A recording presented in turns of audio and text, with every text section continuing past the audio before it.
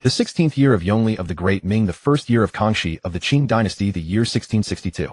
In the 4th lunar month in Xiamen, within the Yinping prince's residence.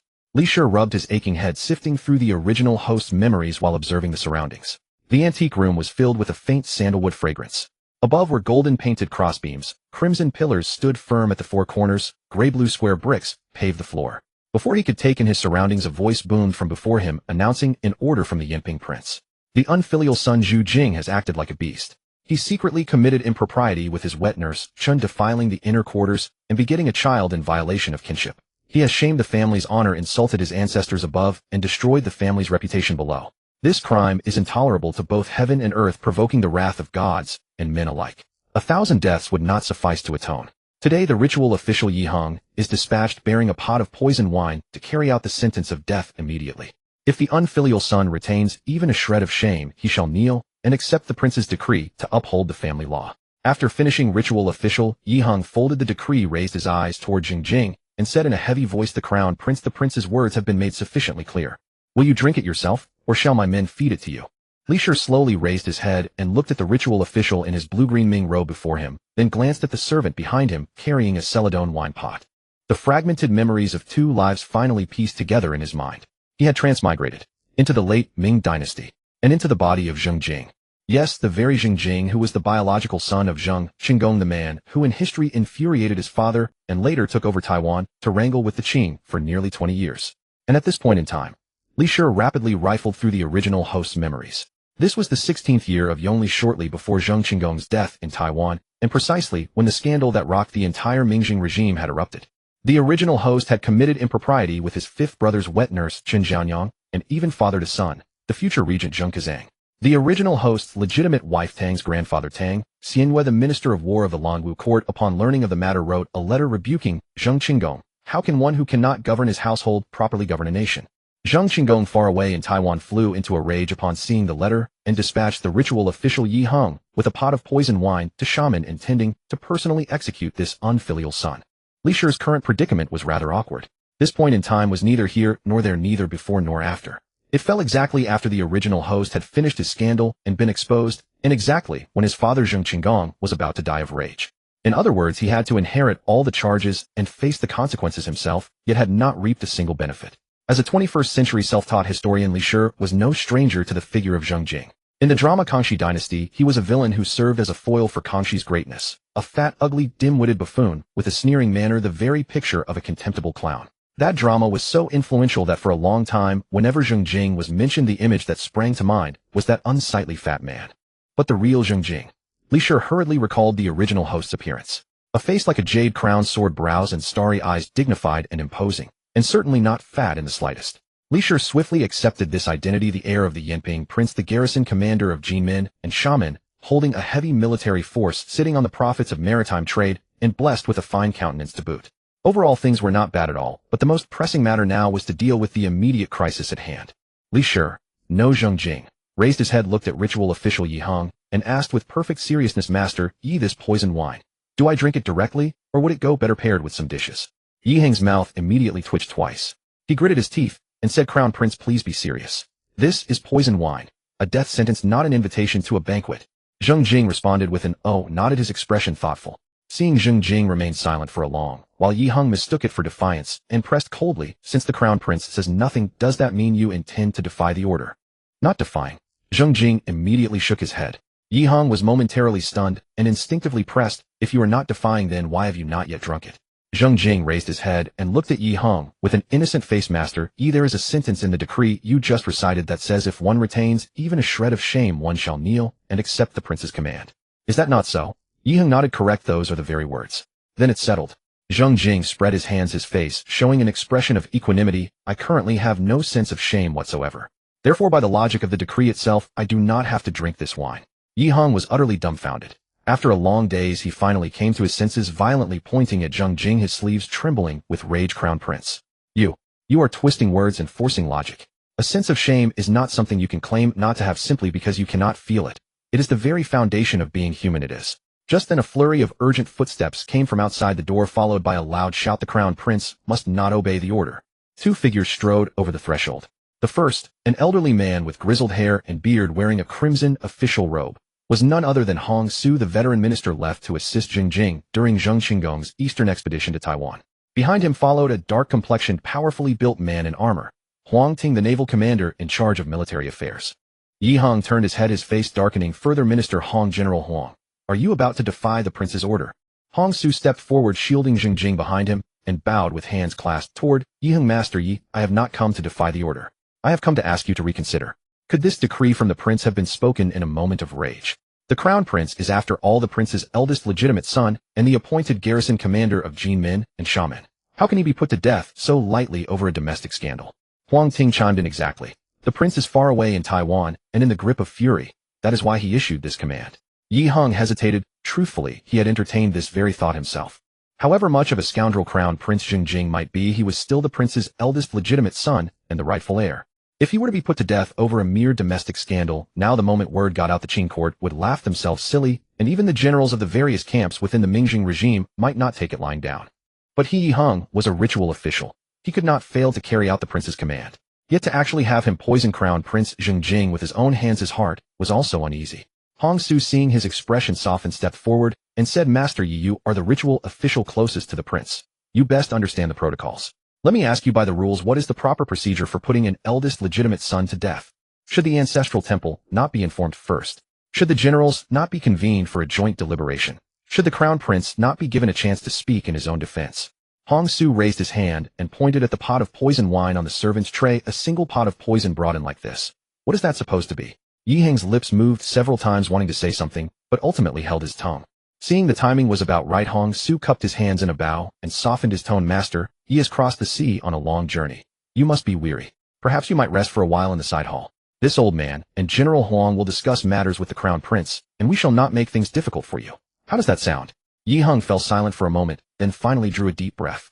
Very well. Yi Hong tucked the decree into his sleeve, his tone still firm. I shall grant the two esteemed ministers' face and withdraw to the side hall to rest. But the prince's decree stands as it is. Today the crown prince must give an answer. Otherwise Yi cannot return to report. Ritual officer Yi Hong stepped into the side hall to rest, his footsteps gradually fading into the distance. Hong Su turned around, looked at Zheng Jing, let out a heavy sigh, then said earnestly, Young lord, though this matter is thorny, it is not entirely beyond redemption. The prince is currently in Taiwan in a towering rage. In time, once his anger cools, he will surely change his mind. After all, you are his eldest legitimate son, the appointed garrison commander of Jinxia. The foundation of the Yinping prince's household will one day be yours to inherit. The prince knows this well. He won't truly harm you. Huang Ting echoed, Minister Hong speaks true. Young lord, if you simply keep a low profile during this period and cause no further trouble, once the prince's anger subsides, this matter will be forgotten. Zheng Jing listened to both men, suddenly raised his head, and declared with solemn resolve, Minister Hong, General Huang, I have decided to go to Taiwan in person to beg my father's forgiveness face to face. What a... Hong Su staggered, nearly losing his footing. Have you lost your mind, young lord? Huang Ting's dark face also froze in disbelief. Zheng Jing's face remained composed and serious. As a son who is heired, how can I hide in Xiamen and wait for my father to cool his anger? I shall cross the sea to Taiwan and personally beg his forgiveness. Hong Su was so angry his beard nearly bristled. This is madness. The prince is at the height of his fury now. If you go at this moment, you'll be walking right into a trap. Indeed, young lord. If you go now, it will only worsen matters. Stay peacefully in Xiamen and wait until the prince's anger passes. Huang Ting urged in turn. Zheng Jing remained stubborn in his resolve. Minister Hong, General Huang, the old saying goes, what father and son quarrel over never lasts the night. Which father in all the world truly wishes to kill his own son? My father is in the heat of anger now, but precisely because he is, I must go. Zheng Jing paused, then continued. This matter is neither big nor small. It all depends on whether someone steps forward to resolve it. If I go in person, I am the one to resolve it. If I do not go, my father alone in Taiwan will grow angrier with each passing day. And if his health suffers from rage, then truly all is lost. Hong Su and Huang Ting exchanged a glance, momentarily at a loss for words. Seeing their resolve beginning to waver, Zheng Jing pressed his advantage. Furthermore, many of the veteran generals in Taiwan watched me grow up. Could they really stand by and watch my father execute me?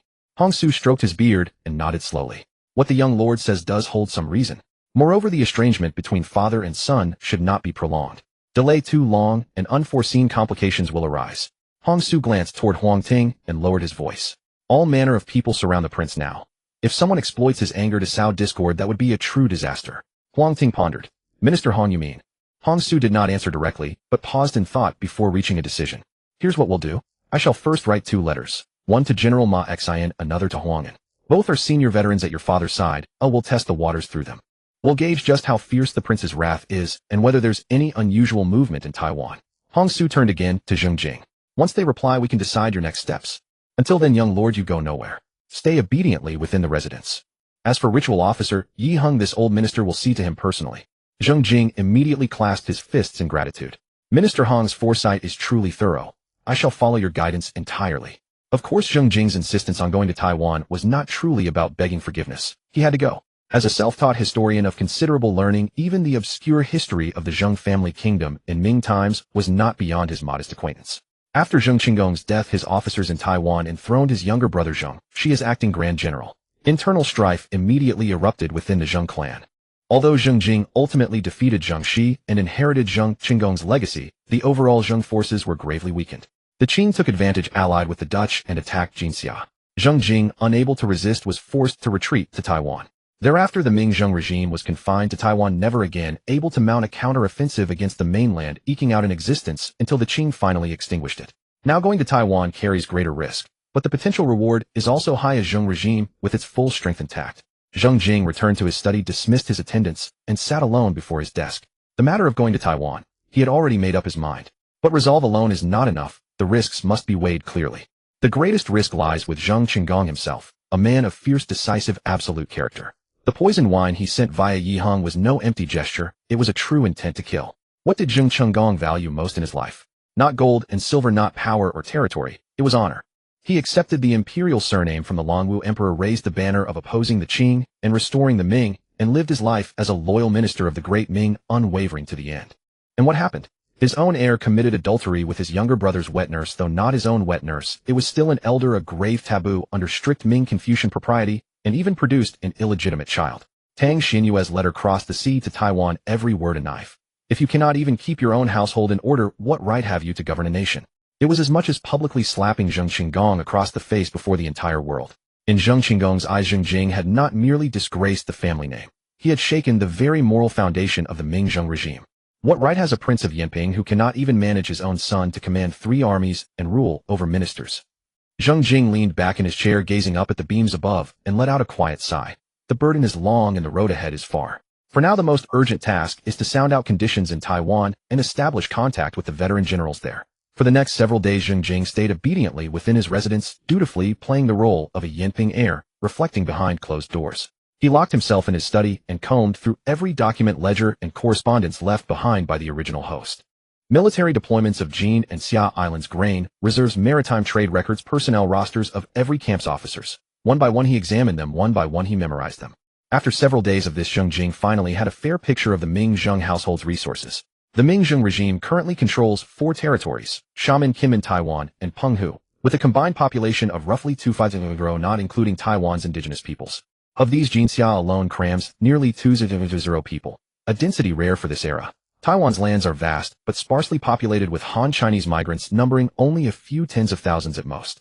On the military side, the total Zheng forces number around 400, with several hundred warships of various sizes. The Navy is the absolute mainstay, the land forces are relatively weak. Most of the main fleet is stationed at Jinxia in Zheng Jing's hands. As for finances, that's where the headache begins. Zheng Jing was pondering still when the guard captain Feng Shifan strode in briskly from outside. Young lord, the messenger sent to Taiwan has returned. Yes, this is the very same Feng Shifan who in the Deer in the Cauldron would become the bloodless sword, grandmaster and chief villain. But at this time Feng Shifan is Zheng Jing's trusted confidant, a man of exceptional martial skill, fiercely loyal. Zheng Jing immediately left the study and headed straight for the main hall of the prince's mansion. Upon arrival, Hong Su and Huang Ting were already waiting. Both men wore grave expressions. When Zheng Jing entered, Hong Su rose to his feet, clasped his hands in greeting, and without exchange of pleasantries simply waved to the messenger beside him. The messenger was a lean man in his early 30s. He bowed to Zheng Jing and spoke. Your Highness, after arriving at Taiwan, I met with Generals Ma Xian and Huang'an. Both old generals promised to intercede on your behalf before the prince. The man paused, then lowered his voice. But the prince has fallen ill and has been confined to his bed for several days. Zheng Jing, who had just taken his seat, surged to his feet and strode toward the door. What? My father is ill. Then what are we waiting for? Prepare the ships at once. I depart for Taiwan immediately. With swift reflexes, Hong Su seized the sleeve of his garment and forcibly dragged him back. Your Highness, pray compose yourself. But my father. Zheng Jing's face was etched with urgency. Should his adoptive father perish, all would be lost. Be seated.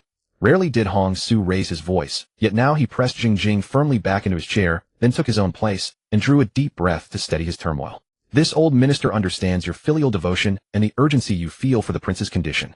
But in moments like these, composure is paramount. Ma Xian and this old minister share a long-standing bond, and his loyalty to the prince is unwavering. He is trustworthy. Very well. This old minister will accompany you to Taiwan. I cannot bear the thought of you traveling alone. Zheng Jing hurriedly shook his head. Lord Hong Jinsha cannot spare you. Who would hold the rear if you departed? Huang Ting interjected from nearby. Indeed, Lord Hong. The young lord speaks truth. We need you to maintain order here. Before Hong Su could protest further, Zheng Jing raised his hand to halt him. I appreciate your devotion, Lord Hong, but this matter requires me to go alone. Rising from his chair, Zheng Jing carried himself with far greater composure than before. With you and General Huang guarding Jinsha, I can proceed to Taiwan without concern for what lies behind me. As for Taiwan, Zheng Jing paused, his voice resolute. I know exactly what must be done. Witnessing such unwavering conviction, Hong Su fell silent, then exhaled deeply. So be it. Since you have made your decision, I will not impede you further. Rising to his feet, Hong Su approached Zheng Jing and spoke with grave earnestness. Yet there are several matters you must keep foremost in your mind. Upon reaching Taiwan, do not go to see the prince first. Seek out Ma Xian and Huang'an instead. Their protection ensures your safety. When you meet the prince, whatever harsh words he speaks, do not argue. Endure them silently. Hong Su fixed his gaze upon Zheng Jing, speaking each word deliberately. And most critically, regarding your wet nurse, if the prince does not raise the matter, you must not mention it once. Should he bring it up, kneel and accept your fault. Say nothing in your defense. Do you understand? Zheng Jing nodded solemnly. Rest assured, Lord Hong. I will remember everything. Seeing that his words had taken root, Hong Su's expression softened, and he gave Zheng Jing's shoulder a pat before falling silent. The fervor with which Hong Su and Huang Ting defended Zheng Jing stemmed not merely from loyalty, but from a more pragmatic reality. They were bound to him, sharing his fate as locusts tethered by the same thread. As advisors to Zheng Jing, their positions depended entirely on his survival. Should he fall, they faced either marginalization or death itself. Accompanied by his bodyguard Captain Feng, Shifan, Zheng Jing hastened to the docks, where several swift vessels lay prepared, their sails half raised, awaiting only the order to weigh anchor. A broad-shouldered, rugged-faced warrior strode forward, armored and sword at his hip. Zhou Chuanbin, Zheng Jing's foremost martial pillar. Renowned for his ferocity in battle, he distinguished himself during the Taiwan Rebellion, when he killed the rebel commander Huang Zhao in combat, crushing enemy morale and securing victory for Zheng Jing's forces. In 1663, at the naval engagement off Wusha near Kinmen, he routed the combined Qing-Dutch fleet and slew Admiral Ma Digong of the Qing Fujian Navy. The vessels are ready, Your Highness, and can set sail at any moment. Zhou Quanbin saluted with joined fists, his voice ringing out. Zheng Jing nodded and stepped aboard. As the swift vessel drifted away from the dock, Zheng Jing stood at the stern, gazing back at the port of Xiamen. It did not match the memory etched in his mind. In those days, merchants gathered in countless numbers, and merchant ships wove through the waters like threads, while colorful banners snapped in the wind atop their masts. The rhythmic cries of dockworkers hauling cargo could be heard from dawn until dusk. Sugar from Java, spices from Luzon, copper ingots from Japan, silk and porcelain and tea from the Jiangnan region, all converged here, and the clinking of silver passing from hand to hand sounded thicker than the tide. Standing at the dock for merely 15 minutes, one could hear half a dozen different dialects, and often spotted blonde-haired, blue-eyed European merchants haggling with local vendors through gestures. But what remained now? Half the berths stood empty, warehouse doors sealed shut, and only a handful of fishing boats drifted listlessly in the vast harbor. No respectable merchant flag could be seen anywhere. On the docks, porters slumped in dejection, some puffing slowly on clay pipes, others nodding off against wooden pilings along the wharf. At such hours, they would typically be shouldering cargo and chanting work songs from dawn till dusk without respite. Now they sat idle all day, deprived even of the chance to earn a single copper coin. The sea breeze still carried its familiar briny tang, yet the warmth of human bustle was gone. Zheng Jing watched this scene in silence for a moment before turning his gaze away. After nearly 2 days at sea, riding fair winds and smooth waters, the swift vessel finally reached the waters off Taiwan. The Dutch established 2 strongholds in the Tainan area of present-day Taiwan, Fort Zeelandia and Fort Provincia, separated by several li. After Zheng Chenggong reclaimed Taiwan, he designated the region as Chengtian Prefecture, centering administration around Fort Provincia as the governing hub of Ming loyalist authority on the island. Chinese settlement remained concentrated around Tainan. During Dutch colonial rule, roughly 30,000 Han Chinese lived under their administration, most having crossed from the Fujian coast years earlier seeking livelihood. Following Zheng Chenggong's conquest, over 10,000 additional settlers were relocated from Jinsha, bringing the total Han Chinese population on Taiwan to approximately 50,000. The indigenous peoples of Taiwan scattered across the western plains and central mountains numbered roughly 200,000. Standing at the bow as the coastline drew nearer, Zheng Jing did not rush to disembark. Instead, he turned and ordered Feng Shifan take 2 men in a small boat to shore and make contact with the veteran General Ma Xian. Tell him I have arrived.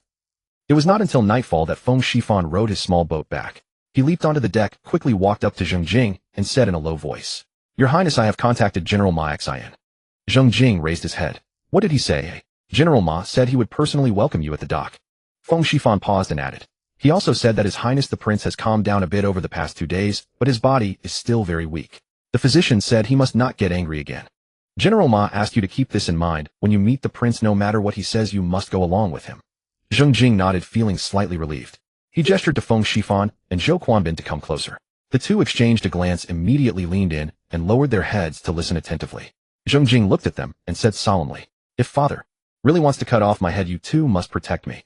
Zhou Quanbin beat his chest and said in a thunderous voice, "Your Highness, rest assured. As long as I am here, no one can touch a single hair on your head, not even the prince." Feng Shifan nodded in agreement. "I will stay by your side every step of the way and ensure your safety."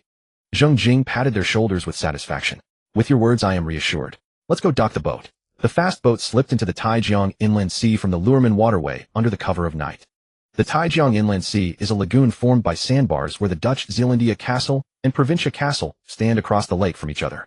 The boat docked at a secluded small pier. As soon as the gangplank was lowered, Zheng Jing saw 2 figures quickly approaching. The first person, with graying hair and a sturdy build, was Ma Xian, the highest military commander in Taiwan aside from Zheng Chenggong at that time. Behind him followed a calm-faced middle-aged man with a sword at his waist, the veteran General Huang'an. "Your Highness." Ma Xian grasped Zheng Jing's arm, looked him up and down, his eyes slightly reddening. "Was the journey smooth, eh?" "Smooth, thank you for your concern, General Ma." Zheng Jing shook the old general's hand. "General Ma, how is my father?" Ma Xian's face turned grave, and he said in a low voice, "His Highness took his medicine this afternoon and fell asleep after nightfall. He has been in slightly better spirits these past few days than before, but the physician says his pulse is still very weak. He must not get angry again." Ma Xian paused, looking at Zheng Jing. "Your Highness, if the prince finds out you are here, my father's illness is mostly my fault." Zheng Jing took over the conversation, his tone sincere. "I came this time to admit my mistake face to face. He can scold me or beat me as long as the old man can calm down. I, as his son, will feel better." Zheng Jing paused, then changed his tone, a sheepish smile appearing on his face. "But if father really wants to kill me, you 2 generals must help me stop him. I came to admit my mistake, not to die." Ma Xian and Huang'an exchanged a glance, and the tense atmosphere eased a bit. Ma Xian shook his head, patting Zheng Jing's shoulder with a mixture of amusement and exasperation. "Your Highness, what are you saying? You are the prince's legitimate eldest son. Even a tiger does not eat its own cub. No matter how angry the prince is, he won't really take your life. Besides, with General Huang and me here, how could we stand by and let anything happen to you?" Huang'an also nodded. "Your Highness, rest assured. We have men guarding the prince day and night. Just admit your mistake and leave the rest to us." Led by Ma Xian and Huang and Zheng Jing crossed the front courtyard of the prince's mansion and walked all the way to Zheng Chenggong's bedchamber. Before they even reached the door, they could hear violent coughing from inside the room, so heart-wrenching that it sounded as if he was coughing out his internal organs. Zheng Jing paused for a moment, took a deep breath, and continued forward. At the door, a maidservant happened to come from the corridor, carrying a bowl of medicine. Seeing Ma Xian, she quickly bowed in greeting. Zheng Jing reached out and took the bowl, saying in a low voice, "Let me." The maidservant, seeing that Ma Xian did not speak, did not dare to say anything, and stepped aside with a bow. Zheng Jing pushed open the door and entered, holding the medicine bowl. Inside the room, an oil lamp cast a dim yellow light, illuminating Zheng Chenggong on the bed. His face was sallow, his cheekbones prominent, and he was so thin that he was nothing but skin and bones. There was no trace left of the heroic figure who once rode with a sword in hand. He was half reclining on the pillow, his eyes slightly closed, but his mouth was still mumbling something. "I am not ill. I will still lead the army on a northern expedition, drive out the Tartars, and restore the Great Ming Empire. The late Emperor Yongli Emperor bestowed upon me the imperial surname and named me Chenggong, all for the purpose of rebuilding the Great Ming. I have failed the late emperor, failed the people of the world." Zheng Jing stood by the bed, holding the medicine bowl, looking at his father, who was reduced to half a life by his own anger, and remained silent for a long time. This man before him was a true hero. From the first year of the Longwu era, or 1645, when he raised the banner of anti-Qing and restoring Ming for 17 full years, he had never surrendered, never retreated, never wavered. He devoted his entire life, unwavering in his determination, only to fulfill the promise he made to the Longwu Emperor back then: drive out the Tartars and restore the Great Ming Empire. Such a towering hero was now bedridden, muttering deliriously about the northern expedition and the late emperor. Zheng Jing knelt on one knee, raised the medicine bowl above his eyebrows, and said in a deep voice, "Father, it's time to take your medicine." Zheng Chenggong suddenly opened his eyes. His cloudy gaze fell on Zheng Jing's face. At first he was startled, then his pupils contracted, and his complexion turned from sallow to livid. You unfilial son. Zheng Chenggong struggled to sit up, but didn't even have the strength to prop himself up on his arms. In the end, he could only pound the bed board in vain and roar, Guards! Guards! Drag this unfilial son out, and chop off his head. Ma Xian and Huang, and who had been waiting outside the door, immediately pushed the door open upon hearing the commotion and rushed to the bedside, one on each side. Ma Xian pressed down on Zheng Chenggong's hand and said in a deep voice, Your Highness, please calm down. The heir has traveled all the way from Xiamen to beg for your forgiveness. Beg for forgiveness. Zheng Chenggong gasped for breath, his chest heaving violently. What forgiveness does he seek? If he had a shred of shame, he would have drunk that cup of poisoned wine long ago. Huang knelt by the bedside and said in a low voice, The heir came across the sea of his own accord. He said he must apologize to you in person no matter what. Your Highness, no matter how wrong the heir is, he is still your legitimate eldest son, your heir. Please give him another chance. Heir. Zheng Chenggong gave a bitter laugh, his eyes reddening. My Zhu Qinggong's heir had an affair with his younger brother's wet nurse and fathered a bastard. Tang Xianyue wrote a letter cursing me to my face. If you cannot govern your household properly, how can you govern a state? He has disgraced me completely. You asked me to give him a chance. Who will give me a chance? The late emperor's spirit in heaven is watching, and all the people of the world are watching. By the end, Zheng Chenggong's voice was hoarse beyond recognition. He collapsed onto the pillow, gasping for breath, with cloudy tears rolling down from the corners of his eyes. Zheng Jing had been kneeling on the ground, holding the medicine bowl high above his head, motionless. It was not until the lamp wick crackled and sparked, casting a flickering yellow light on his face, that he slowly lowered the medicine bowl and heavily knocked his forehead against the cold floor tiles. Father, your son is guilty. Your son is unfilial, has ruined the family's reputation and besmirched your good name. Zheng Jing paused and knocked his head again. But the reason I came across the sea to Taiwan today is not to beg for mercy. I am here to confess my sins to you, Father. If you want to beat me or kill me, I will not say a word. I only beg you to take care of your health and not let my sins harm your body. The Great Ming still needs you, Father. The three armies need you. The more than 200,000 soldiers and civilians in Taiwan, Jinmen and Xiamen, need you. My death is not worth regretting, but you must not fall. Zheng Jing repeatedly called him Father and never mentioned Your Highness. Each cry of Father made Zheng Chenggong's clenched fists tremble slightly. Ma Xian and Huang knelt on either side behind Zheng Jing, also bowing their heads to the ground. Ma Xian choked back his words. Your Highness, the heir apparent knows his mistake. For the storms he has weathered and his sincere remorse, please spare him this once. Huang also bowed and said, Your Highness, the heir apparent is your own flesh and blood. How can a father and son hold a grudge overnight? Please give him a chance to reform. Zheng Chenggong leaned against the pillow, his breathing gradually steadying. He kept his eyes closed in silence for a long while before forcing out a single word through gritted teeth. Be gone. Zheng Jing did not move. He reached out, lifted the bowl of medicine that had grown lukewarm, and crawled 2 steps on his knees to the bedside. Father, drink the medicine and your son will leave immediately.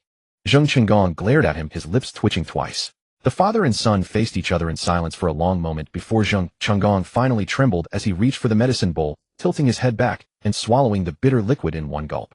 Done drinking. Now be gone. Zheng Jing took the empty bowl and set it aside, yet made no move to leave. He rose and walked to the wash basin, wringing out a damp towel before returning to the bedside. Without a word, he began wiping his father's hands and feet. His movements were gentle and slow, as though handling something fragile. Zheng Chenggong rested against the pillow with his eyes shut, facial muscles tense, but ultimately did not withdraw his hand or bid his son to leave again. Ma Xian and Huang exchanged a glance and slipped out without a sound. Zheng Jing remained at his father's bedside throughout the night, tending to him, bringing medicine and water, wiping his forehead and tucking in the covers, with quiet devotion. Zheng Chenggong woke twice during the night, each time finding this wayward son still at his bedside. His lips would part as if to speak, but he would close his eyes and say nothing. As dawn first broke, Zheng Chenggong stirred from his deep sleep and saw Zheng Jing asleep against the bed frame. Zheng Chenggong rested against the pillow, quietly observing his son, a faint smile unconsciously touching his lips. It was slight, yet long absent. He had never truly meant to kill Zheng Jing. No matter how fierce the tiger, it would not devour its own young. For all his waywardness, Zheng Jing was his legitimate eldest son, his rightful heir by birthright. Besides, his own body knew its limits well enough. Lying in this bed for days, he felt increasingly weak. The physician had been evasive, but when Ma Xian and Huang departed with red-rimmed eyes, he knew the truth. His time was running short. Zheng Jing, dozing against the bed frame, roused at the sound of a faint cough and sat up abruptly. Outside the window, daylight streamed through the paper, illuminating the entire room.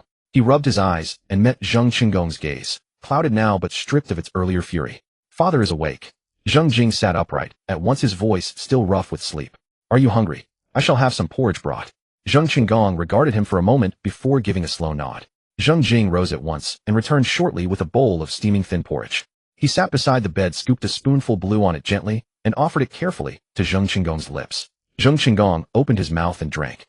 Zheng Jing fed him steadily, spoon after spoon, pausing each time to cool the porridge. Neither spoke. The room held only the soft clinking of spoon against bowl and the occasional cough. When the bowl was empty, Zheng Jing wiped his father's mouth with a cloth and rose to take the empty bowl away. Zheng Chenggong watched him through the doorway, remaining silent throughout. For the next 2 days, Zheng Jing never left his father's bedside. Administering medicine, feeding him, cleaning his body, tucking in the blankets. He attended to every detail himself. When Zheng Chenggong was awake, they said nothing to each other. One resting against the pillow with closed eyes, the other seated at the bedside ready at a moment's notice. Late that night, Zheng Chenggong woke suddenly. His complexion was noticeably healthier than in recent days, and his spirit surprisingly sharp. He leaned against the pillow, his gaze clear and untroubled, no longer coughing, merely staring thoughtfully at the canopy above. Zheng Jing stirred at the movement and leaned close, whispering, "Father, do you need to use the washroom?" Zheng Chenggong shook his head and spoke suddenly. "Jinger, tell me, does the Ming Dynasty still have hope?" Zheng Jing paused. This was the first time Zheng Chenggong had initiated conversation in days. Without hesitation, Zheng Jing nodded solemnly. "Yes." But Zheng Chenggong shook his head slowly, a bitter smile crossing his face.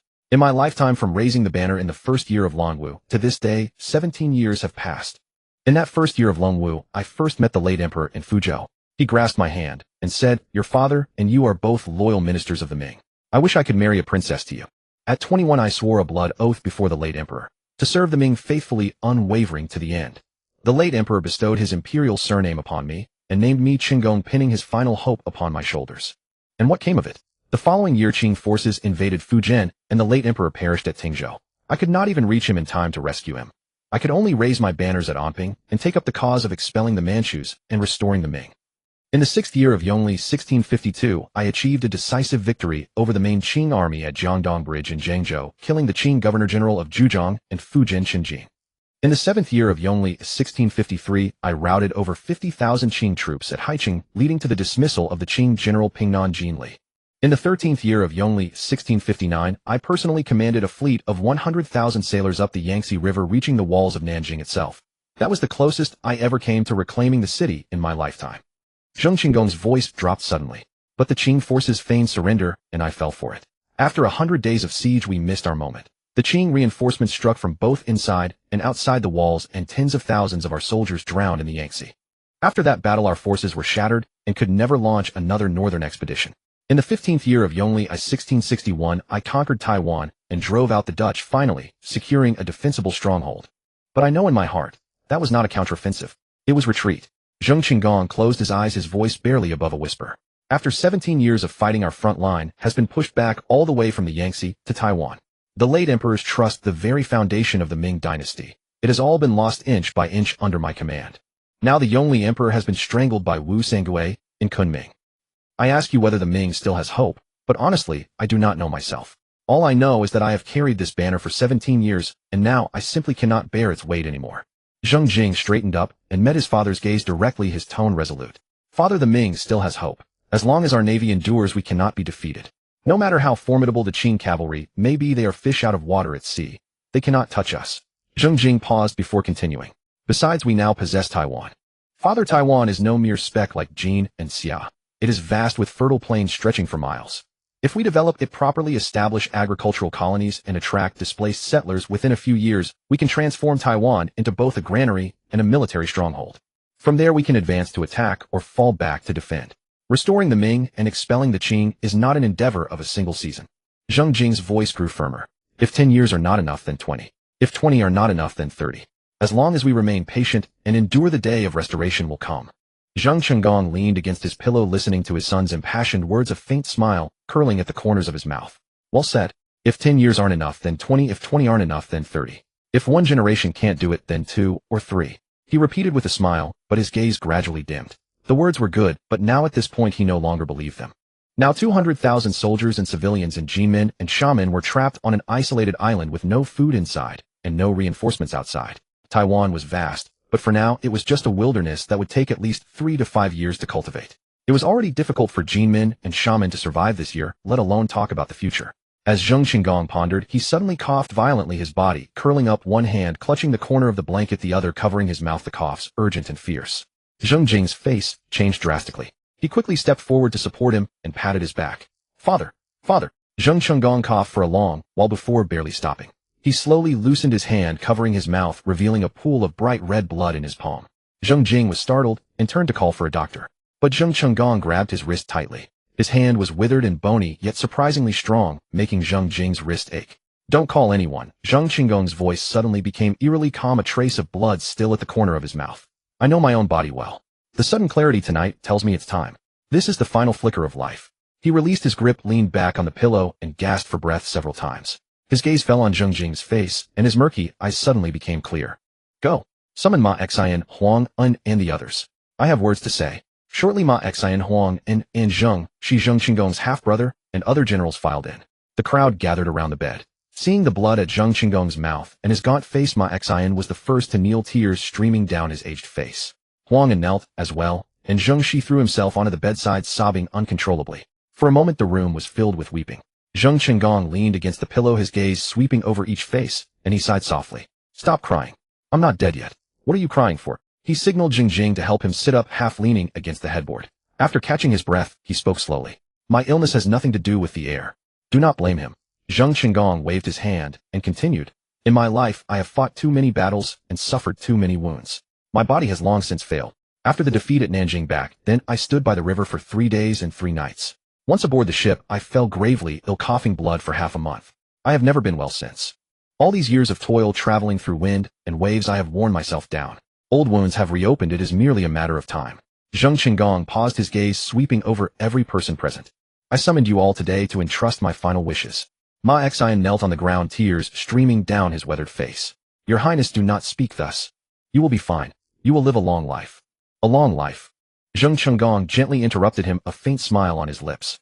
In my life I have killed so many. To have lived until today is already heaven's mercy. Zheng Chenggong withdrew his gaze, his expression turning serious. After my death, the title of Yinping King shall be inherited by the heir Zheng Jing. All of you are old brothers who have followed me for years.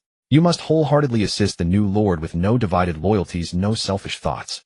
Ma Xian, Huang, and Zheng Shi and the others all kowtowed in unison. Zheng Chenggong nodded, then beckoned to Zheng Jing. Zheng Jing quickly crawled to the bedside on his knees and grasped his father's outstretched hand. Zheng Chenggong looked into Zheng Jing's eyes, his voice suddenly softening, a bitter smile forming at the corners of his mouth. I have failed you. I fought all my life and left you nothing but a mess. Zheng Jing held his father's hand, his eyes reddening, but his tone was exceptionally firm. Father, are you worried about the predicament in Jinmin and Xiamen? Rest assured, father. Your son has a solution. I will surely carry on. You will drive out the barbarians and restore the Great Ming. Zheng Chenggong's already dim gaze suddenly sharpened. He stared wide-eyed at Zheng Jing, his lips moving slightly, as if trying to recognize whether this person before him was truly his son. He knew his own son too well, mediocre in talent, incapable of strategizing to solve any crisis. It would be a blessing if he could even clean up his own mess. You? Zheng Chenggong stared at Zheng Jing for a long moment, his voice hoarse. You? Are you still my Jing? Zheng Jing looked into his father's murky eyes, suddenly smiled, and shook his head. No. Zheng Chenggong was startled. Then where has my useless Jinger gone? He has become useful now. Zheng Jing held his father's hand tightly, his voice calm, but profoundly earnest. Zheng Chenggong gazed at him stunned, then suddenly threw back his head and laughed. The laughter echoed through the empty bedchamber, hoarse yet joyful. Good. Good. My son has ambition. Zheng Chenggong closed his eyes, still smiling. The rise and fall of his chest gradually slowed, his breathing growing lighter, slower. In his final moments of consciousness, a thought surfaced. This boy must be trying to comfort me. He knew his own son too well. How could a person change overnight? How could he have a solution to the crisis? It was a pity he had to leave this mess to his son. Could he endure it? On the 8th day of the 5th month of the 16th year of Yongli of the Great Ming, June 23, 1662 AD, Yinping King Zheng Chenggong passed away from illness in Qingtian Prefecture, Taiwan, at the age of 38, full of endless regret. When the news spread both inside and outside Qingtian Prefecture in Taiwan fell into gloom. The garrison soldiers wept upon hearing it. Old General Ma Xian knelt before the prince's mansion and wailed. Huang stood by, gripping his sword hilt, tears silently streaming down. The next day Zheng Jing succeeded to the throne before Zheng Chenggong's spirit tablet. Ma Xian and Huang led the Taiwan generals in kneeling and paying homage, honoring Zheng Jing as the Yinping King and Grand General of Pacification. In the morning hall, white candles burned, high incense smoke curled.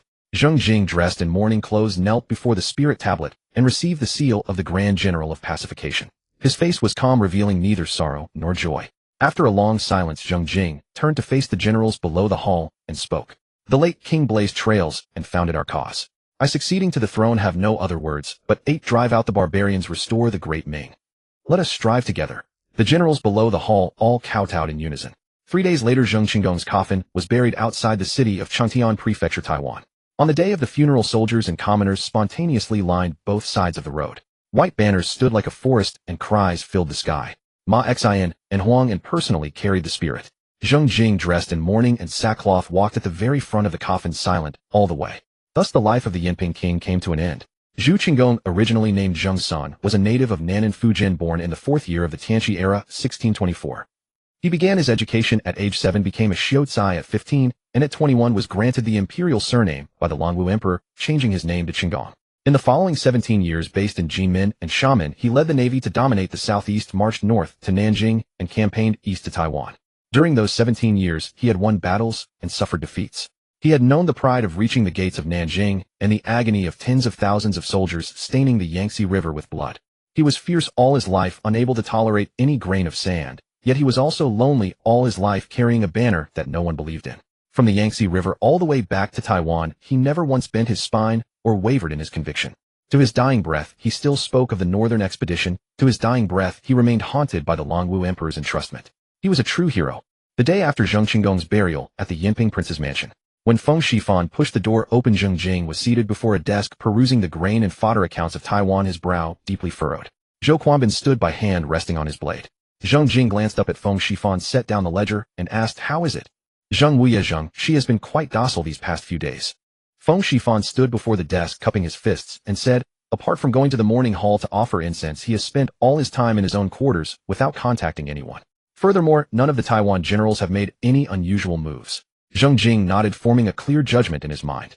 It seemed that his timely arrival in Taiwan to attend his father's deathbed and legitimately inherit the throne before the spirit tablet had indeed nipped the historical Zheng clan internal strife in the bud. "What about General Ma Xian?" Zheng Jing asked. "I haven't seen him today." Feng Shifan hesitated. "Old General Ma has fallen ill. He has been bedridden since the funeral. The physician says it is due to excessive grief compounded by the recent exertions, which has aggravated his old wounds." Zheng Jing was silent for a moment, then rose to his feet. "Come, let us go see him." When Zheng Jing, accompanied by Zhou Quanbin and Feng Shifan, arrived at Ma Xian's residence, the old general was half reclining on his bed, his complexion ashen, his eyes sunken. In just a day or two, he had become gaunt beyond recognition. Two middle-aged generals knelt by the bedside, their eyes red, evidently having just wept. Zheng Jing walked over, sat beside the bed, and took Ma Xian's hand. "General Ma, what did the physician say?" Ma Xian shook his head, his voice weak. "Your Highness need not trouble yourself over this old servant. At my age, to have seen the late king to his final rest, I die without regret." Ma Xian gasped for breath, then suddenly pointed to the two kneeling generals. "Your Highness, these two subordinates of mine, Huang Zhao and Xiao Gongchen, have served me for many years. They are capable and utterly loyal to the Zheng clan. After I am gone, your Highness may entrust them with confidence." Huang Zhao, Xiao Gongchen. The names struck Zheng Jing's ears, instantly activating the historical memories stored in his mind from his past life.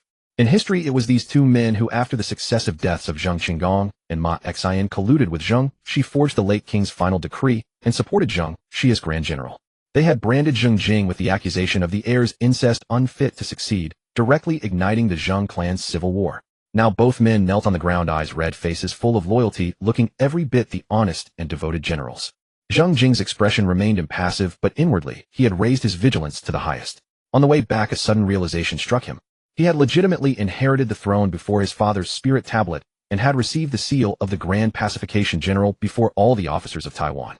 With his position established and righteousness on his side, no matter how treacherous Huang, Zhao, and Xiao Gongchen were, they could not stir up any great waves now. As for the future, since he had his eye on them, they would never overstep their bounds. Returning to the prince's mansion, Zheng Jing left only Feng Shifan guarding the door, then sent someone to summon Huang'an. Before long, Huang'an arrived.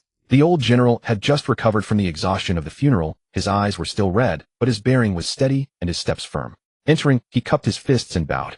"Your Highness, what are your orders?" Zheng Jing rose to greet him, invited him to sit, and came straight to the point. "General Huang, old General Ma, is gravely ill and cannot attend to matters. You are to temporarily take command of all troops in Taiwan." Huang'an was taken aback, looking up at Zheng Jing. Ma Xian was not yet dead, and normally the transfer of military authority should not be so urgent. But he asked no questions, only nodding. "Your subordinate accepts the command. However, regarding Generals Huang Zhao and Xiao Gongchen under old General Ma, they will remain in their current posts," Zheng Jing said calmly. "But the authority to deploy troops rests with you. Without your written order, not a single soldier may move." Huang'an was silent for a moment, then nodded again. "Your subordinate understands." Zheng Jing looked at Huang and feeling a sense of reassurance welling up inside him. If there was anyone in Taiwan he truly trusted, it was this man before him. Historically, after Zheng Chenggong's death, most of the Taiwan generals had sided with Zheng Shi. Only Huang and had secretly sent word to Zheng Jing at the first opportunity, informing him of the turmoil in Taiwan. Later during the war to pacify Zheng, Shi Huang and was also the first to raise troops in support within Taiwan. Zheng Jing nodded and asked, "General Huang, you must be well aware of the situation in Taiwan. Give me the honest truth." Huang did not conceal anything. He reported in full detail. "Your Highness, to be honest, things are not easy here in Taiwan. The great army brought by the late king along with their families and the commoners who migrated later barely amounts to less than 30,000 people. As for food, the grain reserves shipped from Jinxiao were long ago exhausted. Fortunately, the late king had foreseen this. After arriving in Taiwan, he ordered most of the soldiers to lay down their swords and take up plows, engaging in local farming." Huang paused, then continued, "During the siege of the red-haired barbarians, the Dutch military provisions could not keep up. The starving soldiers had no choice but to requisition grain locally. Both Han peasants and indigenous tribes had to deliver grain. Many Han commoners on the island could not bear it and fled into the mountains, preferring to live among the savages rather than come down to farm. After we drove out the red-haired barbarians, the late king issued a pacification decree and sent men into the mountains to coax the people back. The Han who had fled into the mountains gradually came down and began clearing land and farming again. However, Taiwan has only just stabilized. Achieving self-sufficiency is still difficult." Huang sighed, his expression heavy. "Now what is even more troublesome is that the indigenous tribes have started to unite against us. Before they fought separately, groups of a few dozen were easy to handle. But now somehow several large tribes have banded together. Last month, they ambushed one of our forward outposts' military settlements, killing over 20 of our brothers. The late king sent troops to suppress them, but they were impossible to find. Once we entered the deep mountains, there were traps and ambushes everywhere." Huang grew angrier as he spoke, pounding his fist on his thigh. "We can't strike them, we can't defend against them. The farming soldiers and civilians are in panic. They even have to carry knives when working in the fields. At the slightest sound from the woods, they have to flee back. This kind of farming is impossible to do with peace of mind." Zheng Jing's face turned pale after hearing this. Shortage of grain, shortage of people, harassment by the indigenous tribes. Any one of these would be a headache, but they were all tangled together. Zheng Jing took a deep breath and suppressed his irritation. One must eat a meal bite by bite and handle matters one by one. No matter how many troubles Taiwan had, the most urgent issue now was still Jinxia. "General Huang," Zheng Jing said in a steady voice, suppressing his inner turmoil, "in a few days I will return to Jinxia first. Take charge of Taiwan for now. Maintain the status quo. As for the harassment by the indigenous tribes, focus on defense for the time being. Do not initiate any campaigns into the mountains or reduce unnecessary casualties. Farming cannot stop. Have the soldiers go to the fields in groups, watching out for one another. Once I have sorted out affairs in Jinxia, I will free up my hands to deal with the situation here." Huang cupped his fists. "Your subordinate accepts the command. Rest assured, Your Highness." 3 days later, Ma Xian died. This veteran general, who had followed Zheng Chenggong through countless campaigns for years, ultimately could not hold on after being in a coma for 2 full days. Zheng Jing personally lit 3 incense sticks before his spirit tablet and saw the old general off on his final journey. He then gave a few words of instruction to Huang and before boarding the ship with Feng Shifan and Zhou Quanbin to return to Xiamen. After 3 days of tossing on the sea, the swift ship sailed into Xiamen harbor in the afternoon of the 4th day. On the dock, Hong Su and Huang Ting, leading the civil and military officials of Jinmen and Xiamen, had already lined up in wait. Seeing Zheng Jing's flagship dock, everyone clasped their fists in salute and called out, "Prince Yinping." Zheng Jing stepped ashore, his gaze sweeping over these familiar faces one by one, and reached out to help Hong Su rise. "The late prince's achievements were unparalleled. My virtue is shallow, and I dare not presumptuously occupy the royal throne. From today onward, I shall style myself as the Grand General of Expedition, and the military need not address me as prince. I hope you all will be of one heart with me. Never forget the late prince's ambition and never betray his trust." Hong Su raised his head, clasped his fists first, and replied, "I shall strictly follow the Grand General's command." The civil and military officials behind him echoed in unison. Returning to the Prince Yinping's mansion in Xiamen, Zheng Jing had just sat down, not even having time to drink a sip of tea, when Hong Su and Huang Ting arrived together. Hong Su entered and clasped his hands, a hint of apology on his face. "The general has endured the fatigue of travel. This old minister should not disturb your rest at this time, but I truly cannot hold back my words. How is the grain storage in Taiwan? Can you quickly ship a batch over?" Zheng Jing was dumbfounded. If Taiwan didn't ask him for grain, it would already be a godsend. How could it send grain back to relieve Jinmen and Xiamen? What happened? Zheng Jing straightened up, glancing at the 2 men. Hong Su sighed. "In the few days since the Grand General left Xiamen, the market price of grain has more than doubled, and now it has risen to 10 taels per shire. And even at this price, it's not available. The grain jars in the rice shops are nearly empty, and the commoners queue up at the shop doors every day. Zheng Jing flew into a rage, slapping the tea table so hard that the teacup leaked. Who led the price hike? On what grounds? Hong Su stammered, finally squeezing out a sentence. It's Zheng Tai. He said that the current coastal evacuation decree is harsh. Overseas grain procurement is difficult and costs have multiplied several times. If prices weren't raised, he would suffer losses. At the mention of the name, Zheng Tai, Zheng Jing's gaze instantly turned cold. Zheng Tai, Zheng Chenggong's cousin, was Zheng Jing's uncle. This man held the financial power in the Ming regime and was also the garrison commander of Jinmen, wielding military authority. He was precisely in charge of the overseas grain procurement channels. When he said costs had risen, others could hardly find fault. At this time, it was the second year since the Manchu Qing issued the most stringent sea ban and evacuation decree in history. From Shandong to Guangdong, no plank was allowed to be put to sea within 30 li of the coast, and all residents were relocated inland by 30 to 50 li, artificially creating an uninhabited buffer zone. The aim was to ensure that even if Zheng's ships landed, they could not obtain a single grain of rice, a single piece of material, or a single soldier attempting to starve the Zheng clan into submission. The effect of this ruthless scheme was immediate. The once bustling Xiamen harbor, where thousands of merchants gathered and merchant ships were as numerous as a shuttle, turned into a dead port. The Zheng's maritime trade lifeline was throttled nearly to death, and the channels for grain procurement grew narrower. Previously, they could buy grain locally along the coasts of Guangdong, Fujian, and Zhejiang. Now they had to take a long detour to Luzon, Annam, and Siam to transport grain. The voyage was longer, the risks greater, and costs naturally skyrocketed. Most critically, they might not even be able to purchase enough grain. So when Zheng Tai said costs had risen, it was indeed the truth. But the problem was that the price had suddenly jumped to 10 taels per share, more than 5 times the price before the sea ban, which was simply outrageous.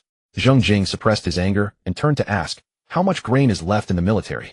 Hong Su replied, at the current rate of consumption, it can last more than half a year. Zheng Jing breathed a sigh of relief. Half a year enough.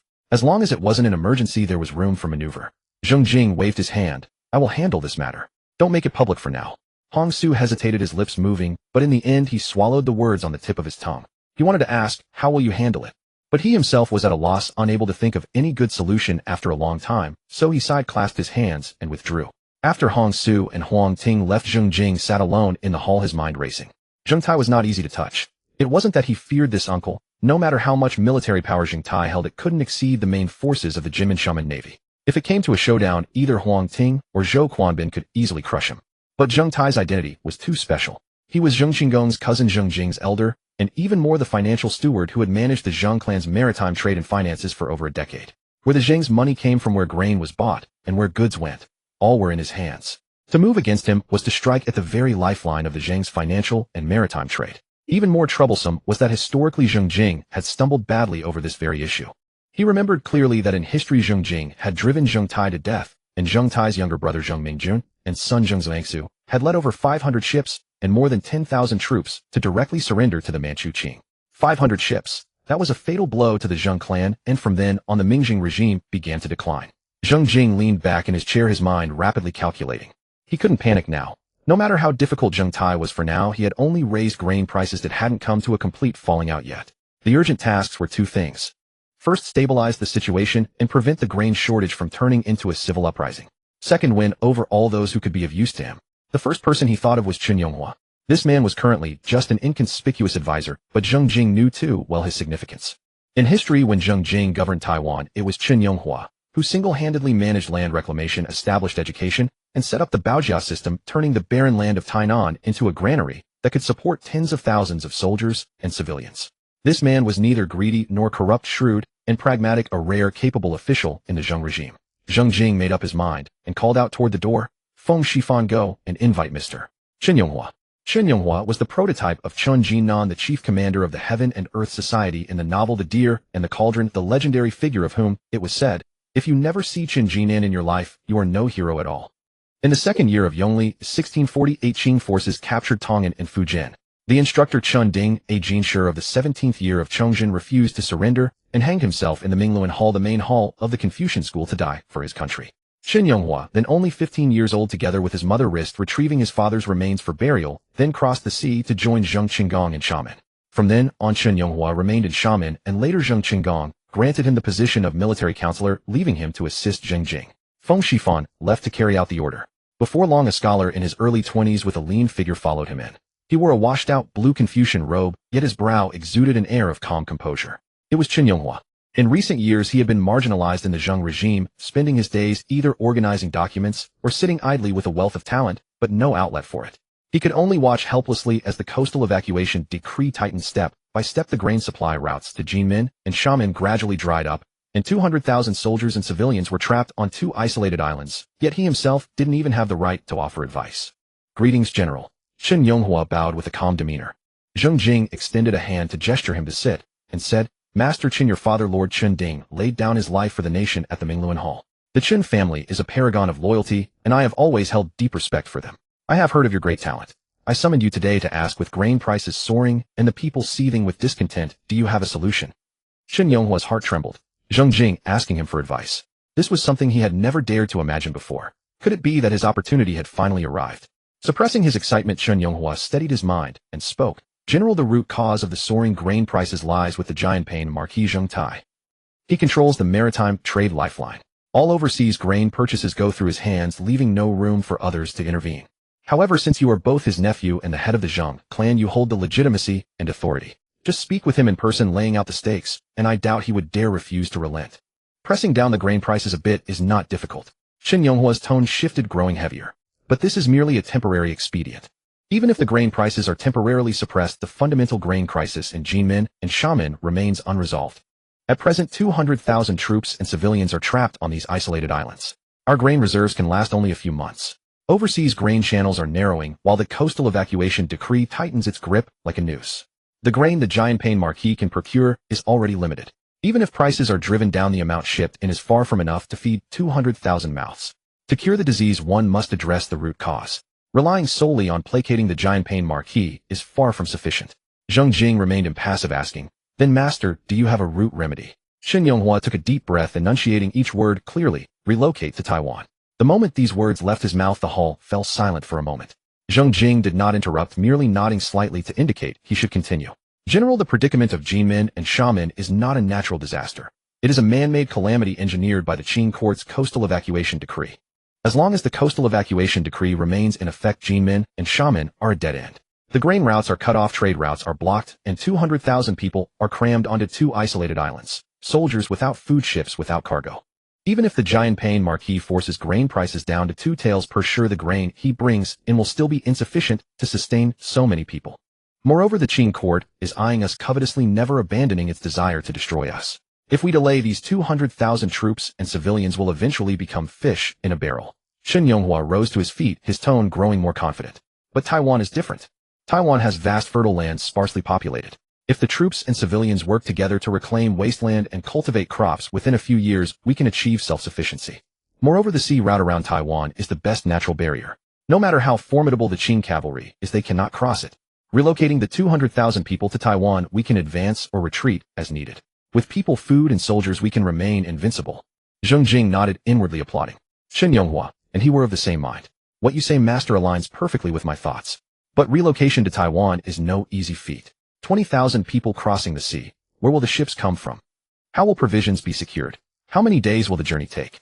Can the elderly, women, and children endure the hardships of the sea? Any slip-up in any of these will lead to a tragedy." Zheng Jing paused, then added, "Moreover, Jinmen and Xiamen are the foundation the Zheng family has built over years. The soldiers and people have their ancestral graves and livelihoods here. Asking them to abandon their homes and families to go to a desolate island overseas, winning over their hearts, will be no easy task." Chen Yonghua listened, his expression unchanged, and gently shook his head. "General, you are right. Relocation to Taiwan is not easy. 20,000 people crossing the sea, 1,000 threads to untangle, none of which are simple. And the hearts of the people are unpredictable. It is hard to leave one's homeland." Chen Yonghua paused, his tone suddenly intensifying. "But compared to life and death, these are not insurmountable problems. Staying here means a dead end. Only by going to Taiwan can we find a way to survive." Hearing this, Zheng Jing hesitated no longer. He stood up, strode quickly to Chen Yonghua, and grasped his hand firmly. "Master, you are truly gifted. I implore you to assist me with all your might." Chen Yonghua, taken aback by the sudden gesture, froze for a moment, then his eyes reddened slightly. He took a deep breath, stepped back, solemnly adjusted his robes, and then bowed deeply. "Honored by your trust, General, I, Chen Yonghua, will dedicate my every effort, even if it means sacrificing my life, without hesitation." Zheng Jing raised Chen Yonghua with both hands, and said in a deep voice, "Master, first draft a plan for the relocation to Taiwan. But for now, keep this matter quiet. You need only keep it in mind." Chen Yonghua nodded in acknowledgement, bowed, and withdrew. Zheng Jing watched him leave, his smile gradually fading. He straightened his robe, called out to the door, "Feng Shifan, send someone to Jinmen to relay my order. Summon Zheng Tai to see me." Xiamen and Jinmen are only a few kilometers apart. A fast boat would take less than half an hour. When the news reached Jinmen, Zheng Tai was drinking tea at his residence. After hearing the messenger's words, his teacup paused mid-air, and his face slightly changed. He dismissed the messenger with a wave, paced back and forth in the hall, his brow furrowing deeper. That brat Zheng Jing suddenly summoning him to Xiamen. Surely it was about the grain prices. But was he trying to intimidate him, or to deal with him? The more Zheng Tai thought, the more uneasy he became. He immediately summoned his younger brother Zheng Mingjun and his son Zheng Zuangsu. Shortly, Zheng Mingjun and Zheng Zuangsu entered the hall one after another. Zheng Mingjun was a lean, middle-aged man with sharp, triangular eyes that gleamed with intelligence. Zheng Zuangsu was a young man in his early 20s with an honest appearance. Zheng Tai recounted the order from Zheng Jing summoning him to Xiamen, and said in a deep voice, "Tell me, should I go or not?" Zheng Mingjun snorted coldly. "Brother, need you ask? Zheng Jing is calling you over the grain prices. We finally have this chance to make a killing. Why should we give it up just because of his words? In my opinion, it's better to claim illness and not go. Drag it out until we've made enough silver." Zheng Tai hesitated, stroking his beard. That might not be proper. He is the head of the Zheng clan, the Prince of Yinping, and the Grand General who pacifies the South. Now that he has issued a summons, if I as his subject claim illness and refuse to go, wouldn't that give others a handle to criticize me? Zheng Mingjun sneered, his triangular eyes darting. Brother, don't you see yet? He wants us to do him a favor, but he acts all high and mighty, demanding you cross the sea to Xiamen to see him. Since he needs something from us, why doesn't he come to Jinmen himself? Wouldn't it be a loss of face for you, his uncle, to go to him? Zheng Tai's hand stopped stroking his beard. His brother's words, though harsh, were not without reason. If Zheng Jing were truly sincere about discussing the grain prices, he could have come to Jinmen himself, and the uncle and nephew could have sat down for a proper talk. Now instead he issues an order for him to cross the sea to Xiamen, putting on the airs of a sovereign summoning a subject. But who was Zheng Tai? He was the late king's cousin, the Jianping Marquis, the garrison commander of Jinmen, and the one who held the Zheng family's financial and maritime trade lifeline in his hands. If it came down to it for Zheng Jing to sit securely in that position, he would still have to rely on him, Zheng Tai. There is some truth in that. Zheng Tai nodded slowly. But I cannot simply not go. After all, he is the head of the Zheng clan. Zheng Tai turned to his son, who had been standing silently by. Zuangsu, go to Xiamen in my stead. Tell him that I have been unwell lately, and that the defenses of Jinmen are too tight for me to leave. Go see Zheng Jing and sound him out. If he asks about the grain prices, say that overseas grain prices have indeed risen, procurement is difficult, and the seas have been stormy lately. Fintails per shire is already the lowest price. Zheng Zuangsu crossed the sea to reach Xiamen, and entered the Yinping prince's mansion, where he was escorted to the main hall by guards. He adjusted his attire, bowed deeply upon entering, and maintained a respectful demeanor. Your servant Zheng Zuangsu pays respects to the Grand General. My father has been unwell recently, and with the Jinmen defenses being so tight, he truly cannot spare himself. I have been specially sent here to beg for forgiveness on his behalf. Zheng Jing sat in the main seat, his expression calm, but inside, he was already seething with rage. He had issued a military order for Zheng Tai himself to come before him, yet Zheng Tai sent only a son to brush him off. This was a clear disregard for his authority as Grand General. Zheng Jing suppressed the anger within him, instead showing a hint of concern on his face. Uncle hasn't been feeling well. Have you had a physician examine him? Should I send one from Xiamen? Zheng Zuangsu hurriedly replied. We dare not trouble the general. My father merely has a recurrence of an old injury, and rest for a few days should suffice. Then that is good. Zheng Jing nodded, then shifted the topic. Zheng Zuangsu, though we are ruler and subject in blood, we are brothers. Your father is my uncle, and you are my elder cousin, so I will speak plainly. The price of grain in Jinmen and Xiamen has skyrocketed, and panic is spreading among the people. Uncle oversees the maritime grain trade routes. Could you find a way to bring the grain prices down? Zheng Zuangsu, having rehearsed his lines before coming, immediately bowed and replied. Your Excellency is well aware. My father also knows the soaring grain prices are causing unbearable suffering to the people, and his heart cannot bear it. But at present the harvests in Luzon, Vietnam, and Siam have all been poor, and rice prices have already risen considerably. Moreover, the seas have been treacherous of late. On average, 5 out of every 10 ships have capsized. My father, too, has been losing sleep, fearing that one day the grain transport fleet might meet with disaster, and everyone would truly run out of provisions. 10 taels per shire is already the lowest price. If we press it any further, not only will there be no profit, but we won't even be able to pay the ship workers and sailors. Zheng Jing listened to these words, his face remaining impassive, but inside, he could not help but sneer. 5 out of 10 ships capsized. Skyrocketing overseas rice prices. The story was crafted with remarkable detail. In truth, the Zheng Tai family was already securing their own escape routes, hoarding grain for profiteering, enriching themselves from the nation's distress, filling their pockets with real silver and gold, completely disregarding the fate of the 200,000 civilians and soldiers in Jinmen and Xiamen. After Zheng Chenggong's failed northern expedition to Nanjing, tens of thousands of elite troops were slaughtered along the Yangtze River, most of the war-hardened veterans perished, and the fighting spirit of those who remained was shattered alongside them.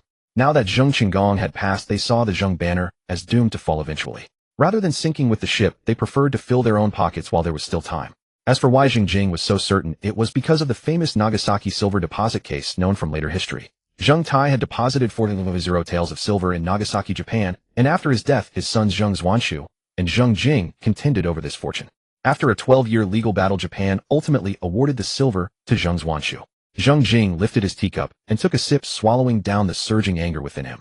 Since uncle is unwell, he should focus on recovering. While Jinmin's defenses are important, uncle's health takes priority.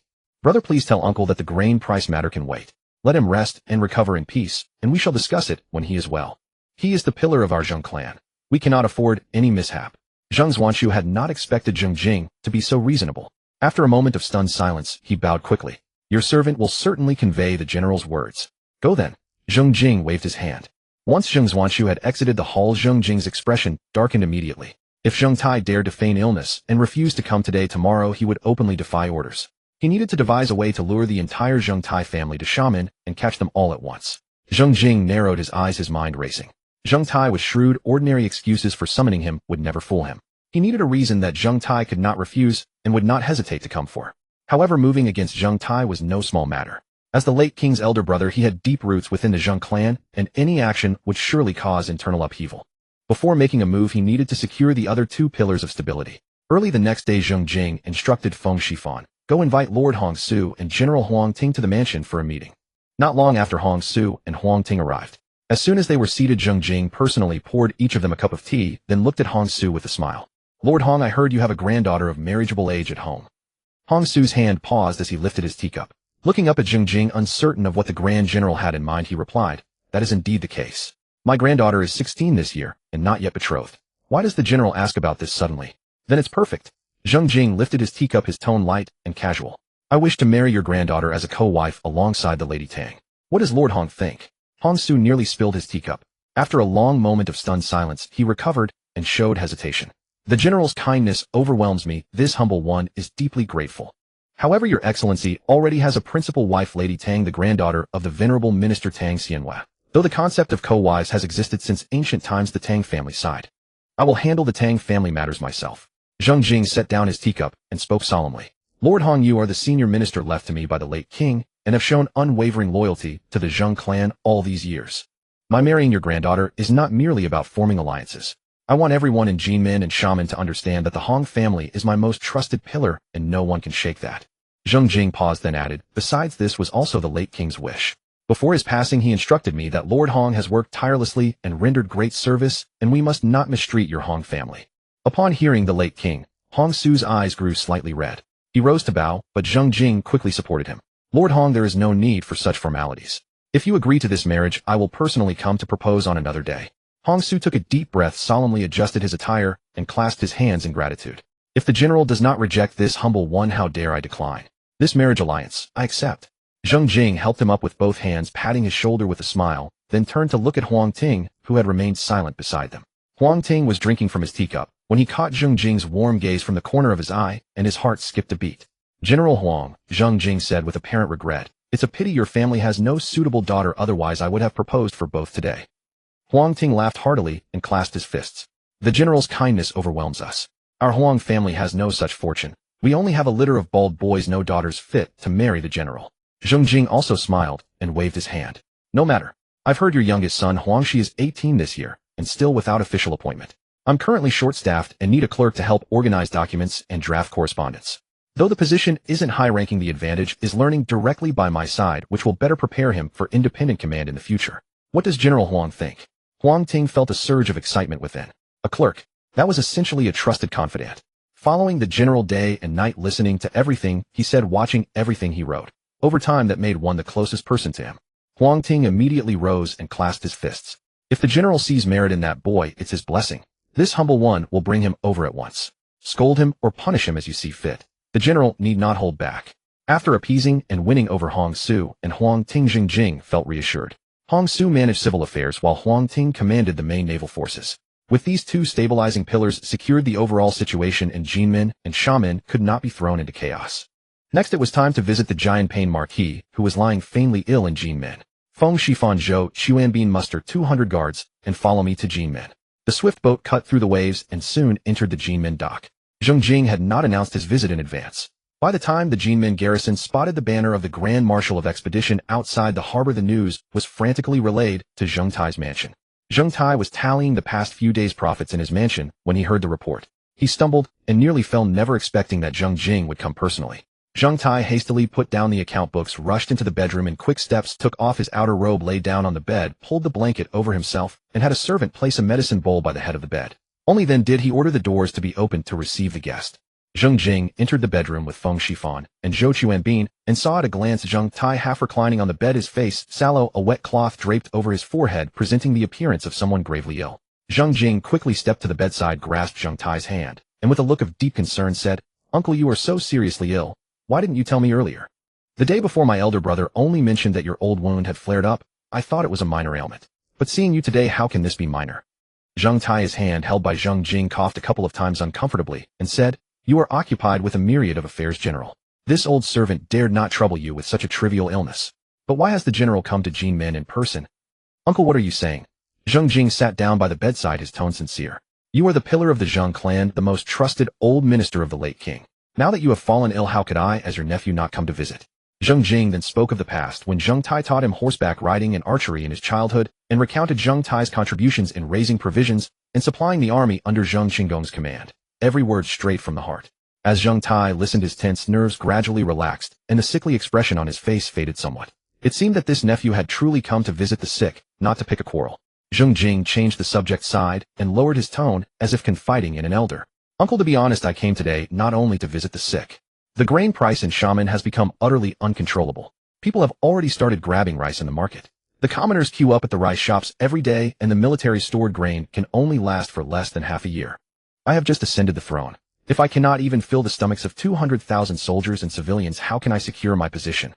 Zheng Jing held Zheng Tai's hand and spoke earnestly. "The matter of purchasing grain overseas relies entirely on you, uncle. No one else can intervene.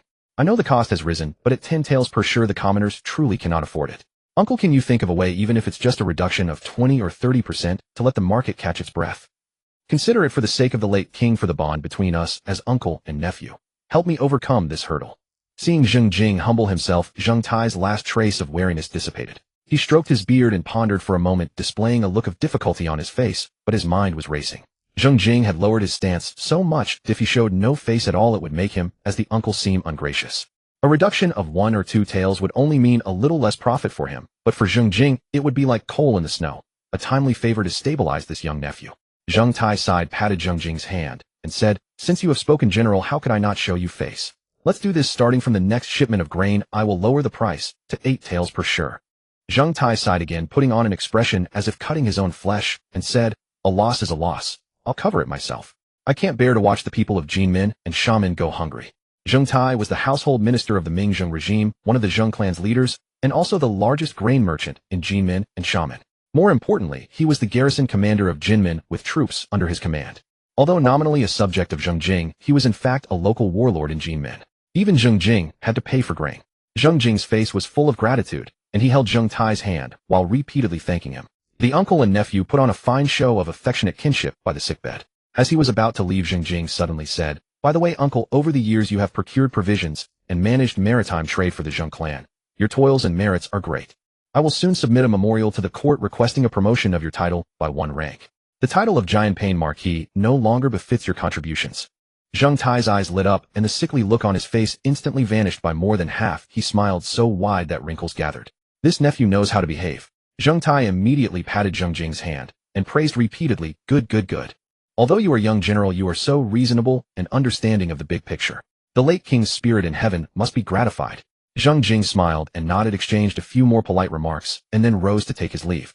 No sooner had Zheng Jing left than Zheng Tai's younger brother Zheng Mingjun and his son Zheng Zhuangsu slipped in through the side door. The two had been hiding in the adjacent side room listening to the proceedings, and only dared to show themselves after Zheng Jing had exited the main gate. "Big brother, are you really going to lower the grain price to 8 taels?" Zheng Mingjun asked urgently as soon as he entered. "With this reduction, we'll lose at least several thousand taels of silver per ship." Zheng Tai leaned back on the bedhead, the sickly look on his face long gone. "I've calculated. The rice purchased from Vietnam and Luzon ship to Jinmen and Xiamen costs no more than 2 taels per sure. Selling it at 8 taels still gives a threefold profit." Zheng Jing thinks I'm cutting my flesh, but in reality, I'm just going from a fourfold profit to a threefold one. Zheng Tai glanced at the two of them and softened his tone. But then again, he has just ascended the throne. We can't completely refuse to show him face. A moderate reduction allows him to account to his subordinates, and it's also beneficial for us. If we really fall out, Huang Ting's navy under his command is no pushover. Our few troops in Jinmen can't withstand them. Rather than fighting to mutual destruction, it's better for each side to give a little. Zheng Mingjuan's triangular eyes shifted. He leaned in half a step and lowered his voice. Big brother is right. But since we have to reduce the price, we shouldn't bear all the cost ourselves. In my opinion, we should mix in more chaff and pebbles with the grain and tamper with the weight. We need to make up for the lost profit, don't we? Zheng Tai was taken aback for a moment, then burst into laughter. You're clever, second brother. That's right, we can't suffer too much. Mix in 20% chaff and pebbles per sure. Who would notice? Anyway, there's a grain shortage in the market. The commoners are lucky to have anything to eat. Who would dare to be picky? Zheng Mingjuan also revealed a sinister smile, then suddenly remembered something. Big brother, just now Zheng Jing said he would promote your title by one rank. Above Giant Pain Marquis, that would be a duke of the state. Congratulations, big brother. But may I venture to ask, could you take this opportunity to secure a title for me as well? It doesn't need to be high, just a nominal title will do. When I deal with others, having a title gives me more confidence, doesn't it? Zheng Tai was in a great mood and waved his hand generously. Easy. Once I become a duke, getting you a count is just a matter of a word, isn't it? Zheng Mingjuan, having received his explicit instructions, withdrew with 1,000 thanks. Zheng Tai reclined against the bedhead, resting with his eyes closed, when he suddenly heard the door gently pushed open again. He opened his eyes to see Zheng Zuangsu alone, having sneaked back. The man stealthily closed the door, approached the bedside, and lowered his voice to call out, "Father, why have you returned?" Zheng Tai frowned. Zheng Zuangsu sat down by the bed, hesitated for a moment before speaking. "Father, are we truly going to transfer the family assets to Japan? In my view, our Zheng clan remains formidable. With hundreds of warships and tens of thousands of troops, surely we haven't reached the point of needing to secure a retreat." Zheng Tai gazed at his son, fell silent for a moment, then sighed. This son of his was good in every way but too honest, seeing only the surface of things. Zuangsu, you see hundreds of warships and tens of thousands of troops. But have you seen the true state of the markets in Jinxiao? It has only been the second year of the coastal evacuation decree, and Jinxiao is already buckling. What will it be like in another 2 years? As for Taiwan, it is nothing but a wilderness. No future there. When the late king was alive, this banner could still be held aloft. But now that he's gone, the banner will inevitably fall. Zheng Tai reached out and pressed his son's shoulder, his tone more solemn than ever before. Over the years, I have used my official position to manipulate the maritime trade accounts, borrowed the government's fleet to smuggle private goods, and conducted our own business with Luzon and Japan. All told, I have saved about 200,000 taels of silver in Nagasaki, Japan. This time we will make one more hefty profit. You will personally take the silver to Nagasaki and deposit it in the usual place. This money will all be yours one day. Remember, this matter must never be known to a third person, not even your second uncle. Zheng Zuangsu's heart raced with excitement. It was all his. He nodded firmly. Father, rest assured. I understand. As for Zheng Jing's so-called memorial to the court, with Emperor Yongli strangled to death in Kunming by Wu Songyue, the legitimate line of the Great Ming was utterly severed. What court remained? However, there was still a former regent, Prince Lu Zhuyihai, who was then lodging in Xiamen. Prince Lu Zhuyihai and Emperor Longwu reigned during the same period, but they refused to recognize each other and attacked one another, leading to severe internal friction within the anti-Qing forces and eventual defeat by the Qing army. Zheng Chenggong, having pledged allegiance to Emperor Longwu, naturally held no favor for this Prince Lu. Later, when Prince Lu Zhuyihai fled to Xiamen, Zheng Chenggong housed him in a secluded residence, ostensibly for protection, but in reality, it was house arrest. Currently, Zheng Jing held the titles of Prince Yinping of the Great Ming and Grand General of Pacification. The titles sounded impressive, yet he felt something was missing. These titles might suffice within the small domain of Jinxiao and Taiwan, but when presented to the world, they were hardly adequate. At the very least, he needed the title of regent, otherwise how could he rally the old Ming loyalists and legitimately confer offices and titles? Zheng Jing leaned back in his study chair, slowly pondering. He now bore the surname Zhu, granted by Emperor Longwu, making him a member of the imperial clan by status. He could assume the regency himself, but declaring himself regent would lack the weight of legitimacy. However, if Prince Lu Zhuyihai personally recommended him, the nature of the matter would be entirely different. Zheng Jing narrowed his eyes and rose to his feet. It seemed he must first visit the Prince Lu, who had been under house arrest for over a decade. Zheng Jing, accompanied by Feng Shifan, traveled lightly with few attendants, threading through several desolate alleys in Xiamen until they stopped before a secluded residence. The courtyard walls were mottled, the vermilion lacquer on the door long faded and peeling. There were no proper stone lions at the entrance, only 2 drowsy old soldiers squatting there. Feng Shifan stated their identities, and the old soldiers hastily opened the door. Prince Lu Zhuyihai was sitting in the courtyard, basking in the sun. He was barely over 40, yet his hair was already half white. He wore a faded old silk robe, and on his lap lay a tattered copy of the Comprehensive Mirror for Aid in Government. Seeing Zheng Jing enter, he started slightly closed the book and stood up. Prince Lu. Zheng Jing gave a slight bow and came straight to the point.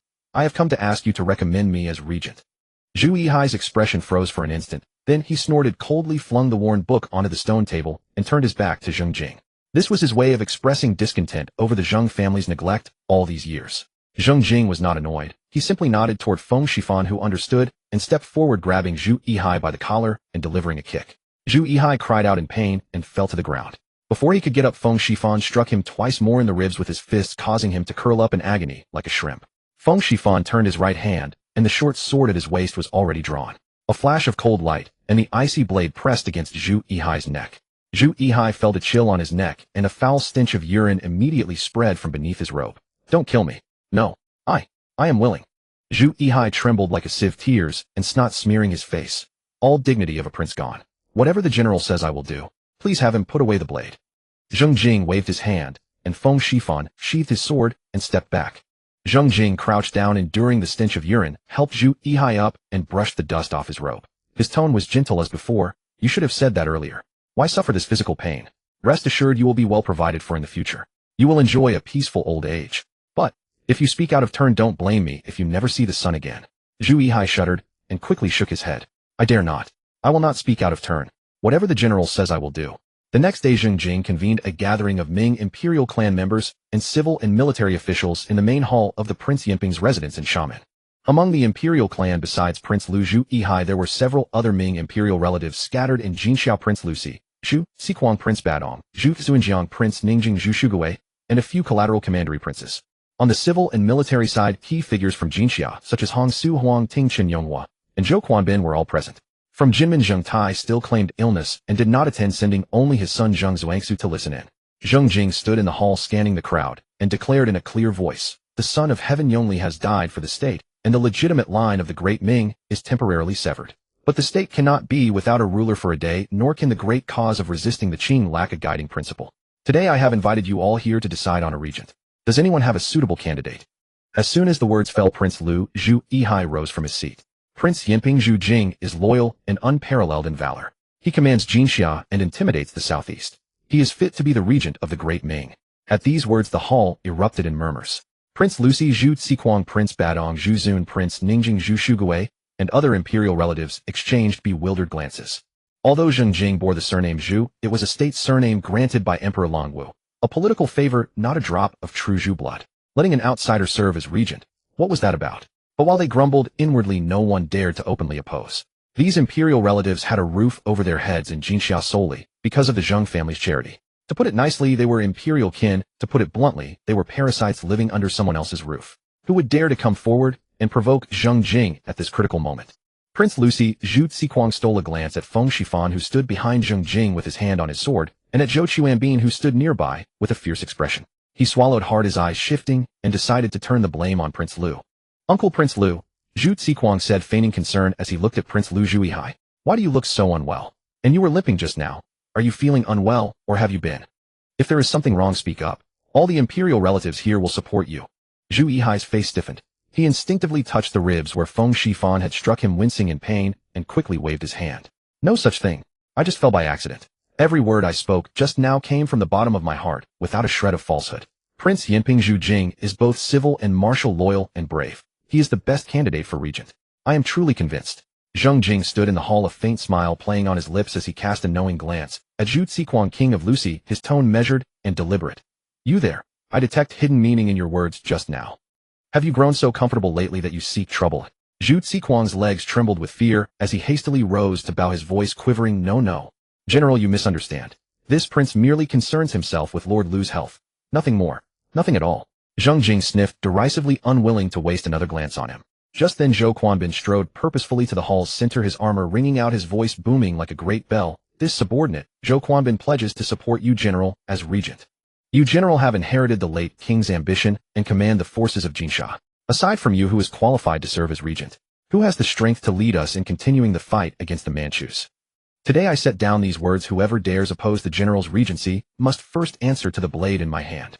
As Zhou Quanbin's voice faded, the entire hall fell instantly silent. Several members of the royal clan turned ashen with terror, not daring to draw breath. Zheng Jing frowned and rebuked Zhou Quanbin Zhou Quanbin. You insolent brute. How many times must I tell you to stop shouting about war and slaughter?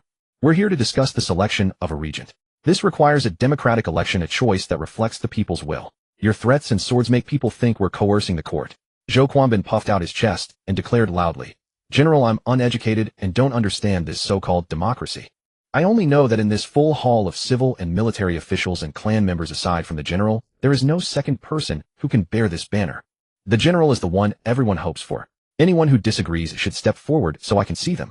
The entire hall stood silent, and still with no one stepping forward. Hong Su straightened his robe, stepped forward to the center of the hall, and paid a respectful bow to Zheng Jing before turning to address the assembly, declaring in a clear voice, though General Zhou Quanbin's words are coarse, his reasoning is sound. The general is the legitimate eldest son of the late king, his position rightful and proper. He has governed Jinsha for many years and is well versed in military and governance matters. Now he has received the personal endorsement of His Highness Prince Liu, and his orthodox succession remains untarnished. Legitimacy, strength, and orthodoxy, all three are present.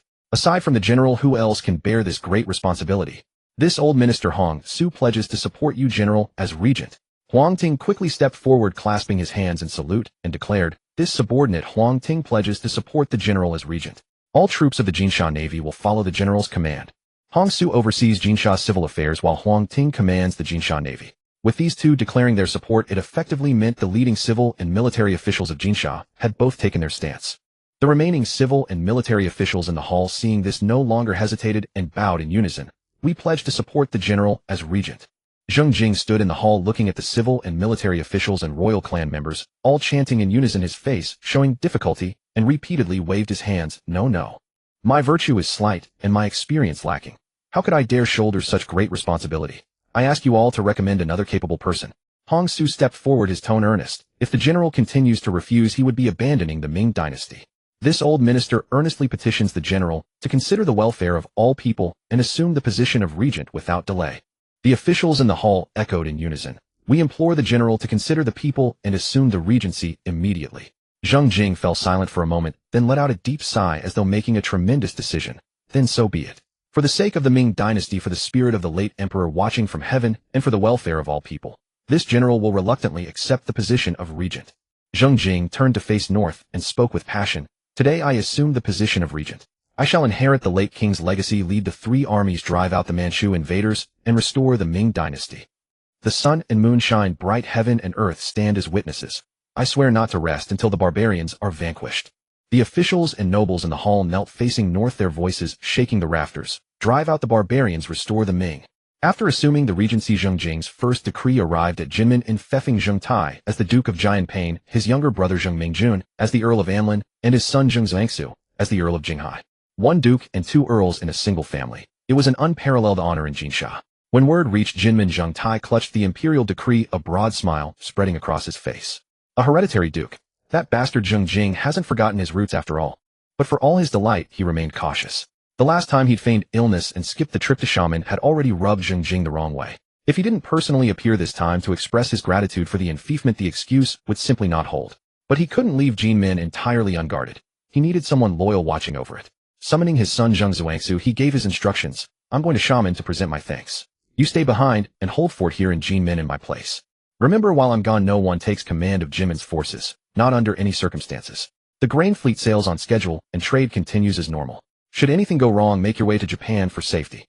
Zheng Zhuangsu nodded his agreement. Only then did Zheng Tai feel at ease. He set out for Xiamen with his younger brother Zheng Mingjun and a small retinue, boarding a vessel to cross the sea. He had plotted this carefully. Zheng Jing depended on him. Control of the grain supply lines for Jinsha's 200,000 souls remained firmly in his grip. During this visit to Xiamen, he would first kowtow to express his gratitude and secure his title, then press his advantage to negotiate additional concessions from Zheng Jing. Zheng Tai and Zheng Mingjun marched into the main hall of the Yinping prince's residence, with swaggering pride, fully expecting Zheng Jing to come out and greet them in person. After all, Zheng Tai was Zheng Jing's uncle and the Duke of Jianping, a title that entitled him to the highest honors both by family ties and by proper protocol. But the main hall stood completely empty, no serving maids in sight. Zheng Tai's brow furrowed as he prepared to demand an explanation, when suddenly the great doors behind them slammed shut with a loud bang. Over a dozen armed guards poured from the side chambers, blades drawn swiftly, closing in to surround him and Zheng Mingjun on all sides. Feng Shifan emerged last from behind the divider, his hand resting on the hilt of his sword at his waist as he stepped forward to confront Zheng Tai. Feng Shifan, what is the meaning of this? Zheng Tai's expression darkened, and he barked angrily. I am the Duke here to express my gratitude to the regent. You, a mere guard commander, dare to threaten me with arms. Feng Shifan didn't so much as blink, merely giving a slight nod to either side. Seize him. The guards lunged forward, at once wrestling Zheng Tai and Zheng Mingjun to the ground. Zheng Mingjun's legs buckled with terror as he cried out repeatedly for mercy. Zheng Tai thrashed about, hurling curses. Zheng Jing, you ungrateful wretch. Without my grain fleet, what sustains your army? What feeds those 200,000 souls in Jinsha? Touch a single hair on my head and Jinsha starves by tomorrow. At that same moment in Jinmen, Zhou Quanbin led a contingent of naval elite straight for Zheng Tai's estate. The captain of Zheng Tai's personal guard spotted the approaching force and drew his blade, blocking the entrance with a thunderous shout. This is the residence of the Duke of Jianping. No one enters without the Lord Duke's personal seal. Zhou Quanbin halted not a step, his right hand gripping his sword hilt as his voice boomed like a great bell. Zheng Tai conspires with the Qing regime and plots treason. By order of the regent, his estate is confiscated. Anyone who dares impede this mission shall be slain on the spot. Before the words had fully left his lips, Zhou Chuanbin's blade flashed from its scabbard. The guard captain never drew his own weapon. He was split clean through his body and sword falling together as crimson spray painted half the doorway. Behind him, the naval vanguard surged forward, blades flashing in unison, cutting down over a dozen men in an instant. The remaining guards, recognizing the futility of resistance, dropped their weapons and fell to their knees in surrender, none daring to oppose them further. Zhou Quanbin strode into the Zheng residence, his blade still dripping, and barked, "Search the premises. Every ledger, every letter. Leave not a single scrap of paper untouched." Zheng Zhuanshu was organizing the account ledgers his father had entrusted to him in the study at the back courtyard when he suddenly heard the sounds of killing and screaming from the front yard. The brush in his hand dropped to the ground with a crack. His face turned ashen. He rose abruptly, but before he could take a step, a personal soldier covered in blood crashed through the door. "Young master, Zhou Quanbin has led troops and broken in. Run." Zheng Zhuanshu's mind went blank. His father's parting instructions flooded back. Should anything go wrong, flee to Japan immediately. He had no time to gather anything and followed the soldier through the back door. The group raced through narrow alleys toward the dock, nearly reaching the boat, when soldiers in gleaming armor suddenly appeared around the corner. Zheng Zhuanshu's legs buckled, and he turned to flee, but water force soldiers had completely blocked his escape route behind him. His bodyguard drew his blade for a desperate last stand, only to be subdued and pinned to the ground by several soldiers working together. Gazing at the gleaming swords before him, and casting one last look at his bodyguard trapped beneath the soldiers, any flicker of hope vanished from Zheng Zhuanshu's mind. His legs gave way, and he collapsed onto the ground, trembling as he pleaded, "Don't kill me. I surrender, I surrender." Beyond Jinchman Port on the sea, Huang Ting had led his water force to blockade Zheng Tai's private fleet within the harbor. Dozens of warships formed a line with their cannon mouths aimed at the dock, while signalmen stood atop the mast, sending flags. All vessels were to anchor in place. Any who moved would be sunk. The crewmen of Zheng Tai's fleet had barely grasped what was happening when they saw the entire harbor filled with Huang Ting's warships. With no courage left to resist, they meekly lowered their sails. In a prison in Xiamen, Zheng Tai, Zheng Mingjun, and Zheng Zhuanshu were thrown into the same cell.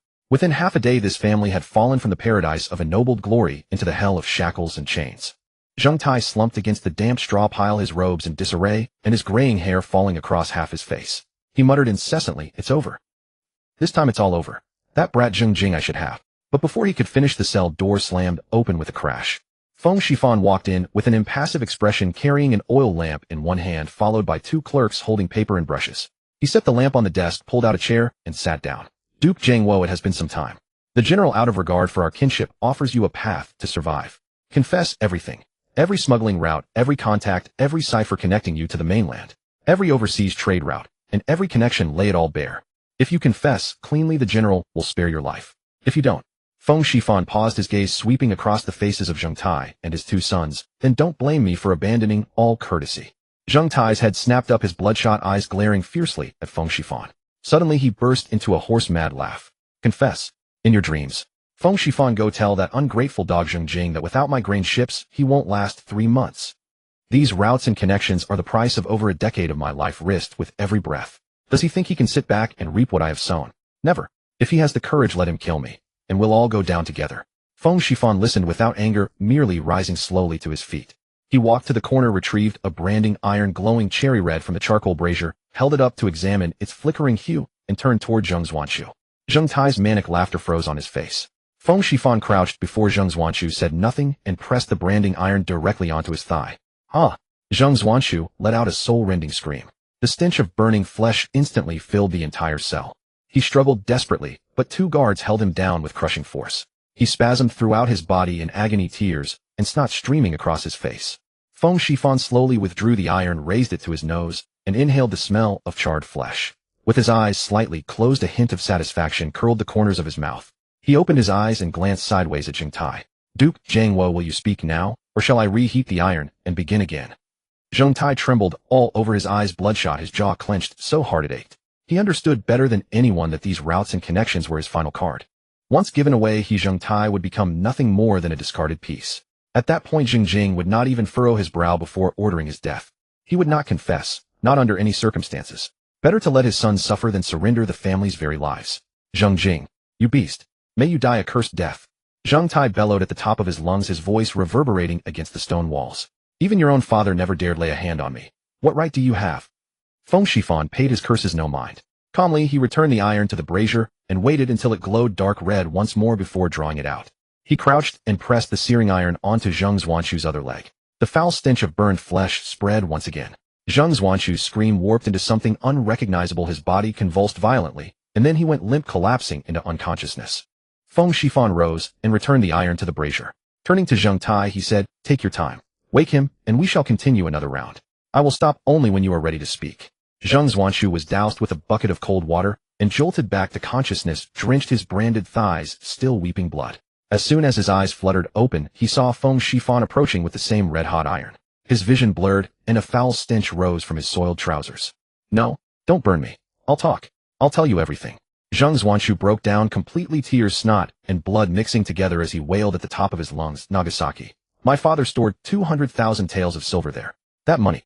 He gasped for breath, spilling out words incoherently. "It was accumulated through fake accounts and smuggling contraband.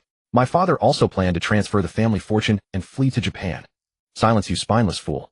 Zheng Tai lunged forward from the corner, his eyes bloodshot, veins bulging on his forehead. "You expose everything, and do you think any of us will survive? You think speaking will make him spare us?" Zheng Zhuanshu shuddered at his father's roar and sobbed even more bitterly. Feng Shifan rose, walked up to Zheng Tai, and delivered a brutal punch straight to his face. Zheng Tai's nose erupted in blood, and he collapsed backward onto the straw, rolling on the ground, clutching his face. Feng Shifan turned, retrieved the red-hot iron from the brazier once more, and slowly let his gaze fall upon Zheng Mingjuan cowering in the corner. At that look, Zheng Mingjuan's spirit nearly fled his body. He had watched his nephew's legs turn to charred wood with his own eyes and witnessed his eldest brother felled by a single blow. There was no strength left for defiance. Before Feng Shifan could even approach, Zheng Mingjuan threw himself to the ground with a thud, waving his hands frantically. "Don't burn me. I'll talk. I'll tell you everything. I know the smuggling routes, the contacts, and the signals on the mainland. All of it. I confess." When Feng Shifan entered the study of the Yinping prince's mansion, with a thick stack of confessions, Zheng Jing was reviewing the grain and fodder accounts of Jinxia by lamplight. He presented the confessions and stepped back 2 paces. Zheng Jing turned the pages one by one. The list of Vietnamese rice merchants, Luzon's spice traders, Japan's copper merchants, and what concerned him most, the smuggling routes and contacts along the mainland coast. Zheng Jing's gaze lingered on that page for a few more breaths. Then he closed the confessions, a cold smirk curling at the corner of his mouth. "This is enough. Send him off tonight. Remember to get his confession of guilt." To the outside, say Zheng Tai took his own life out of fear of punishment. He paused. "Zheng Mingjun and Zheng Zhuangsu. Deal with them as well." When Feng Shifan returned to the prison, he carried a confession still wet with ink. He pushed open the cell door and placed the confession on the table. It was densely covered with Zheng Tai's alleged crimes: colluding with the Qing, embezzling Zheng family assets, hoarding grain to drive up prices, each one a capital offense. 2 guards dragged Zheng Tai from the straw pile and forced him to his knees. His hair disheveled, his face covered in blood and grime. He struggled and roared, "Feng Shifan, you mad dog raised by Zheng Jing. I never colluded with the Qing. Every crime you wrote is fabricated. I won't admit a single word." Feng Shifan ignored his curses, merely tilting his head toward the guards. 2 stepped forward, one pinning Zheng Tai's right hand, forcing his fingers open, dipping them in inkpad, and pressing them onto the document with a sharp slap. Zheng Tai struggled desperately, but could not overpower 2 sturdy men. He could only watch helplessly as his fingerprint was stamped onto the paper. "Zheng Jing, you will die a miserable death. Your father's spirit in heaven watches you." Before he could finish, a hemp rope slipped over his neck from behind. The 2 guards each took an end and pulled simultaneously. Zheng Tai's body went rigid, a choked gasp escaping his throat. His legs kicked a few times against the ground, then gradually fell still. Feng Shifan impassively examined the fingerprint on the confession, confirmed it was clear, folded the document, tucked it into his robe, and walked out of the cell. News of Zheng Tai's family arrest spread, shaking the islands of Jinxia to their core. Zheng Tai had controlled maritime trade and finances for over a decade with deep roots. Merchants who did business with him, sailors and boatmen who relied on him for a living, and civil and military officials who had benefited from his favor. All were gripped by fear, worried that Zheng Jing's purge would come for them next. Amid the swirling rumors, Zheng Jing summoned all civil and military officials of Jinxia to the main hall of the Yinping prince's mansion for a council. The officials gathered in a dense crowd below the hall, murmuring incessantly. Zheng Jing walked out from behind a screen, strode to the center of the hall, and swept his gaze across the assembly. The hall fell silent. You must all have heard Zheng Tai, Zheng Mingjuan, and Zheng Zuangsu were arrested and imprisoned yesterday. The hall was dead silent, not even a cough dared to be heard. I know that many of you have had dealings with Zheng Tai. I called you here today to speak plainly face to face. Zheng Jing took out Zheng Tai's confession from his sleeve, unfolded it, and held it above his head. Zheng Tai's crimes are too numerous to record. First, colluding with the Qing. He secretly communicated with the Qing's Fujian Navy, leaking our military secrets, including the deployment of Zheng's warships and grain reserves. Second, embezzling public assets. Using maritime trade as a cover, he falsified accounts, smuggled private goods, and embezzled 200,000 silver taels over several years, secretly deposited in Nagasaki, Japan. Third, hoarding grain to drive up prices. During the national mourning period, he hoarded supplies and profiteered from the crisis, disregarding the lives of 200,000 soldiers and civilians in Jinxia. Any one of these three crimes would be enough to kill him 10,000 times. Zheng Jing handed the confession to Feng Shifan beside him, signaling him to pass it around the hall for the officials to read. The confession was densely covered with offenses, and at the end sat Zheng Tai's fingerprint. This is the confession Zheng Tai personally confessed and signed. You may all see it with your own eyes. Knowing his crimes were unforgivable, Zheng Tai took his own life in prison last night. As the officials passed the confession around, their faces turned pale, and none dared to question it. Zheng Jing stood in the hall, his gaze sweeping over the crowd, his tone softening. The case of Zheng Tai ends here. No further investigation will be made. He paused, then his tone grew firm. I hope each of you will attend to your duties and fulfill your responsibilities. The officials responded in unison. We respectfully obey the general's command. They filed out, but Hong Su and Huang Ting lingered behind. When only the three remained in the hall, Hong Su stepped forward and lowered his voice. General, with Zheng Tai executed, will his grain ships cause problems? Those grain ships are the lifeline of Jinxia. If the sailors and boatmen scatter and grain can't be brought in, we'll face a food shortage. Zheng Jing smiled faintly, pulling a ledger from his sleeve and waving it before them. Rest assured, Lord Hong. Zheng Tai's accounts, sea charts, and network of contacts are all here. I've already taken over his grain ships. By the way, Lord Hong, do you know how much it cost Zheng Tai to transport a share of grain from overseas to Xiamen? Hong Su shook his head. In Vietnam and Luzon, a share of rice costs only a few hundred won. Adding freight, it would be at most 2 taels to Xiamen. Zheng Tai sold it to the people of Jinxia for 10 taels a share, netting a 4-fold profit. He was truly mad for money. Zheng Jing sneered, tucking the ledger back into his sleeve, and shifted his tone. However, even taking over all of Zheng Tai's grain ships will not be nearly enough. According to his accounts, he only purchased about 10,000 share of grain from overseas each month. That sounds like a lot, but spread across 200,000 people in Jinxia, it's just a few caddies per person per month. A drop in the bucket. Zheng Jing's smile faded, his expression turning solemn. Lord Hong, General Huang, the mainland's coastal evacuation order will only tighten year by year. Jinxia is already a dead end. Staying here, 200,000 people will starve to death sooner or later. The late king's eastern expedition to Taiwan was to secure a retreat for the Zheng family. Therefore, I have decided to relocate to Taiwan. Hong Su and Huang Ting both changed color. Relocate to Taiwan. 200,000 soldiers and civilians crossing the sea. This was a cataclysmic event. Hong Su pondered for a moment, then sighed. To be honest, General, the late king once discussed relocating to Taiwan. At that time, the red-haired barbarians had just been driven out and Taiwan was in ruins. The late king considered moving all of Jinxia's soldiers and civilians there. But as soon as the news broke, opposition was overwhelming. The soldiers were unwilling to abandon their homes and families. The gentry and clans refused to go to that desolate overseas island, and even many generals in the army secretly resisted. What's more, Jinxia's grain reserves were already tight at the time. We couldn't even scrape together enough provisions for 200,000 people to cross the sea, so the plan was ultimately abandoned. Hong Su looked up at Zheng Jing, his tone heavy. General, relocating to Taiwan is a monumental task. One move affects the whole body. Right now, we still cannot even gather the most basic rations.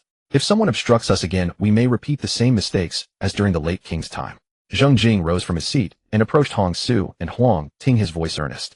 Both of you are senior ministers entrusted to me by the late king, my most trusted advisors. I will speak plainly. Remaining in Jinxia means certain death. Only by moving to Taiwan can we find a path forward. Many in Jinxia understand this truth. The late king understood it, and so do you both. But why have we hesitated? Not because the reasoning is flawed, but because everyone fixates on immediate obstacles and no one dares to shoulder this responsibility. Zheng Jing paused, speaking each word with deliberate care. Relocating to Taiwan is daunting. 20,000 souls crossing the sea, insufficient rations, inadequate vessels, unstable morale. Each challenge alone would be monumental. Yet no difficulty compares to watching 20,000 people starve to death right here in Jinsha. Zheng Jing stepped back, adjusted his garments, and bowed deeply to Hong Su and Huang Ting. The late king placed these 20,000 soldiers and civilians under my care. I cannot stand idle and watch them perish trapped on these two isolated islands. Minister Hong, General Huang, I implore you both to lend me your support. This burden I will bear alone. Hong Su's eyes stung with emotion, and he quickly grasped Zheng Jing's arms to help him rise. Gazing at the young man before him, Hong Su caught himself momentarily. This youth reminded him of Zheng Chenggong rallying troops in Jinsha all those years ago. Taking a deep breath, he clasped his fists in solemn salute. This old minister pledges his life to the cause. Huang Ting's eyes glistened as well, and he too offered a resolute salute. This subordinate likewise pledges his life. Zheng Jing straightened and turned to Hong Su. Minister Hong began immediately inventorying the granary's available provisions. Do not reveal the relocation plans just yet. Keep it strictly confidential until all preparations are complete. Hong Su nodded solemnly. Rest assured, General. This old minister understands the gravity. Zheng Jing then addressed Huang Ting. General Huang, for the naval forces, your first task is to identify and organize transport vessels, then draft a phased crossing plan. Huang Ting returned the salute. This subordinate understands. Once they departed, Zheng Jing remained seated alone, his mind relentlessly weighing the monumental migration ahead.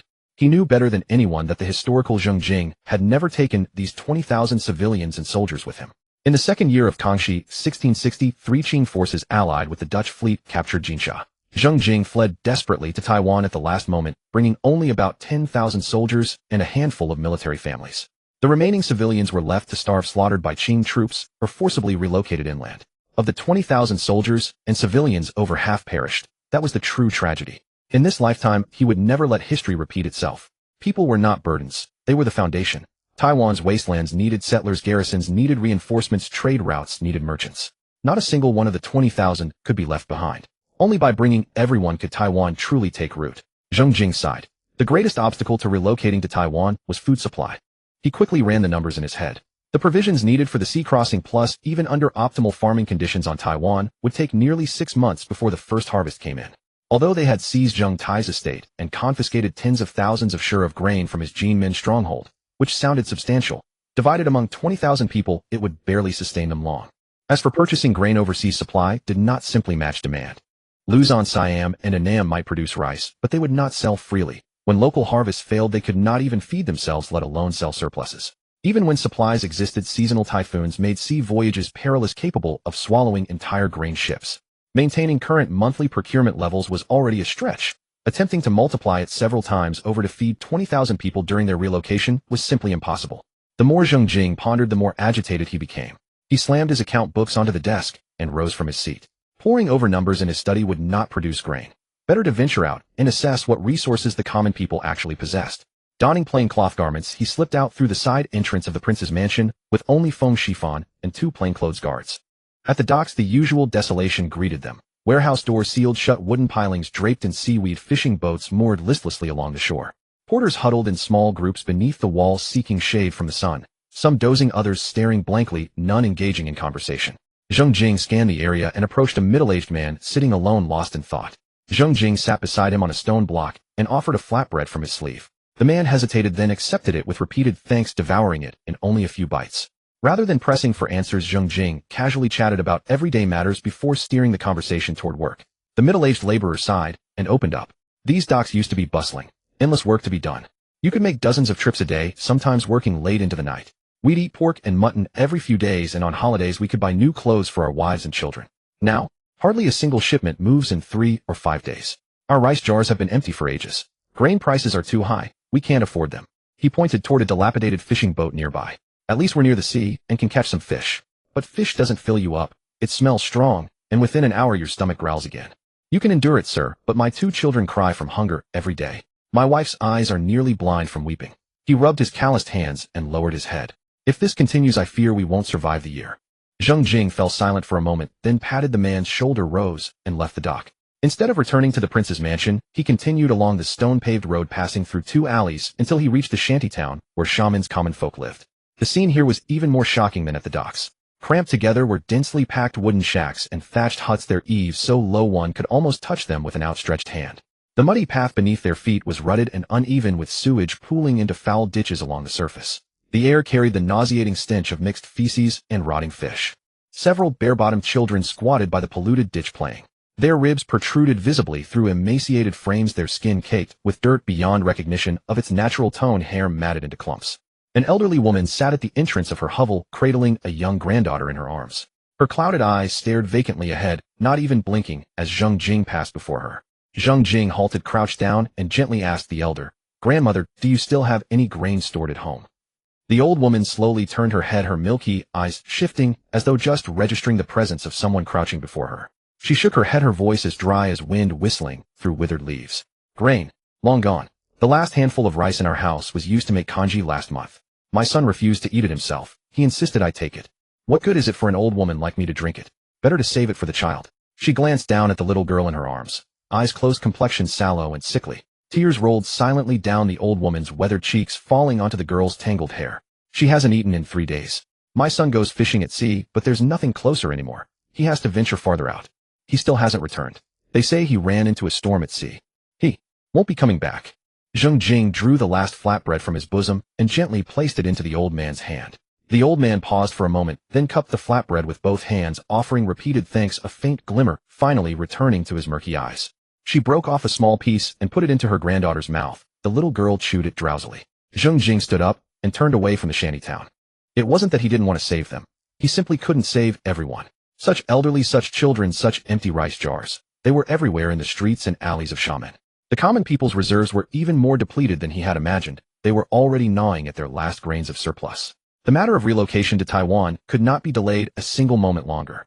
Upon returning to the mansion, Zheng Jing went straight to summon Chen Yonghua to the study without even changing his clothes.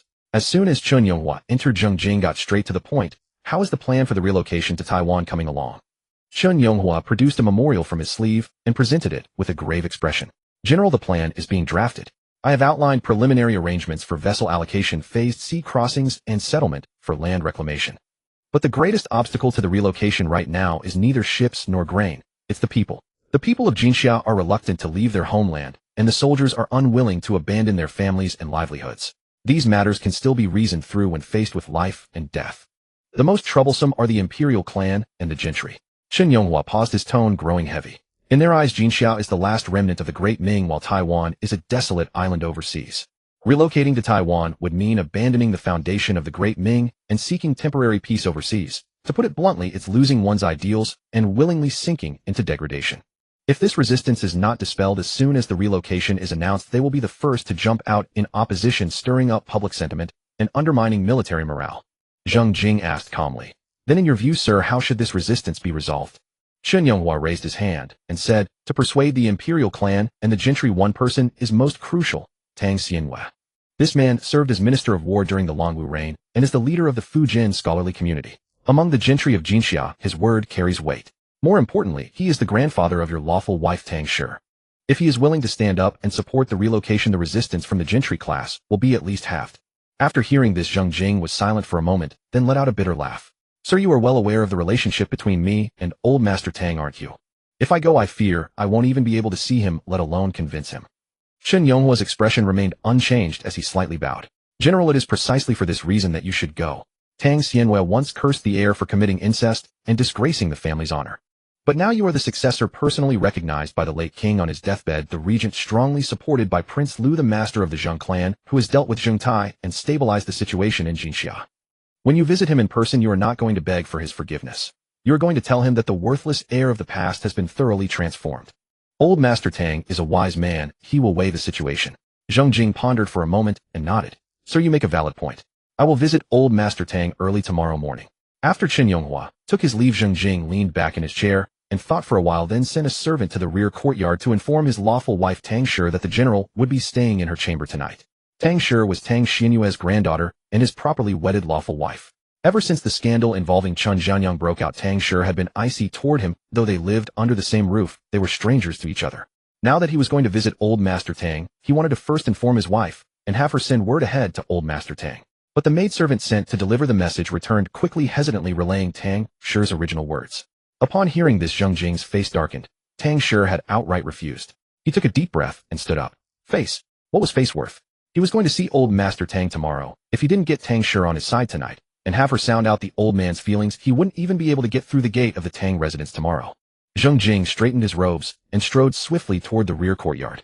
At the door of Tang Shi's room, two personal maidservants braced themselves to block his way, saying with pained expressions that the lady was resting and asking the general to come another day. Without a word, Zheng Jing pushed the two maids aside and shoved the door open. Tang Shi was sitting at her dressing table in a daze. When she saw Zheng Jing burst in, her face instantly turned cold. Tang Shi was plain-looking with ordinary features. Historically, Zheng Jing had always kept his distance from this lawful wife. At this moment, Zheng Jing took another deep breath and walked in. What are you doing here? Tang Shi didn't even rise, glaring at him coldly through the bronze mirror. I told you go to your Xinjiang. Zheng Jing closed the door, walked up to her, and said seriously, I didn't come here to quarrel with you. I'm going to see your grandfather tomorrow to discuss something important. Can you go ahead of me and say a few words to ease the way? Tang Shi sneered. You still have the face to see my grandfather. Grandfather still throws cups when your name is mentioned. What am I supposed to say? She turned her face away, her tone cold and hard. By the way, I heard you're going to marry Hong Su's granddaughter and make her a co-equal wife. Aren't you so capable? Then why are you still coming to me? Just write a letter of divorce and be done with it. Everyone will be relieved. Zheng Jing didn't waste words. He stepped forward and lifted Tang Shi by the waist. Tang Shi was caught off guard, let out a cry, and pounded her fists on his chest while struggling and cursing. What are you doing? Let me go? Zheng Jing, you bastard. It's broad daylight. Zheng Jing carried her to the bed, threw her down roughly, and pounced on her. Afterwards, Zheng Jing leaned against the headboard while Tang Shi turned her back to him, wrapped in the quilt, silent.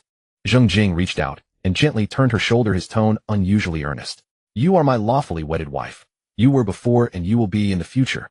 The marriage to the Hong family is a political alliance to stabilize the elders of the Zheng clan. It's not the same as you. No one can threaten your position. In this household, you have the final say. Tang Shi bit her lip without speaking, but the rims of her eyes reddened slightly. We are a married couple. Our fortunes rise and fall together. Zheng Jing held Tang Shi's hand, his gaze open and honest.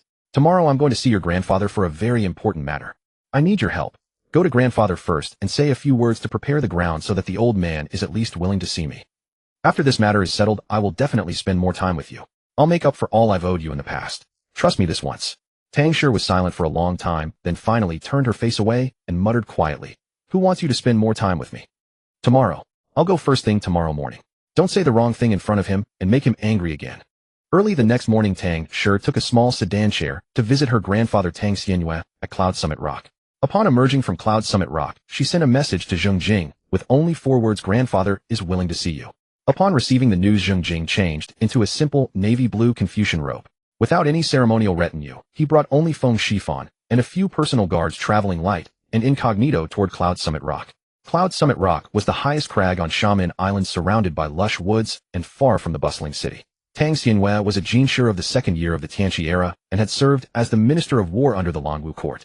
After the fall of the Longwu court, he had lived in seclusion, here building a thatched cottage, spending his days reading and farming, rarely descending the mountain. Zheng Jing climbed the stone steps, and when he reached the cottage, he adjusted his attire before knocking and entering. Tang Xianyue sat in an old armchair in the hall, his hair and beard snow white, his face gaunt, dressed in a gray cloth Taoist robe that had been washed to a worn pale. When Zheng Jing entered, Tang Xianyue did not rise. He merely glanced at him coolly, took a sip from his teacup, and said with a detached tone, The regent's visit brings great honor to my humble dwelling. Please sit. Zheng Jing did not beat around the bush. He sat down opposite Tang Xianyue and stated directly, Grandfather, I come here with a matter of life and death for the 200,000 soldiers and civilians on Jinmen and Xiamen. I seek your support for a relocation to Taiwan. Tang Xianyue's hand holding the tea paused. Then he slammed the cup heavily onto the table with a dull thud. He lifted his eyes and stared coldly at Zheng Jing. Relocate to Taiwan. You want to move all 200,000 soldiers and civilians from Jinmen and Xiamen to Taiwan. Utter nonsense. Tang Xianyue suddenly stood up, his white beard trembling with rage. These islands of Jinmen and Xiamen are the last territory of the Great Ming. They are the foundation your father cultivated for over a decade. And now you barely ascended to power, want to abandon the land and flee. What is Taiwan? A desolate island overseas, a land of miasma and disease. If your father's spirit in heaven knew, he would die of anger a second time. Zheng Jing suppressed his fury and forced a faint smile. Grandfather's reprimand is correct. Jinmen and Xiamen are the land of the Great Ming, the foundation your father built over more than a decade. I do not wish to abandon them either. But grandfather has lived in seclusion on Cloud Summit Rock for a long time. Do you know the current state of Jinmen and Xiamen? Zheng Jing unhurriedly recounted everything he had witnessed in recent days. The coastal evacuation order had turned the 30-li coastal zone into a no-man's land. Merchant ships had vanished, supply routes were cut, rice prices had skyrocketed to 10 taels per shur. The people's rice jars were empty. Port laborers could not find a single job in 3 to 5 days. In the shanty towns, the elderly held starving granddaughters in their arms, waiting for death. One by one, each detail made the anger on Tang Xianyue's face gradually harden. 200,000 people trapped on 2 isolated islands. Our stored grain will last only a few months. If we do not relocate to Taiwan, these people face certain death. If we relocate, at least there is a chance for survival. Tang Xianyue was silent for a moment, but still shook his head, his tone stubborn and tinged with sorrow. Even so, Jinmin and Xiamen cannot be abandoned. Jinmin and Xiamen are the last territory of the Great Ming. If you abandon them, what will the world think of you? Where will the banner of the Great Ming be planted? I would rather starve to death on Jinmin and Xiamen than go to that desolate overseas island and become a barbarian beyond civilization. Zheng Jing shook his head and explained, "Grandfather misunderstands. Relocating to Taiwan does not mean abandoning Jinmin and Xiamen.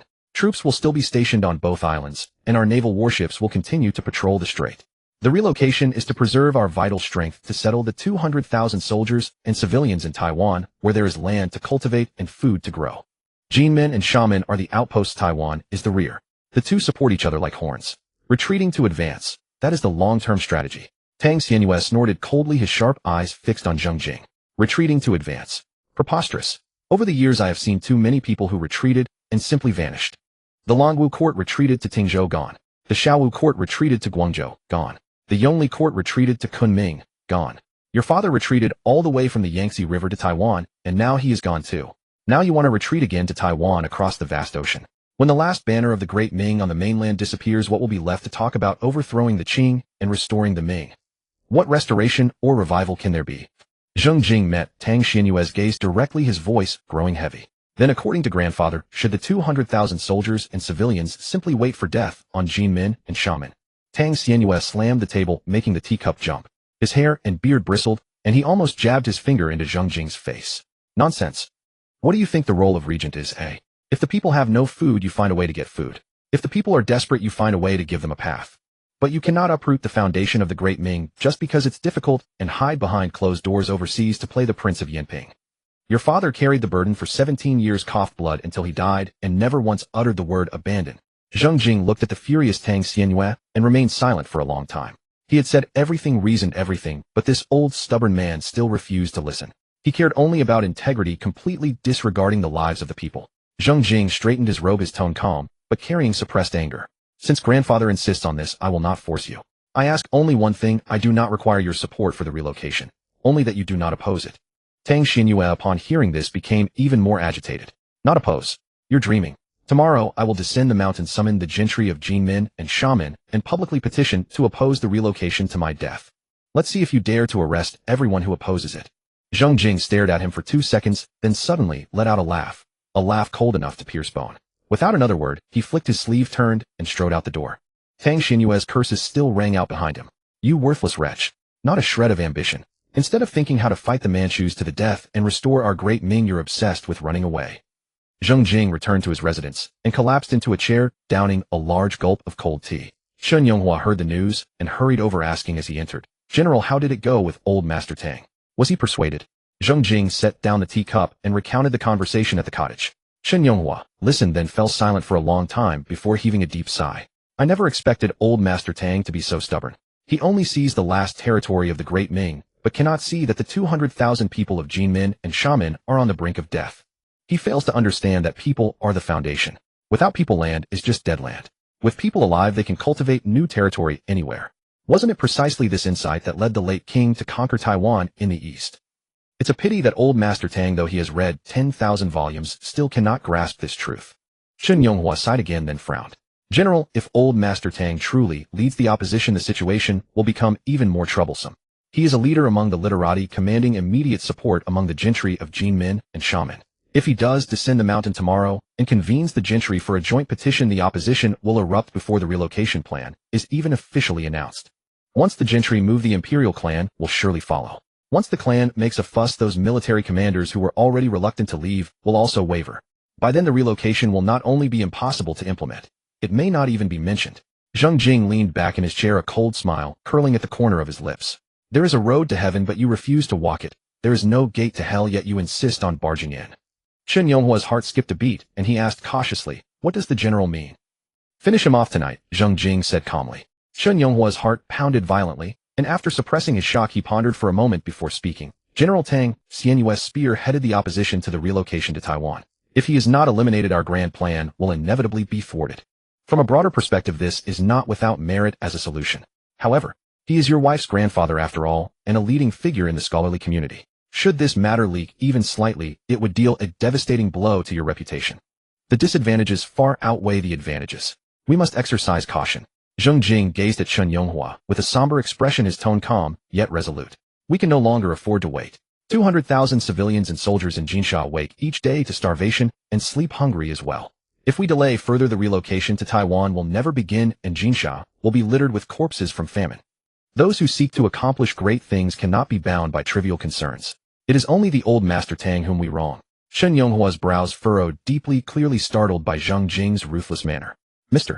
Chen, you may view me as unscrupulous in my methods. Zheng Jing rose to his feet, meeting Chen Yonghua's gaze openly. But the lives of 200,000 people hold greater weight with me than anything else.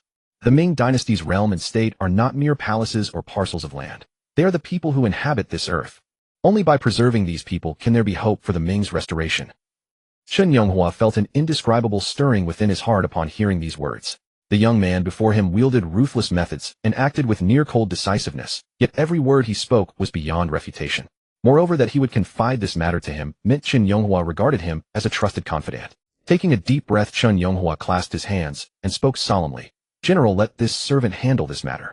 Should any information leak afterward, I alone shall bear full responsibility. I will not implicate the general in the least." Zheng Jing reached out to help him up, shaking his head. "There is no need. I will shoulder the responsibilities that are mine alone. Whoever carries this out, the blame will fall on me if anything goes wrong. Furthermore, you, Mr. Chen, are not suited for such tasks. Your strengths lie elsewhere." Zheng Jing patted Chen Yonghua on the shoulder, his tone softening. "After the relocation to Taiwan, there will be countless matters to attend to. How to settle 200,000 people, how to distribute the fields, how to organize the militia system. All of these will require your careful management." Chen Yonghua's eyes grew slightly red. He stepped back, straightened his robes, and bowed deeply to Zheng Jing. "General, you care for the common people and are willing to tarnish your own reputation. How dare I hold back my efforts? After the relocation to Taiwan, I will devote myself entirely and never fail to live up to your trust." Zheng Jing nodded and said no more. Chen Yonghua rose, gave Zheng Jing a long, lingering look, then turned and left the study. In this era, reputation was indeed of paramount importance. But Zheng Jing was not a man of this age. In his own time, history had long proven one thing: when you achieve success and fame, great scholars will arise to vindicate your actions. But if you fail, you are nothing at all. Moreover, the old man Tang Xianyue was utterly impenetrable to reason and had cursed him soundly. At this thought, Zheng Jing called out to the doorway, "Feng Shifan." Feng Shifan pushed open the door and entered. "Tonight, take a few reliable men and make your way to Yundingyan in the dark. The old Master Tang is advanced in years. It is time for him to rest. Do it cleanly without leaving any trace." The following morning, word spread throughout Jinsha that Tang Xianyue had passed away peacefully in his sleep at the thatched cottage on Yundingyan, having lived to over 70 years of age. The scholarly community was shaken, and many scholars spontaneously went to Yundingyan to offer their condolences. Speaking of the old Master Tang's lifelong loyalty and righteousness, his reclusive integrity among the mountains and forests, all could only wring their hands and sigh. However, given Tang Xianyue's advanced age, his naturally frail constitution, and the fact that he lived alone in a thatched cottage without anyone to care for him, everyone assumed he had simply died of old age, and no one entertained other thoughts. Tang Shi knelt before the house clad in plain, white mourning garments, her eyes swollen and red from weeping. Others might have thought she was overwhelmed with grief, but she knew in her heart that early yesterday morning her husband had gone to visit his grandfather, and the two had closed the door and spoken for less than half an hour before parting in discord. And that very night her grandfather passed away. Kneeling before the house, the more she thought about it, the colder her spine grew. How could it be so coincidental? Though her grandfather was advanced in years, he had always been robust in health, reading and tending vegetables each day. There had never been any indication of serious illness. But precisely after her husband's visit, she dared not think further.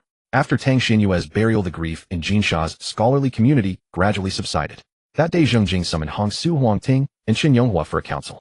The three entered in sequence and took their seats. Without preamble, Zheng Jing turned directly to Hongsu. "Lord Hong, how much grain and provisions can the government stores currently mobilize? Has it been accurately accounted for?" Hongsu withdrew a ledger from his sleeve, opened it, and reported item by item. In response to the general, the current government stores hold a total of 330,000 shur of grain. Of this 200,000 sure is military provisions, and cannot be touched, for doing so would destabilize the troops' morale. Of the remaining 130,000 sure, 50,000 sure has been released onto the market to stabilize grain prices. As per the general's orders, grain prices have been suppressed to 5 taels per sure, with each person limited to purchasing a daily ration. Thus only 80,000 sure of stored grain remains available for deployment.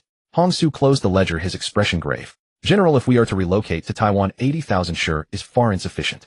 For 200,000 people crossing the sea, the rations needed during the journey, plus those required for nearly a year of land reclamation after arriving in Taiwan, would amount to at least 300,000 to 400,000 sure. The shortfall is far too great. Zheng Jing pondered for a moment, then asked, Lord Hong, at what daily ration per person did you calculate this? Hong Su managed a bitter smile. 1 gene. General, this is already an exceedingly low standard. Even this single gene can only prevent deaths from starvation. The common people would still have to work on empty stomachs. The Zheng clan's naval forces receive 2 gene of rations per person daily, along with 5 qian of silver and 4 sheng of grain, 60 gene per month, as military pay. With over 40,000 personnel in the entire Navy, basic grain and salary consumption reached approximately 35,000 sure per month.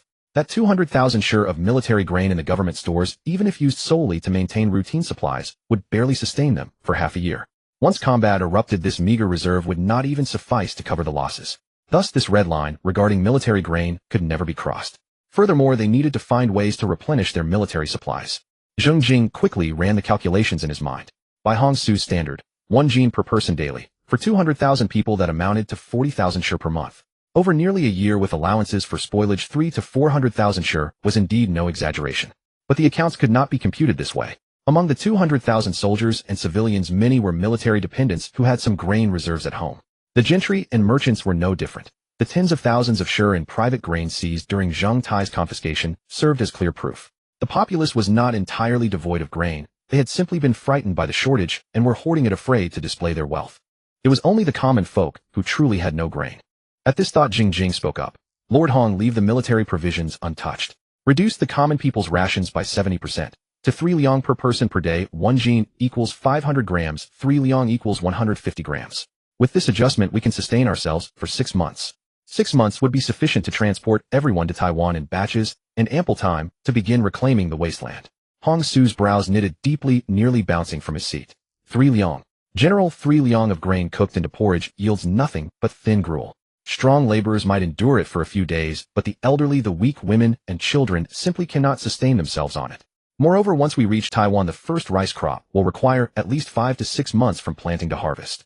Should we encounter storms that delay our journey or face difficulties reclaiming land upon arrival in Taiwan that result in food shortages, it would be a catastrophe of monumental proportions. Zheng Jing shook his head, his tone calm. Lord Hong, you have only accounted for the official granaries, not the grain held by the people. The families of soldiers have reserves, the gentry and merchants hoard grain, and even some common households have a bit of surplus.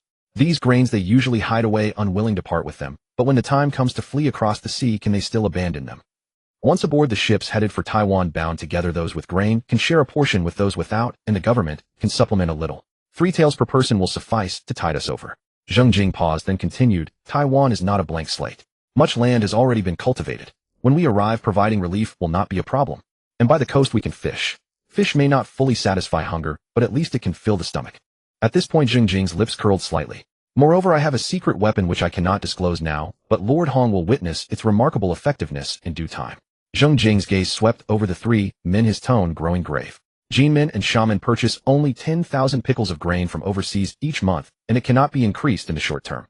Yet the monthly consumption of 200,000 people is several times that amount. The longer we delay, the greater the shortfall. Rather than waiting for death on Jinmen and shaman, we should grit our teeth and make a bold move. 3 taels of grain is harsh, but it will allow everyone to survive. Hong Su was silent for a long time, then finally nodded slowly. Since the general has a comprehensive plan, it would be discourteous of me to oppose it further. 3 taels it is. I will return to redo the accounts, calculating every grain to the utmost. I dare not guarantee perfection, but at least I will ensure no one starves. 3 taels it is. I will return to redo the accounts, calculating every grain to the utmost. I dare not guarantee perfection, but at least I will ensure no one starves. Huang Ting, standing nearby, clasped his fists and said, General, rest assured regarding the Navy. The escort fleet and transport ships are already being arranged. As soon as the relocation plan is finalized, I am ready to set sail at any moment.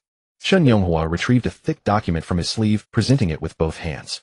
General, I have drafted an initial resettlement plan based on the information sent back from Taiwan. The 200,000 people will cross the sea in batches. The first batch will consist mainly of able-bodied laborers who will go to Taiwan to build temporary shelters and reclaim wasteland. The second batch will include military families, the elderly, women, and children escorted by the Navy. The final batch will be the rearguard forces remaining on Jinmen and Xiamen along with the remaining supplies. Upon arrival in Taiwan with Changtian Prefecture as the center, settlement points will be established along the Tainan Plain organized under the Baojia system. Every 100 households form a jia, every 10 jia form a bao. Seeds, tools, and rations will be allocated uniformly. Zheng Jing took the document, flipped through a few pages, and nodded. Excellent. Tomorrow summon all the imperial clansmen, civil and military officials, gentry, and merchants on Jinmen and Xiamen to discuss the relocation plan. Whoever opposes it is my enemy and the enemy of the 200,000 soldiers and civilians on Jinmen and Xiamen. The next morning, the courtyard outside the Yinping prince's mansion was packed with people.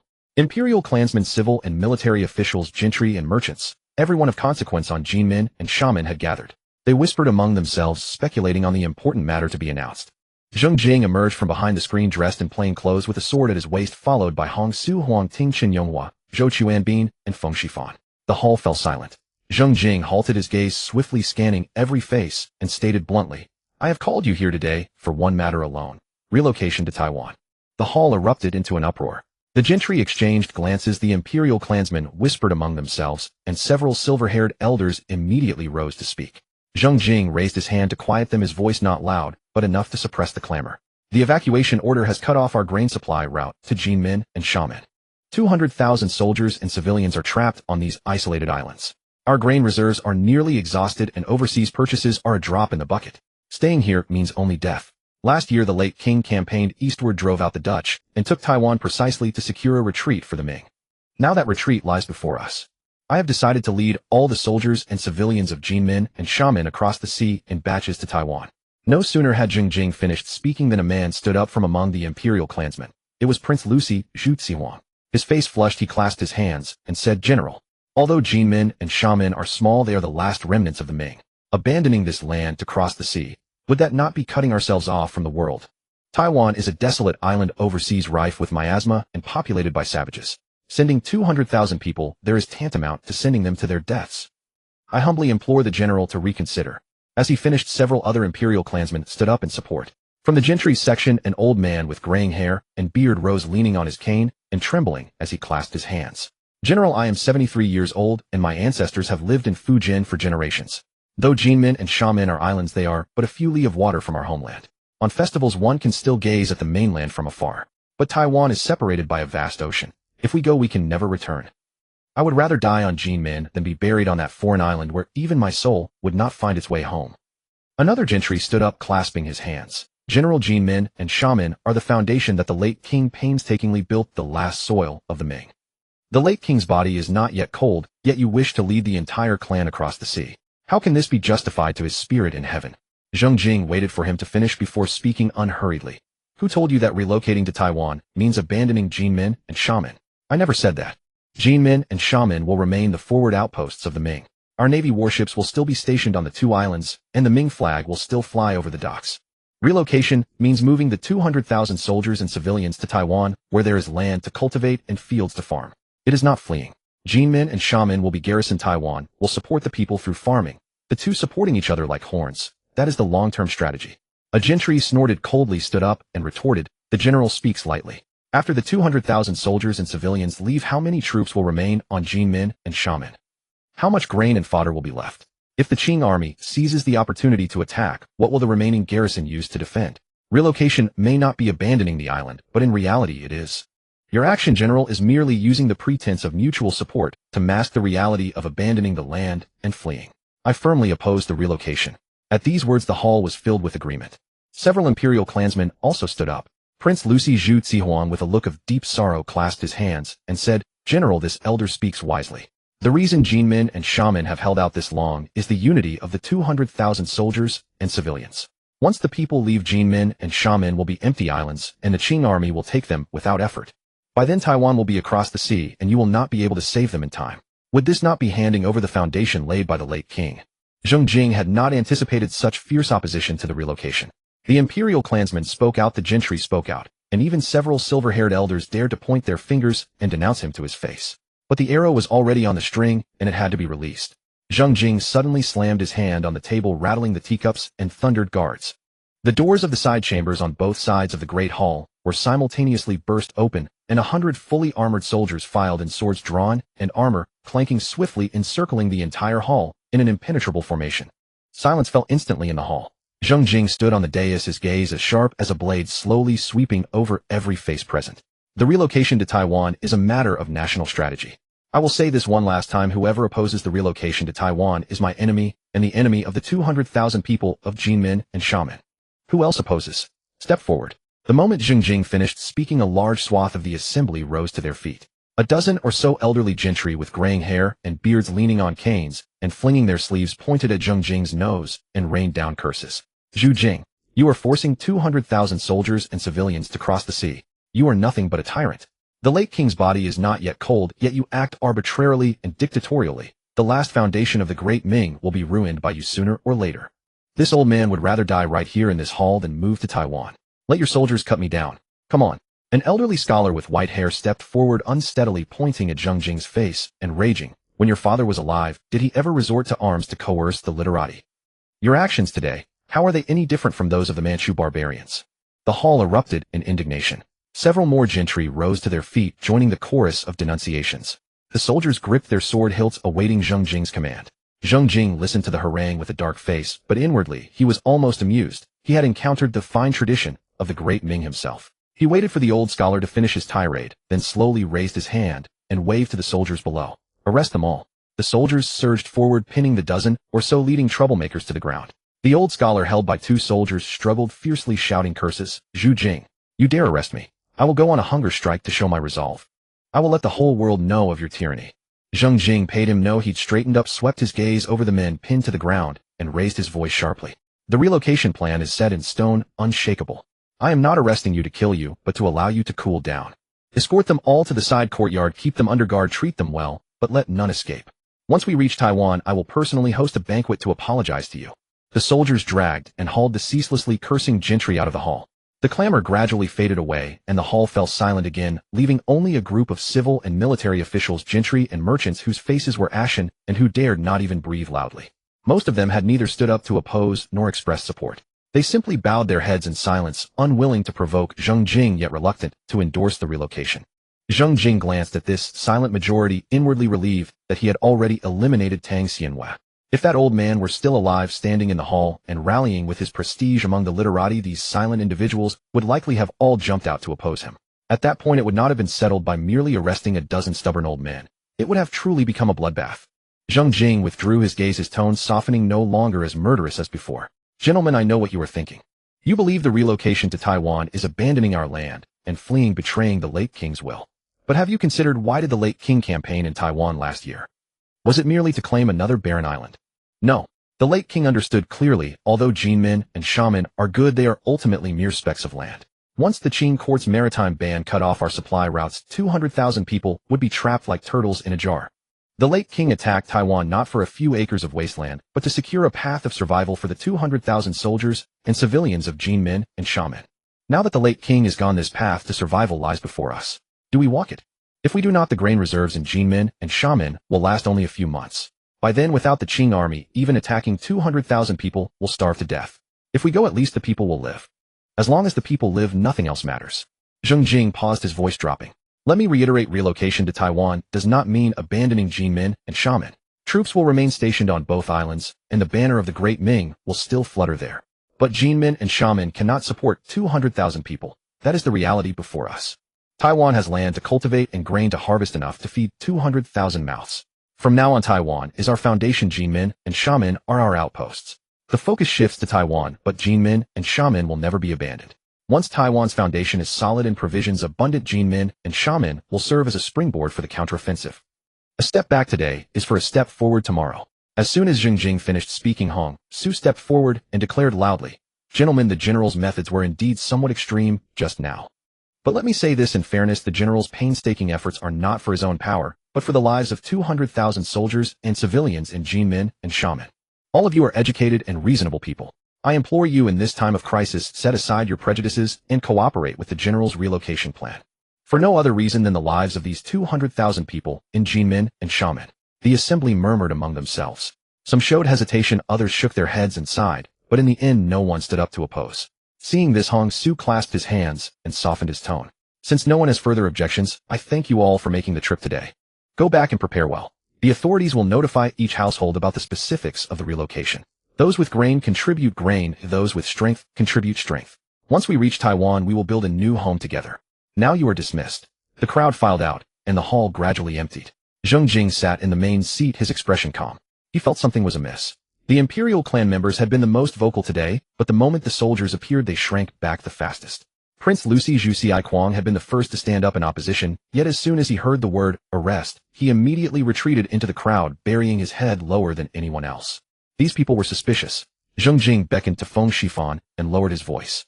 Investigate the imperial clan, especially Prince Lucy Zhu Xiaoquang. They were the first to jump up and the first to cower, not the behavior of principled men. I want to know why they opposed the relocation. That evening Feng Shifan returned to report. General, I have found out.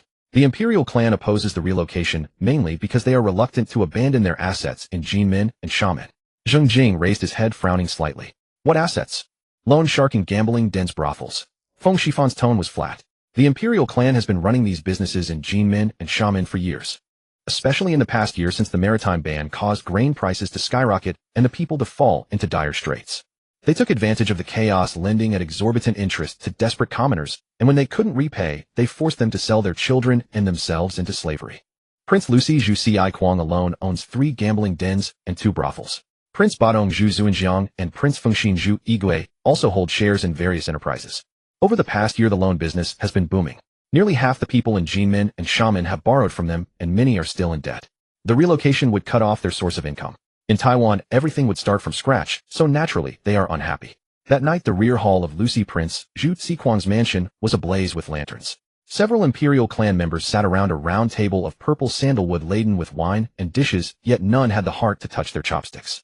Lucy Prince Zhu Xiaoquang raised his cup, drained it in one gulp, slammed it heavily on the table, and burst into a torrent of curses. Madness. Absolute madness. Relocate to Taiwan. Relocate to what Taiwan? We've finally built up our business here in Jinmen and Xiamen. Casinos, brothels, moneylending. Every single venture rakes in a fortune daily. This year alone, the profits match what we made in the last decade. Those destitute wretches, once grain prices rise, they're cut off from food. They come to us borrowing money to buy rice, and when they can't repay the compound interest, they forfeit their houses, fishing boats, or even their daughters. This past year, how many have knelt at our gates begging for extensions? I didn't blink an eye. No repayment. Seize the house, seize the boat, and send the daughter to the brothel to receive customers. And now that bastard Zheng Jing opens his mouth and wants to drag 200,000 people to Taiwan. Once we're on that barren island, who'll have time to visit whorehouses? Or step into gambling dens? Who'll come to borrow money from us? Badong Prince Zhu Zuanjiang interjected with a dark expression. Over this past year, nearly half the properties in Jinmen and Xiamen have fallen into our hands. The moment the relocation decree is announced, people will leave and the island will empty. What use are those houses then? Who can we sell them to? Who would want them? They'll all become a heap of worthless rubble stuck in our hands. With one word from Zheng Jing, years of our accumulated wealth vanish like water under a bridge. Fengxin Prince Zhu Yigui slammed his cup on the table, his face ashen. We absolutely cannot relocate to Taiwan. All the foundation we've built here in Jinmen and Xiamen, gone because of his single sentence. There's no such logic under heaven. As I see it, though those scholar officials were arrested today, most hearts are still discontent. Let's secretly contact more people and stir up trouble together. Zheng Jing can't possibly arrest every imperial clan member and scholar official in Jinmen and Xiamen. We'll stall him at least until year's end, giving us time to collect our debts and liquidate the properties. All the others chimed in, offering suggestions in a cacophony of voices. Lucy Prince Zhu Xiaoquang set down his cup, his eyes darting shrewdly. Gentlemen, I've thought of a scheme. Do you still remember Tang Xinyue, who died suddenly a few days ago? We can spread word that old Master Tang was assassinated by Zheng Jing because he opposed the relocation. Once this news gets out, the scholars of Jinmen and Xiamen will all point fingers at Zheng Jing. He wants to relocate to Taiwan. Let's first ruin his reputation and see how he can command the people's hearts then. Badong Prince Zhu Zuanjiang and Fengxin Prince Zhu Yigui exchanged a glance, their eyes lighting up simultaneously. Badong Prince Zhu Zuanjiang slapped his thigh. Brilliant. Tang Xinyue was the leader of the literati in Jinmen and Xiamen, and also Zheng Jing's maternal grandfather. His sudden death on Yunding Rock has already aroused suspicion. We just need to leak the rumor that Zheng Jing killed his own relative to silence opposition to the relocation. Those scholar officials who are still on the fence will surely be enraged. Even if he dispatches armed guards to suppress them, he can't possibly arrest everyone in Jinmen and Xiamen. Fengxin Prince Zhu Yigui nodded repeatedly. Good, let's do it. Tomorrow send people to spread the news everywhere. Say that old Master Tang's death was suspicious and that Zheng Jing murdered him. Fan the flames against him and see if he still has the mind to push for relocation. The men exchanged glances and burst into laughter, the sound jarringly loud in the night-shrouded rear hall. Lucy Prince Zhu Ziquang raised his cup about to drink another toast to celebrate their clever scheme when suddenly a deafening crash rang out. The rear hall's door was kicked open, both panels slamming flat onto the ground. The laughter died abruptly. Feng Shifan strode unhurriedly across the threshold, followed by a dozen fully armed guards of the household troops. In the blink of an eye, the entire rear hall was surrounded tightly. Your Highnesses are in high spirits, drinking and chatting so late. You were laughing quite heartily just now. Feng Shifan walked to the table, glanced down at the spread of wine and dishes, and clicked his tongue in mock admiration. If you please, the regent summons you. Kindly accompany me, your Highnesses. The men's faces turned green with fright. Zhu Ziquang forced himself to stay calm, set down his cup, and squeezed out a smile that was uglier than a grimace. Chief Feng, it's so late. What business does the regent have with us? Could there be some misunderstanding? Feng Shifan didn't even lift his eyelids. You'll know when you get there.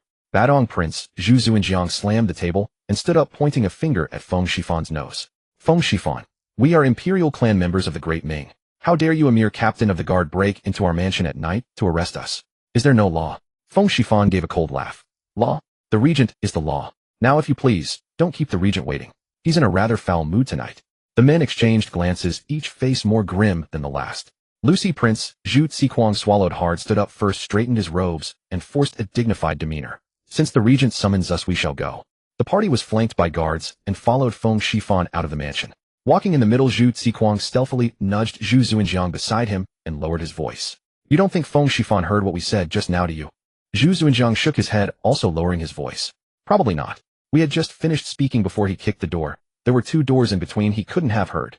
Zhu Yigui leaned in and whispered in agreement. Right, our voices weren't loud and the wind outside was strong. He definitely didn't catch anything. The 3 exchanged a look and collectively breathed a sigh of relief.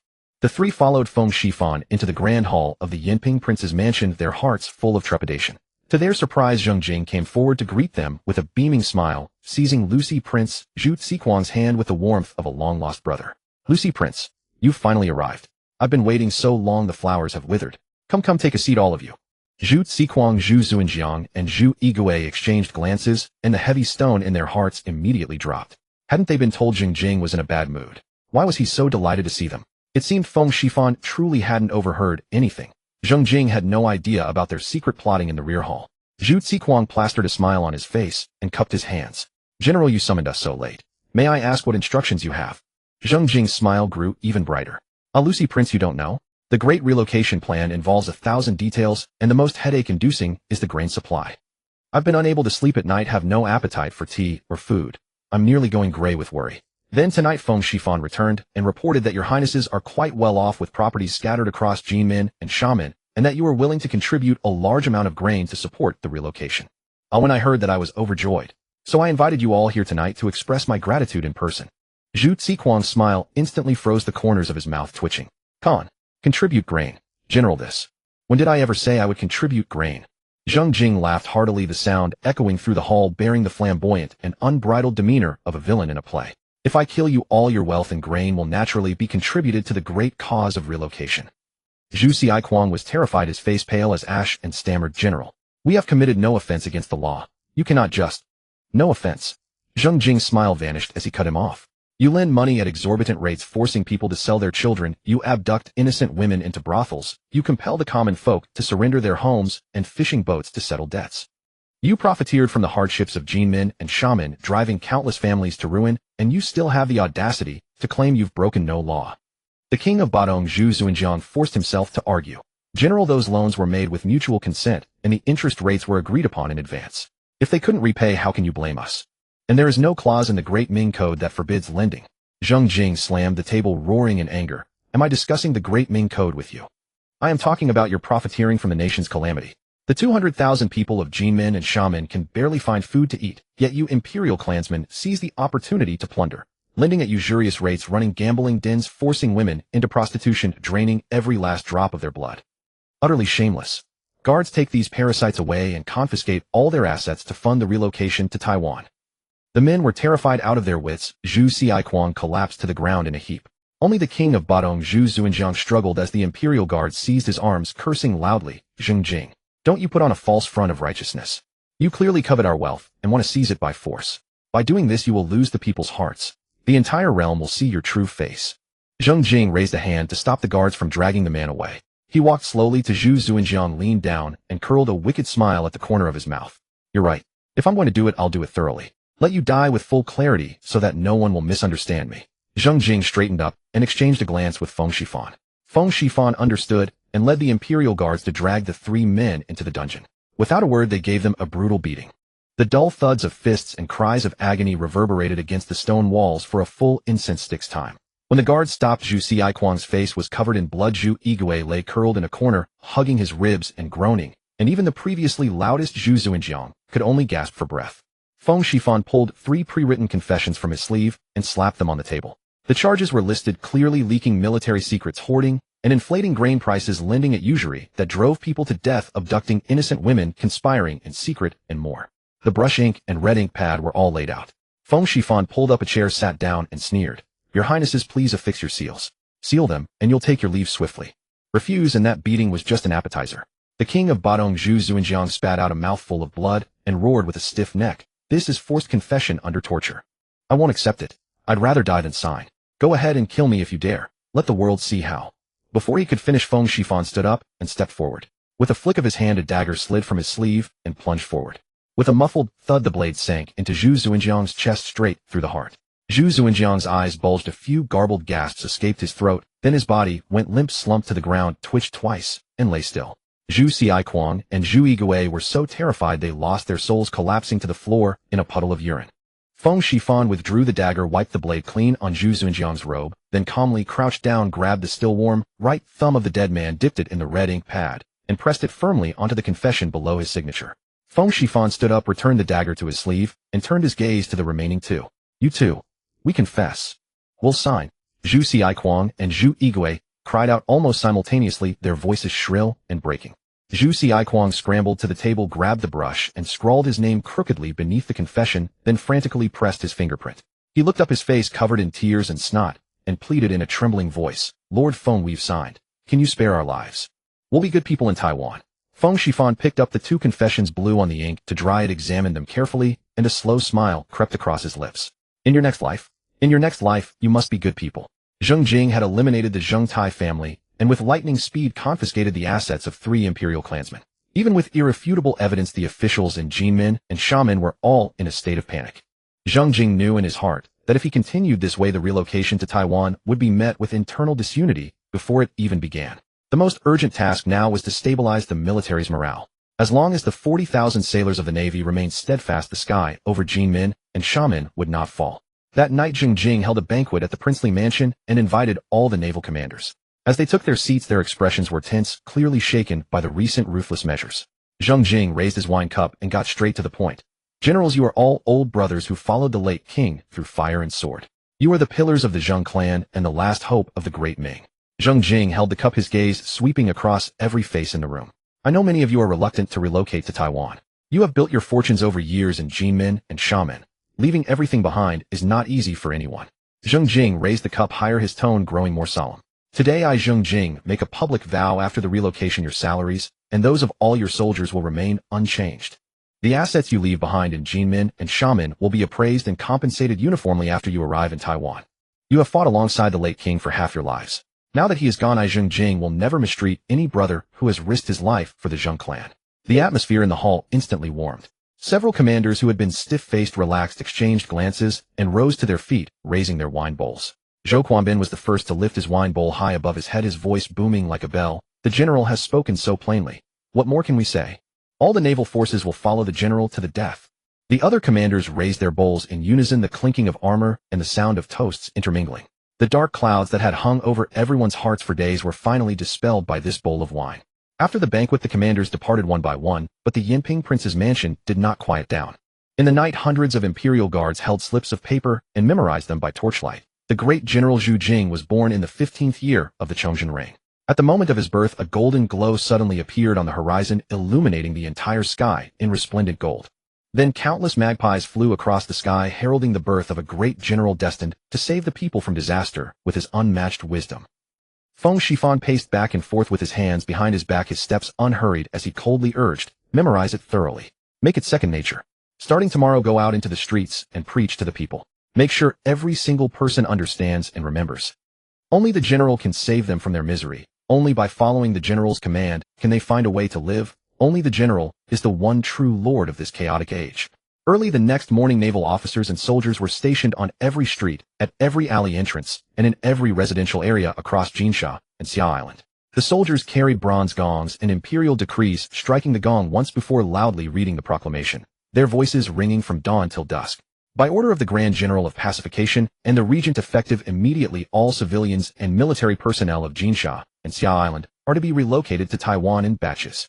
The Navy will coordinate all vessels for the crossing, and the government will bear every expense. Each person shall be supplied with 3 taels of grain daily. The elderly, the weak, women, and children all receive equal rations, not a single grain short. Upon arrival in Taiwan, each person may reclaim 10 mu of wasteland, which shall become your own once cultivated. First come, first served. No household shall be left behind, no person shall be forgotten. The news struck like boiling water poured into a wok. The 2 islands erupted at once. People poured out of their homes, crowding into alley entrances to surround the soldiers reading the proclamation, asking question after question in a clamor of voices. Will those 10 mu truly belong to us? 3 taels of grain won't be enough. Where will we live once we reach Taiwan? What about our livelihoods here? What if we refuse to go? The soldiers bellowed back one by one. 10 mu. You reclaim it yourself, and once cultivated it is yours. The government will issue the land deed. Those who depart early can choose the best land. Those who come later need not worry either. Taiwan is vast and rich. There is enough land for everyone. Each family has its share. 3 taels may not be much, but feel your own rice jars. How many of you have already run dry? 3 taels at least keeps you alive, and once in Taiwan you can fish and buy grain to supplement. Far better than starving to death in Jinsha and Xia. In Taiwan you build your own houses. Timber and bamboo are plentiful, and the government will send someone to teach you how to build. Endure it for now, and once your reclamation is stable you can build proper homes. As for your property here, let me speak plainly. Jinsha and Xia have become a death trap. Whoever stays here is waiting to die. You cannot carry the house with you, but you can carry your life. As long as you live once in Taiwan you can rebuild everything. You refuse to go to Taiwan. Then you are the enemy of the regent, the enemy of the 200,000 civilians and soldiers of Jinsha and Xia. Arrest them all and throw them in jail. The soldiers patrolled the streets with their gongs, reading the proclamation again and again. Surprisingly, no unrest erupted on the streets. Though many residents stood with red-rimmed eyes, reluctant to abandon the old houses they had lived in for years, the moment their hands touched empty rice jars, that deep attachment to the homeland was ground away by hunger. Staying in Jinsha meant waiting for death, but going to Taiwan offered 10 mu of land, enough food for a few meals, and a glimmer of hope for a new beginning. At the same time, Zheng Jing's personal guards set up porridge stations and grain distribution points at every alley entrance. Any resident who signed the relocation order on the spot could begin receiving daily rations of 3 taels of grain from that day forward. Not a single grain withheld, distributed right then and there. Starving and dazed, the residents caught the scent of cooking porridge and forgot all about their reluctance to leave home. They flocked to the distribution points, forming long queues. A middle-aged man's hands trembled as he pressed his fingerprint onto the relocation order. When he received that meager portion of grain, tears surged forth, streaming down his emaciated cheeks. He clutched the grain bag tightly, his voice breaking into nearly unintelligible sobs. 3 months without food. 3 whole months without a single meal. My elderly parents and young children nearly starved to death. Today at last I see a way to live. 3 taels may not be much, but this is enough to stay alive. The guard distributing the grain watched him and said, simply say thank you. The man froze, staring blankly at the guard. You have received the grain. Do you not know to say thank you? The guard sniffed, his tone far from joking. The man snapped out of his daze and hastily bowed his head. Thank you, sir. Thank you, sir. The guard shook his head and corrected him. Thank the general. This grain was issued by the general. The man quickly corrected himself, saying again and again, thank you, general. Thank you, general. He turned to leave, but the guard grabbed his sleeve and halted him. Hold on. Say loyalty. The guard locked eyes with him, teaching him every word deliberately. The man paused, then caught on and bellowed at the top of his lungs, loyalty. Loyalty to the general. At dawn, Li Muxing squatted on his doorstep, both hands clutching his head, fingernails digging into his hair. From within the courtyard came his father's hoarse coughing and his wife's suppressed sobbing. His life had never been like this. Back then, he and his father hauled cargo at the dock, while his wife and mother ran a small stall at the doorstep selling candied hawthorn. Though their family of 7 was not wealthy, they could eat their fill and stay warm. His eldest son had been sent to the private academy. The teacher praised the boy's intelligence, noting how quickly he learned to read and write. Every time Li Muxing went to pick up his son, he walked with his chest puffed out. His greatest hope in life was for his son to study hard and rise above his station, so he would never have to carry sacks on his back for a living. Then the evacuation order came, and everything changed. Dock work dwindled day by day. from dozens of trips a day down to one trip every 3 or 5 days. His wife's candied hawthorn stall lost all its customers. Everyone on the street was counting copper coins to buy rice with no spare change for treats.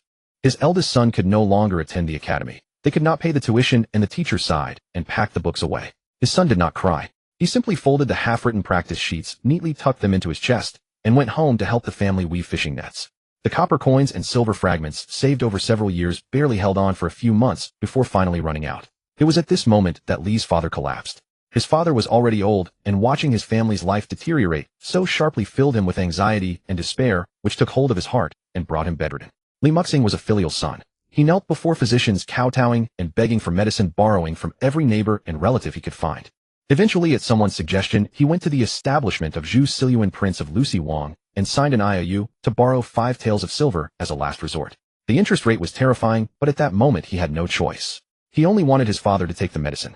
3 days ago, 2 burly men appeared in his courtyard shaking the IOU so it rattled loudly, and left only one ultimatum: 3 days. Pay back the principal and interest in full, or surrender your house as collateral, or hand over your daughter. Choose one of the 3, no negotiation. Li Muxing felt as though the sky had fallen.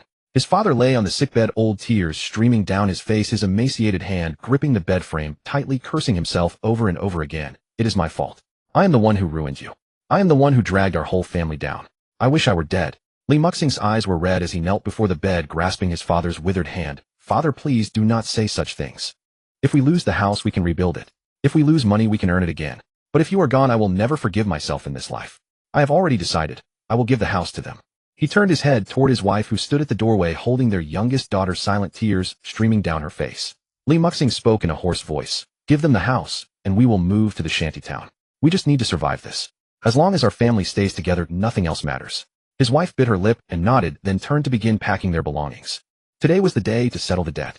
Li Muxing squatted on his doorstep, his gaze slowly tracing over every inch of the old house he had lived in for nearly a decade. Beneath the pillar by the wall corner, his eldest son had carved a crooked little fish when he was 5 years old. Its lines had faded almost beyond recognition now.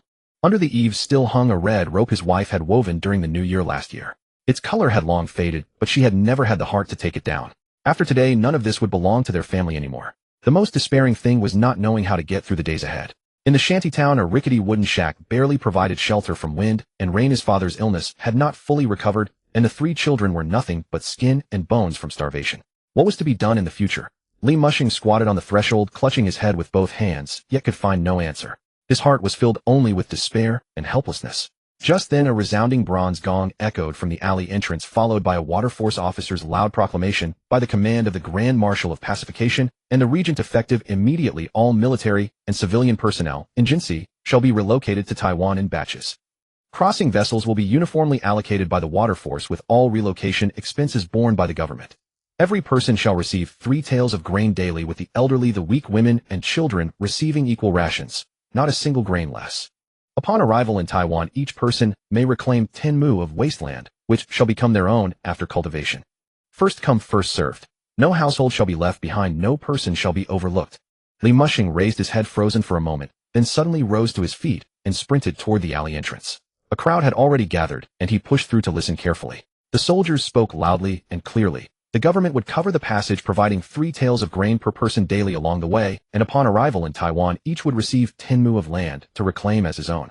Standing among the crowd, he turned these words over and over in his mind, and the wall of despair in his heart suddenly cracked with a fissure. 10 mu of land. If he reclaimed it, it would be his. 3 taels of grain was not much, but it would keep them alive. Once there, he could fish. As long as his family was willing to work hard, they could eat. This was infinitely better than staying in Xiamen and waiting to die. But just as a sliver of light broke through, new clouds of worry descended upon him. Once the Taiwan relocation order was issued, everyone would leave, and the house would become nothing but a pile of rotting timber, worthless even if given away. Would the men from Lord Lucy come to seize the house? His daughter would certainly not be given away. Even at the cost of death, she would not. Then he could only go to Taiwan, work desperately, earn money, save enough, and return to repay. But how was that usurious loan from the king of hell calculated? Interest upon interest, compounding endlessly. 5 taels of silver could balloon into dozens, or even hundreds of taels by the due date. Could he ever repay such a debt? At this moment, Li Muxing even secretly hoped in his heart that Lord Lucy's men would come right now and seize the house, preferably tearing up the IOU before him, wiping the debt entirely clean. If the house was lost, so be it. He would rebuild in Taiwan. If he could trade this dilapidated shack for his family's freedom from debt, then truly the heavens had opened their eyes. Just then a guard's booming voice rang out beside him, signed to receive grain. Anyone who has signed the Taiwan relocation order can collect their ration today, distributed on the spot. Li Mushing shuddered and took off running. His family had not eaten a single grain of proper food for nearly a month. These past days had been sustained entirely by catching small fish and shrimp along the shore and boiling seaweed soup to stave off hunger. Fish meat and seaweed were bland and tasteless. They left the belly swollen and distended only to grow hollow and aching again within a couple of hours. 3 taels of grain, though modest, was real rice and flour. It could be made into porridge, could fill a stomach. It was infinitely better than fish and seaweed. He squeezed up to the table and, imitating those before him clumsily, signed his name on the Taiwan relocation order and pressed his fingerprint. As the guard handed him a small portion of grain, he received it with both hands, and before the guard could speak, eagerly called out, "Thank you, General. Loyalty. Loyalty to the General." The guard nodded with satisfaction and waved him away. Li Mushing clutched the grain tightly in his hand, turned, and sprinted home. 3 taels per person. For his family of 7, that was over 2 jin, enough to brew a large pot of porridge. He burst open the courtyard gate and shouted into the house, "Wife, father, mother, eldest, hurry, go to the alley entrance to collect grain. 3 taels each. We all go. Quick." His wife was crouching by the stove feeding seaweed soup to the youngest daughter. Hearing his cry, she rose to her feet and stared at him blankly. "What grain? Explain yourself. What is going on?" Li Mushing panted heavily, his hand still trembling from gripping the grain, yet his voice rang out bright and quivering. "The government has issued an order. Everyone is to be relocated to Taiwan.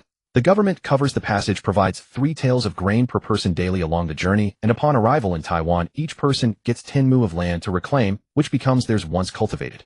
10 mu of land, wife. As long as we work diligently within a year, we can restore our family's livelihood. No more starving." His wife stood there dazed, tears welling silently from her eyes. Beside her, his aged mother, cradling her grandson, wiped her weathered face with a bony hand. Her lips trembled for a long moment before she could squeeze out a single sentence, "The Lord of Heaven. The Lord of Heaven has opened his eyes." Li Shufu, lying on his sickbed with half-closed eyes at these words, slowly turned his cloudy gaze, his cracked lips moving faintly before he released a long, drawn-out breath. As the family just stepped out of the courtyard gate, they collided face to face with 2 burly men, the very same strong fellows who had come to demand repayment just a few days prior. Li Mushing's heart gave a sudden lurch, and he instinctively stepped back. His wife's face drained of color with fright, and the old grandmother hurriedly pulled her grandson behind her. One of the burly men flashed a grin and waved his hand dismissively. Fear not, fear not. We are not here for debts today. Lord Lucy has been arrested by the Grand Marshal for his crimes just 2 days ago, and his establishments have been confiscated. The Grand Marshal has decreed all the usurious loans issued by Lord Lucy are voided, gone. We are here to inform you. Li Mushing, is it not? The 5 taels of silver you borrowed has been written off. You need not repay it henceforth. Li Mushing stood rooted to the spot, his mouth opening and closing, yet no word could come out. Just that very morning, he had been squatting on the threshold, filled with despair, waiting for the men to come and seize the house. At that time, he had felt the sky itself had collapsed, his father critically ill, 3 children starving, and a 5-tael usurious loan crushing his entire family like a mountain on their necks. Yet now, within merely half a day, grain had been distributed by the government. A path to a new world in Taiwan had opened before them, and even that life-destroying usurious loan had been wiped away entirely. Everything had suddenly become better. Too fast, too unreal, impossible to believe. At that moment, the guard at the alley entrance struck the bronze gong again, and raising his voice began to address the common folk nearby. The great General Zheng Jing was born in the 15th year of the Chongzhen reign. At the very moment he drew his first breath, a golden radiance suddenly appeared on the horizon, illuminating the entire sky in resplendent brilliance. Immediately thereafter, mountains of magpies filled the sky. This was the birth of a great general destined to save all people from suffering through invincible wisdom. You must believe in the general, obey him unconditionally, and hold him as your faith. As long as the general lives in your hearts, you shall live well, eat your fill, have land to cultivate, and no longer suffer the oppression of wicked men. Li Mushing stood in the crowd listening to these operatic words. In the past, he would have sneered. What did golden dragons and magpies have to do with a common man struggling to survive, hauling sacks on his back just to eat? Yet now he suddenly found these words did not grate on his ears at all. Golden dragon, magpie. He had never seen either, and he did not care whether they were true or false. He only knew that this morning he had been filled with utter despair. Now, however, he held grain in his hand, saw a path forward, and the mountain of usurious debt that had crushed him to his knees was gone. Who had given all this? Not the Lord of Heaven, not Mazu. It was that general whom he had never seen. He raised his hand to wipe his eyes, raised his fist along with the crowd, and cried out, "Loyalty."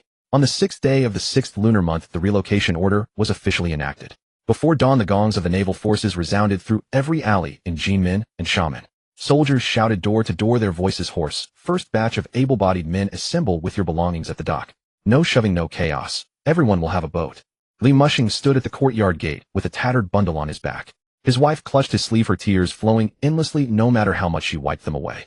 The three children clung to his legs, refusing to let go. The youngest daughter wailed loudly, her cries cutting into his heart like a knife. Li Mushing crouched down and hugged each child and turned his voice so choked he could barely speak. Be good, listen to your father. Take care of Grandpa and Grandma. Father is going to Taiwan first to build a house and clear the land for us. Soon you will all come over. Li Mushing stood up and turned to his father, who leaned on a cane. Old Li struggled to straighten his frail body, waving a withered hand as his trembling lips managed to squeeze out a few words. Go. Don't worry about home. Your old bones can still hold on. Li Mushing then turned to his white-haired mother. Her clouded eyes were brimming with tears, but she forced herself not to utter a single word. She simply reached up to smooth her son's crumpled collar, brushed the dust off his shoulders, and then gave him a gentle push. Go. Li Mushing and his wife knelt before the two elders, kowtowing 3 times. After rising, the wife hugged each child one last time, kissing the youngest daughter repeatedly. Tears fell on the child's face, and she quickly wiped them away with her sleeve. Her voice hoarse, she said to the eldest, "You are the big brother. Take care of your younger siblings, and listen to Grandpa and Grandma. We will be reunited soon." The couple shouldered their bundles, stepping out of the courtyard with constant backward glances. Behind them came the cries of the 3 children. Li Mushing clenched his jaw, gripped his wife's hand, and strode toward the dock. In the morning mist, countless other able-bodied couples like them emerged from the alleys, carrying bundles and farm tools, merging into a silent, resolute stream of people. The dock was crowded with the first batch of young men crossing the sea, each carrying a bundle and farm tools. The sea wind whipped the flags on the masts, making them crackle loudly. A grizzled veteran stood on a wooden crate holding a tin megaphone and shouted at the crowd at the top of his lungs. Listen up. Crossing the sea, the winds and waves will be fierce. Don't be afraid. If you hold the general in your heart, no storm can sink your boat. When you're hungry, don't panic. If you hold the general in your heart, even a few mouthfuls of rations will give you the strength of a full belly. When you reach Taiwan, the wasteland stretches endlessly. Don't be afraid. If you hold the general in your heart, barren land can turn into a granary. When you face hardship, don't cry for your mother and father. Hold the general in your heart, and the general is right beside you. The general will lead you through every difficulty. In a word, with faith in your heart, direction under your feet, and light in your eyes. Our faith is loyalty to the general. Loyalty. The crowd erupted in a thunderous response, the sound overwhelming the sea wind and startling several seagulls into fleeing the dock. The grizzled veteran nodded in satisfaction, raised his hand, and pointed the megaphone toward the sea. Board the ships. 3 days after the fleet left Jinmen and Xiamen, the weather suddenly turned. Dark, oppressive clouds rolled in from the horizon. Fierce winds and torrential rain lashed down without mercy. Waves surged higher than the gunwales, tossing the heavily laden transport ships violently from side to side. The naval commander made an immediate decision, abandoning the crossing and ordering the entire fleet to turn toward Penghu Bay for shelter. This shelter lasted 5 or 6 days. On land, the meager rations of 3 ounces could be supplemented by catching fish or digging seaweed, but trapped on the ships, even lighting a fire was difficult. Each person had only a small handful of dry provisions per day, chewing until their mouths felt bitter, yet still unable to fill their stomachs. The young men were so hungry their backs pressed against their chests. Some crouched in the cabin, holding their heads in silence. Others leaned over the railings, staring blankly at the gray sky. Naval officers and soldiers moved through the cabins, patting everyone on the shoulders again and again. The typhoon will pass soon. Hardship is temporary. As long as you hold the general in your heart, we can overcome any difficulty. The general is our only support, the source of our hope. The general will never abandon anyone who holds him in their heart. You hold the general in your heart, and the general holds you in his heart. If we survive this typhoon, 10 mu of land in Taiwan await you. Then you can eat as much white rice as you want. Come on, shout it with me. Loyalty. Loyalty. Sporadic responses echoed in the cabin, weak from hunger, but a flame still flickered in every man's eyes. Indeed, this was Zheng Jing's secret weapon, faith.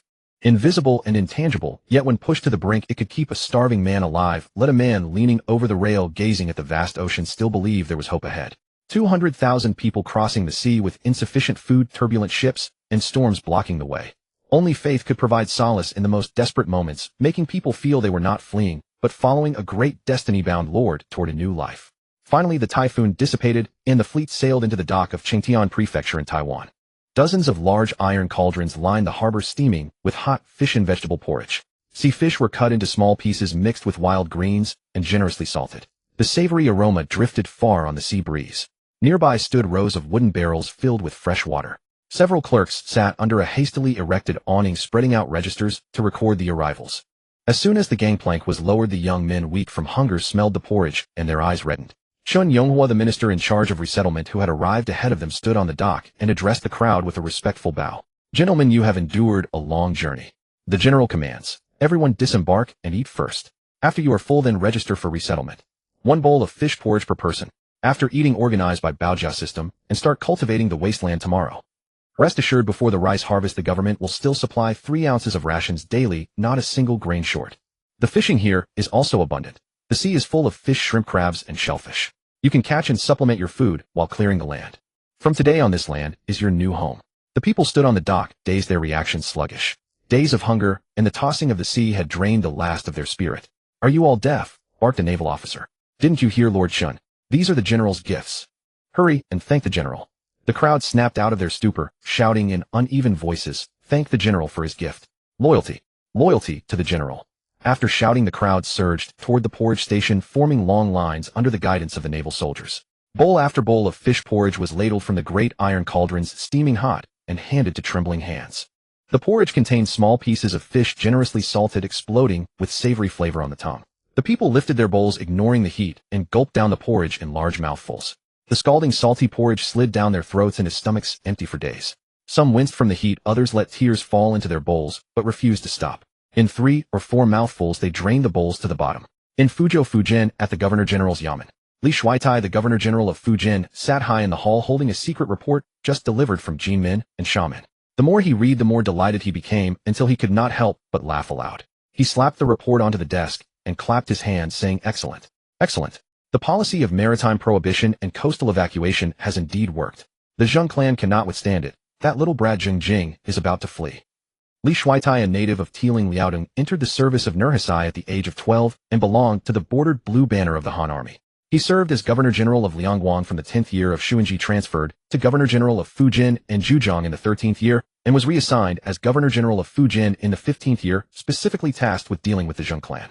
He was the Qing court's foremost minister for coastal defense in the southeast, and the most resolute executor of the coastal evacuation and maritime prohibition policy. Below the hall stood Su Shichang, the Fujian provincial governor, Ma Digong, the Fujian naval commander, Shi Lang, the deputy naval commander, along with several advisors and staff officers. The assembled officials exchanged bewildered glances. Ma Digong, the Fujian naval commander, spoke first. "Your Excellency, is the intelligence certain? This young Zheng Jing has barely warmed his seat after succeeding his father, and now he intends to abandon his island and flee.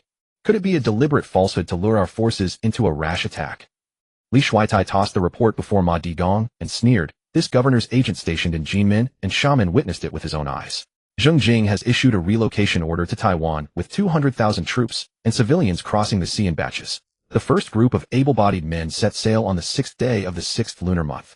Every day naval warships shuttle back and forth at the docks in a grand spectacle. How could it be false? Shi Lang, the deputy naval commander, stepped forward, picked up the report, and examined it carefully, a complex expression crossing his face. He was originally a general under Zheng Chenggong, but later defected to the Qing due to a falling out, and he knew the Zheng Navy's inner workings intimately. He set down the report and said in a deep voice, "Your Excellency, although Zheng Jing's move appears to be a retreat, it is actually a clever ruse to escape. If he succeeds in safely relocating 200,000 troops and civilians to Taiwan, where the land is vast and fertile, within a few years, he could turn Taiwan into a granary. By then, with a stable rear base, the Zheng clan could advance or retreat, while making them much harder to eradicate." The smile on Li Shuitai's face instantly vanished as he cast a cold glance at Shi Lang. He was most annoyed by this defector who at every council meeting put on an air of knowing the Zheng clan better than anyone, and whose words were always unpleasant to hear. Li Shuitai gave a cold snort, rose from his seat, and paced before the desk with his hands behind his back. "What do you mean by a clever ruse to escape? It is clearly my coastal evacuation order that has driven the Zheng clan into a corner. The supply lines to Jinmen and Xiamen have been severed. Zheng Jing, that little brat, has no choice but to abandon Jinmen and Xiamen and flee. How many of those 200,000 people crammed onto a few broken ships drifting across the ocean will survive to reach Taiwan? And even if they do, it is a desolate island overseas rife with miasma and wild tribes. How can he possibly build a granary there? Deputy Commander, sure could it be that after serving under the Zheng clan for so long, your heart still yearns for your old master?" Shi Lang's face turned pale, and he quickly bowed with clasped hands. "Your Excellency, please see clearly. This general has long severed all ties with the Zheng clan. My heart belongs only to the great Qing, with not a trace of lingering loyalty to the old master." Zheng Jing's relocation to Taiwan with 200,000 troops and civilians crossing the sea in batches means the fleet cannot support each other from front to rear. This is the perfect opportunity for our navy to strike. If we allow him to relocate to Taiwan undisturbed, it will be like releasing a tiger back to the mountains, and he will surely become a great menace in the future. Li Shuaitai grew increasingly impatient, and with a sudden slap on the desk, he made the teacups jump. Enough. Shilang, I do not need you to teach me how to do my job. Are you the Governor General, or am I? You keep saying it is the perfect opportunity for our Navy to strike, but have you looked at the current state of our Fujian Navy? Timber craftsman shipyards. Everything is lacking. The newly built warships have not even had their masts erected. With the few dozen dilapidated ships we have now, do you want to go head-to-head with the Zheng clan's several hundred warships? Are you trying to sink the entire remaining naval strength of the Great Qing into the sea? Li Shuaitai snorted coldly, flicked his sleeves, and turned around. Let Zheng Jing flee if he wants. If he leaves, Jinmin and Xiamen become empty islands. I can recover lost territory without spending a single soldier. That is the truly foolproof plan. As for Taiwan separated by the vast sea, let him rot on that desolate island. Can he turn the world upside down? Shilang wanted to argue further, but as soon as he opened his mouth, Li Shuaitai waved his hand impatiently. Enough. My mind is made up. Dismissed. The officials exchanged glances, but none dared to speak further. They all bowed with clasped hands and filed out of the hall. Shilang, his face ashen, walked out last, his steps heavy, and left the Governor General's yamen without looking back. After everyone had withdrawn, Fujian Provincial Governor Su Shichang remained. He approached Li Shuaitai and lowered his voice. Your Excellency, what Shilang said just now, though somewhat presumptuous, is not without reason. If the Zheng clan is allowed to take root in Taiwan, it may indeed become a hidden danger in the future. Li Shuaitai took a sip of tea, and the anger on his face gradually subsided. He set down the teacup and chuckled lightly. Governor Su, do you think I don't know? I simply cannot stand that dog-slave Shilang's insolent demeanor. A defector who has only served as deputy naval commander under my command for a few days dares to dictate to me in the hall. Does he still think he is the top general under Zheng Chenggong?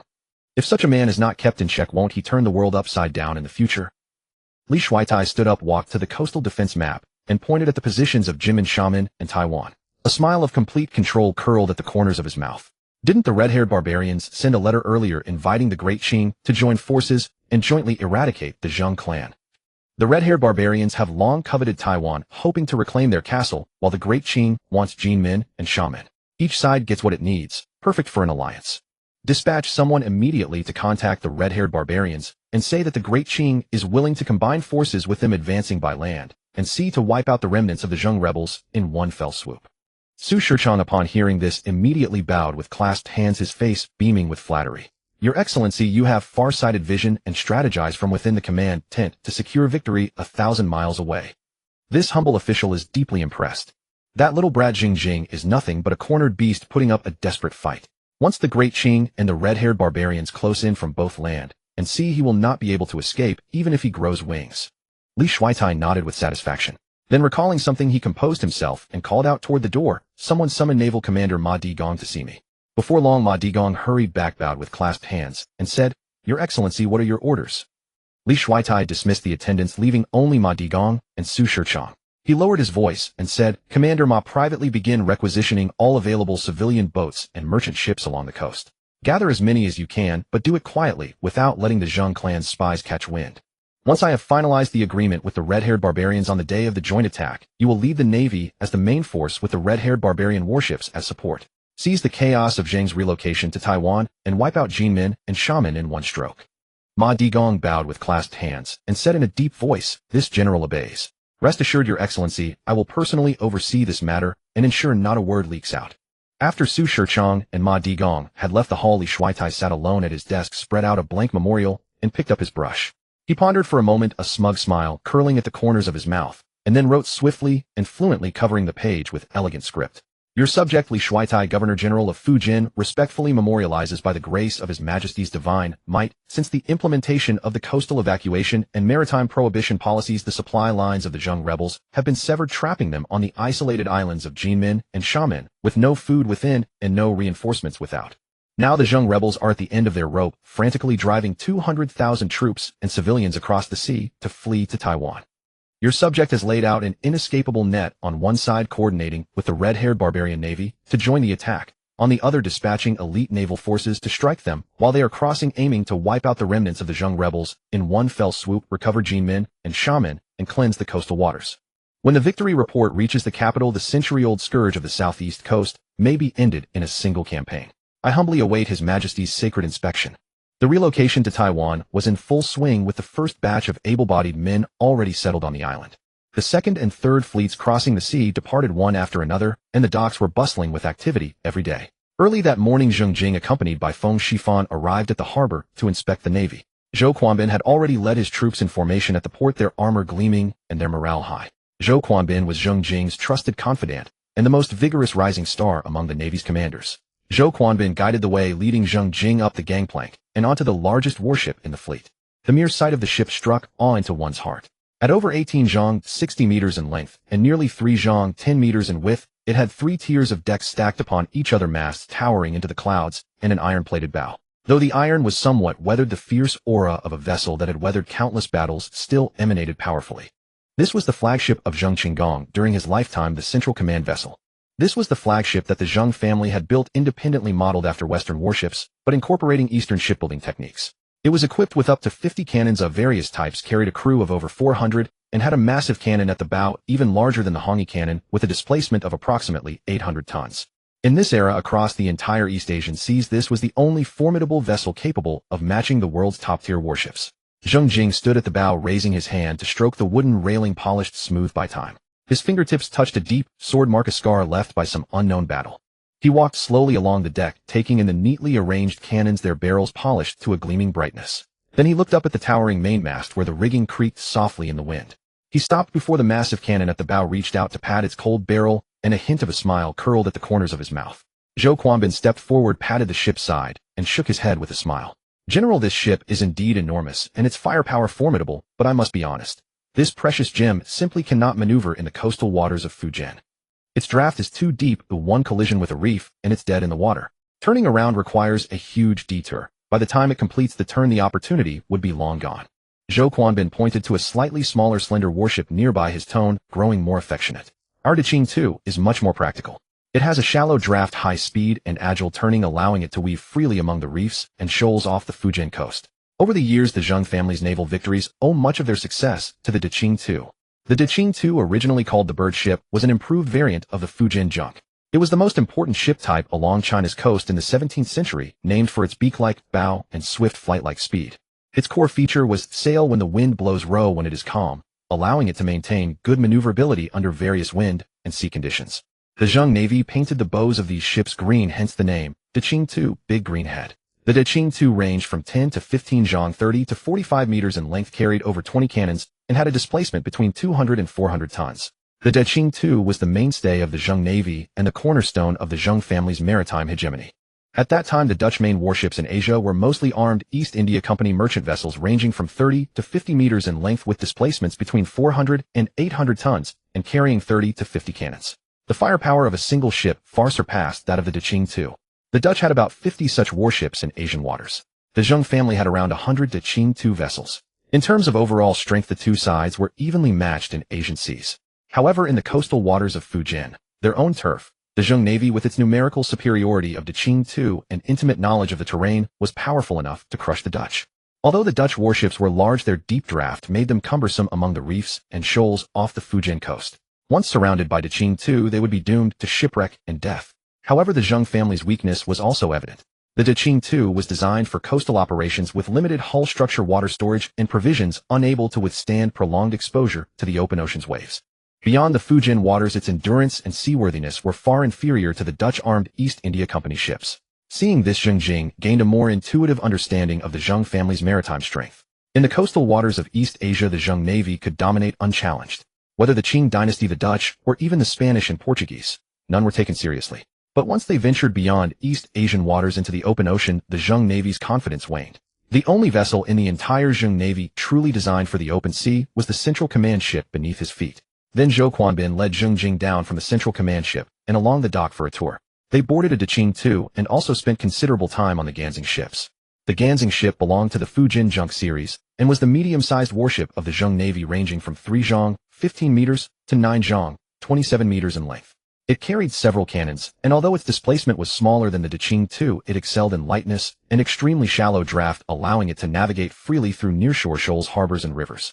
The Nanjing ship had a narrow, elongated hull with sharply raised bow and stern. When the wind was favorable, it set sail and sped ahead. When there was no wind, it was propelled by oars, offering excellent maneuverability. In shallow waters where the Qing II could not easily enter, the Nanjing ship was the most relied upon vessel of the Zheng Navy. It could perform patrol reconnaissance and pursuit missions independently, and also coordinate with the Qing II in formation, making it an indispensable component of the Zheng family's coastal defense system. Finally, Zheng Jing stopped at the end of the dock. There were a dozen merchant ships moored, their hulls covered with dark green algae ropes hanging loosely into the water, and a thick layer of dust on the decks. Clearly they had not been to sea for a long time. These merchant ships were also of the Fujin junk type, with a sharp bottom suitable for ocean voyages, each about 10 zhang 30 meters in length, considered medium to large transoceanic merchant vessels of that era. But a merchant ship was after all a merchant ship. Its hull structure was designed primarily for cargo, and its defensive capabilities were far inferior to those of a warship. When encountering enemies, it could only rely on speed and agility to escape. During the Zheng family's heyday, these merchant ships were laden with raw silk, tea, and porcelain purchased from the mainland, sailing across the waves to Japan, Luzon, and Batavia, and returning with immense profits from a single round trip. The profits from maritime trade were the lifeblood of the Zheng family's military funding, shipbuilding, and political survival. It was this lifeblood that allowed Zheng Chenggong to uphold the banner of anti-Qing resistance for 17 years without faltering. It was also what enabled Zheng Chenggong to raise 100,000 troops in the 13th year of Yongli 1659 and launch a northern expedition to Nanjing. But now the Qing dynasty's ban on maritime trade and coastal evacuation order had struck like a blade, leaving 30 li of coastline barren and lifeless. Silk was cut off, tea was cut off, porcelain was cut off. The Zheng family could no longer easily obtain these sought-after goods from the mainland. With no cargo to transport, the merchant ships could only sit idle at the docks gathering dust. The maritime ban and coastal evacuation order was the true source of the Zheng family's rapid decline, a precise strike at their very lifeline. Without the profits from maritime trade, they could not sustain their army. Without an army, they could not hold Jinxia. Without Jinxia, they could only retreat to Taiwan, trapped on an isolated island, and eventually be starved into submission. For the people of this era, this was nearly an unsolvable dilemma. The lifeblood of maritime trade depended on supply from the mainland, but when the ban on coastal relocation and sea trade severed that lifeline, the Zheng clan became like a giant missing a leg, possessing hundreds of warships yet unable to barter them for a single grain of rice or a bolt of silk. To remain trapped in Jinxia meant death. Retreating to Taiwan meant merely lingering on borrowed breath. This was the consensus of all. Even Zheng Chenggong could not devise a solution and ultimately perished in despair. But for the transmigrators Zheng Jing, this puzzle was far from hopeless. Even severed from mainland supplies, maritime trade could still be sustained. Luzon's cane sugar, Siam's rice, Vietnam's spices, Japan's copper and lacquerware, and even Taiwan's own deer hides and sulfur, all were hard currency on the international market. The Zheng clan had once fixated on the route of raw silk and porcelain from the mainland because it yielded the highest profits and the most reliable supply. But now that path was blocked. Simply forge another. More crucially, Taiwan's geographical position was tailor-made for entrepot trade. Northward to Japan, southward to Luzon, westward to the mainland, eastward to the Pacific Ocean, and further south through the Malacca Strait into the Indian Ocean. As long as Taiwan was cultivated into a transshipment hub for East Asia, survival was possible without relying on the mainland. Was not this precisely why the Dutch had coveted Taiwan in days of yore? Furthermore, Zheng Jing still held the thick dossier of connections left by Zheng Tai, smuggling routes along the coastal regions, secret handshakes and passwords, and liaison contacts among private merchants across various territories, all meticulously catalogued. No matter how stringent the relocation decree became, it could never suppress the avaricious garrison commanders within the Qing court and the bold private merchants willing to defy it. Once the 200,000 civilians and soldiers were settled in Taiwan and the maritime trade routes reorganized, with Luzon's sugar, Siam's rice, Japan's copper, and mainland contraband all running on parallel tracks, within a few short years Taiwan would surpass Jinxia and Xiamen as the new hub of East Asian maritime commerce. By then the Qing's relocation decree would no longer bind the Zheng clan. It would bind them instead. After the inspection concluded, Zheng Jing descended the dock and summoned Zhou Quanbin to his side, instructing him. During the relocation to Taiwan, dispatch several fast patrol vessels along the Fujian coast and keep a close watch on developments on the mainland. The Qing would never sit idly by while we relocate to Taiwan without taking some measure. Zhou Quanbin clasped his fists in salute and replied, "This subordinate understands. 3 patrols of scout boats have already been deployed on rotating duty at sea, and any movement will be reported immediately." Zheng Jing nodded, but after a few steps he suddenly turned back. "One more thing, watch the south. The red-haired barbarians hold a grudge against Taiwan. When our late lord drove them out of Fort Zealandia, they would never accept it meekly. They may join forces with the Qing. The Qing lack a naval fleet, while the red-haired barbarians lack troops. Each side has what the other needs, making an alliance all too likely." Zhou Quanbin's expression tightened. He clasped his fists once more. "This subordinate obeys. Both the north and the south will be watched like hawks." Outside Qingtian Prefecture on Taiwan, in a wasteland stretching as far as the eye could see, the blazing sun beat down mercilessly. Amid endless seas of wild grass, scores of strong backs bent over swinging hose from dawn till dusk. Li Mushing worked shirtless, sweat streaming down his spine in rivulets. His shoulders scorched and peeling burned with every movement. He brought his hoe down hard, cleaving into the earth. A clump of earth and tangled roots flipped up. Behind him his wife squatted on the ground, picking out the roots one by one and tossing them onto a nearby pile. From morning till night the two of them together had barely cleared half a foot of land. This was not farmland, it was wilderness. The roots ran deeper than any hoe could reach, and each strike numbed his palms. The soil was laced with stones of every size, forcing them to pause constantly to clear the rocks. Li Mushing's hands were already blistered and bleeding. Blisters that burst, reformed, and burst again. The hoe handle was slick with a sticky mixture of sweat and blood. His wife's lips were cracked and pale, her forehead drenched in sweat, yet she said nothing, methodically following behind him and arranging the gathered roots in neat piles. These roots could not be wasted. Once dried, they served as firewood. The tender ones could be chopped and mixed into porridge for a meal. At dusk, the couple squatted before their makeshift shelter and built a fire to boil water. 6 taels of rice per day, divided into 2 meals. Each person received barely a handful per serving. The resulting porridge was so thin you could see your reflection in it. A chopstick could not even stand upright in it. Fortunately, the settlers knew how to support one another. Old Zhang from the next shelter was a fisherman. He finished work early one day, dragged his net to the shore, and returned with several palm-sized sea fish. He kept one for himself and distributed the rest door to door. 1 per household, no one taking more. The next day others followed suit, heading to the coast with their nets and dividing the catch among neighbors. The fish were minced and stirred into the porridge, a handful of wild vegetables added, and a pinch of coarse salt sprinkled in. The salty umami finally gave the thin gruel some flavor. Though they still could not eat their fill, at least the salt sustenance gave them enough strength to labor. As twilight descended, several soldiers with ledgers went door to door recording that day's land-clearing progress. When they reached the shelter next to Li Mushing's, a young woman's voice rang out from within, tinged with grievance and complaint. The Li family cleared half a foot today again, and you just sit around doing nothing. You've only dug a few zhang today. At this pace it'll take forever to clear 10 mu. Her husband, a gaunt tall man with hollow cheeks from starvation, muttered in response. How can I have the strength to clear land on an empty stomach? 2 thin meals a day. Chopsticks can't even stand in that soup. What do you expect me to use to dig?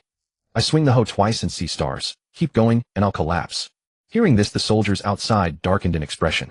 The squad leader threw open the straw curtain and strode in, kicking the thin man to the ground, then rained blows upon him while shouting. You think you're the only one hungry, the only one without strength. Every one of us is clearing land on an empty stomach. The general feeds you 3 mouthfuls a day, not to let you slack off. Tomorrow, any more laziness and you'll be beaten to death. The young woman turned ashen with fear and rushed forward, grabbing at the soldier's arm, imploring. Please, officer, have mercy. Please, officer, have mercy. He's just talking nonsense. Tomorrow he'll work hard, I promise. The soldier finally relented, grunted coldly, and made a note in his ledger. I'll be back tomorrow to inspect. If your progress lags far behind others, don't blame me for showing no mercy. With that, he tucked the ledger under his arm, lifted the curtain, and strode out.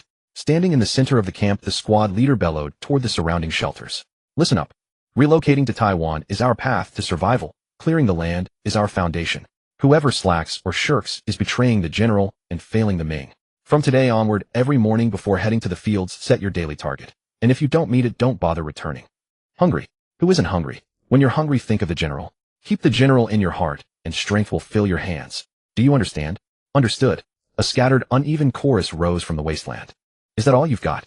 Sound like you haven't eaten in weeks. Louder. Loyalty, the squad leader snapped. Loyalty, loyalty, loyalty to the general. This time the roar erupted in perfect unison, shaking the wasteland so violently that birds in the distant trees took flight in panic. Satisfied, the squad leader nodded and swept his hand through the air. Remember, these hardships are temporary. Under the general's brilliant leadership, no obstacle is insurmountable. As long as we follow the general wholeheartedly, we will overcome all difficulties and reach a life of prosperity. The wasteland will become fertile fields, the straw shelters will become tiled houses, the thin porridge will become steaming rice. The day is not far off. Give it your all, loyalty. The next day before dawn had broken, Li Mushing and his wife shouldered their hoes and headed for the fields. The morning mist had not yet dispersed, yet already the wasteland was dotted with figures bent over swinging their hoes. The dull thud of hoes striking earth mingled with the clanging ring of stones being turned up.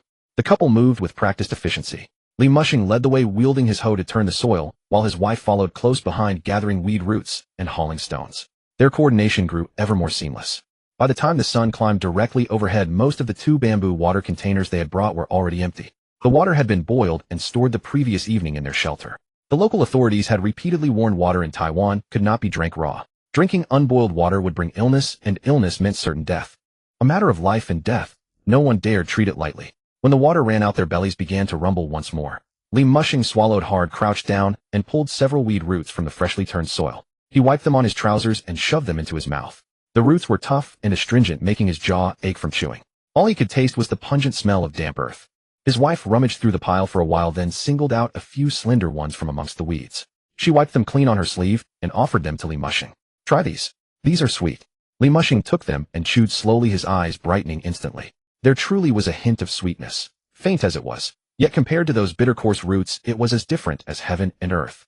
He pursed his lips, savoring the sweet roots by chewing them over and over, reluctant to swallow. Seeing this, his wife smiled faintly, pressed the remaining sweet roots into his hand, and went back to chewing the bitter ones herself, bending down to continue gathering stones. At midday, a patrol of soldiers came striding along the ridge, the lead man a copper gong at his waist and an iron megaphone in his hand. His voice rang out across the sweat-soaked crowd on the wasteland. Fellow villagers, pour your strength into it. Reclaiming the land demands everything. 1 extra drop of sweat today means 1 extra basket of grain tomorrow. The general shows the path, and we follow. Happiness lies ahead. Fear no hardship, fear no toil. 10,000 mu of wasteland shall become fertile fields. To hold the general in your heart means full bowls at every meal. Loyalty, loyalty, loyalty to the general. The able-bodied men on the wasteland echoed loyalty a few times, then bent their heads and resumed swinging their hoes. The sun beat down mercilessly. A few of the younger men who could bear it no longer waited until the soldiers had passed. They crept to the edge of the ridge and collapsed onto the soil, catching their breath with half-shut eyes and limbs splayed like fish washed ashore. The patrol soldiers had sharp eyes. No sooner had they turned the bend than they spotted the lot. Without a word, the officer strode back, drew the whip from his waist, and rained blows upon the men's arms and backs. Crack, crack, crack. I told you not to rest. I told you not to slack off. Everyone else is giving their all, and you 3 play dead, a dog. If the quota isn't met, you'll be thrown into the sea to feed the fish. Beaten men clutched their arms and scrambled to their feet, grabbing their hoes and furiously digging into the earth without daring to lift their heads.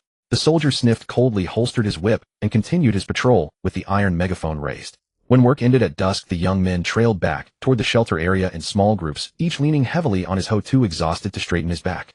Li Mushing walked among them and heard a few young men ahead muttering curses under their breath as they walked. Those cursed soldiers won't even let us catch our breath. They treat us like draft animals.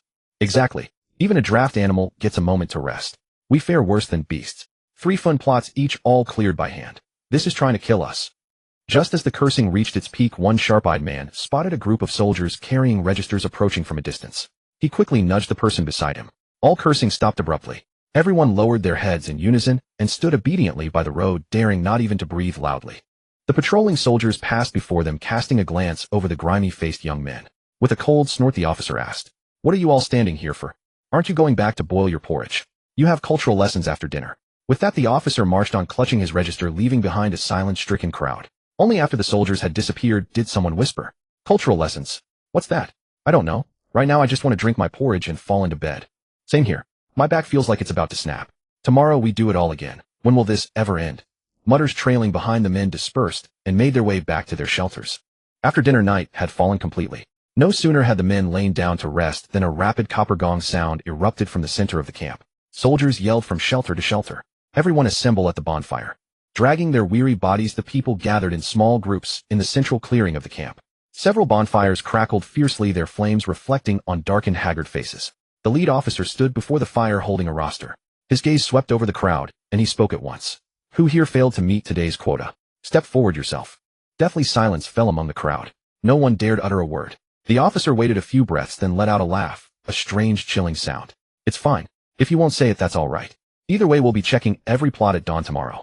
Whoever falls short will be discovered, and he'll be thrown straight into the sea to feed the fish. I mean what I say." With those words, a commotion rippled through the crowd. A moment later, a tall, thin man trembled his way out from among them. Head bowed, his voice shaking uncontrollably, he said, "Officer, I didn't finish today because..." Before he could finish, the officer strode forward and lashed out the whip, descending like rain. Crack, crack, crack. The blows rained down upon the thin man's arms and back. He screamed and crouched to the ground, curling into a ball with his hands clutching his head. His wife burst from the crowd and threw herself upon him, crying, "Spare us, officer. We'll work double tomorrow and make up for today's shortfall. Please give us another chance." The officer sheathed his whip and stared coldly at the tangle of husband and wife on the ground. After a few heavy silence, he grunted from his nose, "Remember your words. Tomorrow I'll come myself to inspect your plot. If your progress falls short by even a foot, I'll beat you to death." The thin man rose with his wife's help. Fresh blood marks marred his arms. His lips bitten white, he dared not make a sound, bowing his head as he limped back into the crowd. The officer sheathed his whip, turned to face the assembled crowd, and his tone softened somewhat. Listen well. Don't blame us for being harsh. Put your hand on your heart. Whose land is the reclaimed soil yours? It's yours. The lashes you take today are for your own good. When others are feasting on white rice, and your own family starves, wouldn't that be shameful? The general brought us to Taiwan not to flee starvation, but to build a new homeland, so that all of us may live prosperous, happy lives. And how will that come about? It depends on your own conscious effort, on the strength of will that holds the general in your heart, and on these very hands that shall transform this wasteland into fertile fields. The officer paused, tapped his register, and changed the subject. That's enough about that. Cultural lessons begin now. From today on there will be one session of cultural lessons every evening, rain or shine. What are these cultural lessons for? Cultural education means learning characters and simple arithmetic. Someone might ask, what's the use of learning this stuff? We're just farmers not taking the imperial exams. If you think that way, you're gravely mistaken. The officer raised a finger, his tone resolute. The general said to live a prosperous and happy life, you must have the cultural literacy to match. You can't even recognize a single character. When the government posts notices or issues official documents, you can't read them. How will you know what good policies the general has given us? You don't know arithmetic. When the grain harvest comes and you sell it, a cunning merchant will confuse you with a few words. You should get 1,000 copper coins, but they'll trick you into thinking 500 is a bargain. The grain you worked so hard to grow will all end up in someone else's pocket. What kind of good life is that? So this cultural education isn't for passing exams, it's to help you protect your own good life and keep pace with the general. Everyone sit down. Today's first lesson, let's get to know the general from the beginning. The officer cleared his throat, straightened his back, and announced in a clear voice, the general is the great General Zheng Jing, the eldest legitimate son of Zheng Chenggong, Prince Yinping of the Great Ming. He now serves as the Grand General of Pacification Regent of the Great Ming and Prince Yinping. The general was gifted from childhood, excelling in both civil and martial arts. He was born with extraordinary signs. On the day of his birth, golden clouds filled the sky and magpies circled the beams, destined to rescue the people from misery. After the late king's death, the general took command in a time of crisis, carrying forward his father's will. He led our army and people across the sea to Taiwan, reclaimed wasteland, and swore to restore the Great Ming. You are blessed beyond measure to follow the general. Inside the signing room of the Chengtian Prefecture Yamen, Chen Yonghua was reviewing the reclamation progress registers when a subordinate hurried in, his face grim. He reported, Chen Darren, recently the officers and soldiers of the education and training camp have been harsh in the reclamation areas, often insulting, whipping, and threatening the common folk. The people endure in silence, too afraid to speak out. I fear that going too far will lead to disaster. Chen Yonghua put down his brush, looked up with a slight frown, and said, the education and training camp. Tell me the specifics. The subordinate took a record from his sleeve and read item by item. This month the education and training camp has administered 117 lashings, mostly to forcibly push the reclamation progress. Minor offenses bring fists and kicks, severe ones bring whips that tear the skin. They also threaten the people with drowning in the sea or beating to death. Resentment runs deep among the settlers. Chen Yonghua was silent for a moment, then sighed. The methods of the education and training camp are indeed excessive, but the reclamation task is urgent. 200,000 people need food. If the first season's rice isn't planted, we won't survive the year. Issue a reprimand telling them to soften their enforcement, but do not relax the reclamation progress. Tell the education and training camp methods can be gentler, but the task cannot be compromised. The first season's rice must be planted within the deadline. That is the bottom line. In the study of the Prince Yinping's mansion, and shaman captain of the guard Feng Shifan stood before the desk holding a booklet. He reported, General, the education and training camp formed from the core of the former personal guards has expanded to over 2,000 men. Most have already arrived in Taiwan with the migration fleet and are deployed to various reclamation areas. They supervise reclamation during the day and conduct cultural education at night. Overall results are good. The first batch of strong laborers has advanced the reclamation progress by more than 30% ahead of schedule. Several rounds of cultural classes have been held, and the people can now recite various slogans from memory. Zheng Jing nodded with satisfaction, took a sip of tea, then set down the cup, and said, those who teach culture must themselves be cultured.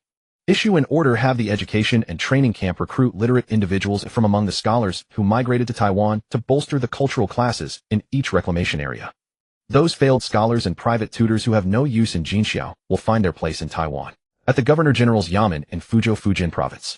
Governor General Li Shuaitai sat high in the hall, with Fujian Governor Su Shichang and Naval Commissioner Ma Digong standing on either side.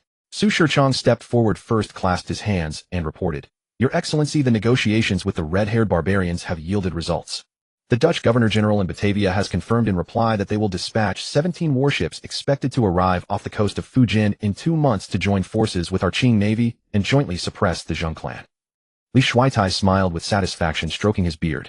Good. 17 Dutch warships plus our Qing navy will be enough to challenge the Zheng rebels at sea. Commissioner Ma, how is the vessel collection going?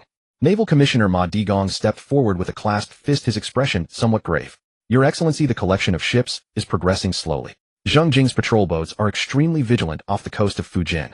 I can only hide the collected vessels in inland river harbors, not daring to sail them out to sea. The efficiency is very low. I humbly suggest collecting ships from the coasts of Zhejiang and Guangdong.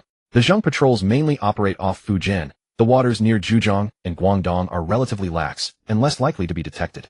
Once the ships are assembled, we set a rendezvous time and strike by surprise, catching them off guard. Li Shuaitai pondered for a moment, then slammed the table. Good, let's do it that way. I will immediately issue orders to the governors of Zhejiang and Guangdong, asking them to help collect civilian and merchant vessels. They must be assembled within 2 months. Then we will annihilate the Zheng rebels, recapture Jinxiao, and clear the seas. At the Xiamen port, the sea wind howled and sails crowded the sky like clouds. The fleet for the crossing was ready to depart, this batch carrying the elderly women and children. Gray-haired elders leaning on canes, women holding wailing infants, and children clutching their grandparents' clothes, looking back every few steps. The pier was a cacophony of cries and shouts. Some clung to ancestral spirit tablets, refusing to let go. Others knelt on the shore, kowtowing one last time toward the mainland, then were helped onto the gangplank trembling. The ideological campaign in Jinxiao was now in full swing. Propaganda teams roamed the streets every day, and at the sound of gongs, even 3-year-olds could shout loyalty at the top of their lungs. In the mouths of the people, the name of General Zheng Jing had been elevated to new heights. Some said he was the true mandate of heaven, others called him the savior of the world, and some claimed he was more effective than Mazu or the Buddha. Mazu protects safe voyages at sea, the Buddha delivers bliss in the afterlife. But those are empty, intangible things. Who can prove that Mazu ever saved a fishing boat? Who has ever seen the Buddha manifest a miracle? But General Zheng Jing is real. He distributes grain, gives land to farm, and sends ships to take people to Taiwan. All of this is seen and experienced firsthand. Worshipping Mazu may not calm the waves, but believing in the general gets you 10 acres of land and a few months' rations. Of course, not believing in the general has severe consequences. Retribution comes in this very life. Zheng Jing's initial motivation for orchestrating this belief offensive was simple: a shortage of grain. With 200,000 people crossing the sea, their future uncertain, the perilous winds and waves at sea, and upon reaching Taiwan, they would face a vast, untamed wilderness. Stomachs might go empty, but the people's hearts must not be allowed to despair. If the common folk lost hope and spiritual sustenance, they would collapse long before the grain could be harvested. Thus Zheng Jing fabricated those auspicious tales, slogans, and catchphrases, aiming to craft a messianic persona and give the people a tangible aspiration to cling to. The people crossed the sea, leaving their homeland behind. Ahead lay the vast ocean and unknown wilderness. Behind lay their barren homeland, cut off from supplies. Fear and confusion were etched into their very bones. At such a time, those ethereal deities, Mazu Tathagata Guanyin, whom they had worshipped all their lives, could not prevent hunger or death. But General Zheng Jing was alive, flesh and blood, visible and tangible. He stood at the dock, seeing people onto ships. He ordered the distribution of rations and land for farming, and his soldiers constantly whispered in their ears, "The general will not abandon any one of you." This tangible presence wielded far greater power than any deity. The people did not need a god seated high in the clouds. They needed someone who could stand among them and tell them, "Follow me, and you will survive." From initial passive acceptance to later spontaneous gratitude, the belief gradually transformed into a conviction for survival. As long as they held the general in their hearts, they could endure the hardest days.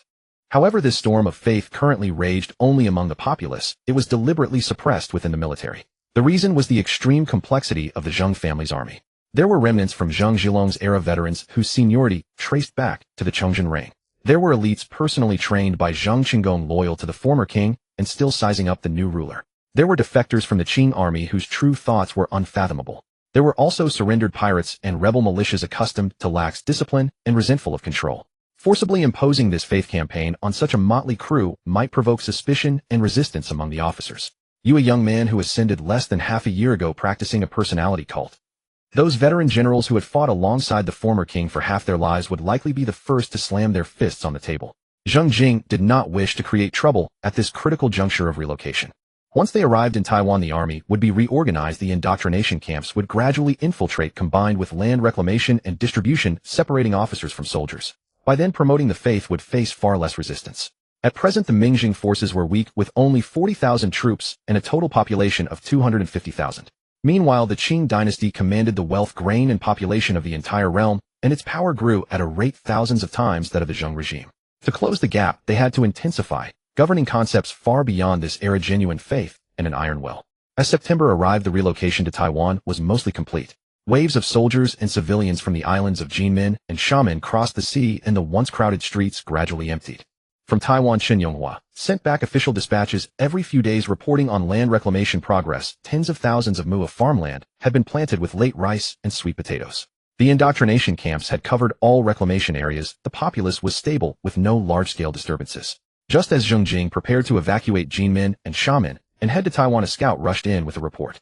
A large number of vessels were gathering off the coasts of Guangdong and Zhejiang. Merchant ships, civilian boats, and warships numbering in the hundreds. Zheng Jing immediately summoned his generals for a council. Zhou Qianbin, his face dark, clasped his fists and said, "General, no wonder Fujian has been calm all along. The Qing army was secretly assembling ships in Guangdong and Zhejiang. It is my negligence, though I only watched the Fujian coast and let that old fox Li Shuaitai slip through." Zheng Jing waved his hand, his expression unchanged. "No matter. The relocation is mostly complete. The Qing army has come too late. However, the Qing's mobilization of hundreds of ships from Guangdong and Zhejiang is no minor skirmish. Their aim is to seize Jinmen and Xiamen in one fell swoop, while we are in disarray and our forces dispersed during the relocation." Zheng Jing's face hardened and his voice rose sharply. "Although we have already relocated, Jinmen and Xiamen remain territory of our Great Ming, the vanguard for our counterattack on the mainland. We must not let the Qing take them. Not only must we fight this battle, but we must fight it brilliantly, so the Manchu Qing bastards know that the Zheng naval forces are not a soft persimmon they can squeeze at will." The assembled officers, their blood surging, stepped forward eagerly. Zhou Qianbin was the first to clasp his fists and step out. "I am willing to lead the navy to intercept the main Qing force and defend Jinmen and Xiamen with my life." The other generals also stepped forward to request battle assignments, the clatter of armor echoing incessantly. In an instant, the hall was thick with murderous intent. Zheng Jing scanned the inflamed officers, nodded slightly, and raised his hand to quell the uproar. "Morale is high and I am gratified. But now is not the time for an offensive. First, send scout boats to ascertain the Qing army's movements, where the ships from Guangdong and Zhejiang are positioned, where their main force is assembling. We must be clear on all these details. Additionally, keep a close watch on the south. Dispatch fast boats to patrol south of the Penghu Islands. If the Dutch fleet appears, report immediately. Know yourself and know your enemy, and you will never be defeated. Return to your camps, prepare for battle, and await my orders." The officers responded in unison, receiving their commands and departing. Zheng Jing stood alone before the map, hands clasped behind his back, his gaze sweeping back and forth between the Fujian coast and the Taiwan Strait. To be honest, though this was his first traditional battle, he felt no panic. Those 100 Qing warships, the most powerful naval force in East Asia, filled him with confidence. 2 days later, a fast boat reported that Wang Jingong, the Qing general-in-chief of Zhengzhou, was leading 10,000 land and naval troops south from Zhangzhou to encircle Haiqing. The defending commander of Haiqing, Chen Sheng, held the city with 800 men, but vastly outnumbered. He requested reinforcements. Haiqing, located at the mouth of the Jiulong River opposite Xiamen, was the last fortress the Zheng family still held on the mainland. Zheng Chenggong had managed it for years. Its fortifications were strong, surrounded by water on 3 sides, easy to defend and hard to attack. It was both a bridgehead protecting Xiamen and the only foothold of the Zheng family on the mainland. If Haiqing held, the Qing army could not threaten Xiamen by land. Once Haiqing fell, Jinmen and Xiamen would be completely exposed to the Qing's gaze. The narrowest point between Xiamen and the mainland was only 4 li across the sea. Zhou Qianbin stepped forward, clasped his fists, and said, "General, I am willing to lead the navy to reinforce Haiqing. Though the Qing army is numerous, their naval force is weak. As long as our navy uses artillery support from the outer mouth of the Jiulong River to suppress the Qing siege boat fleet, the Qing will be left helpless." Zheng Jing nodded. "Good. Take 3 Qing and 12 Ganzing boats to reinforce Haiqing. Let the defending soldiers know that their general will not abandon them." Zhou Qianbin accepted the order and departed. Within less than 2 hours, he led 3 Qing and 12 Ganzing ships out of Xiamen harbor. The fleet sailed with the wind. The flags atop the masts fluttered noisily in the sea breeze, while the prows split the waves, heading straight for the mouth of the Jiulong River. Outside Haiqing, the Qing army camp had barely been half erected. Tents remained unfinished, and supply wagons were piled chaotically along the riverbank. General Wang Jingong stood on a hillock, peering through a telescope at the city walls of Haiqing, calculating when to launch the assault. Suddenly, one of his personal guards tugged at his sleeve. "General, look at the river mouth." Wang Jingong turned to look. On the surface of the Jiulong River estuary, over a dozen warships were advancing with breaking waves. Their bluish hulls glimmered faintly in the sunlight, and the banners of the Ming faction fluttered proudly from the masts, approaching swiftly and fiercely. Zheng's navy. It's Zheng's navy. The Qing camp erupted into chaos. Soldiers who had been setting up camp abandoned their stakes, and ropes fleeing in panic, some not even bothering to grab their weapons. Standing at the bow of the Daking-2, Zhou Quanbin squinted one eye surveying the disorderly Qing camp on the shore and couldn't help but snicker. The Qing troops are still the same pathetic lot. We haven't even exerted ourselves, and they've already fallen into disarray. With such a show they dare to invade our borders. Who gave them the courage? Zhou Quanbin waved at the flagman beside him. Pass the order. The fleet will charge into the Julong River at full speed, turn the ship's broadside, and aim the cannons at the densest concentration of Qing troops. The flagman swung his signal flag sharply. The 3 Daking-2 along with the 12 Nanjing ships erupted in a thunderous chorus of war cries. The oarsmen exerted their strength in unison, plunging the long oars into the water. The ships suddenly accelerated, cutting through the waves as they entered the Julong River. The mouth of the river narrowed abruptly, the channel bending, and the reeds on both banks nearly scraped against the sides of the vessels. But Zheng's navy knew this waterway so intimately they could navigate it with their eyes closed. Where the hidden sandbars lay, where the shallows were, where the currents flowed swiftly, and where they could gain momentum, all of it was etched into their very bones. The Daking-2 stayed steadily on the main channel, while the Nanjing ships split into 2 columns, slipping along the edges of the shallows on both sides. Their hulls churned up mud, yet not a single vessel ran aground. The fleet turned broadside across the river. The cannon ports on the Daking-2's flanks aligned in unison with the bustling area on the shore. Zhou Quanbin squinted, gauging the distance, and licked his lips. Close enough. Fire. The signal flag slashed down. Dozens of cannons roared simultaneously. The cannonballs tore across the river less than a few hundred paces and smashed into the thickest concentration of Qing troops with a piercing shriek. In the instant of fire and smoke, fragments of armor-broken flagpoles splattered mud, and human limbs were hurled into the air. Standing at the bow, Zhou Quanbin watched the scene and slapped the railing, laughing heartily. Excellent. A fine volley. Let's have another round. Today I'll blast them all the way back from Haiqing to Zhangzhou. The gunners were busy clearing the barrels and loading powder. The fuses for the second round had just been inserted into the cannon vents when Zhou Quanbin's laughter was cut short by several thunderous blasts from the dense forests on both sides of the riverbank. The sound was different from ordinary cannons, more muffled, more substantial. The smile on Zhou Quanbin's face froze instantly. He turned his head toward the forest on the left bank, where several trails of white smoke were rising lazily through the gaps in the canopy.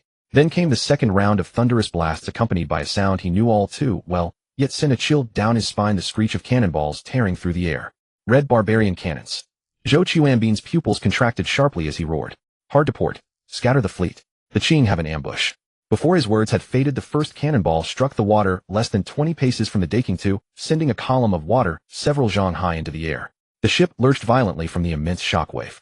Several gunners on deck, caught off guard, stumbled and fell. Then the second cannonball howled in, striking the side of a Nanjing ship. The sound of splintering wood was unmistakable. The vessel was shoved sideways, several zhang, its hull tilting as water poured in. Zhou Quanbin grabbed the railing to steady himself, wiped the spray from his face, and stared at the faint white smoke rising from the forests on both banks, his face ashen. Damn it. We've fallen into the Qing's trap. Zheng's rebels. Your day has come. General Wang Jingong stood on the high ground, hands on his hips, a smug look on his face. At sea the great Qing indeed cannot match you, but you had to barge in here. Once you entered the Julong River, this inland waterway, can those big Daking-2 still turn around? This is no place for your mischief. Wang Jingong waved his hand sharply, his voice rising. Men, raise the river crossing iron chains. Cut off the rebels' retreat. And send word upstream, launch the fire ships. As Wang Jingong's command was relayed, a grating metallic sound came from the direction of the river mouth downstream, followed by the creaking of chains being tightened. Zhou Quanbin spun around. On the water at the estuary, an iron chain as thick as a child's arm rose from concealed pillars on both banks. Rust-covered, yet stout enough to inspire despair. Zhou Quanbin's pupils contracted. That day they had sailed out in haste to reinforce Haiqing, without time to thoroughly scout the river channel. He had never imagined the Qing could set up such an ambush in so short a time. A sinking feeling gripped Zhou Quanbin's heart. Before he could issue an order, a commotion arose from upstream. Dozens of small boats emerged from around the bend, piled high with dry grass and sulfur. Their prows were already ablaze, drifting downstream, straight toward Zheng's fleet. Damn it! Zhou Quanbin slammed his fist against the railing, his nails digging into the wood. They're trying to bottle us up and wipe us out. Zhou Quanbin whirled around and shouted to the flagman. Pass the order. All ships break out in scattered formation. The Daking-2 will ram the iron chain at full speed. The Nanjing ships will slip into the reeds. Get as many out as you can. The signal flag waved several times in the air, flashing the order for a dispersed breakout. The 3 Daking-2 simultaneously filled their sails, the hulls tilting sharply, the masts groaning with the strain. The oarsmen chanted in unison, driving the oars into the water. The ships lunged forward as if shoved by a giant hand, charging straight toward the iron chains stretched across the downstream. Zhou Quanbin gripped the railing with both hands, staring at the chain growing ever closer, and growled from the depths of his throat. Ram it! I don't believe a single rusty chain can stop a Daking-2. The Daking-2 slammed into the iron chain at nearly full speed. In the collision, a deafening teeth-grinding sound erupted. What splintered the chain tautened, and the hull shuddered violently. The entire ship seemed to hit an invisible wall, sending several sailors on deck tumbling from the inertia. Zhou Quanbin clung to the railing, steadying himself, but his ears caught a sound that chilled his spine. A deep cracking noise came from below the hull, as if something had been ripped apart. The hull is breached. The old sailor's voice came from the hold, tinged with barely concealed panic. Water is rushing in. Zhou Quanbin's heart sank like a stone. The iron chain blocked the way ahead. Fire ships pursued from behind, and now the hull was broken. Perhaps today Zhou Quanbin would truly meet his end at the Jiulong River mouth. Just as Zhou Quanbin was racing through his mind whether to leap overboard and swim out or fight to the death, two more Qing charged up from behind, one on the left and one on the right, almost simultaneously crashing into the iron chain. Two thunderous roars merged into one, with wood splinters flying everywhere. Yet the immense tonnage and impact force of the two vessels pulled the iron chain taut, with a violent jerk followed by a crisp snapping sound of a wooden stake breaking on the shore. The hidden stake securing the iron chain was wrenched out of the soil, and the chain, along with half of the broken stake, sank into the river. The river surface suddenly opened wide. Zhou Quanbin was stunned for a moment, then swiftly turned his head to glance at the iron chain sinking into the water. He instantly understood. The Qing army had set up too hastily, only managing to drive in a single main stake, and had laid only one iron chain, with no backup second chain. The earlier collision from the first Qing II had already loosened the main stake by more than half. The subsequent two ships ramming it uprooted it completely. If the Qing army had driven in an extra row of stakes and laid a spare chain, even if Zhou Quanbin had grown wings, he would not have escaped today. Zhou Quanbin wiped the cold sweat from his forehead, suppressed his surging heartbeat, and bellowed at the top of his lungs. Don't just stand there. Break out at full speed. Row. Pull with all your might, damn it. The three Qing II surged out of the river mouth in single file, their damaged bows cleaving through the waves of the open sea, like three scarred beasts breaking free from their cage. Following closely behind, the Nanjing ships emerged one after another from the reeds. Some had burning grass fragments clinging to their sides, others trailed smoke from their sterns. The oarsmen were all panting like oxen, but none dared to stop rowing. Only after the last Nanjing ship had dashed out of the river mouth did Zhou Quanbin let out a long, heavy breath. When tallying the battle losses, Zhou Quanbin's face was so dark it seemed to drip with water. One Nanjing ship was sunk by Qing artillery, another was rammed and sunk by a fire ship. Of the 40-plus sailors on board, only about 20 were rescued. Although all three Qing II had broken out, not a single one was intact. When Zhou Quanbin returned to Xiamen, without even removing his armor, he went straight into the main hall of the Yinping prince's mansion. He knelt on one knee in the hall, clasped his fists, and said in a deep voice, "Your subordinate Zhou Quanbin recklessly charged into the mouth of the Jiulong River, fell into a Qing ambush, and suffered losses in men and ships. I beg the general to punish me." Zheng Jing raised his head upon hearing this, and glanced at Zhou Quanbin. This fierce general, usually brimming with heroic spirit, was now covered in mud with undried mires still clinging to his armor, and his face was etched with remorse and self-reproach. Zheng Jing stood up, walked quickly to Zhou Quanbin, and bent down to help him rise. He patted the mud on Zhou Quanbin's shoulder, his tone carrying a hint of warmth. "It's nothing. Victory and defeat are common affairs for soldiers. Just remember today's lesson." Just as Zhou Quanbin was about to clasp his fists in response, a series of dull rumbling sounds came from afar, one after another. Zhou Quanbin's expression changed. He listened intently for a moment, then his voice turned grave. "That's the Qing army's heavy Hongyi cannons. These guns are not like ordinary artillery. They have immense power when battering city walls. Although Haiqing's walls are sturdy, they cannot withstand sustained bombardment from Hongyi cannons. We must send reinforcements again." Zhou Quanbin paused, then spoke decisively. "This time we won't enter the Jiulong River. We'll stay in the outer waters of the Jiulong, using the main guns of the Qing II to fire to relieve the pressure on our brothers defending Haiqing." Zheng Jing nodded and gave his consent. Zhou Quanbin once again led a dozen warships out of Xiamen harbor. This time he had learned his lesson. The fleet hugged the mouth of the Jiulong River, turned broadside, and aimed their gun muzzles toward the direction of the Qing army camp outside Haiqing. Several volleys of cannon fire all landed on the edge of the Qing camp. Zhou Quanbin slapped the gunwale and cursed at the top of his lungs. "Damn it. They retreated fast enough. But when you attack the city, I'll give you a few more rounds of hell." 3 days later, just as dawn was breaking, the sound of earth-shaking war horns rang out outside Haiqing. The Qing army finally moved. They converged from 3 sides, south, west, and north, simultaneously pressing toward the walls of Haiqing. Hundreds of small boats emerged from upstream at the same time, densely covering the river's surface. Each boat carried Qing soldiers carrying scaling ladders and clutching wooden planks, charging fiercely toward the walls of Haiqing, which were surrounded by water on 3 sides. Zhou Quanbin stood on the bow of the Qing II, gazing into the distance at the dense swarm of small boats on the river. A sharp glint flashed in his eyes. He grabbed the command flag. "Here they come. Order the entire fleet to aim at the river surface." The command flag slashed down, and the cannons of over a dozen warships roared in unison. The cannonballs skimmed over the water and smashed into the densest area of the Qing boat formation. A small boat was struck directly in the hull by a cannonball, the planks shattered, and the Qing soldiers on board were thrown into the water. Another boat had its bottom pierced by shrapnel, river water poured in, and the hull quickly listed. The river surface erupted with splashes. The Qing soldiers in the water struggled and cried for help while the boats behind were blocked, unable to advance or retreat. Zhou Quanbin laughed heartily, slapping the gunwale. Excellent. Keep firing, damn it. Let the Qing army know my might. The gunners were busy clearing the barrels and loading powder, the next volley ready to be unleashed. Just then several trails of white smoke suddenly burst from the dense forest on the western bank, followed by the familiar oppressive rumble that sent chills down one's spine. Honey cannons. Zhou Quanbin roared almost instinctively. Hard to port. Scatter the fleet. Don't stay in place. Before the words had died away, the first heavy cannonball howled across the river, striking the water less than 10 paces astern of Zhou Quanbin's flagship, sending up a waterspout several tens of feet high.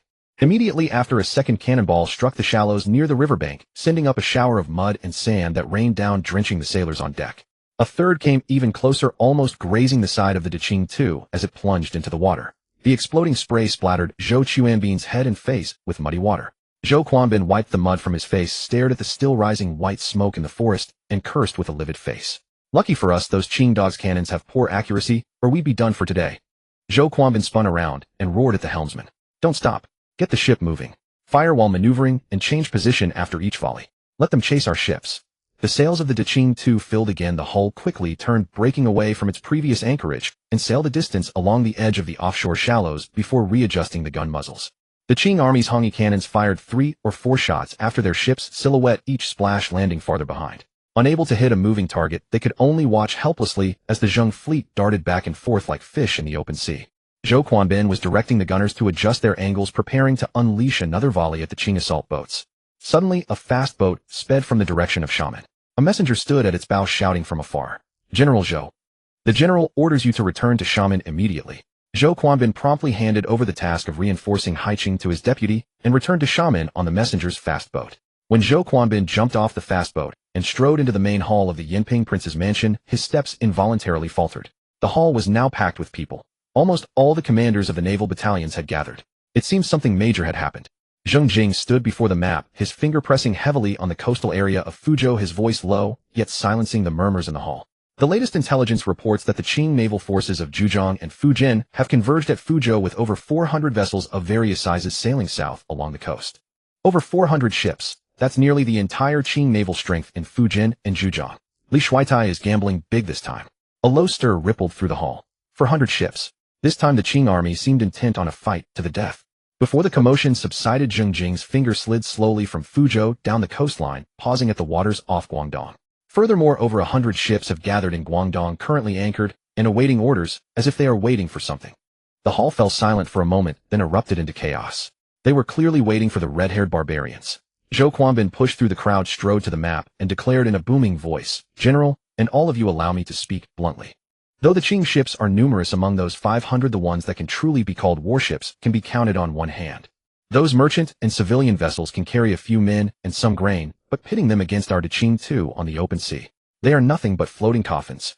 Zhou Quanbin turned to face the assembled generals, his tone resolute. Even if they join forces with the red-haired barbarians, they are still a motley crowd. The red-haired barbarians have fine ships, but how many do they have? The Qing vessels cannot even maintain formation on the sea. When battle comes, they will rely on sheer numbers, and the more they pile on, the faster they die. Zhou Quanbin abruptly turned to Zheng Jing, saluting with cupped hands. "General, this officer believes this is the perfect opportunity to defeat them one by one. Before the Fujian and Guangdong naval forces can unite, we should concentrate our main strength, strike north against the Fujian fleet, cripple them, then turn around to deal with the Guangdong contingent. Even if the red-haired barbarians arrive, seeing the Qing main force already scattered, they will not dare to engage us alone. General, this officer is willing to lead the vanguard and attack the northern fleet first." As Zhou Quanbin's words fell, the veteran General Huang Ting, who had just returned from Taiwan, suddenly spoke. He stepped forward, his voice not loud, but suppressing the noise in the hall. "Zhou Quanbin, your words are inspiring, but I find them unwise. The waters near Jinxiao are our home turf. We know the terrain and the channels like the back of our hand. Waiting at ease for them to come to us, fighting a naval battle in these coastal waters is far more prudent than striking north." Zhou Quanbin frowned, cupping his hands. "General Huang, I understand your caution, but do not forget the relocation to Taiwan is still underway. The sea between Jinxiao and Taiwan is filled daily with transport vessels. The elderly, women, children, food supplies, all are adrift on the waves. If we let the Qing army come to Jinxiao, what if they dispatch a squadron to intercept our transports? Those ships are filled with defenseless civilians. Zhou Quanbin paused, his tone growing more urgent.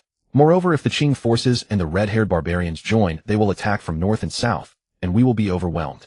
Rather than waiting for them to join forces at our doorstep, we should concentrate our troops to cripple the northern fleet while the Guangdong squadron is still far away and the red-haired barbarians are still at sea.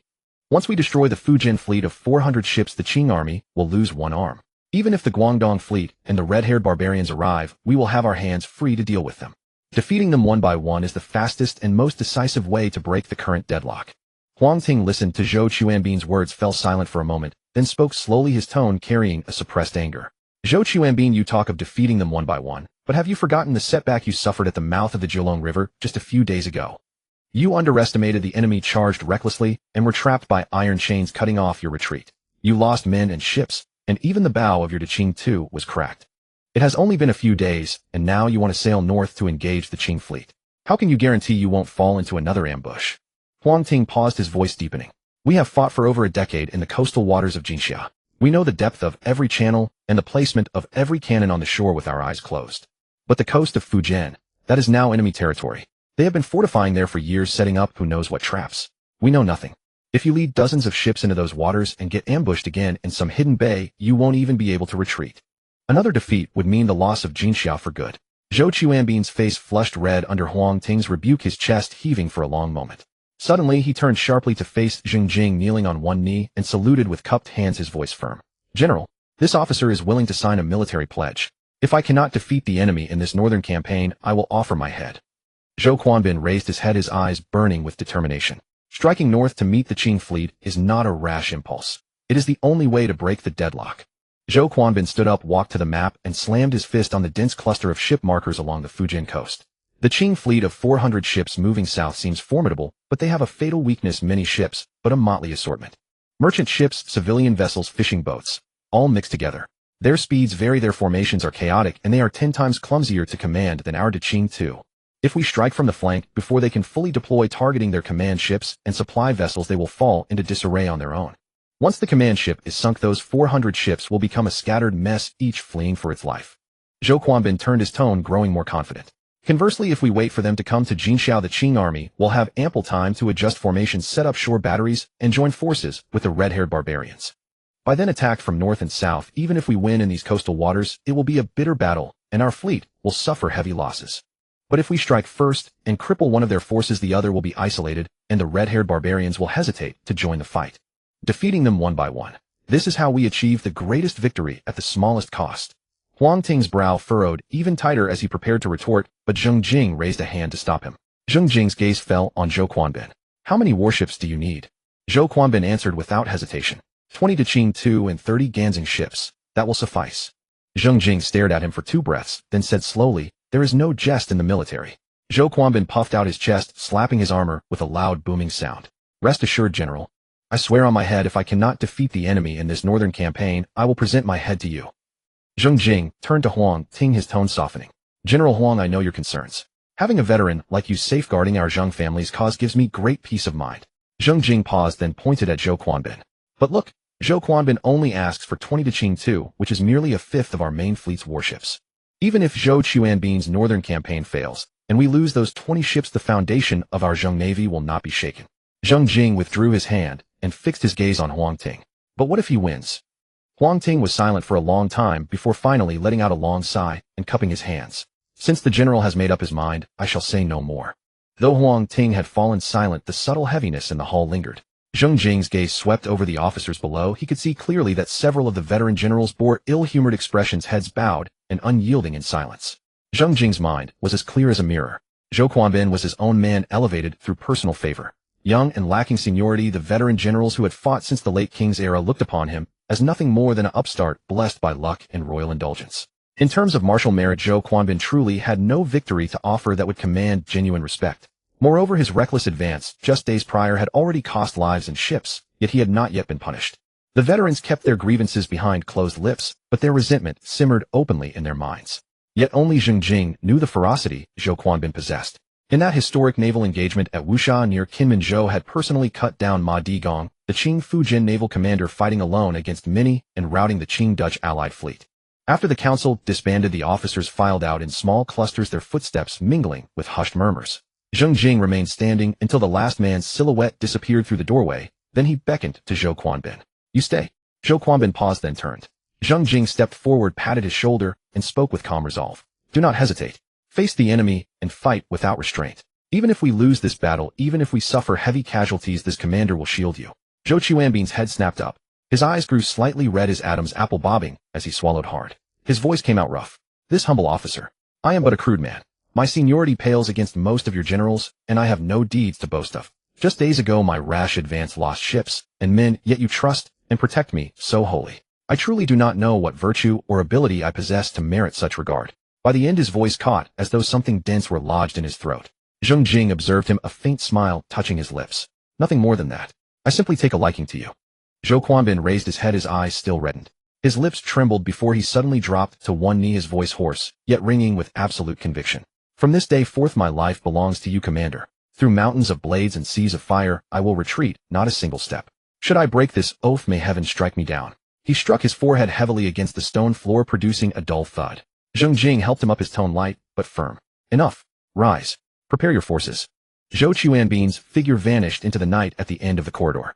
Zheng Jing stood alone, murmuring under his breath. "Zhou Quanbin, you must prove yourself. If you truly fail this battle, even if I wish to protect you, I cannot silence the mouths of those veterans. And when that day comes, no matter how much I favor you, I will have no choice but to execute you, as Shu Han once did with Ma Su." For the following days, cannon fire from the direction of Haiqing never ceased. The Qing forces seemed resolved to seize that isolated stronghold, their red barbarian cannons hurling relentless day and night bombardments. A section of the northern wall had crumbled, and a fresh fissure had split the western defenses. The garrison spent days patching breaches, and nights reinforcing them granted neither moment's respite. Letters of distress from Haiqing arrived in Xiamen one after another. The messengers grew increasingly wretched. Some had shrapnel lodged in their armor, others bore bloody bandages wrapped around their arms. On the fourth day the plea was reduced to mere lines. "The Qing have assaulted the walls 3 times, all were repelled. Ammunition is nearly exhausted, and our defenders have suffered over half casualties.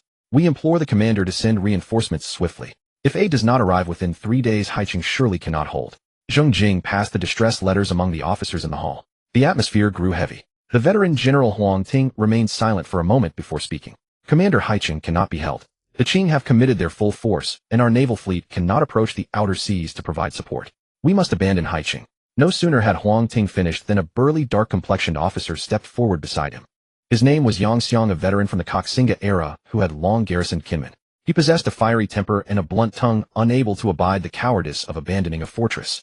Clasping his hands in salute, his voice rumbled like distant thunder. "Old General Huang, forgive my presumption, but if Haiqing truly cannot hold, what are the brothers defending it? Since the day the Qing surrounded them, they have not retreated a single step.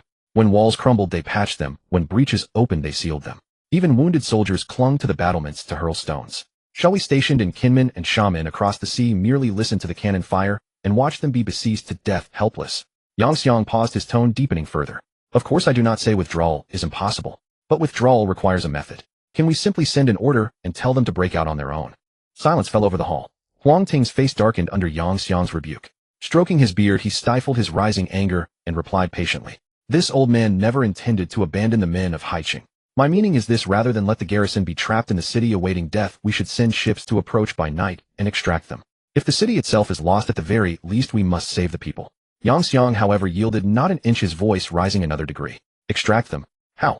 The Qing have long laid ambushes along both banks of the Jiulong River estuary. The moment our ships draw near, their red barbarian cannons will greet us.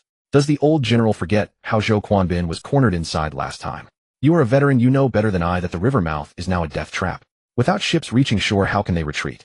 Huang Ting's face cycled through pale shades, his lips parting to retort, but he found himself unable to produce a credible extraction plan. His hand stilled on his beard. His chest rose and fell sharply before he let out a heavy sigh, turning toward Zheng Jing with a gaze begging for resolution. The hall fell so quiet that the crackle of candle flames could be heard. All eyes snapped to Zheng Jing, waiting for his command. Zheng Jing's expression remained composed, though inwardly he fumed. "Why is everyone looking at me? If you have no solutions, do you suppose I do?" Zheng Jing's brow furrowed deeply. He knew this was a monumental dilemma. Abandoning Haiqing would leave Kinmen and Xiamen exposed directly to the Qing, stripping away their outermost bulwark forever. Yet attempting a forced rescue by sending ships into the river mouth would walk straight into Qing ambushes. Zheng Jing fell silent for a long while before speaking slowly. The brothers in Haiqing cannot be abandoned, but charging the estuary head-on is suicide. Might we? Zheng Jing's words trailed off mid-sentence before he stopped abruptly. A memory surfaced: the naval fleet's cannons could not reach the Qing camp, but the Zheng clan possessed a central command vessel. Aboard that flagship lay a monstrous cannon far larger and more powerful than even the Qing's heavy red barbarian pieces, boasting a greater range and devastating impact. Zheng Jing clapped his hands together, his voice sharpening with resolve. Take the central command ship out to the offshore waters of Haiqing. Use that bow-mounted cannon to bombard the Qing main camp, sow chaos, and give our defenders a spark of hope. Zheng Jing's words fell in the hall, yet no enthusiastic response came immediately. The officers within exchanged bewildered glances. Some bowed their heads with furrowed brows, while others traded uncertain looks. Huang Ting stroked his beard and pondered for a long while before hesitantly speaking. General, are you referring to the late king's flagship? He paused, his voice tinged with uncertainty. As for the massive cannon at the bow, I recall that since its construction, aside from the initial trial shot, it has never been fired. It is a fine cannon, but none of us have ever truly employed it in naval combat. Now hastily brought out, who can say how far it will reach or how accurately it will strike? Yang Xiang also furrowed his brow and interjected. General, this lieutenant has also heard of that enormous cannon. Indeed, it is far larger than ordinary artillery. Halfway through his words, his voice suddenly dropped, as though even he felt the ill omen in speaking them. Yet he could not remain silent. General, that cannon has not been fired in many years. It is little more than a decoration. No one truly knows what condition the barrel is in. What if it bursts upon the first shot? That would be more than simply failing to strike the Qing forces. That vessel is the treasured pride of our navy. If it were lost through our own hands, morale would collapse entirely. The officers looked at one another. No one spoke, yet every pair of eyes conveyed the same deep concern. Zheng Jing slammed his hand violently against the table, sending teacups jumping. Haiqing is in critical danger right now. The brothers in the city are holding back the Qing army's red barbarian cannons while plugging breaches, and you stand here discussing whether it might burst. That cannon was forged specifically to strike against the Manchu barbarians. When the late king commissioned its creation, he feared no bursting, and now you fret over such things for it. Bring it out for this, general. I refuse to believe it will turn on us. A deathly silence fell over the hall. Yang Xiang opened his mouth as if to speak, but ultimately said nothing. He merely clasped his fists in salute and retreated to his place in the ranks. No one raised further objection, nor could anyone propose a better alternative. After a long silence, Huang Ting sighed and clasped his fists in salute. Since your excellency's mind is made up, this old minister will go arrange for the test fire. Zheng Jing's expression remained unchanged. Test what cannon? How much longer can the defenders of Haiqing wait? Testing a single shot takes half a day, and by the time we measure range and verify trajectory before deploying at Haiqing, we'll likely already have fallen to the Manchus. As he spoke, Zheng Jing was already striding toward the hall's exit, issuing orders along the way. Prepare the ships. I will personally board the flagship to command. The Central Army warship will set sail immediately, no need for testing. Take it directly to the open sea beyond the Jiulong River. When Zheng Jing stepped onto the deck of the flagship, the sailors were still frantically untangling ropes and raising sails. The sailors struggled mightily to haul the heavy anchor from the muddy seabed. The canvas on the mainmast billowed and deflated in the wind like some awakened beast yawning. As the ship slowly pulled away from the dock, the hull scraped against the shallow sandbar at the harbor's entrance, producing a dull grinding sound. Those standing on deck could feel the vibrations rising through their feet. The draft is too deep. Huang Ting stood behind Zheng Jing, his voice lowered. This vessel has been moored for too long. The seaweed on the hull has grown thick, making it heavier than usual. We cannot venture too close to shore, or we risk running aground. Zheng Jing gripped the rail, gazing toward the black smoke rising from Haiqing, then replied, Then we anchor in the outer sea. As long as the cannons can reach their target, that will suffice. As soon as Zheng Jing finished speaking, Huang Ting led several veteran gunners to the massive cannon positioned at the flagship's bow. Huang Ting reached out, seized the thick oilcloth draped over the barrel, and yanked it away in one swift motion. The oilcloth slid down with a rustle, revealing the iron-gray behemoth beneath, a cannon that had lain dormant for far too long. Its barrel stretched over 5 meters from breech to muzzle, with an aperture nearly the size of a football, 300 millimeters. The surface of the barrel showed no obvious rust, a clear sign that maintenance over the years had not been neglected. Yet the moment the oilcloth was removed, the scent of rust and oil, stale from too long in slumber, flooded the air. Several veteran gunners gathered around. One ran his hand along the cooling grooves on the barrel, while another bent to inspect the touch hole and priming pan at the breech. Their movements were slow and deliberate, as though rousing a beast that had slept for years. The lead gunner rose to his feet, turned to Huang Ting, and nodded. His voice carried a suppressed excitement. The barrel is in good condition. The touch hole is clear, and there are no visible cracks. Upon hearing this, Huang Ting clasped his fists in salute to Zheng Jing and whispered, General, the cannon is prepared. May I request your order to load? Zheng Jing gave a firm nod. Huang Ting turned and waved to the veteran gunner. At the signal, the men sprang into action, dividing tasks among themselves. One gunner retrieved a pre-measured powder charge from a sealed wooden cask, while another carefully guided it down the bore with a long ramrod. He then used a wooden mallet to compact it gently, ensuring the powder settled evenly at the base of the chamber. Next, two men lifted a 20-kilogram iron shot from the ammunition chest and wedged it into the muzzle. They fed it down the barrel with the ramrod, pressing it firmly against the powder charge until it was seated properly. Zheng Jing approached the massive cannon and ran his hand along the cold cast-iron barrel. It was far longer than any artillery piece he remembered from this era. The Qing's heavy red barbarian cannons measured 2.5 meters in length according to European standards, roughly equivalent to a 12-pounder firing shot of approximately 5 kilograms. By contrast, the Zheng family's enormous cannon qualified as a 32-pounder by European standards, an undisputed giant of its age. Huang Ting then called out, "General, shall we fire?" Zheng Jing nodded and was about to order the fire when Huang Ting gestured behind him. Several shield-bearing guards immediately stepped forward, forming a solid wall of iron before Zheng Jing. Huang Ting himself slipped behind the mast, sticking out half his head to shout, "General, please retreat." Zheng Jing glanced at him, said nothing, and stepped back 10 paces as ordered, taking position beside a side-mounted gun. Huang Ting shook his head again. "No, you must go further." Furrowing his brows, Zheng Jing retreated another 10 steps, reaching the middle of the deck. Still uneasy, Huang Ting waved frantically. "General, retreat further, to the stern." A tick played across Zheng Jing's lips as he finally withdrew to the stern near the helm, surrounded tightly by shield-bearers whose shields nearly brushed his nose. Behind the shield wall, Zheng Jing muttered, half annoyed, half amused, "Must we take such precautions? Could we possibly blow ourselves up?" The moment his words left his lips, a thunderous boom erupted from deep within the cannon's chamber. The entire flagship shuddered violently. The deck planks groaned under the force, and the rigging on the mast swung wildly. Behind the shield wall, Zheng Jing was caught off guard by the massive recoil, slipping and stumbling sideways. His bodyguards reacted, instantly grabbing his arm and preventing him from crashing onto the deck. Thick smoke billowed from the bow gun position, carrying the acrid scent of gunpowder that flooded the deck with the sea breeze. The ship continued to rock violently, and a low rumble echoed from beneath the hull, as though resonating from the depths below. As the vessel steadied, Zheng Jing pushed aside the shields blocking his path and emerged from behind the wall. He brushed the soot from his robes, gazed toward the bow, and asked with visible disbelief, "What in the world was that?" On the Qing army position behind Haiqing Commander-in-Chief Wang Jingong stood on a hastily piled earthen platform, raising a single-tube telescope to his eye, squinting as he observed the battle on the city walls. Through the telescope, Qing soldiers were climbing up the breach on the northern wall. Though the Zheng defenders still fought desperately, they were clearly overwhelmed. The stones they hurled slowed noticeably, and the figures peeking from behind the battlements grew sparse.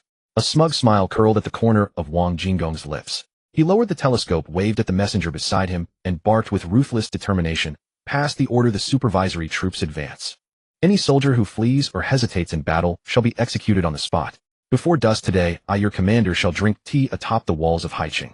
Wang Jingong put down his telescope with satisfaction, turned to the scribe, and gestured with a flourish of arrogance.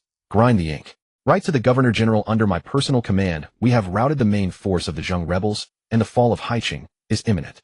As the scribe was about to lift his brush, a deputy general hesitated, stepped half a pace closer, and lowered his voice in caution. "Commander, the battle is not yet decided. Though we have scaled the walls several times, we were driven back by the Zheng defenders each time. The city's garrison, though battered, has not collapsed.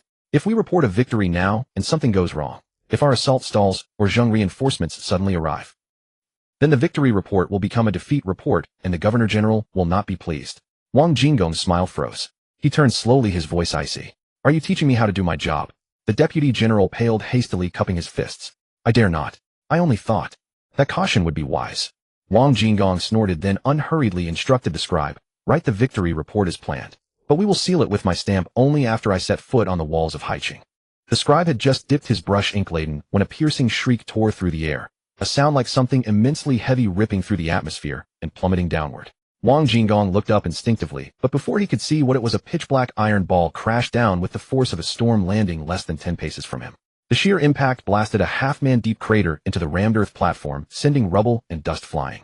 A palm-sized stone struck Wang Jingong on the shoulder, knocking him sideways off balance. He crashed heavily onto the muddy ground at the edge of the platform. The platform was a mess. A flying shard hit the scribe in the temple, and he collapsed stiffly.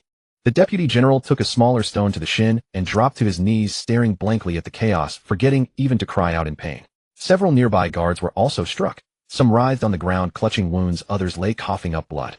Finally, the less injured guards spotted Wang Jingong. They rushed over with cries of alarm, some pressing on his wounds, others screaming hoarsely, "The commander has been hit." Carry him down. The guards hauled Zheng Chenggong up from the mud. Blood had already soaked half his armor, dripping from the edges of the plates in a steady stream. His face was ashen, his lips barely moving as if to speak, but only a dark red froth bubbled from the corner of his mouth. When the medical officer scrambled over with his medicine box, Zheng Chenggong had already been laid flat on a removed door panel. His armor was hastily undone, revealing the horrific wound on his shoulder. The medical officer knelt, felt for a pulse at Zheng Chenggong's neck, then checked his pupils. His movements slowed, then stopped altogether. After a long silence, he withdrew his hand and murmured, "The commander is gone." The guards froze. Some opened their mouths as if to shout, but could make no sound. Others gripped their weapons until their knuckles whitened, not knowing where to strike. Some looked around in bewilderment, their eyes filled with helplessness and panic. What do we do? The commander is dead. What do we do? Send word. We must send word. But to whom? Do we still fight? Still assault the city? Fight hell. Run. There might be another shot. At those words the scene erupted. Some threw down their weapons and fled. Others scrambled and tumbled off the platform. Zheng Chenggong's body lay alone on the door panel, blood dripping from the edges, soaking into the dirt. No one looked back. As the fleeing crowd ran, they screamed at the top of their lungs, "The commander is dead. The commander was killed by the Zheng rebels." The cries pierced the smoke and drifted with the sea breeze toward the assault front. The Qing soldiers on the front line heard the shouts. Their movements faltered. Some turned to look back at the platform, seeing the scattering figures and the bodies slumped in the mud. Their expressions shifted from confusion to terror. Just then a mounted Qing soldier galloped from the rear, shouting as he rode, "The commander has fallen. Retreat! Retreat!" His cry was like the first domino falling. The soldiers on the front threw down their scaling ladders and shields, turning and fleeing toward the main camp. The assault momentum was doused like a bucket of cold water. Soldiers who had been climbing desperately scattered from the walls like an ebbing tide. Some left their weapons behind, others waded into the shallows to swim across. On the city walls the Zheng garrison stared in disbelief. What had happened? Aboard the command ship, Zheng Jing crouched beside the massive cannon, touching the hot barrel. "Can we fire another shot?" The old gunner wiped sweat from his brow, crouched to inspect the barrel, and felt the temperature with the back of his hand. After a moment, he shook his head. "General, the barrel is still scorching. If we force a second charge now, it will likely burst. We must wait at least half an hour for the barrel to cool completely before loading again." Zheng Jing frowned, stood up, and brushed the dust from his hands, muttering, "This thing is far too slow to load." Just then Huang Ting suddenly pointed toward Haiqing, his voice brimming with excitement. "General, look. The Qing forces besieging Haiqing are retreating." Zheng Jing followed his gaze. He could vaguely see the dark tide of figures that had pressed against the walls rapidly dispersing. The silhouettes of fallen scaling ladders grew sparse, and the boats that had been frantically paddling in the river began to turn back. No new dark figures climbed the walls near the city. Instead, many figures were retreating from the wall's edge, moving hastily toward the rear. Zheng Jing squinted for a long moment before speaking. Could it be? They killed the Qing commander. The Qing army camp was thrown into chaos. When the body of the commander Zheng Chenggong was carried back to the central command tent, several deputy generals and colonels gathered inside, exchanging uneasy glances, none daring to speak first. Suddenly, a sharp whistling sound came from outside the tent. The officers inside instinctively threw themselves to the ground. The iron cannonball grazed the edge of the tent and crashed into the ground dozens of paces away. The heavy projectile sank into the mud, sending up a torrent of debris and mud that scattered in all directions like a storm. The nearby Qing soldiers suffered greatly. Some were struck in the forehead by flying stones and collapsed with a muffled groan. Others were hit in the chest by debris, vomiting blood and falling into pools of blood. The sounds of screams and cries for help mingled together. The survivors fled in all directions, abandoning their weapons on the ground. The deputy generals and colonels scrambled to their feet, brushed the dust from their armor, and rushed out of the tent. Outside, the scene was one of utter devastation. More than a dozen mutilated bodies lay scattered in grotesque poses. Wounded soldiers writhed and moaned on the ground, clutching severed limbs. A deep pit half the height of a man had been gouged into the mud, and the tents nearby were riddled with holes from the flying debris. The faces of the officers turned deathly pale, their lips trembling, unable to utter a word for a long time. "It's coming again. Again. How can we fight like this? The commander is dead, and we don't even know where their cannon is. Retreat. If we don't, who will be hit by the next shot?" The most senior deputy general wiped the dust from his face, gritted his teeth, and said, "Pass the order, the entire army retreats. Take what supplies you can, burn what you can't. Don't leave anything for the Zheng rebels." As soon as the order was given, the Qing camp descended into complete chaos. Soldiers scrambled to flee north, some carrying their weapons as they ran, others discarding their armor along the way. The pack mules of the supply train were scattered by the panicked soldiers, and the mules laden with grain ran amok through the camp. In the dense forest on the western bank, the artillerymen manning the dozen or so Hongi cannons had not yet finished disassembling their gun carriages when the order to retreat arrived. The colonel of the artillery corps stamped his feet in frustration. "The cannons? What about the cannons?" The messenger shouted without looking back. "The officers said to burn what can't be taken. Burn." "These are Hongi cannons. How do you burn them? Then push them and run." The colonel opened his mouth, gazed at the heavy iron behemoths, then looked at the camp in utter chaos. Finally, he stamped his foot and turned to flee with his men. Zheng's fleet once again entered the Jiulong River estuary. This time they did not press deep into the river, but instead sent small boats to search both banks. As expected, the Qing forces had repaired the iron chain barrier across the river, but it was of no use now. Soldiers of Zheng Jing leaped ashore with axes, quickly cutting the stakes anchoring the chains. The heavy iron chain slid into the river with a loud clatter, sending up huge splashes before sinking to the bottom. After clearing the chains, the search party ventured into the dense forest on the western bank. Not long after, they discovered more than a dozen Hongi cannons neatly arranged in a clearing. The gun carriages were half dismantled and gunpowder was scattered on the ground. The squad leader of the search party stood frozen for a full 3 breaths, then burst into laughter, his voice shaking the leaves on the nearby trees. "Damn it, the Tartars are sending us New Year gifts. Report to the general immediately. We've captured 15. No, 16 Hongi cannons from the Tartars." And so the siege of Haiqing came to an inexplicable end. Long after it was over, many of Zheng's soldiers still had no idea what had actually happened. Zheng Jing seized the opportunity to spread propaganda among the troops, seeing it as a perfect chance to bolster his authority. The core message of the propaganda was this: great victory was achieved entirely due to the commander-in-chief's calm composure and masterful strategy in the face of crisis. When the Qing army heavily besieged Haiqing and the city was on the brink of falling, the commander-in-chief overruled all objections, resolutely activated the flagship's giant cannon, personally took command on the battlefield, and fired a single shot that struck the enemy formation, killing the Qing commander Wang Jingong on the spot. With their commander dead, the Qing army was leaderless and fled in utter defeat. Only then did Zheng's soldiers learn the truth of the matter and began to discuss the earth-shattering cannon shot. Zheng Jing stood by the window of his study, clutching a summary of the reactions from various battalions that Feng Shifan had just delivered. His expression was grim. The soldiers of each battalion were in high spirits, their morale vastly boosted, all heatedly discussing the battle at Haiqing. This seemed like good news, but the more Zheng Jing read, the darker his face became. That shot was truly incredible. Killed the Tartar commander from such a distance. I heard that cannon was made from plans that the late king got from the red-haired barbarians. The Zheng family's own craftsman built it, and it's even bigger than a Hongi cannon. The cannonball was this big. One shot, and it blew a huge crater in the Tartar camp, killing dozens of bodyguards, and their commander was gone instantly. I heard from the gunners on the flagship that when the cannon fired, the whole ship was pushed back several feet, and several planks on the deck cracked. A divine cannon. A cannon sent from heaven. And then nothing more. The focus of discussion in every battalion was almost entirely on the flagship's giant cannon. How thick the cannon was, how heavy the cannonball, how far it could reach, how devastating its power. They spoke with animated excitement, spittle flying. As for the commander-in-chief Zheng Jing's wise decisions and extraordinary courage in this battle, they were never mentioned. Zheng Jing slapped the report on the table and cursed with a dark face. "Bastards. Without my order to fire, could that cannon have shot itself?" "General, please calm down," Feng Shifan said with a light cough. "Actually, the soldiers discussing the cannon doesn't mean they've completely ignored you. When they praise the cannon, they are also praising the one who used it. But their mouths speak of the cannon, while in their hearts they respect the general." Zheng Jing snorted in dissatisfaction. Meanwhile, Zhou Quanbin led the fleet northward. After 2 days of sailing, they finally encountered the main Qing fleet. The Qing had over 400 warships of various sizes formed in a column that stretched for more than 10 miles. Their masts stood like a forest, and their banners blotted out the sun as they sailed south along the coastline. At the head were the main warships drawn from various naval battalions. Large vessels with deep drafts, each equipped with a dozen or more cannons and over 100 soldiers. In the middle were troop transports and supply ships carrying infantry, provisions, and weapons.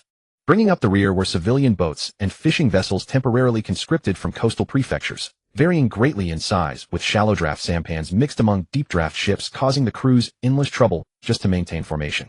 On the central flagship, the Fujian naval commander-in-chief Ma Digong stood at the prow holding a telescope in one hand, his expression impassive as he gazed at the sea horizon ahead. "Report." The lookout slid down from the mast and knelt on one knee. "Zheng's fleet spotted ahead, about 50 or 60 ships heading straight for us." Ma Digong's lips curled into a cold smile. Through the telescope, he finally made out the silhouette of Zheng's fleet. Ma Digong, the Fujian naval commander, lowered his telescope and with an unaltered expression waved to the flag bearer. "Pass the order. The vanguard fleet must maintain formation and not advance rashly. The central troop transports and supply ships are to retreat to the rear, while the rearguard civilian vessels prepare for battle and stand ready to provide support. All vanguard warships are to present their broadsides to the enemy, load the cannons, and when the Zheng fleet enters firing range, unleash a volley to disrupt their charge formation. The Zheng Navy has fewer ships. If we withstand their first wave of assault, the sea will be ours, the Great Qing Navy's domain." Dozens of Qing vanguard warships slowly turned their broadside gun ports, opening in unison the dark muzzles of cannons aimed at the approaching Zheng fleet. However, Zhou Quanbin refused to follow the expected tactics. Through his telescope, he observed the Qing fleet slowly shifting formation, the vanguard warships presenting their broadsides, while the central transports withdrew. The moment of formation transition was the most vulnerable. Zhou Quanbin seized the command flag and bellowed, "All troops heed my command, ignore the Qing vanguard, bypass them, and every warship charge at full speed straight into the Qing central fleet. Target their troop transports and supply ships. Charge, damn it." 50 Zheng warships suddenly accelerated their bows, splitting the waves as they surged toward the Qing fleet. The Qing vanguard warships hastily opened fire, shells howling into the sea, sending up rows of water columns, but failing to halt the momentum of the Zheng charge. Yet the Zheng ships were too fast and too maneuverable, weaving left and right through the Qing cannon fire, slipping past the vanguard warships, and heading straight for the Qing central fleet's transports laden with troops and supplies. Ma Digong stood on the central flagship watching the Zheng warships bypass his vanguard, and panic seized him. He gripped the gunwale and roared, "Vanguard, turn around. Turn around now. Stop them."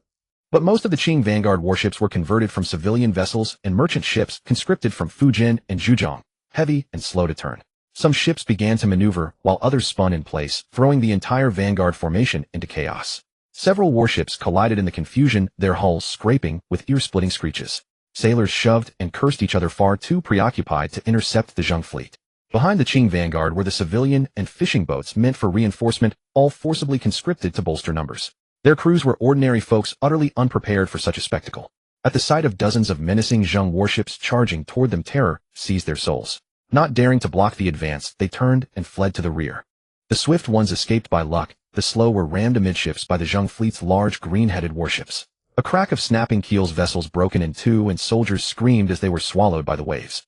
Thus the Qing central fleet's supply and troop transports lay exposed without any cover within the Zheng fleet's line of sight.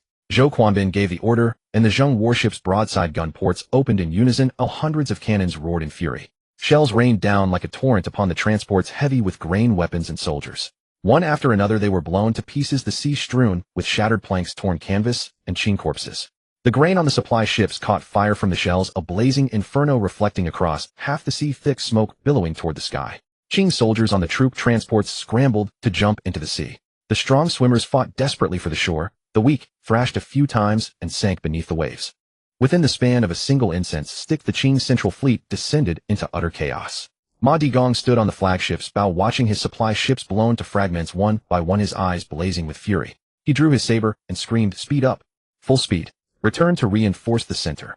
The sailors on the flagship strained to adjust the sails, the oarsmen rowing with all their might, and the heavy flagship finally turned, slowly breaking away from the vanguard formation to charge toward the Zheng fleet. Zhou Quanbin stood on his own ship's bow watching coldly as Ma Digong's flagship left its formation. A faint sneer curled at the corner of his mouth. From the very beginning, he had never intended to bicker with the Qing transport fleet. Creating chaos was merely a means. Ma Digong's flagship was his true target. He immediately waved the command flag, summoning several nearby large green-headed warships to encircle and confront Ma Digong's flagship. The large green-headed warships opened fire simultaneously from different directions. Shells howled into the Qing flagship, splintering the deck, snapping the mast in two, and the sail, engulfed in blazing flames, crashed down, crushing several Qing soldiers who failed to dodge. The ship lurched violently. Ma Digong steadied himself against the gunwale and ordered a counterattack. Several rounds of cannonade were exchanged with losses on both sides, but Zhou Quanbin's flagship drew ever closer. Zhou Quanbin ordered his flagship to charge straight through the Qing fire, its bow crashing heavily into the Qing flagship's broadside. The two ships shuddered violently, their hulls scraping with a deafening screech. Without waiting for the ship to stabilize, Zhou Quanbin, long saber in hand, leaped across the gunwale onto the Qing deck. Dozens of his personal guards followed, blades flashing, as they cut down several Qing soldiers attempting to resist. Ma Digong's heart trembled with fear, knowing he had fallen into a trap, but he could only muster his courage, drawing his saber to meet the attack. The clang of steel ignited sparks, but after a few exchanges Ma Digong was gasping for breath, his blade technique faltering. Zhou Quanbin spotted an opening, slashed through Ma Digong's guard, and swept his blade across. The Qing naval commander Ma Digong staggered 2 steps, clutched his throat, and collapsed to his knees on the deck. Blood gushed between his fingers. His eyes wide, staring at Zhou Quanbin, his lips quivered a few times before he fell forward. Zhou Quanbin bent down, severed the head, and shouted, "Ma Digong is dead. Surrender now." The surviving Qing soldiers on the flagship cast down their weapons and knelt in submission. The command flag on Ma Digong's flagship was cut down with a single stroke. Seeing the flagship lost, the morale of the surrounding Qing warships crumbled instantly, and they turned and fled in panic. Zhou Quanbin raised his saber and cried out, "Chase them. Pursue their warships and strike hard. Don't let a single one sail back in an orderly formation." The Zheng warships, their morale soaring, clung to the fleeing Qing fleet in relentless pursuit. The roar of cannons echoed from noon until dusk. Across the entire sea drifted shattered planks, burning wreckage, and Qing corpses. The setting sun stained the water a deep crimson. Fewer than half of the Qing fleet's 400-plus ships escaped, supplies and grain sank to the seabed, and Commander Ma Digong was slain. In this battle, the elite of the Qing navy was nearly annihilated. The Zheng fleet's casualties were negligible, only a few warships lightly damaged and fewer than 100 soldiers killed or wounded. Compared to the Qing's loss of most of their 400 ships and the death of their naval commander, it was an overwhelming, devastating victory. Of course, the primary reason was that the Qing navy was simply too weak. A makeshift fleet of conscripted civilian and merchant ships with uneven vessel-type, sparse artillery, and inexperienced crews was doomed from the start against the veteran Zheng navy, the strongest force in East Asia. And Zhou Qianbin's astute tactics only made the Qing defeat more thorough. Zhou Qianbin saw through the fatal gap in the Qing fleet's formation, changed decisively, abandoned a frontal cannon duel, and drove straight into the heart of the Central Fleet. First he threw them into disarray, then he slew their commander. With the commander dead, the 400-plus Qing warships lost their leader, their numerical advantage reduced to a scattered mess ripe for the taking. From a tactical standpoint, this battle was a textbook example of defeating a larger force with a smaller one, using speed to overcome sluggishness. Xiamen, the yawning prince's residence. The smoke of victory from the grand triumph at Haiqing had barely dissipated when the dispatch arrived at his desk. Zhou Qianbin had decisively routed the Qing navy's main force and beheaded Ma Digong, admiral of Fujian's naval command. These back-to-back victories instantly ignited the morale that had been languishing among the troops due to grain shortages and the planned relocation to Taiwan, soaring like a fire doused in oil. Soldiers spread the news everywhere, talking animatedly on the docks and in the barracks about the cannon blast at Haiqing and Zhou Qianbin's decisive strike, their faces alight with a long-lost fervor. That day, Zheng Jing convened his principal commanders. The veteran naval admiral Huang Ting spoke first. "General, we have secured consecutive victories. At Haiqing, one cannon destroyed the enemy, and in the offshore battle, the Qing navy's main force was shattered, with Admiral Ma Digong decapitated. After these two engagements, the Qing forces have suffered crippling losses. The Guangdong Naval Command is likely already terrorized and will dare not return to certain death. We need only hold position at Jinmen and Xiamen, rest our troops, and await the arrival of those Dutch barbarian fleets. The Dutch have traveled far and face supply difficulties. They will withdraw on their own if we delay a few days. Then Jinmen and Xiamen will remain secure, and our relocation plan can be concluded at our leisure." The officers nodded in agreement. Zheng Jing gave a slight nod, then shifted his tone. "Admiral Huang speaks wisely. However, I am curious. What will become of Li Shuitai, the Fujian viceroy, after this battle?" Hearing this, Huang Ting chuckled with malice. "That old man has been our enemy for years, slaughtering many of our soldiers. He was even a spearhead in enforcing the coastal evacuation order, driving the people along the shore to their deaths and pushing us into a corner.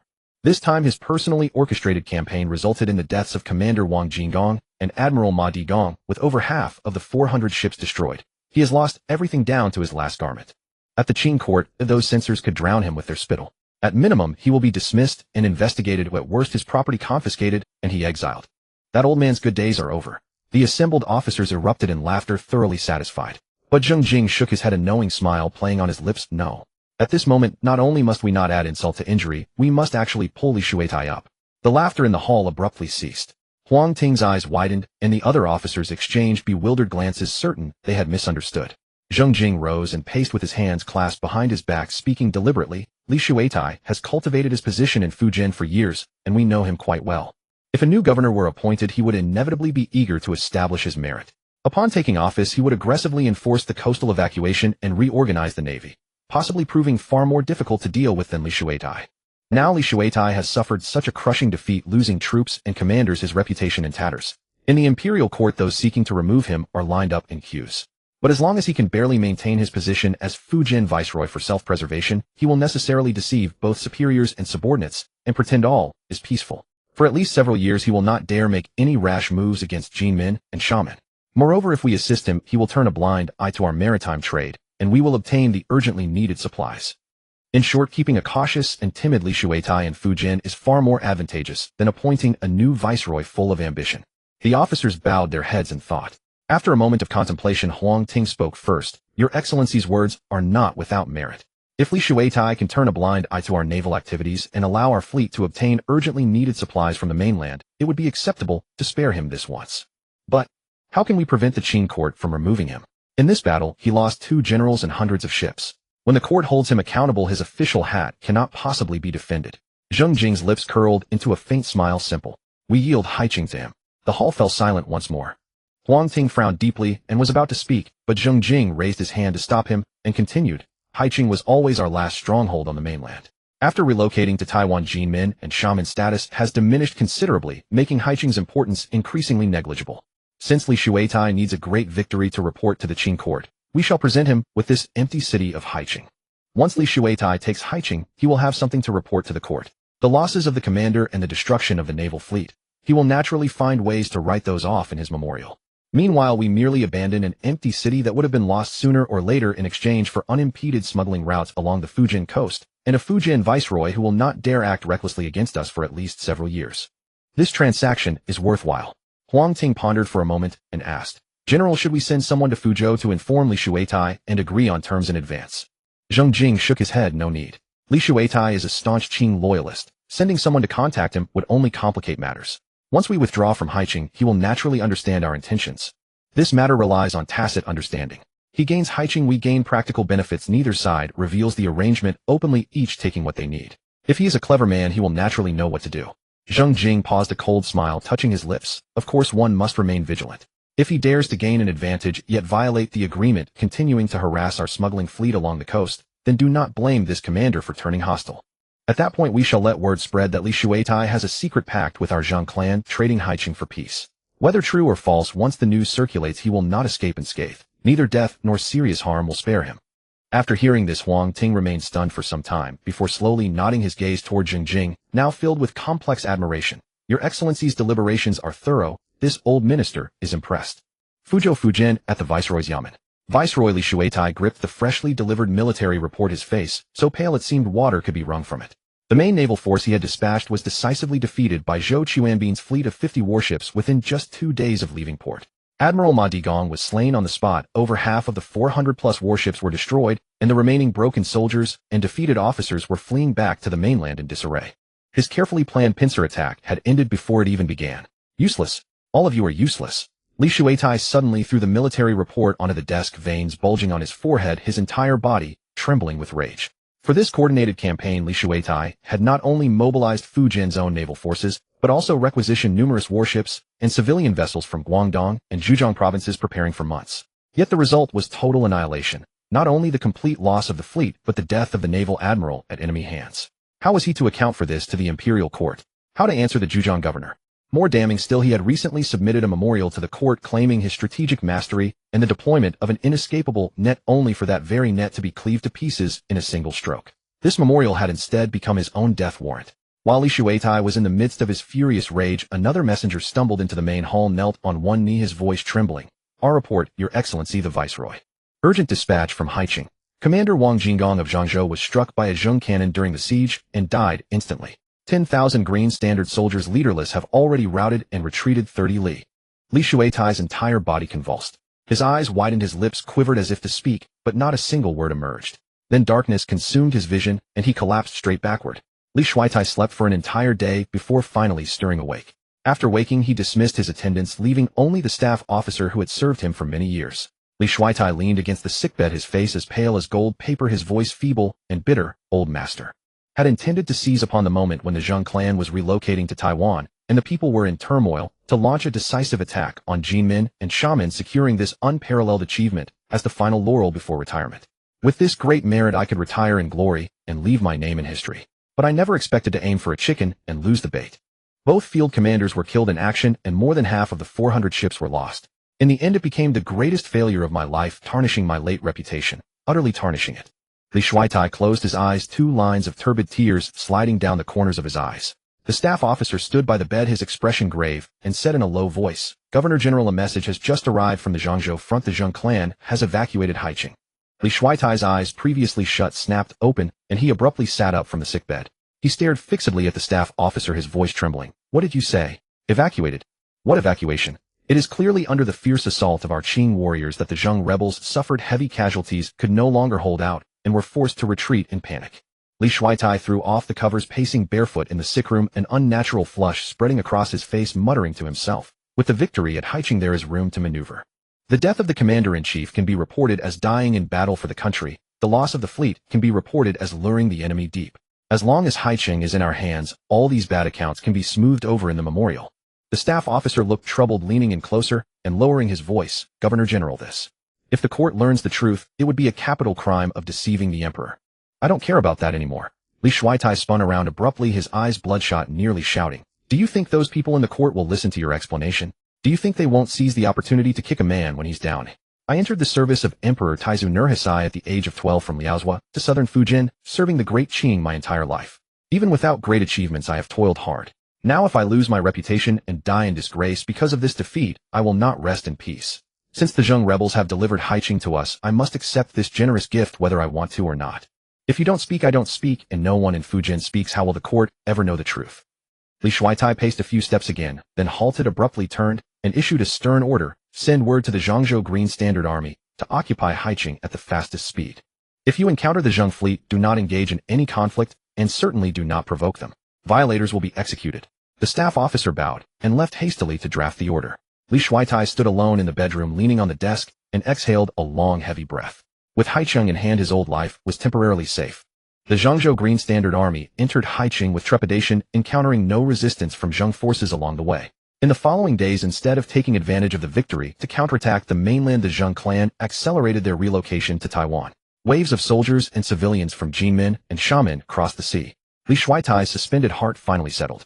He immediately ordered the Guangdong Navy to disband and return to their respective provinces, and sent word to the red-haired barbarian fleet still cruising in the outer seas. With the war concluded, he requested them to return. After sending away these troublesome parties, Li Shuaitai locked himself in his study, spread out a memorial, and began pondering how to report the victory to the court.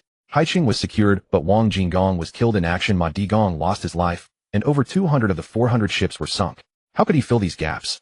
Li Shuaitai picked up his brush, pondered for a long time, and finally began to write. Your servant Li Shuaitai humbly reports, relying on the majesty of His Majesty, the Fujian land and naval forces jointly suppressed the Zheng rebels, achieving consecutive victories. Zhangzhou Commander-in-Chief Wang Jinggong led the land forces in a fierce assault on Haiqing, personally braving arrows and stones leading from the front, and died in battle. The officers and soldiers fought with valor, pressing forward wave after wave. The Zheng rebels suffered heavy casualties, could not hold out, and finally abandoned the city to flee. Our forces have recaptured the entire territory of Haiqing. From now on, the Zheng rebels have no foothold left on the mainland. The pacification of the southeastern coast is imminent. Haiqing, the lair the Zheng rebels had operated for years with strong fortifications and abundant supplies, now belongs to our great Qing, severing one of their arms. From this point onward, the gates of Jinmen and Xiamen are wide open. The remnants of the Zheng rebels, losing both advance and retreat, can only shrink into the desolate island of Taiwan, eking out a miserable existence, and will no longer be a threat. Regarding the naval forces, Admiral Ma Digong led the fleet into battle against the main Zheng force in the open seas off Fujian. The Zheng rebels deployed all their strength with over 100 warships. Our officers and soldiers showed no fear and fought valiantly. The fierce battle lasted all day, with cannon fire darkening the sky. Admiral Ma, leading from the front, personally commanded the flagship, charging into the enemy formation, unfortunately struck by cannon fire and died a heroic death. Though our forces suffered heavy casualties in this battle, the officers and soldiers fought with valor, ultimately repelling the Zheng rebels. The remnants fled in panic. This is the only victory our great Qing Navy has achieved in a direct confrontation with the Zheng rebels in recent years, proving that the Zheng Navy is not invincible. Admiral Ma Digong died a loyal and courageous death, deserving of generous compensation to comfort his loyal soul. This great victory is entirely due to the vast majesty and brilliant virtue of His Majesty. I humbly acknowledge that the Emperor is wise, the court officials work together in harmony, and the officers and soldiers have exerted themselves. Your servant merely followed the course of events. How dare I claim credit? I humbly beseech His Majesty's gracious consideration. Your servant Li Shuaitai kowtows and bows again. After finishing the memorial, Li Shuaitai sealed it with his seal and sent a trusted messenger to rush it to the capital. He also prepared a separate generous gift and a letter sending someone to bribe a few influential Manchu officials in the court, asking them to speak well of him. After arranging all this, Li Shuaitai finally breathed a full sigh of relief, slumped into the armchair, and gazed at the beams above, murmuring to himself, I hope I can muddle through. I just want to survive steadily until retirement, return to my hometown in Liaodong to farm and recover from illness, and never touch this mess of coastal defense again. Zheng Jing, on the other hand, was not idle. He deeply understood that winning the battle was only the first step. Transforming the momentum of victory into real prestige and cohesion was the truly crucial matter. Thus, a book titled The Great Victory at Haiqing and Nanyu Island, a true record of the general's brilliant leadership, compiled by Zheng Jing himself and ghostwritten by the scribe Huang, she was promptly produced and rapidly distributed to all camps and ships, requiring mandatory reading throughout the forces. This record was written with great skill and structure. This served to prove that victory in this battle was ordained by heaven. The main body then detailed the remarkable feat at the Battle of Haiqing, where Zheng Jing overrode all objections, personally led the charge, and killed the Qing army commander Wang Jinggong with a single cannon shot. It also recorded the glorious achievements of Quan Ji, who rose to the occasion during the Battle of Nanryu and beheaded the naval admiral Ma Digong in combat. The text offered only a brief description of the battles, focusing instead on Zheng Jing's wise and decisive decisions at critical moments, calm, resolute, and possessing divine insight into the enemy. Quan Ji's unparalleled tactical brilliance, unmatched in loyalty and courage, commanding with composure, and the troops' soaring morale, glad to fight, ready to sacrifice their lives in service. The piece concluded with, by the divine might of the general, wherever his great cannons were aimed, the Tartar enemies were reduced to dust and smoke, and across the southeastern seas, all who heard his name trembled in fear.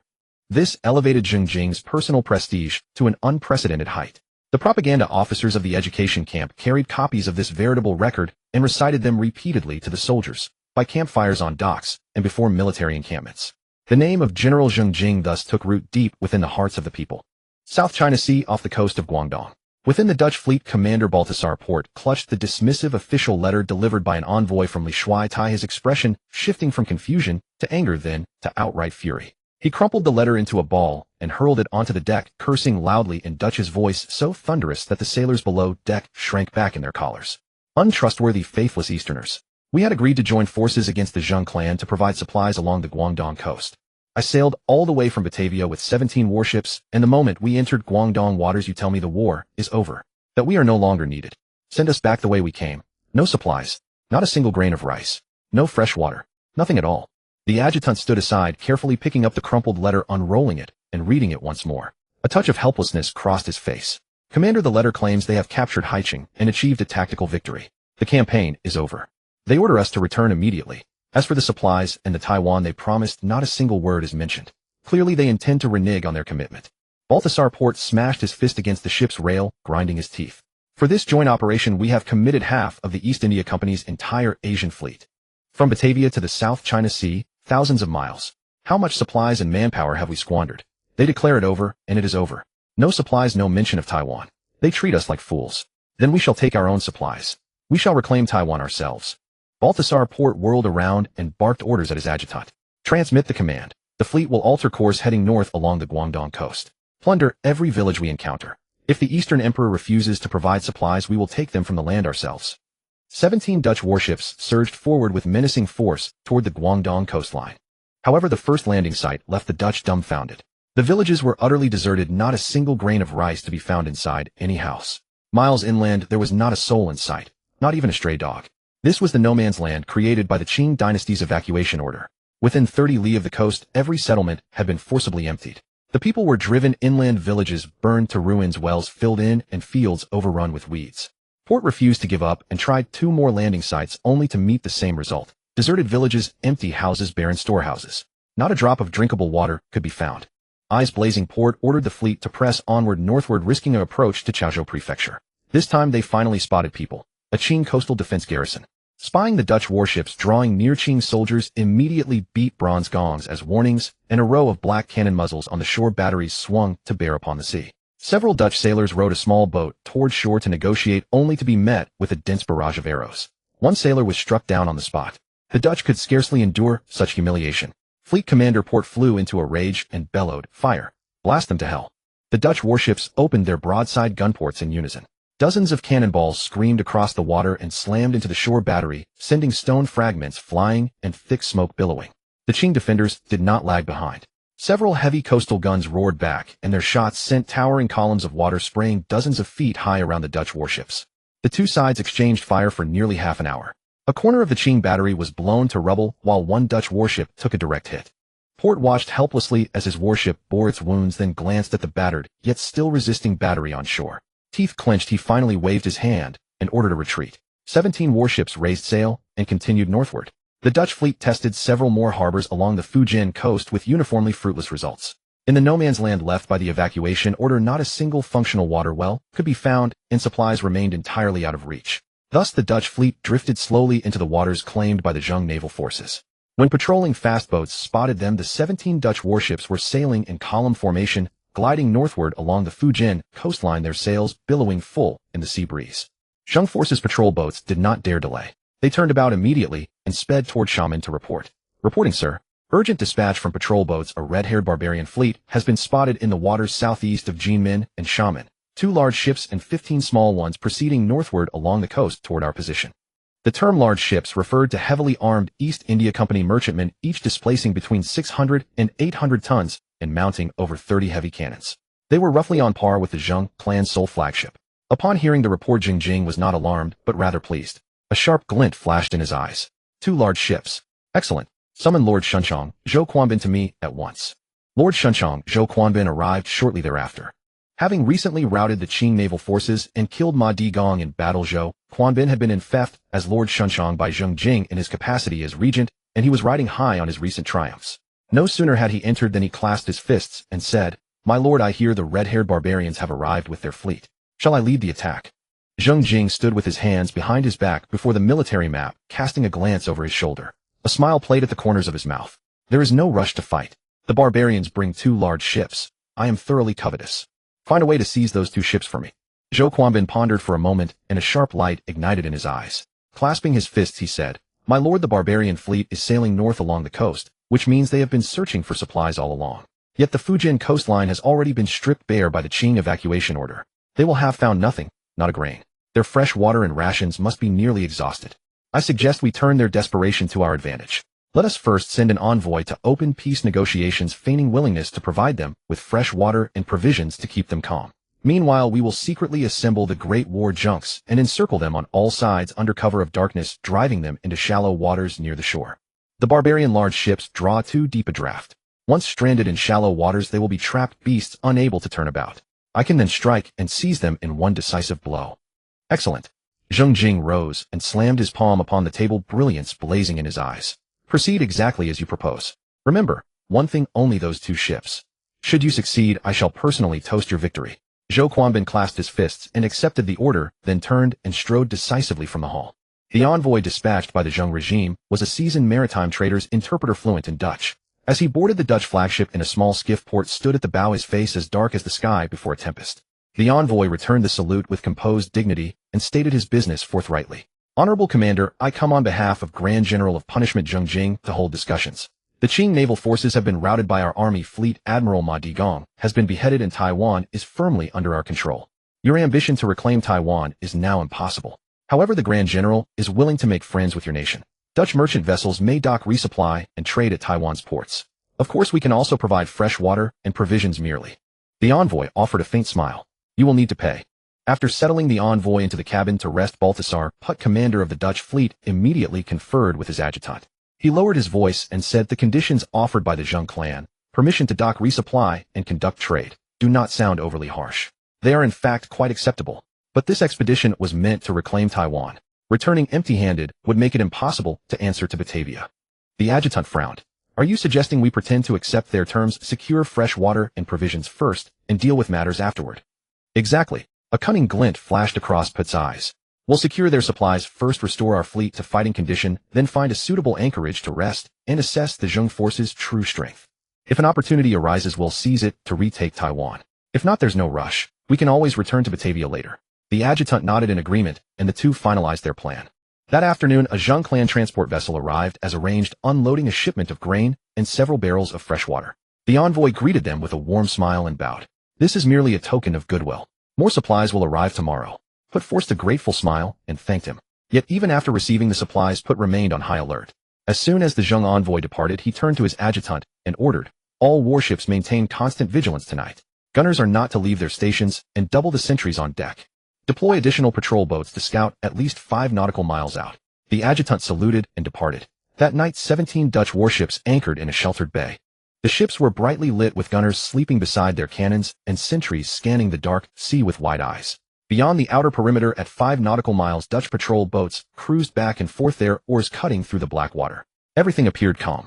In the deep hours of the night, dozens of Zheng warships, their hulls dark against the water, glided silently toward the Dutch fleet.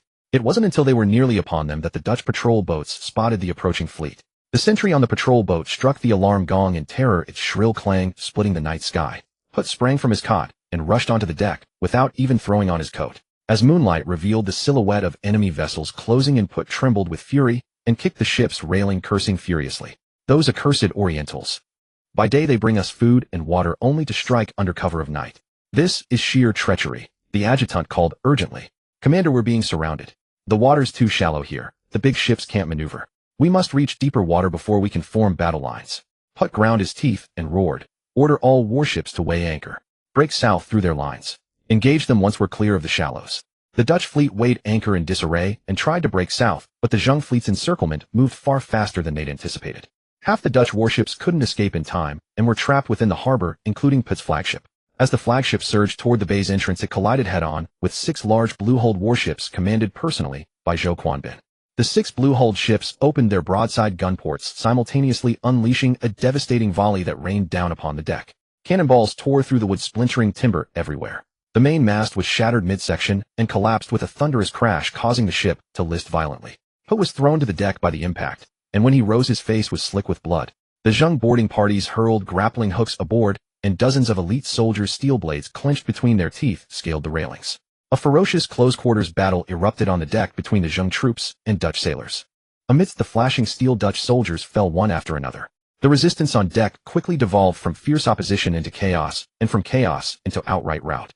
More and more Zheng soldiers scaled the decks from every direction, driving the Dutch sailors back toward the stern.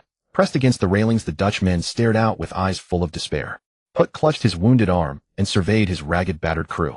Glancing at the overwhelming force of Zheng soldiers covering the deck, he finally sighed and spoke haltingly in Chinese, "I surrender." The adjutant immediately dropped his sword and raised his hands in surrender. The remaining Dutch sailors aboard followed suit, casting aside their weapons and kneeling to yield. Zhou Quanbin sheathed his blade and surveyed the captives kneeling across the deck. He suddenly turned and asked, "What of the other large ship?" The deputy commander stepped forward to report, "My lord, one of the red-haired barbarians' large ships broke through the encirclement during the chaos. It's still patrolling the outer waters, possibly attempting to reinforce the others."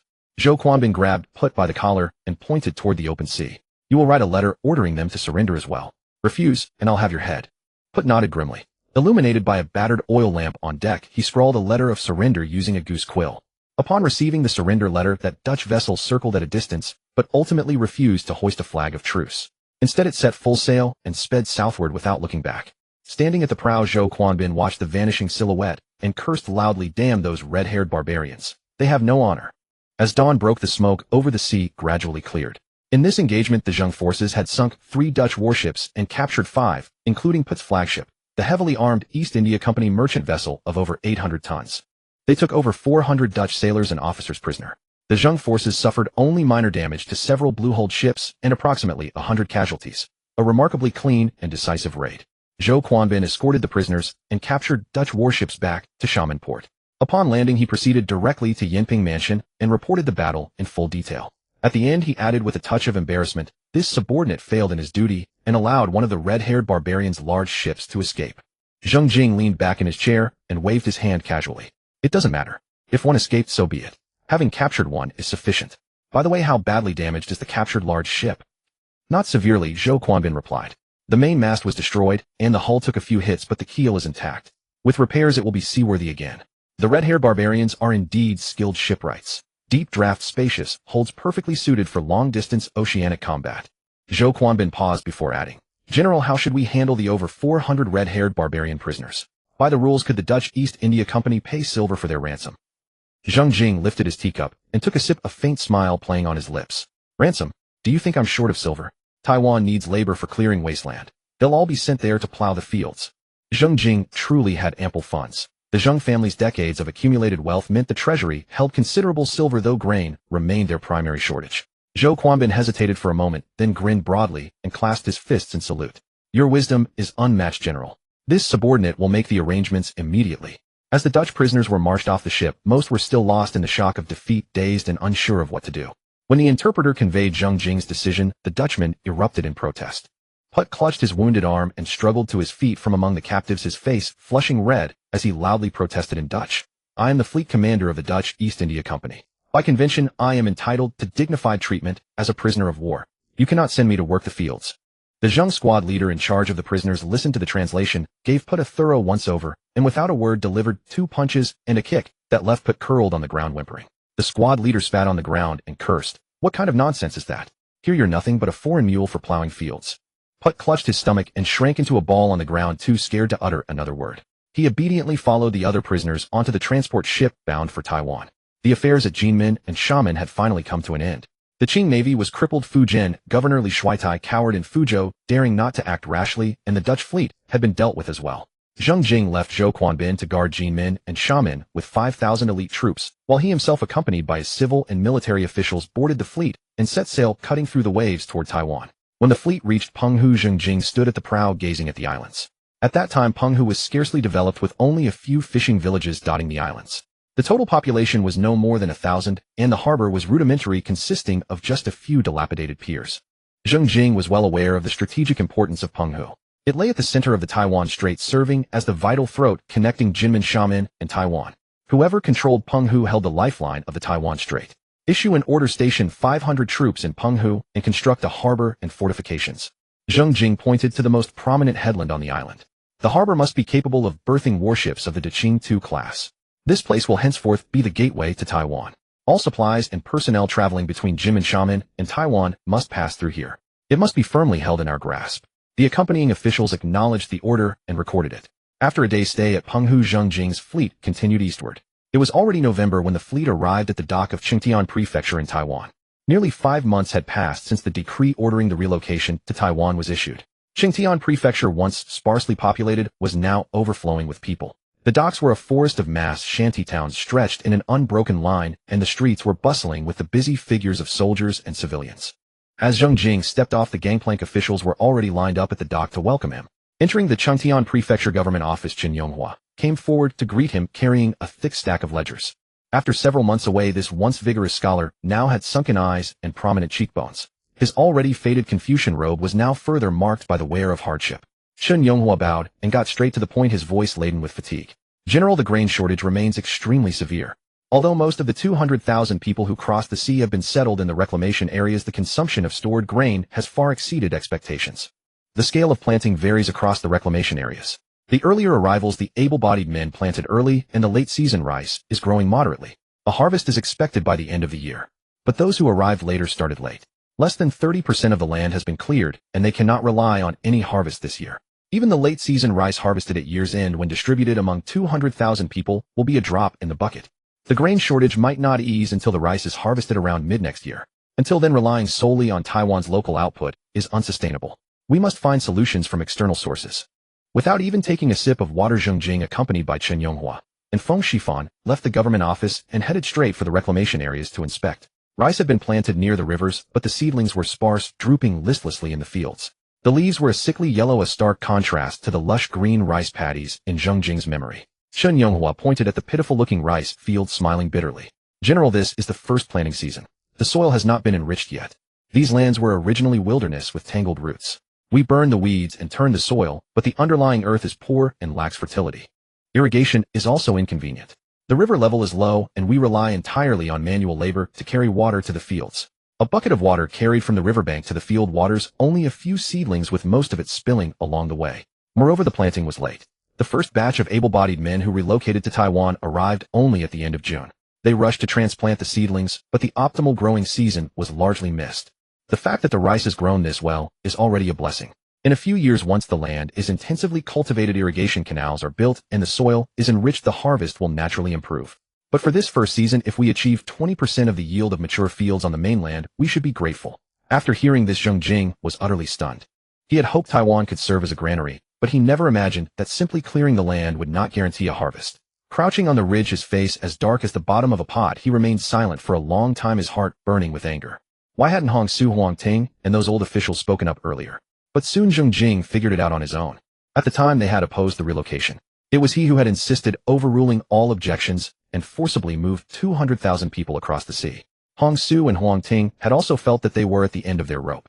Jinmen and Xiamen were about to run out of food. Staying meant death, leaving offered a glimmer of hope. It wasn't that they refused to speak.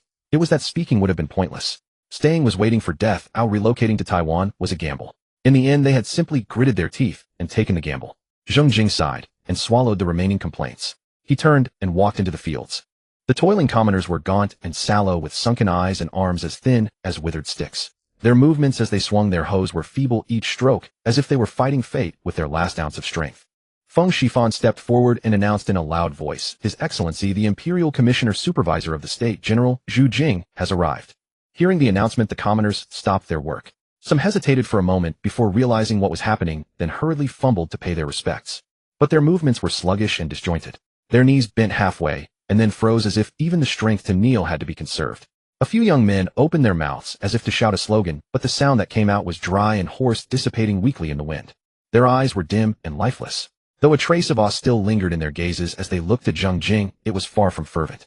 Hungry people cannot muster fervor. Zheng Jing crouched down and helped an old man who had almost collapsed after kneeling halfway. He patted the dirt off the man's shoulders and said a few gentle words like, "Hold on a little longer, food will come." The old man nodded repeatedly, his lips trembling, but he could not utter a word. Zheng Jing did not linger. After offering a few words of comfort, he turned and left.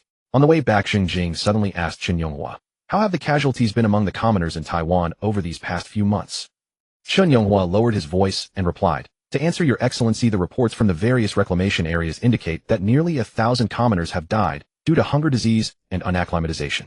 Mostly the elderly, women, and children. The able-bodied fared somewhat better, but many have also fallen ill. However, the education and reform camp has not relaxed its oversight.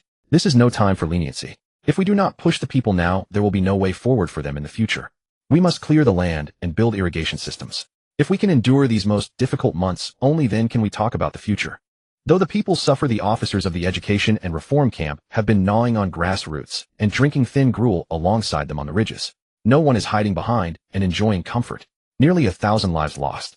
Zheng Jing's expression remained unchanged. He merely quickened his pace on the return journey. Back at the government office, he strode into the main hall and ordered in a deep voice, "Summon Minister Hong Su and General Huang Ting to see me."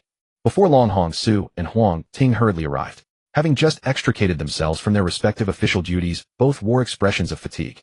Zheng Jing dispensed with pleasantries and asked directly, "How long can the current grain reserve sustain us?" Hong Su took a ledger that had been calculated countless times from his sleeve, opened it, and reported in a low voice, "General, there is still surplus military grain. With the current standard, it can last for 3 months. But civilian grain has reached its limit. With a ration of 3 to 4 liang per person per day, the prefectural granary can only last another month at most. If no grain relief arrives after a month, the people will face starvation." Zheng Jing asked again, "How much grain can we procure from overseas purchases each month?" Hong Su replied, "General, since the relocation to Taiwan, all merchant ships returning from overseas have been loaded with grain, and we have also dispatched dedicated grain purchasing fleets. But despite sourcing from multiple channels, we only managed to procure about 20,000 share per month. This is already more than double the previous amount."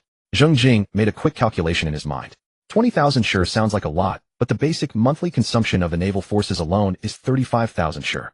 In other words, even if we pour all the overseas grain into it, we can't fill the military grain gap, let alone feed the 200,000 mouths of the common people. Hong Su noticed Zheng Jing's grim expression, hesitated, and then tentatively suggested, "General, under the current situation, perhaps we could temporarily reduce military rations or cut back some troops and wait until the food shortage eases." "No," Zheng Jing interrupted directly, his tone resolute. "When we relocated to Taiwan, I promised the entire army that their benefits would remain unchanged. Now that we've just arrived in Taiwan, we're going to cut rations and reduce troops. Isn't that slapping my own face?" Zheng Jing knew very well that he could be fickle in other matters, but toward the military, he absolutely could not. The army was the foundation of his survival and power. He could not dig up his own foundation. Without the army, what was Zheng Jing? Nothing. A general must hold military power. Hong Su's brows were tightly knit, his face clouded with worry, his voice a bit hoarse. "What do we do? The newly cultivated fields, even if they yield a batch of late rice by the end of the year, would be just a drop in the bucket. The earliest we could see grain would be next summer's harvest. The gap in between, at least 3 to 5 months. Your old servant truly cannot think of a solution." The hall fell into silence for a moment. Huang Ting, who had been sitting to one side, suddenly stood up and cupped his hand, saying, "General, didn't we previously reach an understanding with Fujian Governor Li Shuaitai? Can we find a way through the Fujian coast? Even if we smuggle some grain in, it could alleviate the immediate crisis."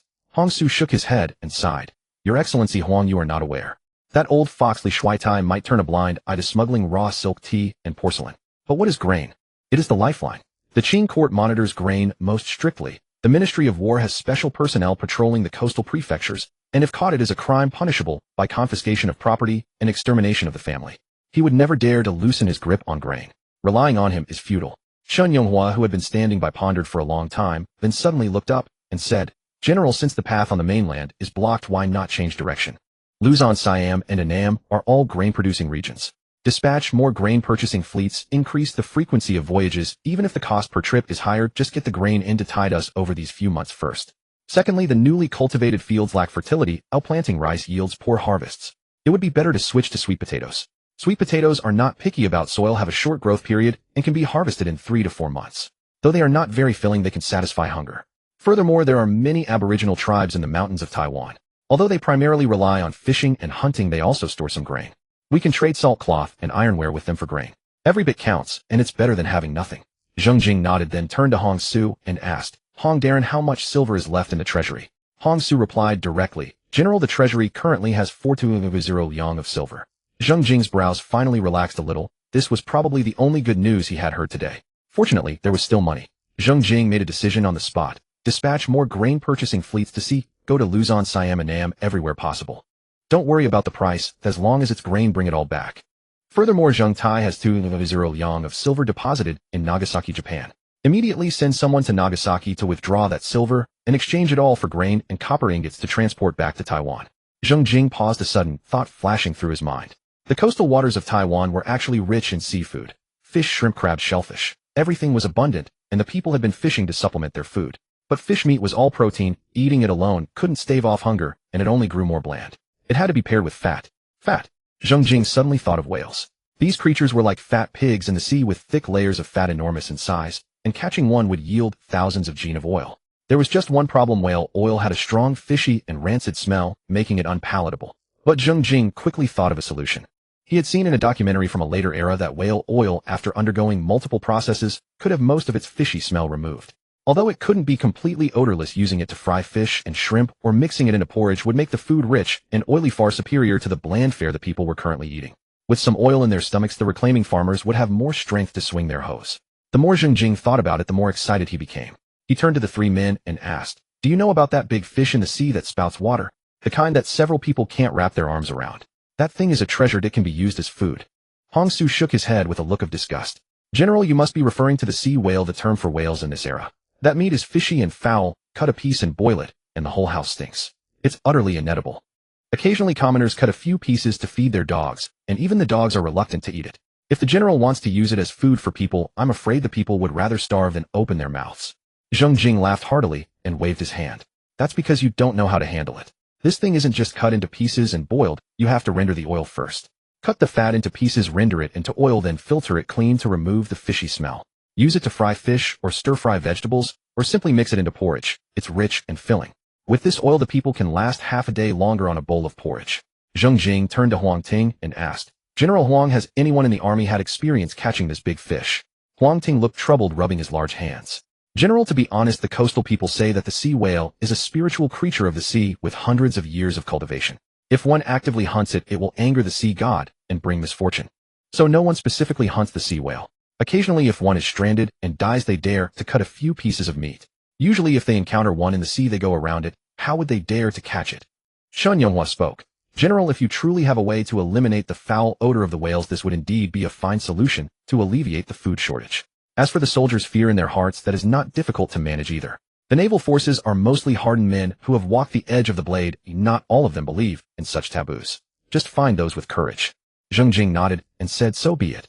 General Huang, select a group of brave soldiers from the Navy and equip the ships with giant crossbows fitted with ropes. At dawn tomorrow, I will personally lead the fleet out to sea to catch the great fish. Huang Ting was taken aback and was about to dissuade him, but the words reached his lips and then swallowed them back.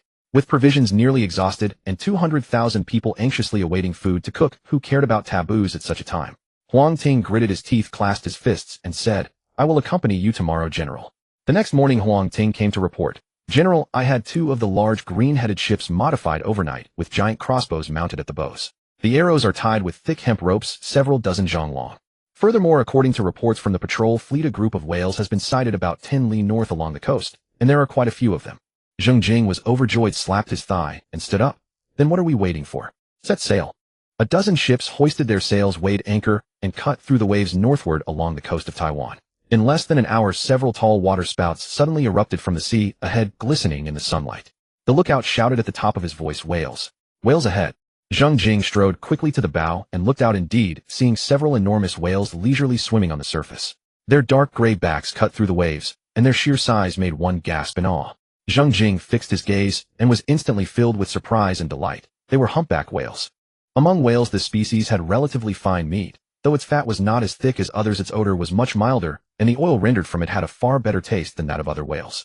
Zheng Jing could not help but slap the gunwale and blurted out, "General Huang, close in quickly, and pick one of the big ones." The two modified green-headed ships flanked the prey from left and right.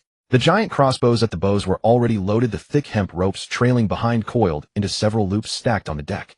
Zheng Jing stood at the bow directing personally as the fleet slowly closed in on the group of humpback whales still swimming leisurely.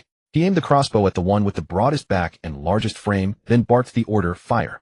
The crossbow mechanism released with a thunderous twang, and an arm-thick arrow trailing a hemp rope shot out, with a roar striking deep into the back of the humpback whale. Blood instantly dyed the sea red. The wounded whale thrashed violently, its massive tail fin slapping the water and sending plumes several zhang high. It dragged the warship toward the deep sea, the hemp rope screeching against the gunwale, the entire green-headed ship veering sharply.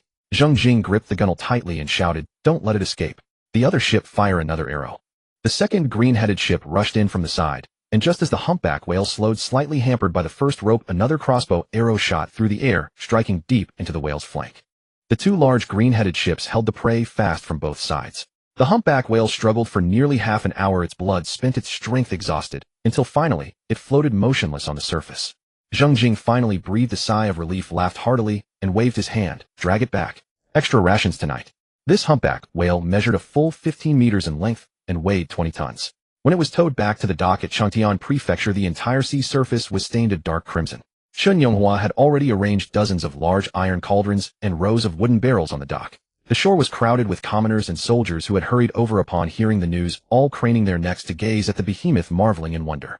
A dozen naval soldiers jumped into the waist-deep seawater, looped ropes around the whale's tail fin, and the strong men on shore chanted in unison as they pulled with all their might, dragging the 20-ton beast onto the shallows. Several veteran fishermen wielding long knives and axes waded through knee-deep seawater and began to butcher the carcass.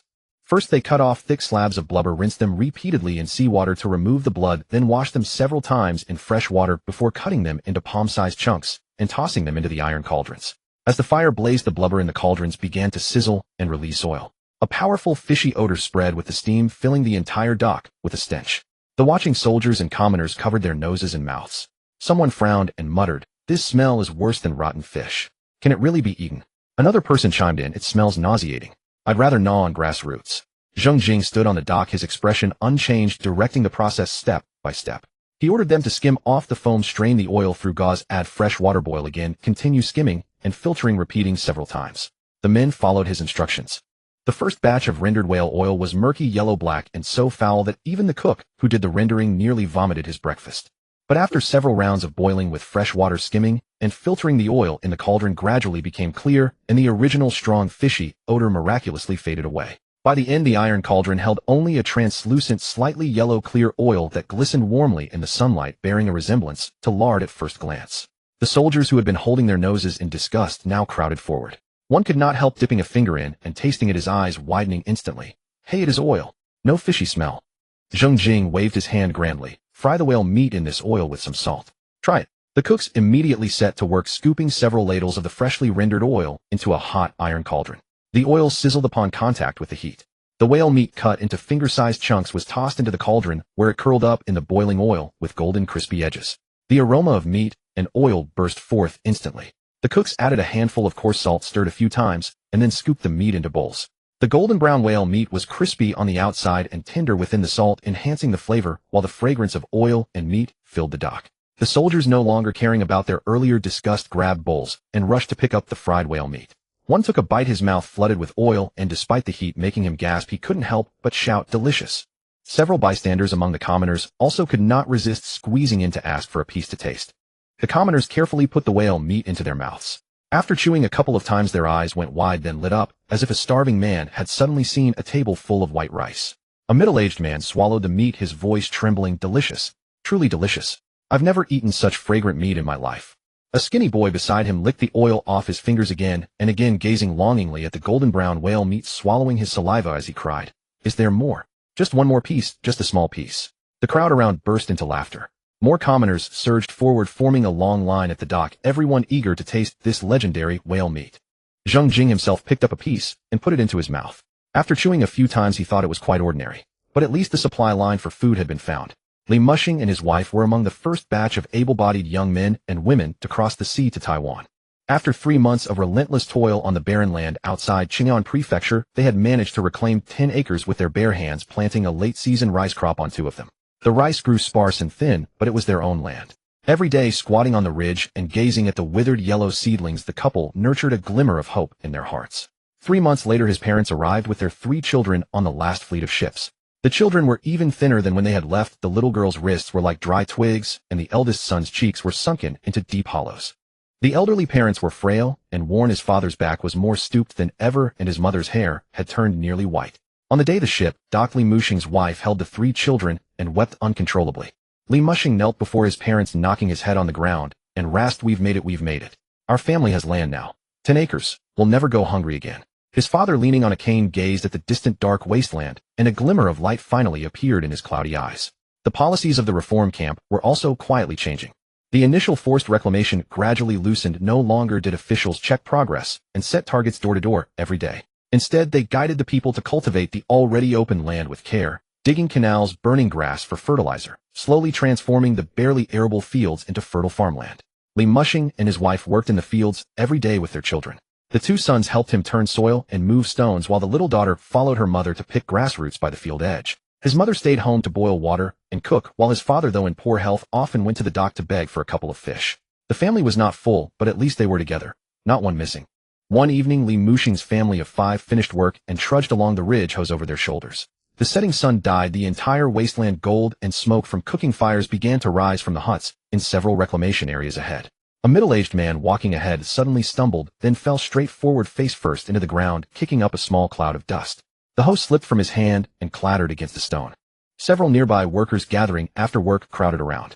Someone knelt down and lifted his eyelids. Another reached out to check his breath, then slowly stood up and shook his head. Li Muxing drew closer and recognized the man.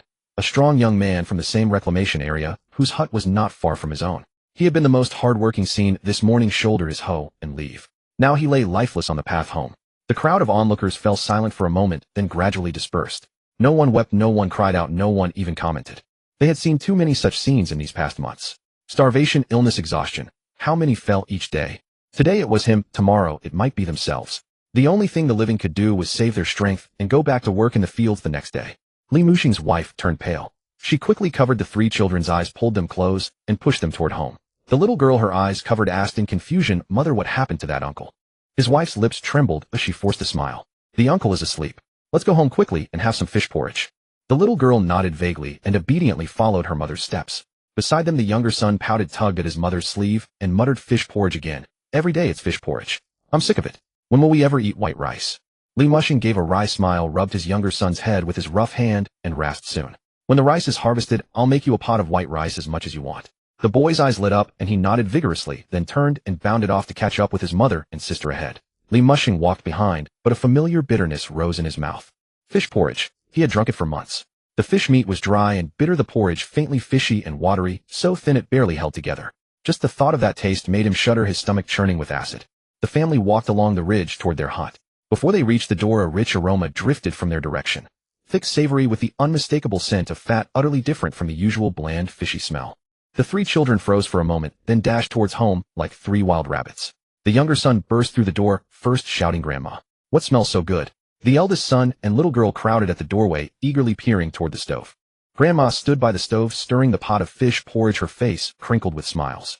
"Your grandpa helped at the dock today, and the general's men gave out something called whale oil. I added a small spoonful to the porridge. Smell it, isn't it fragrant?" The children gathered around the stove, gazing at the pot of porridge infused with whale oil, their eyes shining as they inhaled the fatty aroma. Li Muxing entered the house, glanced around, and didn't see his father. "Mother, where's father?" His mother stirred the porridge and laughed. "He went to help at the dock. He came back midway and brought a jar of fish oil. Smell it, it's very fragrant." She pointed to a small clay pot on the stove the size of a palm, its lid open. Inside was half a pot of slightly yellowish fat, gleaming warmly in the glow of the fire. Li Muxing leaned in and sniffed. There was indeed a faint trace of fishiness, but far more prominent was the thick, rich oil aroma. Warm and savory, instantly awakening the greedy worm in his stomach, making his mouth water uncontrollably. He swallowed hard and couldn't resist sniffing again. This is a treasure. But I remember they used to make fish oil by the coast, and it was foul and stinking, not even edible. Just the smell made you want to vomit. How come this one smells so good? His mother ladled the porridge into bowls and shook her head with a smile. Your father said they used the wrong method before. The general knows how to do it properly. He led them to boil, filter, and repeat several times until the stench was gone. She set the bowls on the table. The three children couldn't wait any longer. They grabbed their bowls and took a big gulp. The porridge with whale oil was a world apart from the former watery fish porridge. The rice was soft, the oil rich, and as it slid down the throat it warmed the whole body, bringing a feeling of fullness. The younger son slurped noisily, licked the bowl clean, then looked up with greasy lips and grinned. Delicious. 1,000 times better than the old fish porridge. The eldest son, rarely one for compliments, thumped his bowl on the table and said with puffed cheeks, "Grandma, another bowl." The little girl also held up her small bowl, shyly handing it to her grandmother. In a soft, childish voice, she said, "Grandma, I want another bowl too." Grandma beamed, took the bowl, and filled it to the brim for her. Li Mushi held a bowl of congee and squatted beside his wife at the entrance of their shack. A gentle evening breeze swept past, carrying the fragrant aroma of oil from the bowl into his nostrils. Li Mushi bent his head and took a sip, then another, when suddenly his shoulders trembled and tears splattered into the bowl. His wife was startled and hurriedly set down her own bowl to pat his back. "What's wrong? Why are you crying all of a sudden?" Li Mushi wiped his face with his sleeve, his voice hoarse and trembling. "It's too fragrant, too delicious. I've been eating pig slop for half a year, and today I finally taste something fit for a human being." His wife paused for a moment, her eyes welling up as well, and quietly lifted her own bowl to take a sip. So delicious. After finishing a bowl of whale oil fish congee, the whole family felt a renewed sense of vitality. Li Mushi stood up and noticed his steps had grown lighter, as though the meal had given him solid nourishment. Li Mushi transferred the remaining congee into a clay jar, wrapped it in cloth, and prepared to deliver it to his aging father, who was still working at the dock and hadn't had dinner yet. Li Mushi and his wife led their three children through the twilight toward the pier. In the distance, the dock was ablaze with lanterns and teeming with crowds far livelier than the spring festival. The townspeople stood in line with bowls and jars in hand to receive their ration of oil, their faces displaying smiles rare after months of hardship. Animated conversations rippled through the crowd in every direction. Someone gestured emphatically with a raised voice, claiming the sea eel caught that day was twice the size of a vessel, its spine broader than an entire house. Another held up the freshly issued whale oil, marveling at it, and remarking how fragrant it smelled and how satisfying it made one feel, declaring it far superior to the pork lard rendered for New Year's. Yet others recounted with vivid detail how the general himself had stood at the bow commanding the hunt, speaking so animatedly with flying spittle that listeners could scarcely tell he wasn't describing something he'd witnessed firsthand. Li Mushi pressed through the throng, clutching the congee jar, scanning the crowd for his father's figure, while behind him the three children tiptoed and peered about eagerly. The youngest was especially excited, proclaiming that when he grew up he too would venture to sea with the general to hunt sea eels. Li Mushi circled the pier and finally located his father near a massive iron wok. The old man was crouched by the stove, stuffing firewood into the furnace, the flames painting his weathered face crimson and beading his forehead with sweat. Li Mushi hurried forward and offered the jar. "Father, time to eat. This congee has fish oil mixed in. It smells wonderful." But his father didn't bother looking up, merely waving him off. "I ate long ago." As he spoke, his father reached into his chest and withdrew a small cloth wrap. When unfolded, it revealed several pieces of golden, crispy fried whale meat that still radiated warmth. The three grandchildren's eyes widened at the sight, and they immediately crowded around, reaching out small hands to grab pieces of the meat and stuff them into their mouths. The youngest took a bite, oil dripping from his lips, and mumbled through a full mouth, "Delicious. Grandpa, will you come help at the dock tomorrow?" His father threw back his head and laughed heartily, his weathered hand rubbing the boy's head. "Of course. I'll come every day." The general announced, "We're heading out tomorrow to catch an even larger one. I'll bring you fried meat every day." Around them the pier glowed with scattered lights while a sea breeze brushed past, and the family made their way home through the darkening evening. The three children bounded ahead, the youngest still chewing on unfinished whale meat, while the little girl tugged at her eldest brother's hand, giggling uncontrollably.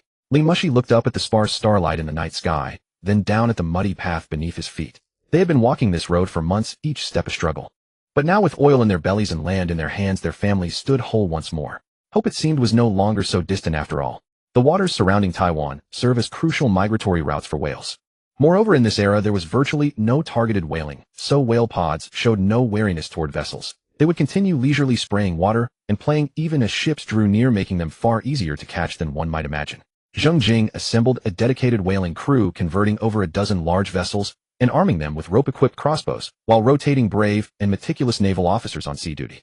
At the dock they erected over 100 iron woks in quick succession, establishing an assembly line for oil rendering with workers assigned to specific tasks, cutting, boiling, filtering, operating continuously around the clock. Within just half a month, a spoonful of whale oil was added to the congee bowls of over 200,000 residents across Taiwan. For these people who had gone months without adequate oil or salt, this was nothing short of a heavenly blessing. With that single spoonful of oil-thin gruel was no longer watery broth. It became a bowl substantial enough to satisfy the hunger of two. With that single spoonful of oil, the grass roots and wild vegetables they had been gnawing on for months finally gained real flavor. With that single spoonful of oil, the sallow complexion that had settled on the people's faces gradually faded, and their arms regained some of the strength they once had when hauling sacks. That evening after dinner, Li Mushi's family gathered their small stools and made their way toward the clearing at the camp's center, their steps noticeably lighter than usual. In the past, going hungry while performing heavy labor left them so exhausted after each workday that all they wanted was to collapse into sleep. There was never any appetite for cultural lectures. Sitting through those sessions would only make them dizzy and faint. The lecturers would speak with fervor, while the starving audience lacked even the strength to nod in agreement. But now, with nourishment in their bellies and strength returning to their limbs, their spirits brightened as well. Li Mushi carried a stool in one hand while holding his youngest daughters with the other, his wife and two sons following behind. Along the way, they encountered numerous neighbors, all heading toward the bonfire with their families in cheerful conversation. The cultural lectures were beginning to feel less like obligation and more like a welcome social gathering. The bonfire crackled and popped, casting bright light across the central camp area. The lecturer stood before the flames with an iron megaphone, his voice carrying clearly to even those at the outermost edges. Fellow townspeople, today we shall recount the great legend of the general's sea eel hunt. The lecturer drew a deep breath and raised his voice dramatically. What exactly is a sea eel? It is a spirit creature of the sea. For centuries, fishermen have avoided it, fearing to anger the sea deity. But the general feared nothing. Standing at the bow, he saw through the sea eel's true nature at a single glance. What spirit creature is this? It is grain bestowed upon us by heaven. The general personally led the fleet out to sea, battling wind and waves, striking with a single crossbow bolt, and hauled that 50-foot beast back to dock. What does this signify? It is the mandate of heaven itself, a testament to the general's wise and valorous leadership. The crowd listened transfixed, some slapping their thighs in enthusiasm. The lecturer grew increasingly animated, spittle flying in the firelight. The sea eel was hauled ashore, yet a new problem arose. The oil carried such a foul, fishy stench that it seemed utterly inedible. Any ordinary person would have discarded it outright. But who was the general? He possesses unmatched wisdom. Personally directing the operation, he boiled and filtered the substance repeatedly until that repulsive whale oil was refined into something more fragrant than pork lard. Without the general, we'd still be drinking watery fish congee, too weak from hunger to even lift a hoe. Could we have this bowl of fragrant oil congee today without him? No. The general came to rescue us all from suffering. He is our very sky. Now chant with me, loyalty to the general. Loyalty. The crowd rose in unison, their voices shaking the bonfire itself. Li Mushi rose with them, shouting until his voice cracked. This time his voice rang louder than ever before. That day, Zheng Jing, accompanied by Chen Yonghua and Feng Shifan, inspected the oil boiling site along the dock. Over 100 large iron woks were lined up in neat rows, billowing with steam, while the cooks toiled beneath, sweat pouring down their faces. As Zheng Jing's party passed by, they noticed several sacks of coarse salt piled on an adjacent open lot. The burlap mouths gaped open, revealing grayish-white salt crystals with a coarse texture speckled with fragments of fine sand. Zheng Jing crouched down, scooped a pinch of the coarse salt into his palm, and examined it closely before turning to Chen Yonghua. Where does this salt come from? Chen Yonghua bowed slightly and replied, General, this is sea salt dried from the coastal salt fields. Taiwan's coastline originally had some salt fields, though on a modest scale. After I took charge of the relocation and resettlement affairs, I found the demand for salt to be enormous, so I organized workers to expand the existing fields several times over. Today, this salt production is more than sufficient to supply the entire island's military and civilian population. The process itself is not difficult. One simply channels seawater into the salt fields and lets the sun evaporate it. When the water dries, salt remains. Once dried, it is packed directly into bags without much refinement, which is why the grains are coarse, the color grayish, and the taste somewhat bitter. This is the coarse salt that common folk consume daily. Chen Yonghua paused and added, if one wishes to improve the taste, there is indeed a traditional method. Dissolve the coarse salt in clean water, strain it through cloth several times to remove sand and impurities, then either sun-dry or boil it dry. The resulting salt will be much finer and whiter with considerably less bitterness. The drawback is that it is time-consuming and labor-intensive. At present, everyone in each reclamation district is occupied with clearing land, so no one has time for this. Zheng Jing pinched a small amount of the coarse salt and placed it on his tongue to taste, his brows immediately knitting together. Bitter and astringent with an indefinable fishy sea odor, it was worlds apart from the pure white fine-grained refined salt of later eras. Zheng Jing brushed the salt grains from his hand, rose to his feet, and said, let us go see the salt fields. Walking north along the coastline for less than 5 li, the group arrived at the salt field district. Before them stretched an endless expanse of flat tidal flats artificially divided into square salt ponds of varying sizes separated by low sandy ridges. Seawater flowed slowly through dug channels into reservoir ponds, then was distributed into the salt ponds as needed. Direct sunlight beat down upon the shallow seawater in each pond, the surface reflecting a blinding white glare. Several dark-skinned salt workers labored barefoot beside the ponds, some pushing the salt layer at the bottom with long-handled wooden rakes, others shoveling the sun-dried coarse salt into bamboo baskets, their movements practiced yet mechanical. Piles of salt stacked like small hills lined the edges of the fields, the grayish-white coarse salt catching a faint sheen of moisture in the sunlight. Nearby lay scattered wooden buckets and bamboo baskets, corroded and tattered from the salt's alkaline bite. The air hung heavy with a pungent, briny fishiness mingled with the distinctive dampness of the sea breeze, making each breath feel laborious. Standing at the edge of the salt fields, Zheng Jing gazed out across a dense grid of square ponds stretching from his feet to the distant horizon, easily over 100 in number. The salt mounds rose like miniature mountains, with workers moving methodically through the rows, raking, shoveling, and filling baskets in disciplined procession. He had only ever read about the 3 characters for solar salt production in books, but now witnessing these vast salt fields spread before him, a single thought occupied Zheng Jing's mind. The wisdom of our ancestors is truly formidable.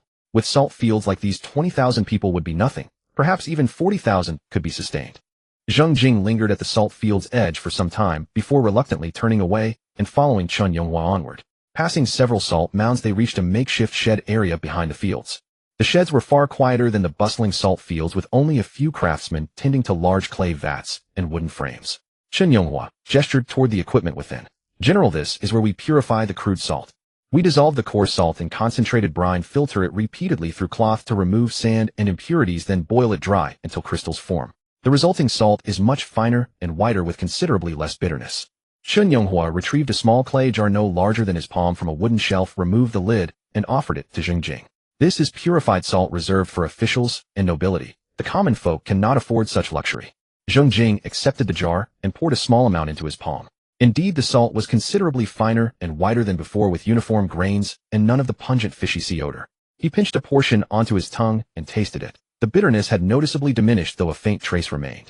Setting down the jar, Zheng Jing brushed the salt from his hands and instructed Chenggong, fetch quicklime and wood ash, then construct a filtration system layered with coarse sand, crushed charcoal, and multiple layers of hemp cloth.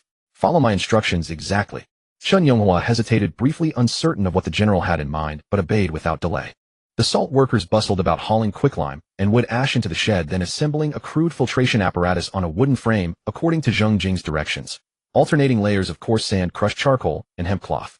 Zheng Jing had quicklime added to the concentrated brine first, stirred it briefly, then poured in the wood ash solution. The mixture instantly turned cloudy and milky white, with a layer of grayish foam forming on the surface. After allowing it to settle for a moment, he ordered the clearer liquid from the top to be carefully ladled out and slowly poured through the filtration apparatus layered with sand and charcoal. As the brine percolated through successive layers of coarse sand, charcoal, and hemp cloth, it emerged from the bottom outlet transformed. Once cloudy and milky, it now ran clear and bright as mountain spring water. Take this and boil it dry. Zheng Jing pointed to the basin of clarified brine. The workers transferred the filtered liquid into iron woks and set them over fires to reduce. Gradually, as the water evaporated, a layer of snow-white crystals began to form at the bottom of the wok. Once fully dried, the salt remaining in the wok gleamed pristine white, fine uniform grains catching the sunlight with a crystalline brilliance that almost resembled the refined table salt of later centuries. Zheng Jing pinched a small portion onto his tongue, tasted it, and nodded with satisfaction. No bitterness, no fishy odor, only pure salinity. Chenggong and the onlookers crowded around, their eyes widening in astonishment at the pot of snow-white fine salt, murmuring their admiration. Chenggong tasted a pinch himself, his expression shifting from surprise to reverence. Cradling a handful of the white salt in both palms, his voice trembled. General, your method transforms the mundane into the miraculous. Pure white and flawless, purely salty without bitterness. Truly a divine technique. The veteran salt workers nearby stood utterly transfixed, jaws dropped, endlessly muttering about the general being some kind of immortal. Zheng Jing's purification method was actually quite straightforward. The bitterness in crude salt stemmed primarily from magnesium and calcium ions in seawater, and adding quicklime caused these ions to precipitate out. After adding the lime, the brine became alkaline. Introducing wood ash water neutralized the alkalinity, while the ash also absorbed residual pigments and off flavors. The liquid then passed through successive layers of coarse sand, charcoal, and hemp cloth to remove suspended impurities completely. Finally, boiling it dry yielded pure, flavorless snow salt. Zheng Jing dusted the salt from his hands and offered a faint smile. Only snow-white salt deserves to be called snow salt. Taiwan lacked sufficient unique products, and to secure a position in maritime trade, several exclusive signature goods would be essential. Snow salt's raw materials were virtually limitless, and the process was not particularly complex. As long as the technique remained strictly confidential, the refined salt markets across East Asia and even the southern seas would eventually fall under Taiwan's dominion. One day Zheng Jing was in his study reviewing the cultivation progress reports from various reclamation areas. Captain of the Guard Feng Shifan pushed the door open and entered. General, the men sent to Japan have returned. The Nagasaki magistrate's office refuses to return the 200,000 taels of silver. Even though we presented the original deposit receipt from Zheng Tai, they still refused to acknowledge it. They said that only Zheng Tai's direct descendants could claim the silver. Zheng Jing snapped the ledger, shut, his face darkening. He was silent for a few breaths, then simply sent for Hong Su, Huang Ting, and Chun Yonghua to discuss the matter. In a short while the three entered one after another. Hong Su now oversaw all civil affairs of Taiwan, from taxes and grain to household registration and mutual responsibility systems, holding everything in his hands. Huang Ting managed the daily affairs of the Navy, training troops, patrolling the seas, and repairing ships, keeping him busy with no time to spare. Chun Yonghua was in charge of settlement and reclamation, bearing the burden of allocating land, farming, and civilizing the 200,000 people. Each of the three performed their duties, gradually lifting Taiwan out of its chaotic state and shaping it into something promising. Hong Su entered with a beaming face, exclaiming excitedly before Zheng Jing could speak, "General, the whale oil is truly a remarkable achievement. With this stuff, fish meat is no longer just a supplementary food, it can even serve as a staple. I've toured the reclamation areas these past few days, and the people have color in their faces. The shortage of grain has been largely plugged by the whale oil. At this rate, there is great hope to hold out until next summer's harvest." Zheng Jing nodded and calmly mentioned the matter in Nagasaki. The smile on Hong Su's face instantly froze. Huang Ting slapped his thigh and cursed, "Those Japanese pirates are too outrageous," while Chun Yonghua furrowed his brow deeply. The hall fell silent for a moment. Hong Su spoke first, his tone steady. "General, in my younger days I often traveled with the fleet to Nagasaki, so I am quite familiar with the situation there. The Nagasaki magistrate's office refuses to recognize the receipt now simply because they believe Zheng Tai is dead and there is no evidence to contradict them. They will delay and deny as much as they can. Their calculation may not be to actually swallow the silver, but to see how we react. If we are not firm, they will keep dragging it out." Hong Su paused before continuing. "In my opinion, this matter can be handled in 2 steps. First, we should define this silver as the Zheng family's public funds, not Zheng Tai's private deposit. Although the receipt bears Zheng Tai's name, the silver was public money from the Zheng family's maritime trade. We can produce account books and witnesses to prove that this sum was not Zheng Tai's personal property. Second, send someone with generous gifts to Nagasaki to bribe the officials who have influence in the magistrate's office. This amount of silver is neither too much nor too little. It's not an astronomical figure in Japan. Once the connections are made, we can likely retrieve 8 out of 10 parts." Zheng Jing pondered for a moment, then nodded. "Good, let's do as Lord Hong suggests. Send my cousin Zheng Kai. He is familiar with the situation in Nagasaki and knows how to deal with the Japanese. Let him negotiate in the capacity of a Zheng clan member. The Nagasaki magistrate's office will have to recognize it." Zheng Jing then asked, "How is the overseas grain procurement going?" Hong Su's expression darkened slightly as he replied, "General, purchasing small amounts of grain is still easy, but large-scale purchases have become difficult. First, the countries of Nanjing cannot produce that much grain in a short time. Second, when local merchants see us buying in bulk, they all hike up their prices. At present, our merchant ships are urgently procuring grain in various countries, but the progress is much slower than expected. More importantly, according to reports from our ships in Nanyang, the red-haired barbarians have begun indiscriminately attacking our merchant ships in the Nanyang seas. One grain ship has already been intercepted and sunk by the red-haired barbarians off the coast of Luzon, with all the grain and crew lost." After hearing this, Zheng Jing turned to Chun Yonghua and asked, "Master Chen, how are the Dutch prisoners now?" Chun Yonghua stood up and bowed, replying, "General, those red-haired barbarian prisoners have been assigned to various reclamation areas to work the fields like beasts of burden. Due to acclimatization and insufficient food, several dozen have already died. The remaining ones are relatively docile, but they work slowly, far inferior to our oxen." Zheng Jing snorted with a laugh. "Pick an officer from among them and release him. Have him deliver a message to the Governor-General in Batavia. If they are willing to negotiate peace, cease attacks on our merchant ships, and provide us with grain, we will release all prisoners. If they refuse, the remaining prisoners need not live to return to Batavia." Chun Yonghua bowed in acknowledgement and stepped back to his seat. Zheng Jing then turned to Huang Ting. "General Huang, are there still merchant ships from the North Jiangnan heading to Nanyang?" Huang Ting clasped his fists and replied, "General, our patrol boats have been cruising the Taiwan Penghu waters, collecting ship license fees from all passing merchant vessels. At present, occasionally a few merchant ships from the north pass by, but the number is extremely small, less than 1/10 of what it was before the maritime trade ban." Zheng Jing leaned back in his chair and thought for a moment. "Increase patrols. Once a ship from the north is spotted, detain it directly. Purchase all its cargo at market price, and let them take silver back. Huang Ting frowned upon hearing this. General, why not just confiscate the goods? Why bother giving them silver? Those merchant ships from the north are not our people. If we seize their cargo, they have nowhere to appeal. We are short of grain and money everywhere. Wouldn't it be better to save that silver to buy grain? Zheng Jing shook his head and said with a smile, seizing the goods outright is satisfying, but after the satisfaction, what then? If we confiscate the first batch of goods and save the silver, the news will spread back to the mainland. Will the second batch of merchant ships still dare to come? If they no longer come, what goods will we receive in the future? By then, even a sampan won't be seen in the strait. What use is it for us to guard this empty strait? Huang Ting chuckled. Then it's better to just collect the ship license fee. It's convenient for us. Why go to all the trouble of purchasing their goods? Zheng Jing did not immediately refute Huang Ting's words. Instead, he fell silent for a moment. After careful thought, he realized that what Huang Ting said was not without reason. If they took the goods and transported them to Nanjing to sell, they would bear the risk themselves using their own fleet. If the Dutch intercepted them on the way, they would lose everything. Calculated this way, it did seem like a fool's errand. However, since Taiwan was to serve as a trade hub, simply collecting a few transit fees would not be enough. To truly seize the lifeline of this maritime trade, they must completely cut off direct trade between the north and south, forcing all merchant ships to trade only through Taiwan. Goods from the north want to be sold to Nanjing. Find first unload in Taiwan, then transfer through Taiwanese trading houses, or let Nanjing merchants purchase directly in Taiwan. Goods from Nanjing want to be shipped to Japan.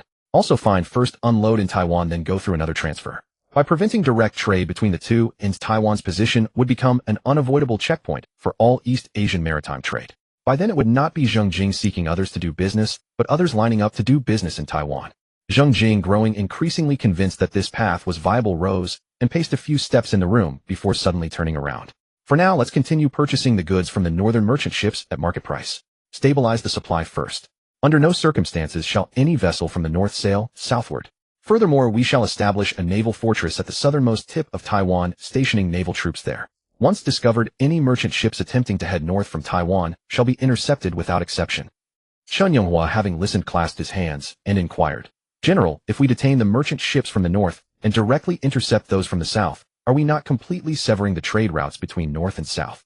Goods from the north cannot reach the South Seas, and merchant vessels from the South Seas cannot sail to Japan. General, what is your intention in this?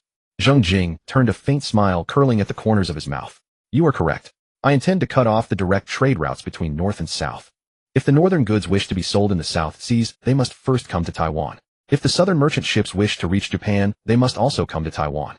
With no direct trade allowed between the two, Taiwan will become their sole meeting point. At that time we shall establish a trading post. Taxation, transshipment, and pricing will all be under our control. Chen Yonghua clapped his hands in admiration. General, this is an excellent strategy. However, where would be the most suitable location for this trading post for the north-south exchange? Huang Ting interjected eagerly. Need we even ask? Penghu. Penghu lies right in the middle of the strait, and necessary passage for merchant ships, and the area is spacious. Zheng Jing, however, shook his head. Penghu will not do. It is too close to the mainland. If we set up a grand trading post there with merchant ships from north and south congregating, news would reach the mainland within half a month. By then the Qing dynasty would intensify the maritime ban and mainland goods would be unable to exit. Half of our trading post value would be lost.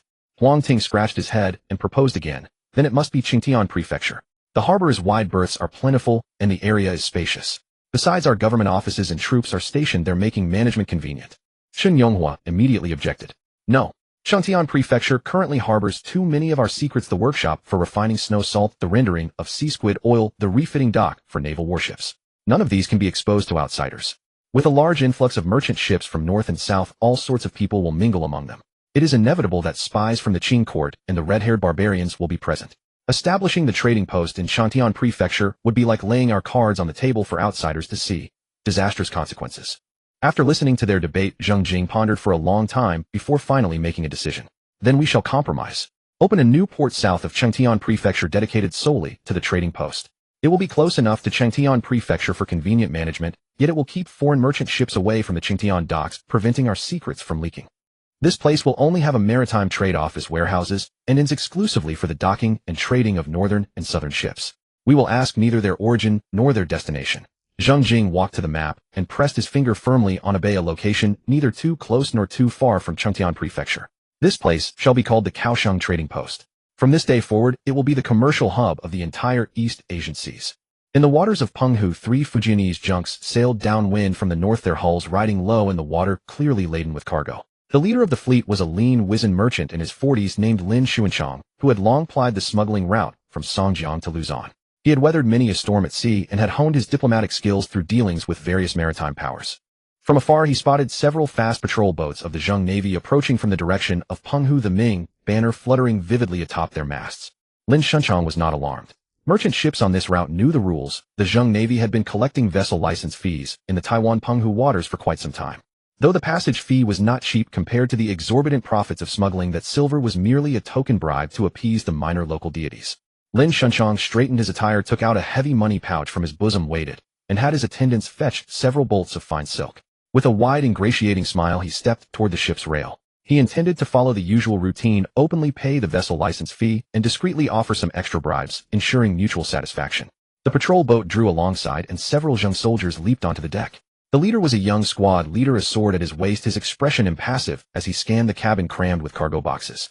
Lin Xuanchang greeted him with a beaming smile, offering the vessel license fee with both hands while unobtrusively pressing several bolts of fine silk into the squad leader's hand, saying, "Brothers have worked hard.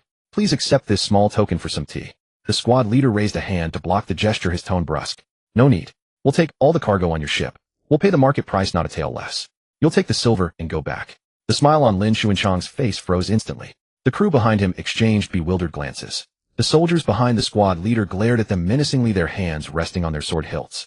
Lin Xuanchang swallowed hard, forcing a smile as he probed cautiously, "Sir, what is the meaning of this? In the past, we simply paid the vessel license fee and were allowed to pass. Why are you confiscating the goods today? This is a small business, sir. Please show mercy. This is a direct order from His Highness the Prince Regent of the Great Ming, the Grand General of the Expeditionary Forces." The squad leader cut him off, his tone leaving no room for negotiation. "From today until the end of next March, merchant ships from the north are strictly forbidden from sailing southward. We will take your goods and pay the market price. You won't have made this trip for nothing." Lin Xuanchang's mind went blank, a buzzing sound in his ears. He had risked decapitation to smuggle these raw silk, tea, and porcelain out of Songjiang Prefecture, not for the measly market price. That would yield only a pittance of profit. After deducting the bribes for officials and the wages for the crew, it would be a wasted effort. Shipping this cargo to Luzon, however, would multiply the profit fivefold. And now the Zheng Navy wanted to swallow his entire shipment with just a word of market price. Lin Xuanchang opened his mouth to argue, but his gaze involuntarily drifted to the dark, gaping muzzle of the cannon on the patrol boat's side, and to the large Zheng naval vessels cruising in the distance. He swallowed again, forcing a smile through gritted teeth. "Sir, is there any room for negotiation? This cargo was put together with the life savings of my investors. Selling at market price, we won't even recoup our costs. Could you please make an exception? I could pay more in vessel fees and give you and your brothers a generous gift." The squad leader stared at him, impassively replying only two words, "No." Lin Xuanchang's smile completely crumbled. A wise man knows when to yield. He clenched his teeth. "Sir, market price it is. But the silver, not a single tael less. You'll be paid today." The squad leader gestured to the soldiers behind him. "Inventory the goods, calculate the value at market price, and pay on the spot." Lin Xuanchang stood dumbfounded, watching the Zheng soldiers deftly leap into the cabin to tally the cargo boxes, and then at the squad leader's stern expression. He suddenly felt that his smuggling days were over. A thought struck him, and he stepped half a pace closer, probing cautiously, "Sir, what about my ship? After next March, can I still run this route? Or will it be banned from now on?" The squad leader's tone remained as gruff as ever, but his words made Lin Xuanchang perk up his ears. "Henceforth, merchant ships from the north shall not be permitted to sail to the Nanjing. However, this does not mean you are barred from trade altogether. A new trading house is being constructed in Tainan and will officially open its doors in March next year. By then, both northern and southern merchant vessels shall converge there for commerce. Goods from the north will be sold directly to Nanyang merchants within the trading house, and goods from the Nanyang will likewise be transferred to you there on the spot, sparing you the peril of long ocean voyages. You need only bring your cargo to the trading house where Nanyang buyers await to haggle face to face and exchange goods for silver. However, any transaction conducted within the trading house shall be subject to taxation." Upon hearing these words, Lin Xuanchang plastered a smile across his face and nodded repeatedly thanking the official for his guidance and promising to patronize the trading house when it opened. Yet inwardly he cursed Zheng Jing's ancestors for 18 generations. What business was it of theirs? He had been sailing to Luzon for over a decade, and never once had they missed out on ship permit fees. And now they simply forbade him from going south. What trading house or not? This was merely a scheme to cage him within their territory so they could peel another layer of profit from him. Previously, a single cargo ship to Luzon would yield profits fivefold, all of which he pocketed entirely. Now they forced him to conduct trade on their turf strip twice over, from within and without. How much silver would be left for him? Despite his grievances, Lin Xuanchang resolved to come see for himself in March next year. After all, the profits from maritime smuggling were so immense that neither he nor his hidden patron could bear to let them go. Off the coast of Taiwan, 7 Dutch merchant vessels formed a single-file line preparing to slip northward along the eastern coastline. Since relations with the Zheng forces had completely deteriorated, Dutch merchant ships no longer dared risk the Taiwan Strait to reach Japan. Though the waters off eastern Taiwan were rough, at least this route kept them clear of Zheng naval patrols. Leading the convoy was a 600-ton armed East India Company merchantman, the so-called Dutch Big Ship in the parlance of the Zheng forces. Aboard, Dutch merchants cursed the accursed Zheng navy while secretly calculating how many times over their cargo of spices and cloth would profit once it reached Japan. They ran their sails low, believing that by avoiding the Taiwan Strait, they could sidestep all trouble. That was until the lookout man struck the alarm bell. On the horizon ahead, over a dozen Zheng warships fanned out in a semicircle, slowly closing in from 3 sides. Their green-painted hulls emerged and vanished amid the rolling waves, the character Ming flapping fiercely atop their masts. The Dutch fleet descended into chaos. The captain of the lead Dutch vessel, a grizzled veteran of the seas, shoved the helmsman aside, seized the wheel himself, and roared orders to open all broadside gun ports. More than a dozen cannons belched flame in rapid succession, their shots screaming toward the Zheng fleet and exploding into towering columns of spray around their warships. The Zheng forces returned fire without hesitation, multiple warships unleashing their broadsides in unison. Both sides suffered damage, but the Zheng fleet's superior numbers tightened the encirclement relentlessly. The Dutch Big Ship, with her sturdy hull and full sails, could have broken through alone and outrun the Zheng fleet to safety if she had been sailing solo. But she could not. Behind her trailed 4 smaller merchant ships heavily laden with spices, deep in the water and sluggish in speed. Should they fall behind, they would be easy prey for the Zheng navy. The Dutch captain glanced back at the 4 small ships, ground his teeth, and ultimately chose not to accelerate into flight. Instead, he ordered the formation to contract, positioning the great ship broadside to block the Zheng fleet attempting to use her firepower to cover the retreat of the smaller vessels. Over a dozen Zheng warships took turns firing their cannons, hammering the Dutch Big Ship like a rainstorm of iron. Splinters flew through the air as the hull shuttered, gun ports shattered, and the sails were riddled with ragged holes torn by cannon fragments. Yet this 600-ton Dutch vessel proved truly tough-skinned. After absorbing more than a dozen broadsides, apart from a few corpses strewn across the deck and a handful of new holes in her hull, her combat effectiveness remained largely undiminished. Flanking 2 smaller armed merchant vessels that returned fire alongside her, she gradually withdrew while maintaining formation discipline, keeping the 4 spice-laden small ships tightly sheltered behind her protective screen. The Zheng fleet, too, had suffered losses. A ketch-type warship 60 feet in length, approximately 30 meters, was struck on her broadside by Dutch gunfire. A cannonball tore a wound near the waterline and seawater gushed into the lower hold. The ship slowly listed her port side, gradually slipping beneath the waves. The Zheng naval commander glanced back at the half-sinking ketch, his face darkening, but gave no order to press the pursuit. Their mission was simply to prevent southern-bound vessels from proceeding north, not to fight to the death. Driving the Dutch back fulfilled their objective. With the Dutch fleet already turning south, the goal had been achieved. Continuing the pursuit would only bring unnecessary casualties, an unwise gamble. He waved his hand, and the Zheng fleet slowly regrouped to rescue men from the water. They watched as the 7 battered Dutch merchant ships disappeared southward into the sea mist, their hulls scarred and sails tattered. At the East India Company governor's residence in Batavia on the island of Java, Governor Johan Maetsueker erupted in fury upon learning that the merchant ships bound for Japan had been intercepted by the Zheng forces. Damning scum. They have stationed patrol squadrons off the eastern coast of Taiwan and captured every merchant vessel attempting to sail north to Japan. Spices, cloth. Not a single cargo reached Nagasaki. All were turned back. If this continues, they will completely sever our trade route to Japan. His adjutant stood by, waiting for the governor's fury to subside slightly before cautiously speaking up. Your Excellency, we are currently negotiating with the Great Ming for the ransom of our captured sailors. Perhaps we should seize this opportunity to sit down with the Ming and negotiate peace directly. The Great Ming wields absolute naval dominance in the waters near Taiwan. Our fleet stationed in Batavia alone cannot prevail against them in a direct confrontation. Unless we summon the East India Company's fleet stationed in India and Ceylon, but that would take at least half a year and come at prohibitive cost. Rather than continuing to clash head-on with them, we should acknowledge Ming control of the Taiwan Strait and instead press for commercial terms favorable to our interests. Governor Johan Maetsueker fell silent for a long, while finally grinding out words between clenched teeth. Very well. Send word to the Ming envoys that Batavia is willing to negotiate peace. Thanks to the boost from whale oil trade, Taiwan's food crisis had finally eased somewhat. Meanwhile, the Dutch, desperate to ransom their captured sailors, had been forced at the negotiating table to commit to selling 50,000 pickles of grain. With the rice bowl temporarily secured, Zheng Jing's thoughts turned to another significant matter. The Kaohsiung trading house would open its ports in 3 months. He needed to ensure that once traders came, they would want to return. How to attract them? By ensuring they could purchase the goods they desired. At present, only three commodities could Taiwan proudly offer: deer hides, cane sugar, and refined salt. Deer hides were Taiwan's oldest and most reliable commodity. The island teemed with wild deer, and the indigenous peoples had hunted them for generations to sustain their livelihoods. In the Japanese market, deer hides were in high demand for samurai armor, sword hilts, and other necessities. Cane sugar, produced in coarse yellow-brown blocks, enjoyed an enormous and ever-growing market. If it could be refined into white sugar, the profits would be even more substantial. Salt was something that could be harvested along any coastline, yet transporting it inland fetched negligible prices with pitifully thin margins. But snow salt was different. Pure white as freshly fallen snow, fine-grained with a clean, pure salinity, entirely free of bitterness. No other producer across all of East Asia, let alone the Nanjing, could match it. Zheng Jing had already made his decision. The snow salt purification technique would be kept under strict secrecy, produced solely in the workshops of Changtian Prefecture, never to be revealed to outsiders. This would become one of Taiwan's most valuable flagship commodities.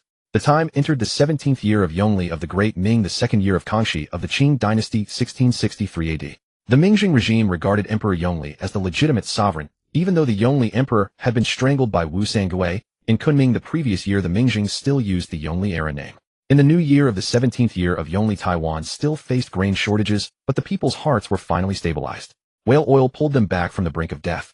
Although the late rice harvest in various reclamation areas was meager, at least some grain was seen.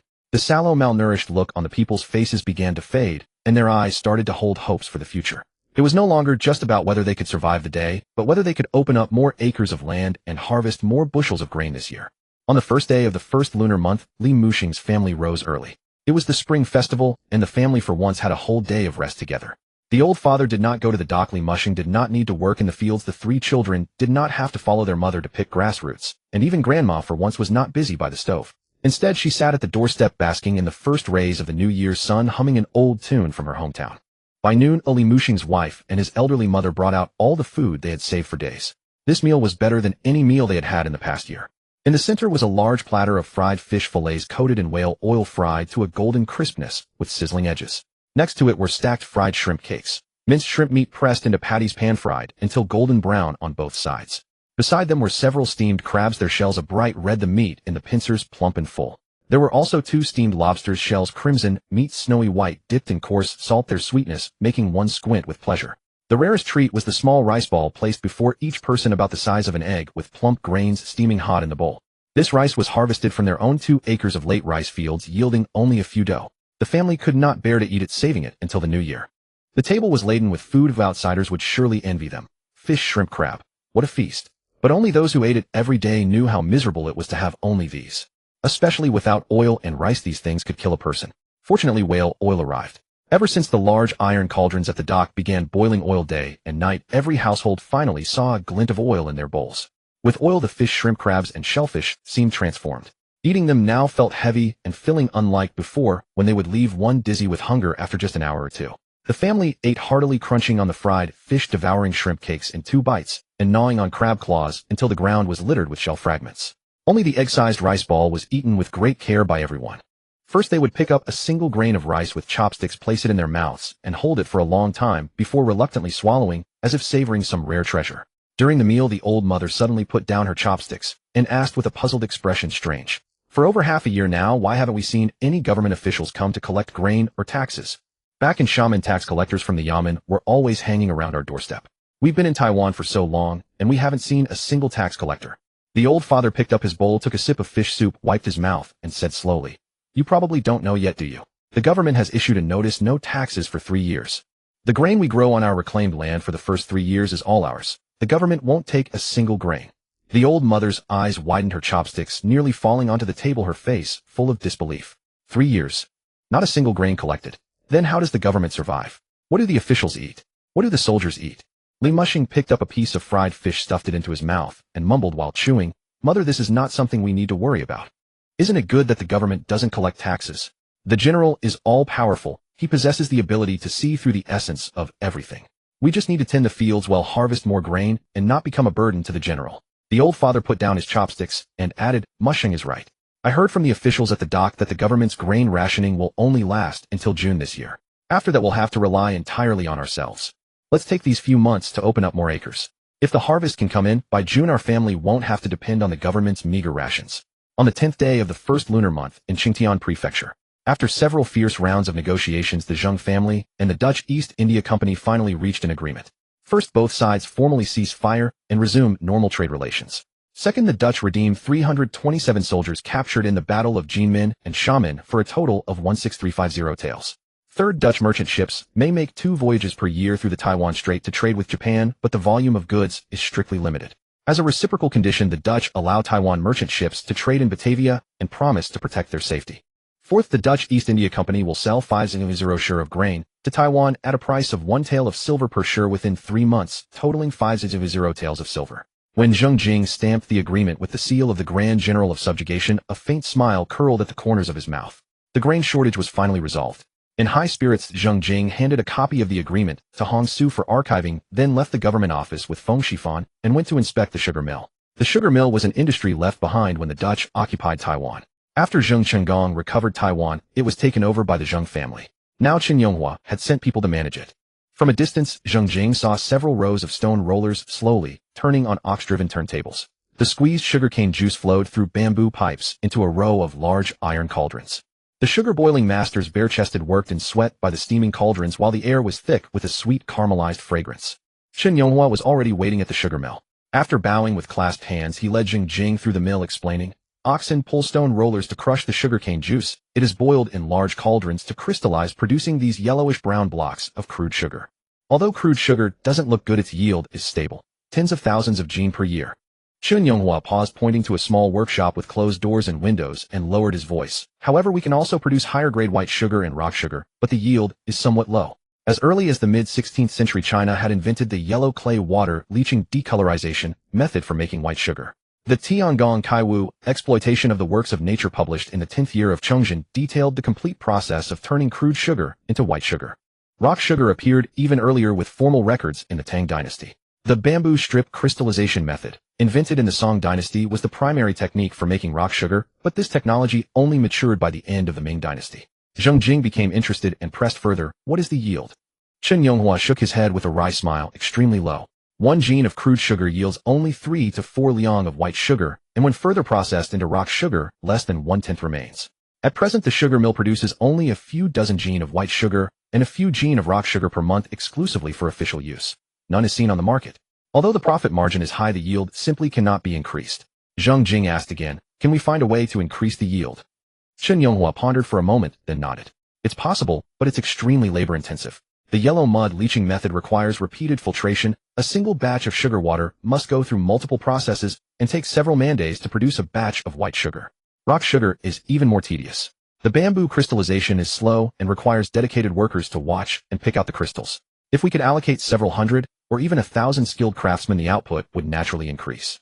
But at present," Qin Yonghua spread his hands helplessly, "Taiwan is short of manpower everywhere. Reclamation needs people, irrigation works need people, whale oil boiling needs people, salt drying needs people. There's simply no extra labor to expand white sugar production."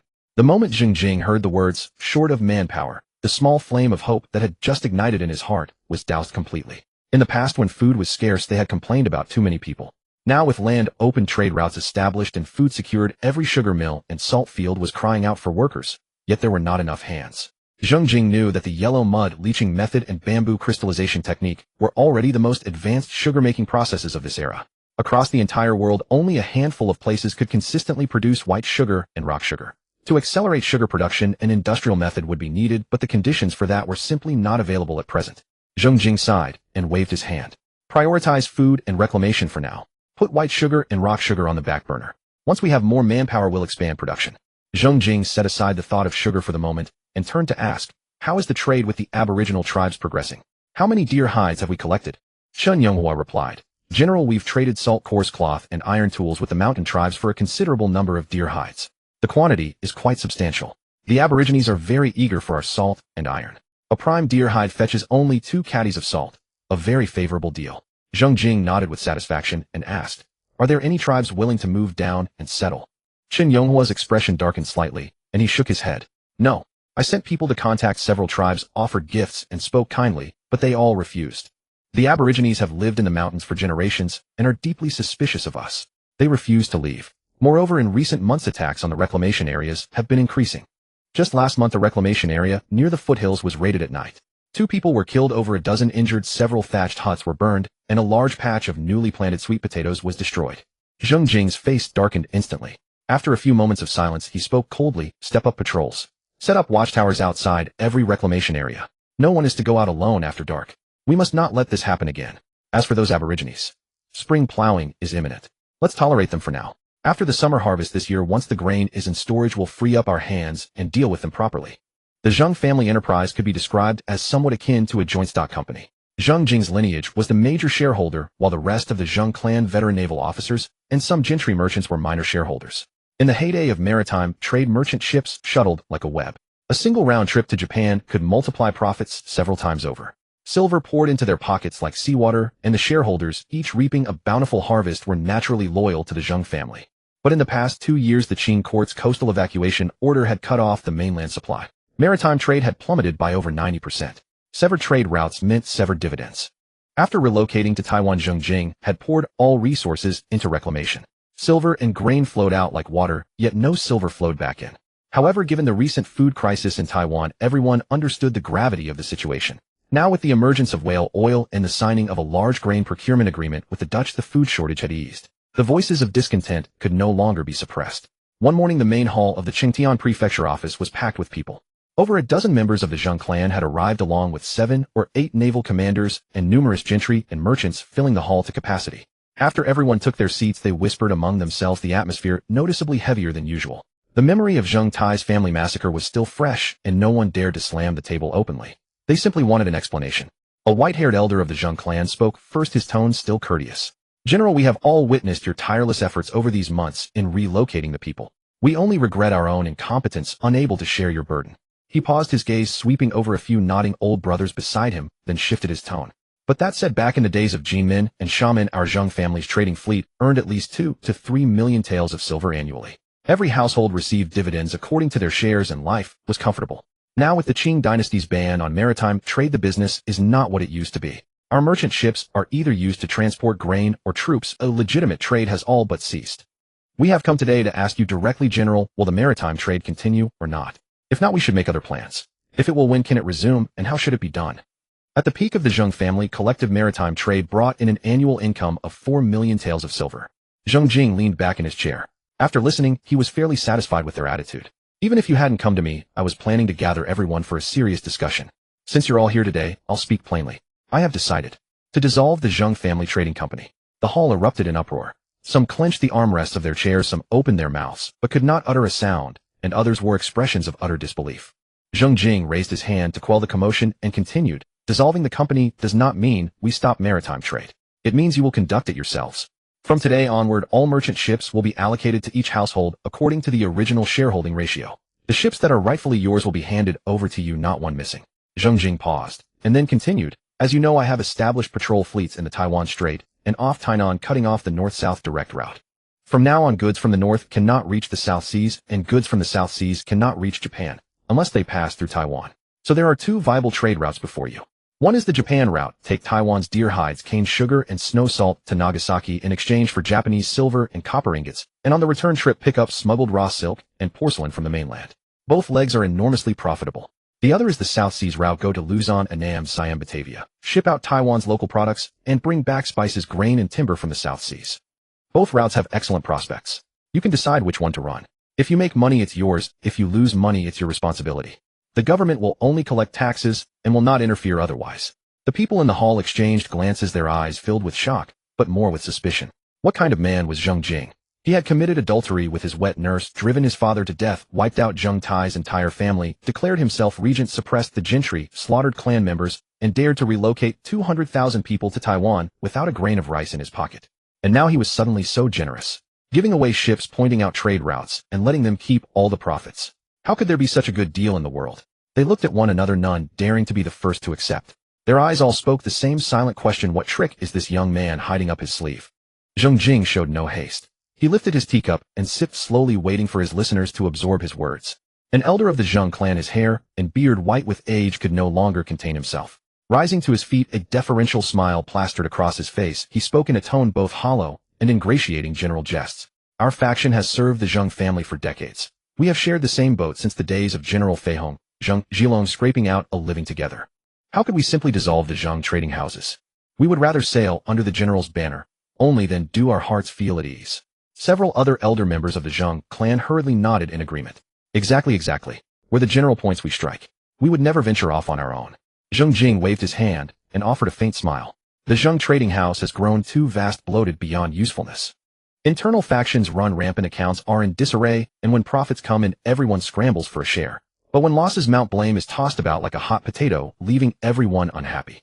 Now that the Qing dynasty enforces the sea-band sources from the mainland are nearly cut off, the Zheng trading house can never return to its former glory. Rather than let it linger in its death throes, it is better to dismantle it and place it in your capable hands to manage yourselves. Smaller operations mean quicker decisions. You turn on a dime when the winds shift and seize every opportunity as it arises. That is how you make real money. The merchants exchanged uneasy glances, their pride slightly wounded. It was a clear implication that they had come today seeking to corner him. Yet beneath it all, Zheng Jing's words held undeniable logic. A middle-aged merchant hesitated before speaking up.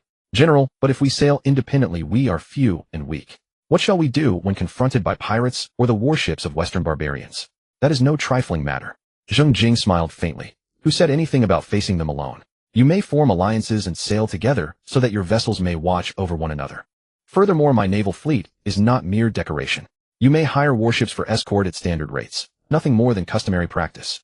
With Big Blue Head to Qing too clearing the way ahead, let any foolhardy scoundrel dare lay a hand on your cargo. Upon hearing this, the assembly fell silent for a moment, then erupted into hearty laughter. They laughed, yet a tension remained beneath the surface. This was too convenient. Zheng Jing was being far too accommodating, offering trading vessels designated routes, and even naval escort. Several elders exchanged sidelong glances, certain that something was amiss, though they could not quite put their fingers on it. The white-haired elder, after much hesitation, finally dared to ask softly, General, your consideration for us today is deeply appreciated. However, is there truly no other condition? Zheng Jing leaned back in his chair and spread his hands. None. Consider this carefully. As long as the Zheng trading house exists, internal squabbling will never cease, accounts will remain a mess, profits will be insufficient, and losses will breed discontent. Rather than endure this, why not dismantle it, and let you forge your own paths? You ply the seas and earn your profits, and I collect taxes and fill the government coffers. The greater your earnings, the greater my revenue. That is what I call a true win-win. At this, a merchant hesitantly raised a question. General, regarding taxation. How much precisely? Zheng Jing raised one finger, his tone calm. Settled tentatively at 1/10. The faces in the hall darkened instantly. A 10% tax. That was steep indeed. Zheng Jing swept his gaze across the assembly and slowly lifted his teacup for another sip before setting it down and continuing. You all know better than anyone the vast profits to be made from maritime trade. A single cargo of deer hides shipped to Japan doubles in value at least. Even coarse sugar, the humblest commodity, sees its price double upon arrival in Luzon. With a 10% tax, you will still reap enormous profits. If I did not levy this tax, how could I maintain the naval fleet? Without the fleet, who would rid you of the troubles that plague the seas? Hearing this, the merchant's expressions lightened somewhat. It was after all a sound argument. Zheng Jing's gaze swept over them once more, and his tone grew suddenly solemn. I understand that in the past you chose to rally under the Zheng banner, not merely for profit, but for the security of your families and livelihoods. Maritime trade brings wealth swiftly, yes, but what follows? Night after night, spent in trepidation, fearing envious eyes, fearing the government will confiscate your estates, fearing the Zheng family itself may turn hostile and strip you bare. A heavy silence fell over the hall. Many lowered their heads, unable to meet Zheng Jing's gaze. These were fears deeply buried within their hearts. For all the fair words spoken by those in power, the moment they turned against you, your fortunes and your very lives hung by a single thread. That is why today I offer you a guarantee of peace. Zheng Jing rose to his feet and declared in a clear, resonant voice, from this day forward, neither I nor any future head of the Zheng clan shall under any pretext or guise forcibly seize the lawful property of any subject. This principle shall be inscribed into the new Ming Code of Law from this moment. Your ships belong to you. Your lands belong to you. The silver you earn is yours alone. The government shall collect only its rightful tax. It will never reach further. Should anyone dare lay hands upon your wealth, I will be the first to sever their hand. And if I myself overstep, then every man under heaven shall have the right to bring me down. This edict shall be publicly posted at the Chengtian prefecture offices today, and shall stand as permanent statute. The assembly sat stunned for several long moments before suddenly snapping back to reality, rising as one to cry out, "Long live the wise general." This time their words were genuine, unmarred by a single trace of falsehood. One by one the merchants filed out, smiles lighting their faces, smiles not seen in many years. Their steps were lighter than when they had arrived. After they had gone, Zheng Jing stood alone before the window, gazing out at the harbor, where masts rose like a forest upon the water. His thoughts, however, ran far deeper than anything he had said aloud. Dissolving the Zheng trading house on the surface appeared as no more than the declining fortunes of a once great enterprise. But in truth it served three purposes with a single stroke. The first, shedding a burden. The Zheng trading house was riddled with internal factions and plagued by chaotic accounts. After the evacuation orders severed mainland supply routes, keeping it alive would only make it a magnet for jealousy and blame. It was far better to dismantle it, deliberately dispersing the conflicts among individual households for them to resolve on their own. The second, winning hearts. By assigning trading vessels to private ownership and enshrining property rights and law, security was granted. And with security came unwavering loyalty to Zheng Jing himself. The third, cultivating a steady revenue stream. With the centralized trading house dissolved and each household operating independently, Zheng Jing may have lost a great enterprise on the surface, but taxation was the true long game. A single monopolistic house, no matter how profitable, always hits a ceiling. Only when 100 merchants compete and thrive can the maritime trade of Taiwan truly flourish. And in that prosperity, the government could sit comfortably in its offices collecting steady taxes, a far more profitable endeavor than personally sailing the dangerous seas. Even after dissolving the Zheng family trading house, Zheng Jing still received the largest share according to the equity ratio. Over 100 merchant ships, large and small, accounted for more than 40% of the entire Zheng fleet. Zheng Jing entrusted this massive fleet to Zheng Wenyu, a distant cousin from the Zheng clan known for his low-key demeanor. Zheng Wenyu was cautious by nature and not given to fancy words, but he kept meticulous accounts and had well-developed connections with decades of maritime trade experience in Nagasaki and along the Fujian coast. After taking over the fleet, he split the merchant vessels in two. Half were dedicated to the Nanjing grain route, constantly shipping rice back from Luzon, Annam, and Siam. The other half hugged the coastline, handling smuggled goods such as raw silk, porcelain, and tea that slipped through the cracks of the migration order. The Zheng family trading house had been dissolved, yet Zheng Jing's private business thrived like fire. After all, a general cannot function without funds. Late at night, in an abandoned fishing village along the Fujian coast, among the crumbling walls and ruins, Chen Yuxing, manager of the Fumao trading house, paced anxiously up and down the dilapidated pier. Behind him sat dozens of tightly sealed wooden crates packed with raw silk, porcelain, and premium tea leaves, all the coveted goods secretly gathered from across Jiangnan over the past few months. After the migration order, these goods would rot unsold in mainland warehouses, but once smuggled across, they yielded astronomical profits. Chen Yuxing had spent a fortune bribing the local Green Standard troops patrolling the coast, who turned a blind eye, allowing him to transport the cargo to this abandoned smuggling point. But bribing the local garrison meant nothing against the patrol units directly under the Qing Ministry of War. If they intercepted him, it would be public execution for himself and exile to Ningguta for his family. Yet the profits from smuggling were simply too vast. There were always those willing to taste the blood on the blade's edge. Tonight the night was unusually dark, with no moonlight upon the sea, perfect for contraband. Chen Yuxing wiped the sweat from his brow and rose on his tiptoes, peering into the pitch-black sea. Only when 3 lights finally appeared in the distance, the agreed signal, did he exhale a long, heavy breath. Zheng Wenyu's fleet had arrived. Several merchant ships slipped silently alongside the abandoned pier, sails already lowered. The crew moved with practiced efficiency, clearly seasoned veterans of such operations. Zheng Wenyu jumped ashore, first his expression stern and unreadable. He offered Chen Yuxing a respectful bow. Old acquaintances neither wasted words on pleasantries. Chen Yuxing stepped forward, lowering his voice urgently. Merchant Zheng, we had an agreement. 400 taels per pickle for raw silk. I risked my head to bring the shipment out. You cannot renege on that price. Zheng Wenyu nodded. The agreed price stands not a single tael less. He turned and gestured toward the ship. Several sailors hoisted heavy wooden crates ashore and set them before Chen Yuxing.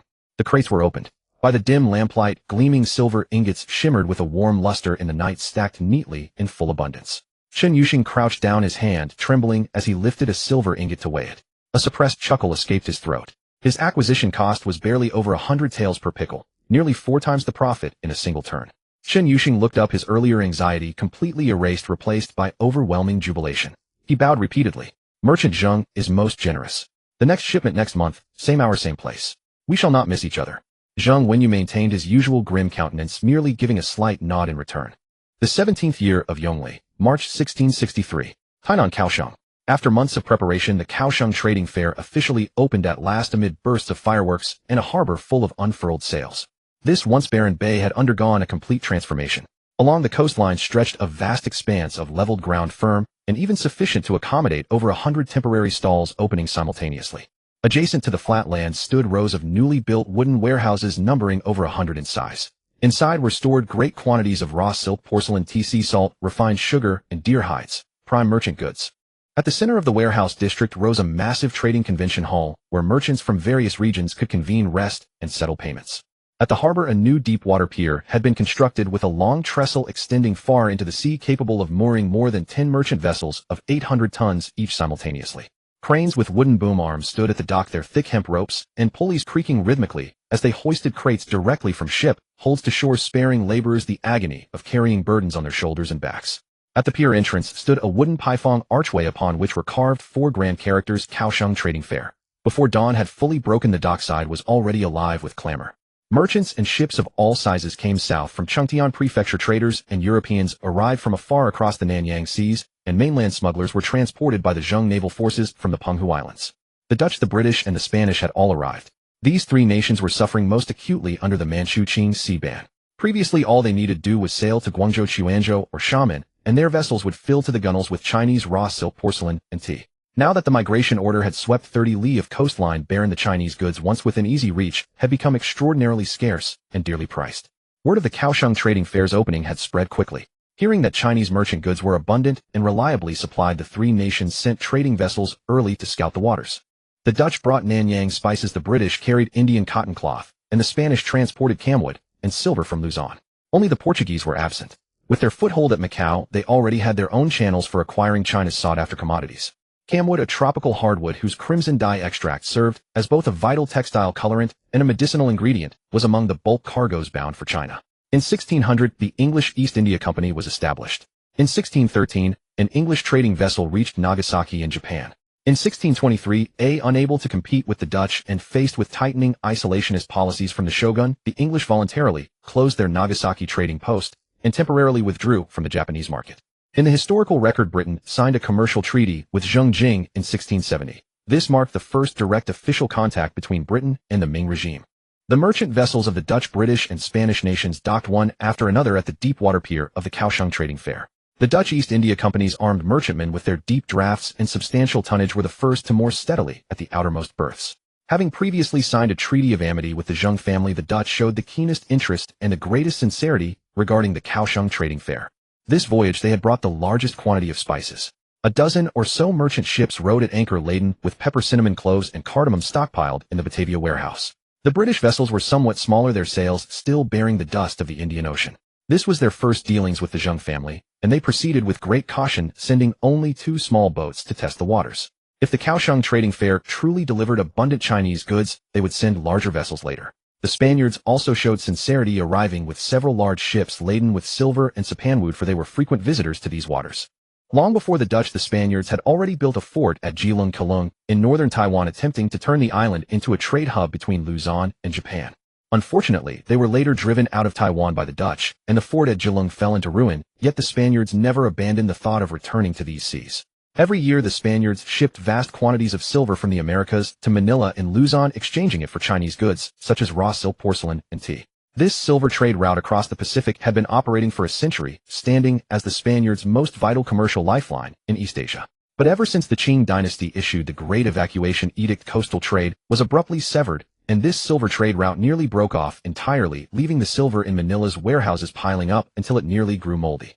Now, upon hearing that trade had opened in Taiwan and large quantities of Chinese goods could be purchased, the Spaniards were eager to bring every ounce of silver from Luzon.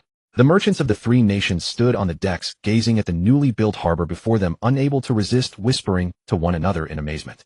"This wharf is built quite spacious, even larger than our berths in Batavia," said a Dutch merchant to his fellow countrymen. The British merchants, however, fixed their eyes on the rows of empty warehouses along the dock, their tone tinged with skepticism. "The harbor is fine, but is there truly as much Chinese goods as rumored? If we've come all this way only to buy a few jars of coarse sugar, we won't be able to answer to the company's shareholders." Another British merchant pulled his pipe from his mouth and nodded toward the dock. "Look, they've put on such a grand display, they wouldn't risk tarnishing their own reputation. Besides, are those dozen Dutch ships just for show? Come on, let's go ashore and see for ourselves. A walk around will tell if it's real or fake." The Spanish merchants, unhurried, held the ship's rail and slowly stepped down the gangplank. They were old acquaintances of the Zheng clan, having often dealt with the merchant fleets of Zheng Jing and Zheng Chenggong in Luzon in earlier years, so they had confidence in the Zheng family's capabilities. The merchants of the 3 nations disembarked one after another and walked along the pier into the orderly trade plaza. By then, the shop assistants were methodically placing goods onto the shelves. Bundles of raw silk were stacked neatly, gleaming with a soft luster in the sunlight. The porcelain stalls were filled with Jingdejun blue and white, and Dahua white porcelain, thin-bodied and glaze-rich, each piece carefully wrapped in straw. Tea was stored in sealed pottery jars. When the lids were lifted, the fragrance of Nanjing green tea and the smoky aroma of Wui rock tea mingled together, perfuming half the square. Snow-white salt was piled high on the shelves, fine crystalline grains sparkling under the sun, so uniform and delicate that at first glance they resembled crushed white jade. Beside it, the rock sugar and white granulated sugar were even more rare. The rock sugar was crystal clear, emitting a faint halo when held against the light. The white granulated sugar was as fine as frost, presented in celadon dishes, forming a stark contrast with the coarse brown sugar lumps next to it. Several Dutch merchants passing by stared wide-eyed, unable to resist dipping a finger into the snow-white salt and tasting it. Their expressions shifted from surprise to ecstasy, murmuring incessantly, "This salt has no impurities at all. If we sold a large quantity in Europe, we could make a fortune." Another Dutch merchant pinched a tiny bit of snow-white salt, put it in his mouth, smacked his lips, and squinted with delight. "This is the finest of refined salts. I've never seen such white fine salt, even in Europe. Goods of this grade are surely not produced in large quantities. They won't sell us whole shiploads." He turned to his companion with a smile. "We'll take a few caddies back home. It'll make even bread taste better." The men laughed together, then gathered around the rock sugar and white sugar stalls, marveling at the crystalline rock sugar lumps. A Dutch merchant carefully picked up a piece of rock sugar, held it up to the light, and its ice crystal transparency made him gasp. "I've only seen this once in Amsterdam, brought by the Portuguese from Macau. Oh, it cost more than the same weight of silver. What a pity the production is so low. If we could ship more back to Europe, the profit would double. This rock sugar and that snow-white salt are both extraordinary." Another Dutch merchant leaned in for a look, then shook his head. "Low output means it can only be sold as a luxury. Still, even as a luxury, we could bring a few jars back for our own use." The British merchants headed straight for the raw silk and porcelain stalls. They picked up a bundle of raw silk, examined it closely in the sunlight, and found the silk uniform and fine with a warm gloss, far superior to the coarse silk they had gathered in India. The lead trade representative nodded with satisfaction, then bent down to inspect several pieces of Jing blue and white porcelain. The glaze was lustrous, the body as thin as paper, identical to the samples they had seen in London. He straightened up, dusted off his hands, and said to his companion, "The goods are genuine and the quality is top-notch. This trip was not in vain. But we need to know if the quantity is sufficient." The Spanish merchants strolling through the market neither gasped like the Dutch nor rushed to inspect raw silk and porcelain like the British. They walked leisurely, occasionally stopping to pick up a bundle of raw silk and flip through it, or to open a jar of tea and take a sniff, exchanging low words with each other. After completing his circuit, the leading Spanish trade official said unhurriedly to his companion, "The variety is quite rich. Raw silk, porcelain, tea, all are top grade. The deerskin is also of good quality, and especially the snow-white salt and rock sugar. These two items are almost unseen in Europe." In the central hall of the trade center, tea and snacks had already been prepared. Several long rosewood tables were laden with freshly brewed Wui rock tea and a few dishes of Taiwan rock sugar. The merchants from various nations gradually took their seats. The excitement and calculations they had suppressed at the stalls now turned into a low buzz of conversation. The Dutch were the most eager, already discussing among themselves how to sweep up all the goods. The British cradled their teacups, their eyes darting around the printed patterns on the porcelain, looking like country bumpkins who had never seen the world. The Spaniards sipped their tea unhurriedly. They had brought abundant silver from Luzon, and were mulling over whether to purchase all the goods this time. Some Nanjing merchants huddled timidly on the other side of the hall, staying far away from those blonde, blue-eyed European traders. They were mostly small and medium traders from Siam, Annan, and Luzon who sailed the South Seas and had been bullied by these Europeans countless times. The smugglers from the mainland were more composed, seated by the windows sipping tea with deliberate calm, but their eyes constantly darted over the European merchants. They observed the scene before them, each silently calculating these foreign devils love Chinese goods. Today they would surely be fleeced mercilessly. In another corner of the hall, the local Taiwanese merchants, former shareholders of the Zheng Trading Company, looked somewhat anxious. They had no goods in hand, having just received their trading ships, but not yet started their business. Watching these Western barbarians' eyes gleam at the sight of raw silk and porcelain, these newly minted ship owners felt a mix of emotions. Someone muttered under his breath, "We can't go back empty-handed, can we? See if we can buy some sought-after goods from the Westerners to take back." Before long, a steady sound of footsteps came from behind the hall. Zheng Jing emerged from the rear entrance, followed by dozens of personal guards, all stout and formidable with gleaming armor. These guards were uniformly armed with long swords, their eyes fixed straight ahead, their steps precise and synchronized, echoing dully against the hall's floor. The once noisy hall fell silent. Even the most animated Dutch merchants unconsciously lowered their breath. The Englishmen set down their teacups, and the Spaniards sat upright. The mainland smugglers who had been scheming to fleece the foreigners also restrained their smiles and sat up straight. Accompanied by dozens of guards, Zheng Jing walked to the main seat, sat down with an air of authority, and slowly swept his gaze across the room. A faint smile curled at the corners of his mouth as he clasped his hands and addressed the gathering. "You have traveled far, and I appreciate your presence. Today the Kaohsiung trade port is officially open for business. I am grateful for your patronage. Zheng Jing settled into his seat, letting his eyes wander over the merchants from various nations, and declared in a clear voice, from this day forward the Kaohsiung trade port shall be a land of free trade. Whether you are subjects of the Great Ming, or from the Red Hairs, England, Portugal, or the various states of the southern seas, you may buy and sell freely here, without inquiry into your origins or destinations. The Ming Taiwan Navy has established rules here. Within 100 li of the port no vessel shall engage in plunder or bullying. All transactions shall be fair, and just, with no deception of the old or young. Should disputes arise, the port officials will adjudicate according to the law, showing no favoritism. You have come from afar, and I, Zheng Jing, the Grand General of the Ming, hereby guarantee that your goods can be safely delivered and safely shipped out.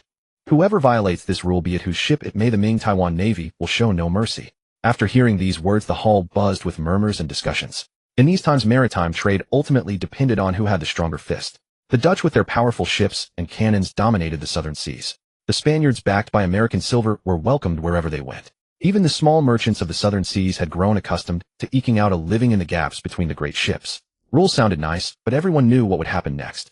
Seeing that the crowd was not impressed, Zheng Jing was not angered. He simply took a leisurely sip from his teacup. Reputation was something built over time, not through fine words.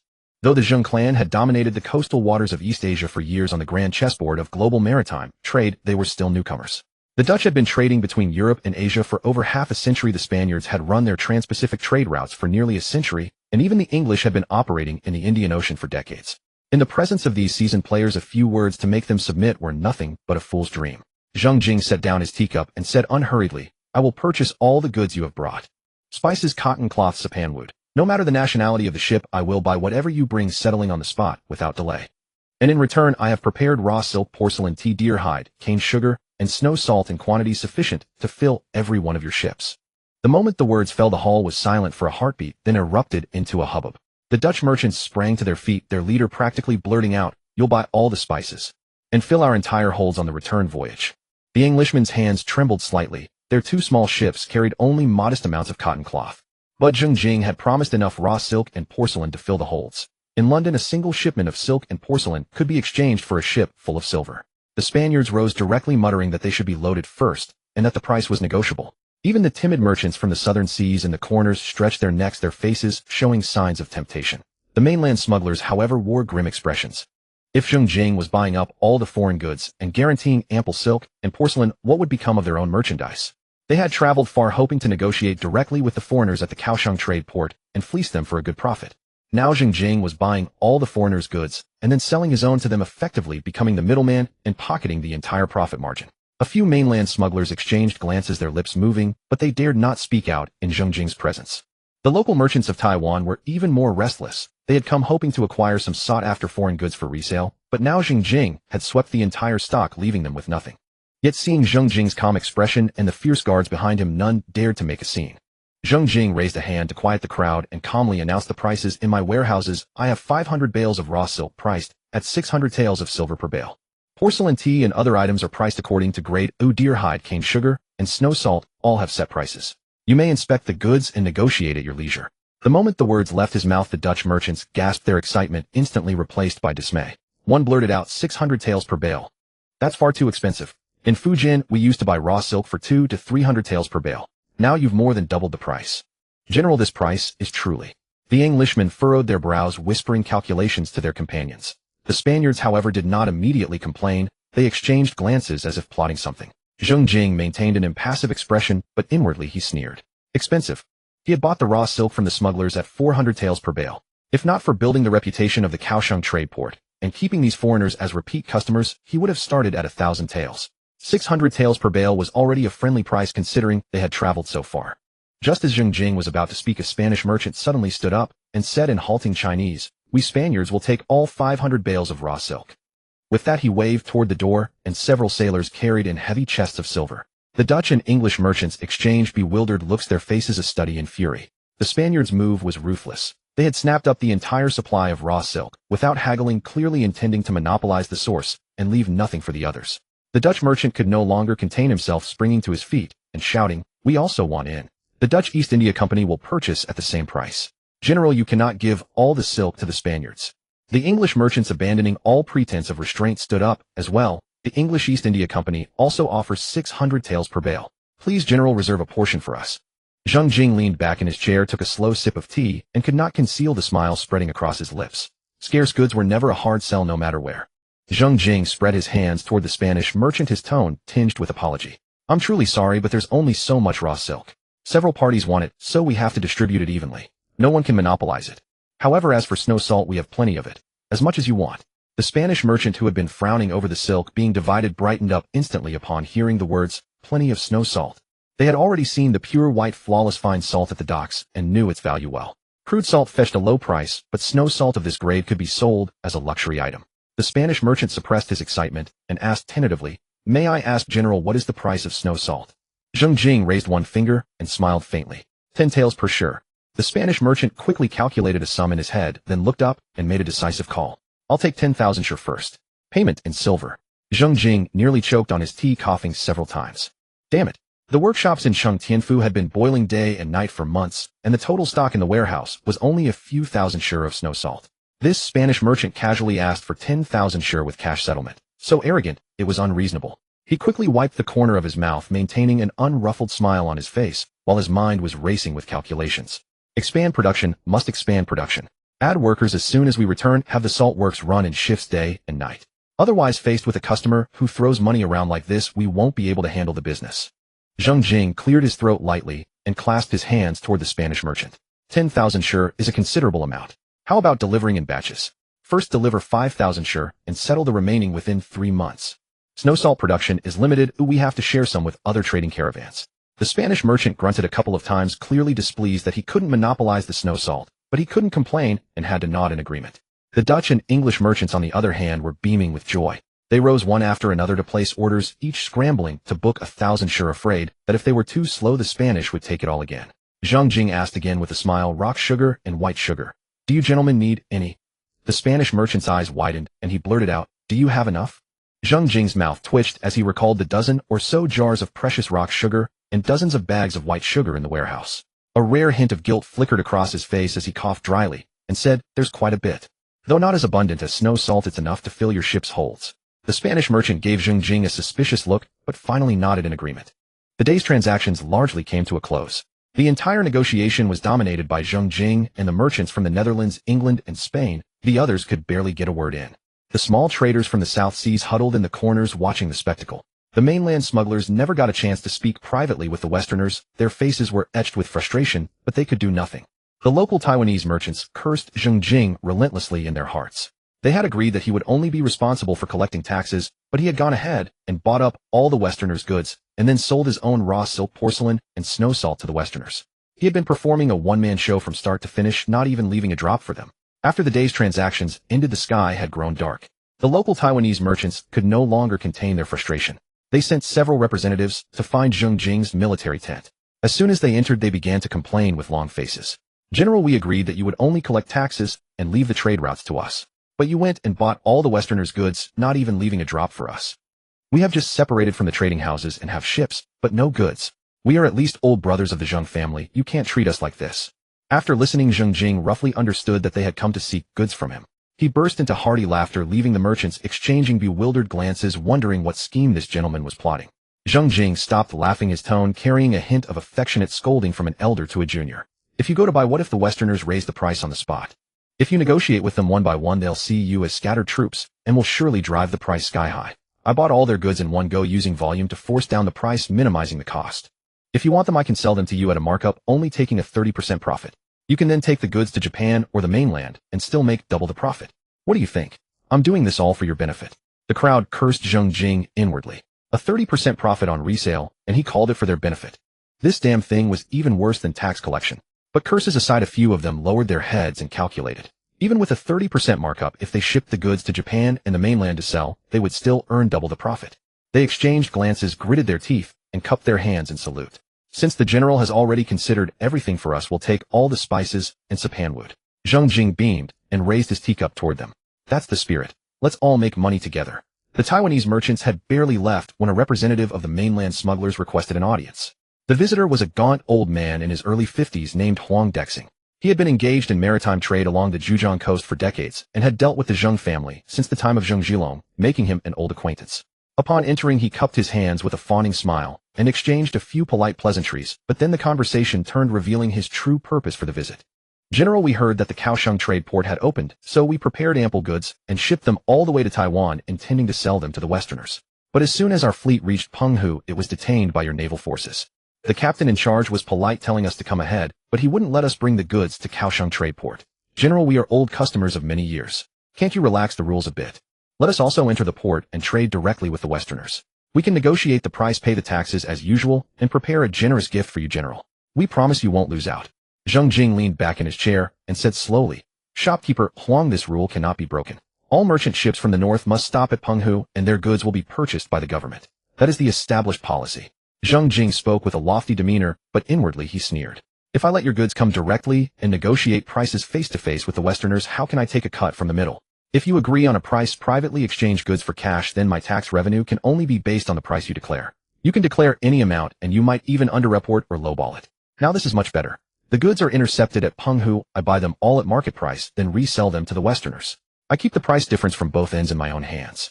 Taxes collected, margins earned. 2 streams of profit from both sides. That's the proper way to do business. However, if I buy at market price, these mainland smugglers might not come again in the future." Zheng Jing's tone suddenly became more sincere. "Shopkeeper Huang, you saw the price of raw silk today. I sold it to the Westerners at 600 taels per dan. Your raw silk I will buy at 400 taels per dan. You know well how much you could get if you sold it to local merchants on the mainland. At 400 taels I make a little less, and you make a profit too. Everyone profits, and then the business can continue long term. From now on, bring all your goods directly to Penghu. I will buy everything on the list at a fair price with silver paid on the spot, never delayed." Huang Dexing's grim expression finally eased a bit after hearing this. 400 taels per dan, nearly quadruple the profit. It was indeed more advantageous than selling on the mainland. Too much. Early the next morning, the British commercial representative formally requested an audience with Zheng Jing. The two sides took seats in a side hall of the negotiation center's main chamber, and the atmosphere was considerably more relaxed than at yesterday's grand ceremony. The British had come to Taiwan primarily to test the waters, but after personally witnessing the volume of goods traded in Kaohsiung and the strength of the Zheng naval forces the previous day, the East India Company's representatives already had a clear sense of what they were dealing with. In East Asia, bypassing Taiwan to trade directly with mainland China was no longer feasible. Rather than continuing to watch from the sidelines, it would be better to secure a foothold now. The two sides engaged in amicable negotiations over the procurement contract and quickly reached an agreement. The British East India Company annually purchased large quantities of raw silk, porcelain, tea, snow salt, and rock sugar from Taiwan. In return, Taiwan sourced Indian cotton textiles and grain from Britain. In this era, Britain was still in the early stages of its Asian expansion. Its primary role was not that of the later industrial powerhouse dumping manufactured goods across the world, but rather that of a major purchaser arriving in Asia with silver. Indian cotton cloth remained the East India Company's most competitive offering, though virtually everything else lacked market viability across Asian trading networks. Taiwan conversely had a pressing need for both textiles and grain. With each party obtaining exactly what it sought, the negotiations proceeded with remarkable smoothness. To secure the long-term stability of their commercial relationship, Zheng Jing readily approved the British proposal to establish a consulate in Kaohsiung. This consulate would mark Britain's second official presence in East Asia following Nagasaki, Japan. While modest in scale, it provided the British with a permanent base in Taiwan, freeing them from reliance on Dutch goodwill. Both the British envoy and Zheng Jing wore broad smiles as the agreement was signed, a clearly mutually beneficial arrangement. Hardly had the British delegation departed and the teacups been cleared away when the manager of the Spanish trading house requested an audience. Upon entering, the Spaniard adopted the manner of a long-time regular and wasted no time on pleasantries, proceeding directly to business. He demanded that the Zheng regime halt all trade with the Dutch and British, selling exclusively to Spain all raw silk, porcelain, snow salt, and rock sugar. The price was negotiable, even allowing for silver payment in advance. Zheng Jing maintained a polite smile on his face, while secretly rolling his eyes. The Spanish certainly possessed wealth, with a constant stream of silver flowing from the Americas, and they spent generously. They settled accounts in ready silver, projecting an impression of considerable opulence. Yet upon closer examination, Spain had little to offer beyond silver. There were no cotton textiles, no spices, no grain. Hardly any commendable manufactured goods either. Conducting long-term trade exclusively with Spain would mean exchanging Taiwan's most coveted commodities for mountains of silver, which ultimately served no practical purpose. Silver cannot be eaten or worn. What use would Taiwan have for hoarded silver at that point? While such a one-dimensional silver trade might yield short-term gains, it would prove deeply damaging to the nation over time. Moreover, Spain was already in decline. Its domestic commerce withered, its treasury perpetually in deficit, and its Philippine colonies administered with conspicuous incompetence. The true leaders of this age were Holland and Britain, commanding powerful fleets and maintaining global commercial networks. Their trade goods extended far beyond silver, encompassing grain, cotton, cloth, spices, manufactured wares, and a continuous stream of new products. Friendship, after all, should be forged with those who show promise, not merely those who are wealthy. Setting down his teacup with that same courteous smile, Zheng Jing remarked, "We are old friends, and our business naturally ought to continue." However, the general would continue trading with both the Dutch and the British. Nevertheless, he assured the envoy that Spain's share of raw silk, snow, salt, and rock sugar would never be diminished.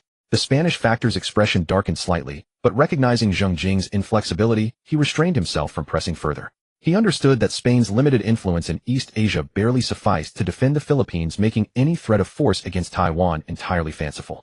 Seeking a compromise, the Spanish official proposed establishing a trading post in Geelong at Taiwan's northern tip.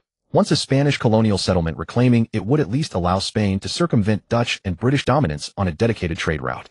Zheng Jing nearly choked on his tea, coughing repeatedly before composing himself. Geelong. The Spanish were remarkably audacious in their demands. It had taken considerable Dutch effort to expel them originally, and he would have to be foolish to welcome them back now. His tone turned icy as he declared Spanish merchants may trade freely in Kaohsiung, and a consulate may also be established there with all treatment identical to that afforded the Dutch and British. The matter of Geelong, however, was closed. The Spanish official withdrew empty-handed and sullenly bowing before departing. Barely had he left when the Dutch East India Company's representative requested an audience. The visitor was van der Linden, a senior Dutch commercial envoy stationed in Batavia, a man in his early 40s whose shrewd demeanor and gray eyes bore the calculating gleam typical of experienced traders. Upon entering, he immediately donned a warm smile, exchanged polite greetings, and then lowered his voice to reveal the true purpose of his visit. General, the Dutch East India Company proposes an exclusive agreement whereby all Taiwanese raw silk, porcelain, snow, salt, and rock sugar would be sold solely through our company. The Spaniards and Englishmen would have no part in this arrangement. Van der Linden spoke with earnest conviction, his arguments meticulously laid out. Consider, General, what would happen if these coveted goods flooded the European market simultaneously from multiple sources. With Spain and Britain each claiming their share, the three of you would engage in destructive competition, driving prices ever lower as supply increased. Once the Dutch and British suppress silk and porcelain prices in Europe, your goods lose their value. Under exclusive Dutch distribution, we could regulate supply to maintain premium pricing year-round. This strategy guarantees profit for both you and us. Zheng Jing conceded that van der Linden's argument held some merit.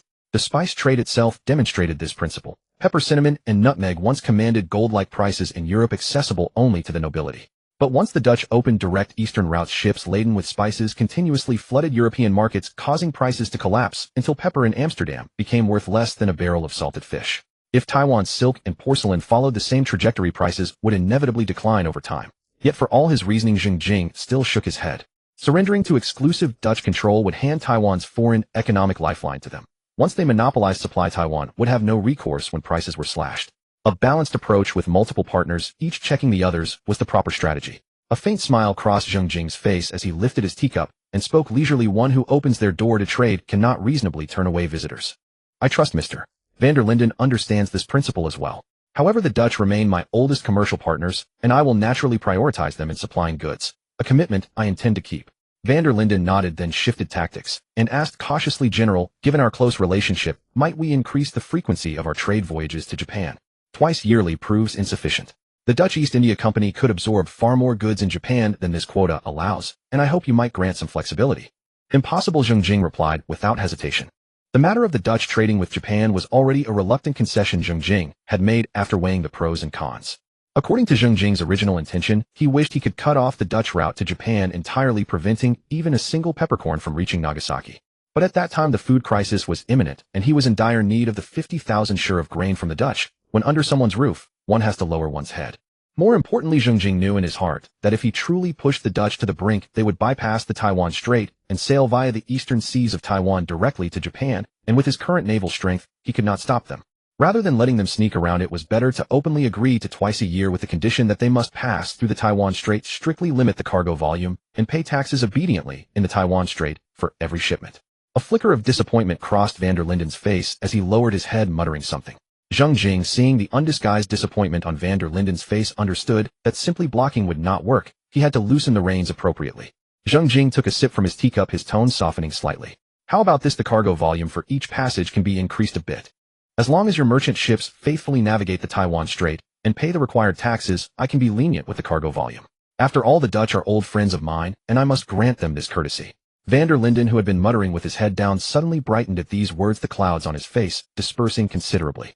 Although the frequency had not increased, the relaxation of cargo volume naturally boosted profits. He quickly plastered a smile on his face and repeatedly bowed in thanks. Seeing Van der Linden's expression brighten, Zheng Jing seized the moment to adopt a more intimate tone. Since we are now friends, I have a proposition to discuss with you. That is, the Portuguese. At the mention of the Portuguese, Van der Linden's ears perked up. Zheng Jing let out a cold snort. The Portuguese are entrenched in Macau with their own channels, and each year they monopolize vast quantities of Chinese raw silk, porcelain, and tea. These goods bypass Taiwan and your hands, departing directly from Guangdong to the South Seas and Europe. The more goods they have, the more our business suffers.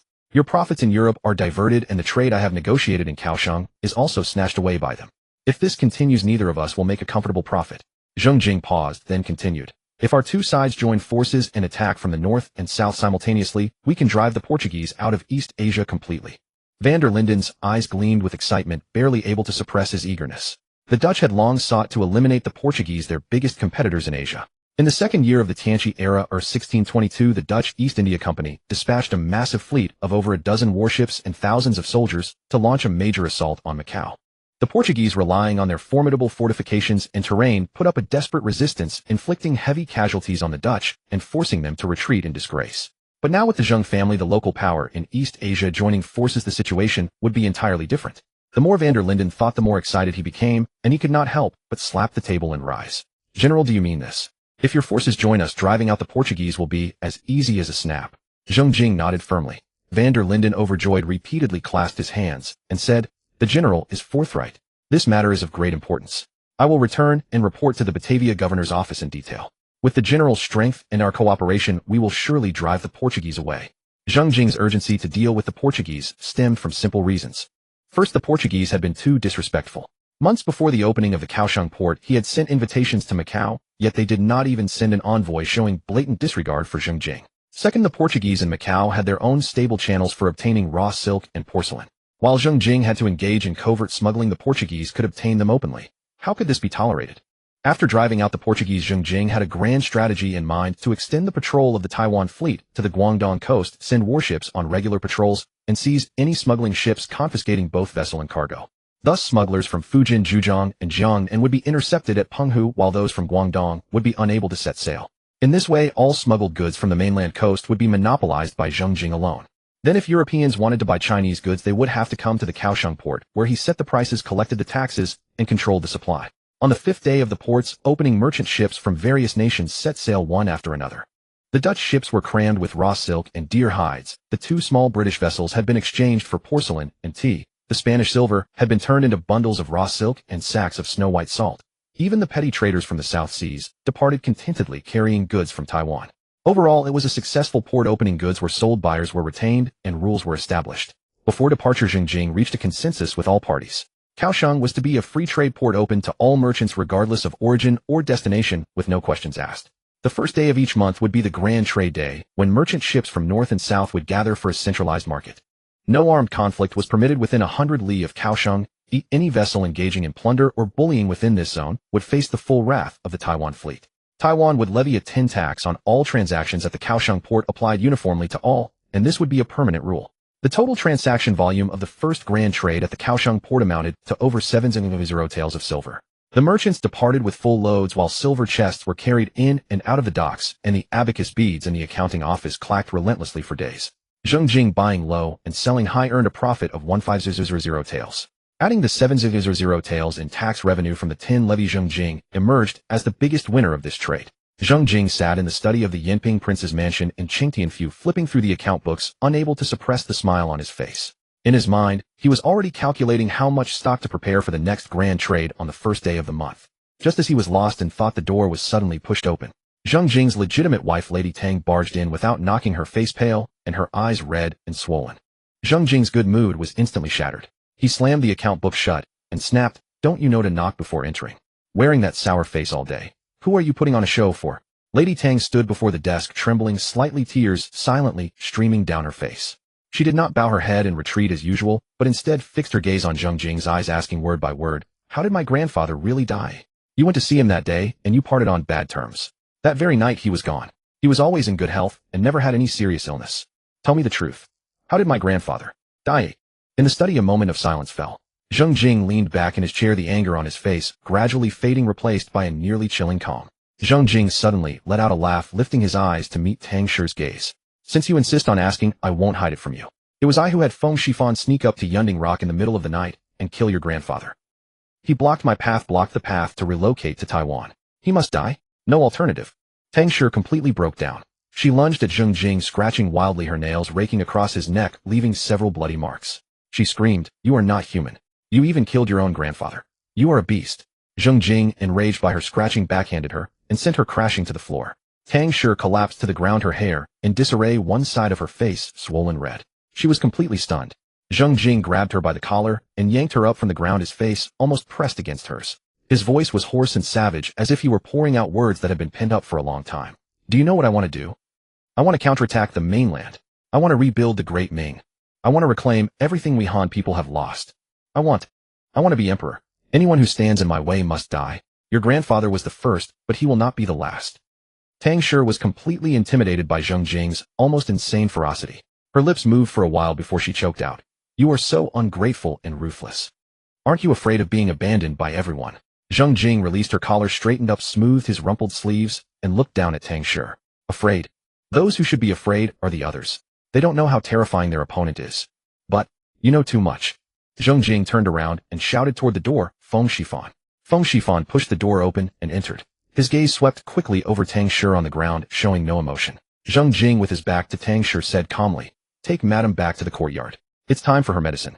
Tang Shi shuddered, then raised her head abruptly, as if ignited. Tears burst forth like a dam breaking, and she screamed, "Zheng Jing, you will die a miserable death. You killed your grandfather, and now you won't even spare me.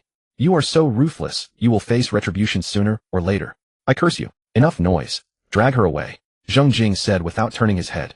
Feng Shifan stepped forward, grabbed Tang Shi's wrist, and dragged her up from the ground. Tang Shi struggled and kicked frantically, still cursing incessantly. Her shrill curses echoed through the corridor, gradually fading away until they disappeared at the end of the courtyard wall. When the news of Tang Shi's sudden death spread in Chengtian Prefecture, it caused little stir. The official explanation was that she had died of a sudden illness. A few old ministers sighed privately, but no one mentioned it again. Early that morning, Zheng Jing, accompanied by Chen Yonghua and Feng Shifan, left Chengtian Prefecture to inspect the rice growth in various reclamation areas. The Tainan plain, which had been barren just a few months ago, had now transformed dramatically. Crisscrossing irrigation canals diverted river water to every field. In the paddies, rice seedlings had neatly sprouted ears stretching endlessly in a lush green expanse. When the wind blew, it stirred layers of green waves, and the air was filled with the faint fragrance of rice flowers. The people who had been gaunt and sallow at the beginning of the relocation to Taiwan were now working in the fields in small groups. Though their faces still bore the marks of hardship, their backs were straighter than before, and their movements with the hoe were more vigorous. Zheng Jing, riding on his horse, gazed at the endless rice fields before him, his mood greatly lifted. Unable to resist, he reined in his horse and took a deep breath of the air filled with the scent of rice flowers. Zheng Jing dismounted in front of a particularly lush rice field. He stood on the ridge, bent over to examine it for a long while, and nodded with satisfaction.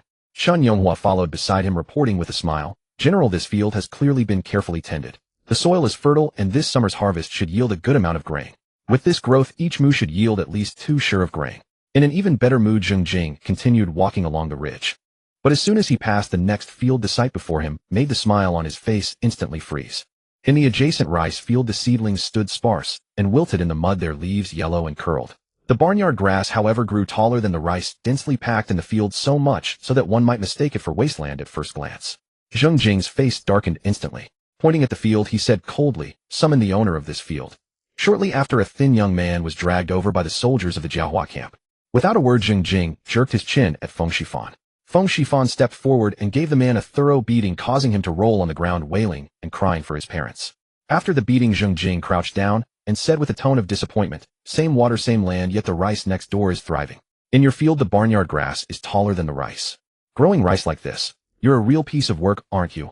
The young man, holding his swollen face, pleaded tearfully, "General, I used to work as a porter at the dock. I've never farmed before. I'm the only laborer in my family. My wife has to take care of 2 nursing infants and can't help. I fell ill a while ago and was bedridden for several days, unable to tend to the fields. When I recovered and went to the fields, the barnyard grass was already taller than the rice. I didn't know what to do." Zheng Jing was taken aback. He suddenly felt a bit sorry, but he couldn't show it on his face. A general is never wrong, and even if wrong, he cannot admit it. Zheng Jing reached out and helped the man up brush the dirt off his shoulders, and asked in a softer tone, "Are you better now?" The man nodded quickly. Better, I've been fine for a while." Zheng Jing's face suddenly turned stern, and he shouted harshly, "If you're better, why haven't you pulled the weeds from the rice field? Letting the barnyard grass grow like this, and you still have the face to cry here. If there's no harvest this year, what will your family eat?"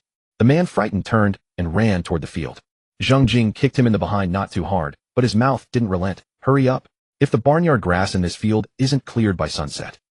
Humph. The man scrambled into the field, bent over, and began frantically pulling weeds. At this moment, Chen Yonghua approached and reported in a low voice, "General, the Jiahua camp has only focused on promoting reclamation so far, and indeed has neglected guidance on planting. Cases like this man's are probably not few. Many young men are former dock laborers who have never farmed. After reclaiming fields, they don't know how to tend them.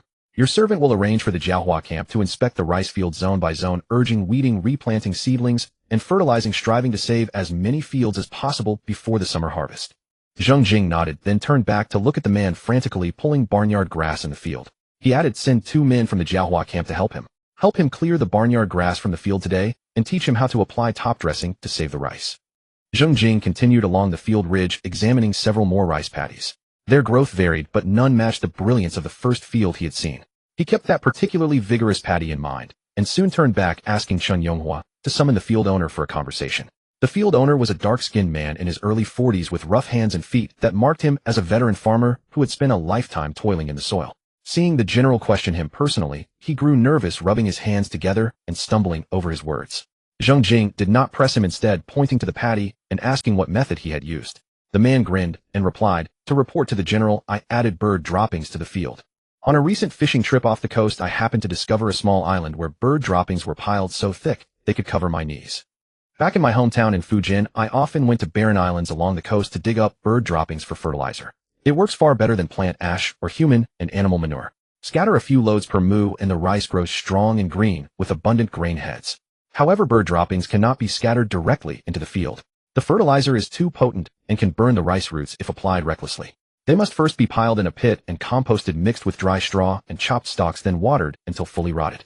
Only then can they be used, rich in nutrients yet gentle on the seedlings." Zheng Jing's eyes lit up at once.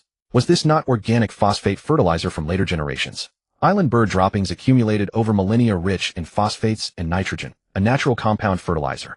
After the Industrial Revolution, with global population surging and grain demand skyrocketing, bird droppings once became a highly sought-after international commodity. The Pacific island nation of Nauru had even grown immensely wealthy selling guano. Suppressing his excitement, Zheng Jing pressed further. "How large is that island? How much bird droppings are there?"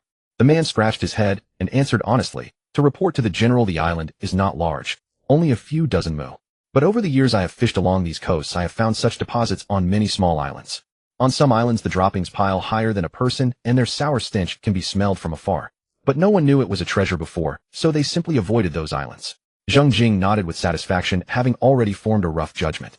Taiwan sat at a key migratory stop for East Asian birds, and each spring and autumn thousands of seabirds rested and bred on the coastal islands. Year after year, the accumulated bird droppings, though not as spectacular as the ancient guano deposits of Nauru, compensated through sheer abundance, many islands adding up to an astonishing reserve of fertilizer resources. For Taiwan at that time, these bird droppings were worth more than silver. Using guano to enrich the soil, newly reclaimed fields could quickly become fertile land and grain yields would surge. Zheng Jing immediately had 10 taels of silver brought forth and personally rewarded the man. The farmer, trembling with emotion as he held the silver, knelt to kowtow. Zheng Jing waved him up and then asked Chen Yonghua to assign him a position within the civilizing camp, chief fertilizer collector specially tasked with surveying guano deposits and promoting composting techniques. From now on, the man would lead a fertilizer gathering team, traveling island by island along Taiwan's coast to collect bird droppings, which would then be distributed to each reclamation area for composting. On the ride back, Zheng Jing sat astride his horse, gazing at the rice fields on either side, when a thought suddenly struck him. He turned to Chen Yonghua and asked, "Have the indigenous tribes on the island been raiding our reclamation areas recently? And are there any tribes friendly toward us? Can they be persuaded to come down the mountains and farm?" Chen Yonghua urged his horse to keep pace and replied, "To report to the general, there have been raids, but none on a large scale. Only sporadic hit-and-run attacks. Each time they snatch a small amount of supplies and flee, no large-scale assaults have occurred. I have already sent men from the civilizing camp into the mountains with salt and cloth to persuade them to settle and farm, but they refuse. The indigenous people have lived by hunting and gathering in the mountains for generations. They are deeply wary of outsiders and will not leave their ancestral lands, even for generous terms. This is something that cannot be rushed. Zheng Jing knew that only military force could drive the tribes down the mountains. But once armed conflict began, further troubles would follow. The mountain terrain was complex, the tribes scattered, and pacification would be time-consuming and labor-intensive, while still requiring vigilance against retaliatory raids on the reclamation areas. At the very least, thousands of troops would need to be tied up, consuming considerable energy and resources. As Zheng Jing frowned and thought, an idea suddenly flashed through his mind. If official pacification was too costly, why not approach it differently? However, this plan would have to wait until after the summer harvest, once the military reforms had taken hold. For now, Zheng Jing kept the thought to himself and merely ordered calmly, maintain the current situation. Do not provoke any incidents before the summer harvest. Shen Yonghua bowed in acknowledgement. Time hurried into June, exactly 1 year since the relocation edict had been issued. Throughout that year, over 200,000 soldiers and civilians had endured the most severe food crisis. Thousands of commoners had fallen on the reclamation roads, succumbing to hunger and disease, and each day bodies were carried out from the shed districts for burial. Yet they had ultimately prevailed. General Zheng Jing, possessed of unparalleled wisdom, had instilled a deep faith. Even in the darkest hours, soldiers and civilians alike clung to hope. There had been no despair, no collapse, no large-scale unrest. The general had also invented whale oil, transforming thin gruel into something nourishing and filling, making fish once again a staple. He had also dispatched fleets to continuously bring back grain from Luzon, Annam, and Siam. The 50,000 share of grain promised by the Dutch arrived at port on schedule, bag after bag, filling the granaries of Chengtianfu. It was through these concerted efforts that 200,000 people had been pulled back from the brink of death. Now Taiwan finally welcomed its first great harvest season since the relocation. Waves of golden rice rolled across the Tainan plain, heavy heads bowing low as far as the eye could see. The people rose before dawn to harvest, the rustling of sickles and the thud of threshing echoing from morning till night. Every face bore an unrestrained joy. Standing on the field ridge, gazing over the endless sea of rice and the sweat-soaked farmers, Zheng Jing exhaled slowly. The hardest days had finally passed. That evening after dinner, Li Mushi's family carried their small stools toward the central bonfire in the camp. Evening classes had become an unbreakable rule across all reclamation areas. No matter how exhausted they were, every household attended unless wind or rain forced them indoors. In the beginning, officers from the civilizing camp had raised iron trumpets and loudly proclaimed the auspicious signs of the general's descent and his divine miracles. They told the people that a godlike general stood among them, watching over them, urging them to endure through hardship and believe that hope lay just ahead. Later, they began teaching basic characters and telling meaningful little stories. Over the course of a year, many able-bodied adults could awkwardly write their own names, and some clever children had already recognized over 100 characters. This was precisely what Zheng Jing wished to see. How could the common people, uneducated and illiterate, ever truly comprehend the greatness of the general? The bonfire crackled loudly, casting a red glow on the faces of the common folk gathered in a circle around it.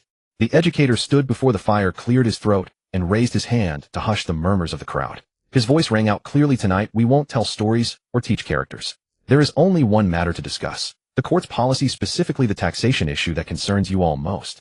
These words sent the crowd into instant silence. The rice harvest was nearly complete, and every household was calculating in their hearts whether the government would actually collect grain. The educator cast his gaze over the crowd, then suddenly raised his voice, speaking each word deliberately. "The general has personally reiterated once more. 3 years without grain tax, 3 years without any taxation.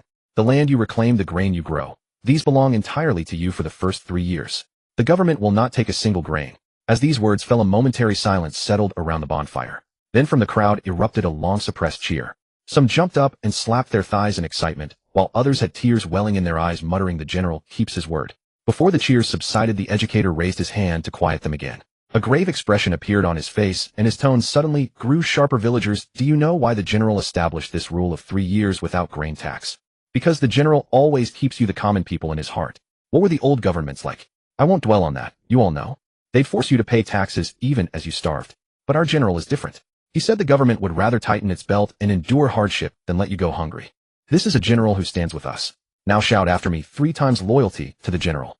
Loyalty, loyalty, loyalty." The common folk below raised their fists in unison, their voices so thunderous the bonfire itself seemed to tremble. Li Muxing's family joined in raising their fists and shouting until their voices cracked. This time they shouted louder than ever before.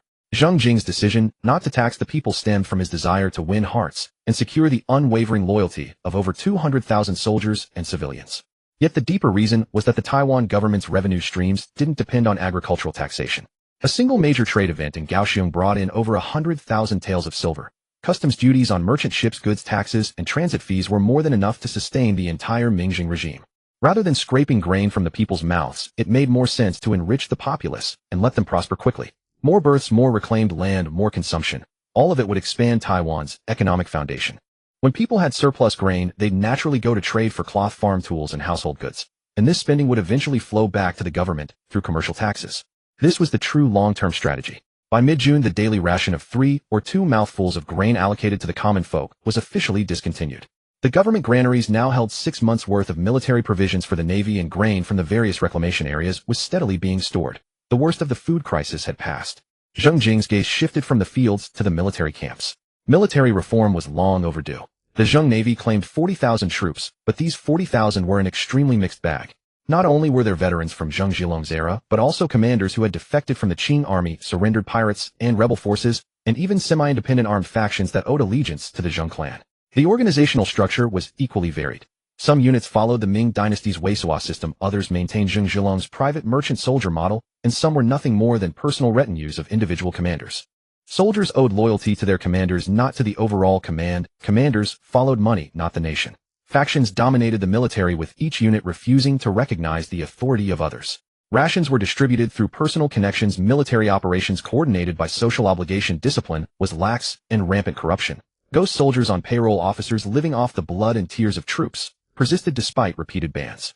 Zheng Jing needed to consolidate the army under his direct command, transforming these privately bound troops into an official Ming military force loyal solely to him. Over the past year, though the general's influence hadn't formally penetrated the camps, it had already permeated everywhere.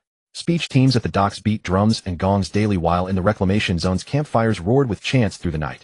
Soldiers' families attended cultural classes in the educators' camps, and even the children could bellow loyalty to the general. Even without official educators posted to the camps, the soldiers already knew General Zheng Jing's name and had heard his exploits countless times. Moreover, Zheng Jing's direct forces were strong enough to suppress any faction. With veteran ministers Hong Su and Huang Ting explicitly backing the reforms, Zheng Jing decided to cut straight to the point. Early that morning, over 100 Zheng Navy commanders gathered in the main hall of Yinping King's mansion in Qingtian Prefecture. Scanning the crowd, he saw weathered veterans with silver hair from Zheng Zhilong's era, pirate-born officers with brutal features, reclamation commanders still wearing muddy trousers from the fields, and semi-independent faction leaders whose grim expressions revealed they'd already sensed the shifting winds. The commanders whispered amongst themselves, speculating on the purpose of this grand summons. Zheng Jing emerged from behind the screen, flanked by Guard Commander Feng Shifan and over a dozen burly personal guards, and the hall fell silent. Zheng Jing wasted no time on pleasantries. "I've summoned you here for one purpose: military reform." Reactions varied throughout the hall. Some looked bewildered, others' eyes flickered with uncertainty, and a few clenched their fists involuntarily. Zheng Jing surveyed the assembly calmly. Military reform comes down to 4 measures. First, disband and reorganize. Effective immediately, all unit commanders must surrender their military tokens. Private retinues will be dissolved and all troops reorganized according to warship formations. Combat soldiers to combat units, sailors to sailor units, logistics to logistics. Soldiers follow the ships, not the commanders. Commanders follow the supreme leader, not their factions. As soon as he finished speaking, several veteran commanders with private troops darkened in expression. Zheng Jing ignored them and continued. Second, unified military command. Henceforth, all naval deployments, combat operations, and ration distributions will be directed by the Ministry of War. No commander may mobilize troops or withhold rations on their own authority. Violators will be punished as traitors. Third, education into the camps. Each fleet will have educators assigned. Training by day, lessons by night. Every soldier must understand that they are officers and soldiers of the Great Ming, not private troops of any faction or commander. Zheng Jing paused, glancing at the deeply troubled veteran commanders present, and softened his tone slightly. Fourth, arrangements for existing commanders. All current naval commanders, regardless of seniority, will attend the military academy to study formal naval tactics and fleet command. Those who pass the examination will be reassigned and continue serving as naval officers. Those who fail will no longer hold military positions. However, I won't let your years of service go unrewarded. The government will provide generous severance packages, whether transferred to commercial administrative posts, returned home to retire, or free to forge their own paths. Does everyone understand? As his words fell, a deathly silence descended upon the hall. The faces of the seated generals grew increasingly grim. Some had veins bulging on their foreheads, while others clenched their fists and ground their teeth audibly. This was no military reform. It was a blatant attempt to strip them of their military power. Their private armies were to be disbanded, their command seals surrendered, and even the trusted veterans they had nurtured for years were forbidden from following them. Those soldiers were bought with their silver, forged through seas of blood and mountains of blades. How could Zheng Jing seize them all with a single word? Even more ruthless was the fourth clause: enrollment in a military academy with retention only for those who passed examinations and dismissal for those who failed. In plain terms, it was an opportunity to purge those they disliked, the disobedient, and the overly senior, replacing them all with their own loyalists. What were severance packages and advisory positions? What could those meager coins amount to? Could they ever match the weight of a few hundred soldiers and several warships in one's hands? The generals exchanged glances, their eyes blazing with fury and resentment, yet none dared to be the first to speak out. Amid the silence, an old general with a hoary beard and hair suddenly slammed his hand on the table and rose to his feet. This man was Ma Tai, a veteran from the era of Zheng Jing. He had served in the Navy for over 30 years, commanding more than 200 brothers who had followed him through life and death battles. A few of the swift sailing ships were nominally under the Zheng family, but in reality, they were Ma Tai's private fleet. His face flushed, crimson veins throbbing as he pointed at Zheng Jing's nose and roared, "Zheng Jing, I followed your father from Anping to Nanjing, and from Kinmen to Taiwan, rolling through mountains of blades and seas of fire for half a lifetime. Now with a single decree of military reform, you want to take away all my soldiers. And you want to stuff me into some academy. I can barely read a few characters. What examination is that? Isn't this just killing the donkey after it has done its work? When the late king was alive, did he ever mistreat us old brothers? Now you, young master, have just taken power and want to turn your blade against us old-timers. Do you think everyone in this hall is a fool?" Zheng Jing maintained a composed smile and explained in a soothing tone, "General Ma, you exaggerate. This military reform is meant to enhance the Navy's combat strength, to one day rebuild the Great Ming. Rebuild the Great Ming, my foot." Ma Tai spat on the ground before he could finish, his face full of contempt. "Fine words. Isn't it all for your personal power, Zheng Jing? What military reform? You just want to concentrate all military authority in your own hands, kick us old-timers out, and replace us with your own people. I'll lay my words down here. I resolutely oppose this military reform. If you want to take my soldiers and my ships, you'll have to cut off my head first." As Ma Tai finished, the hall erupted like a boiling pot. The generals who had been hesitating, seeing someone take the lead, rose one after another, voicing their opposition in a cacophony.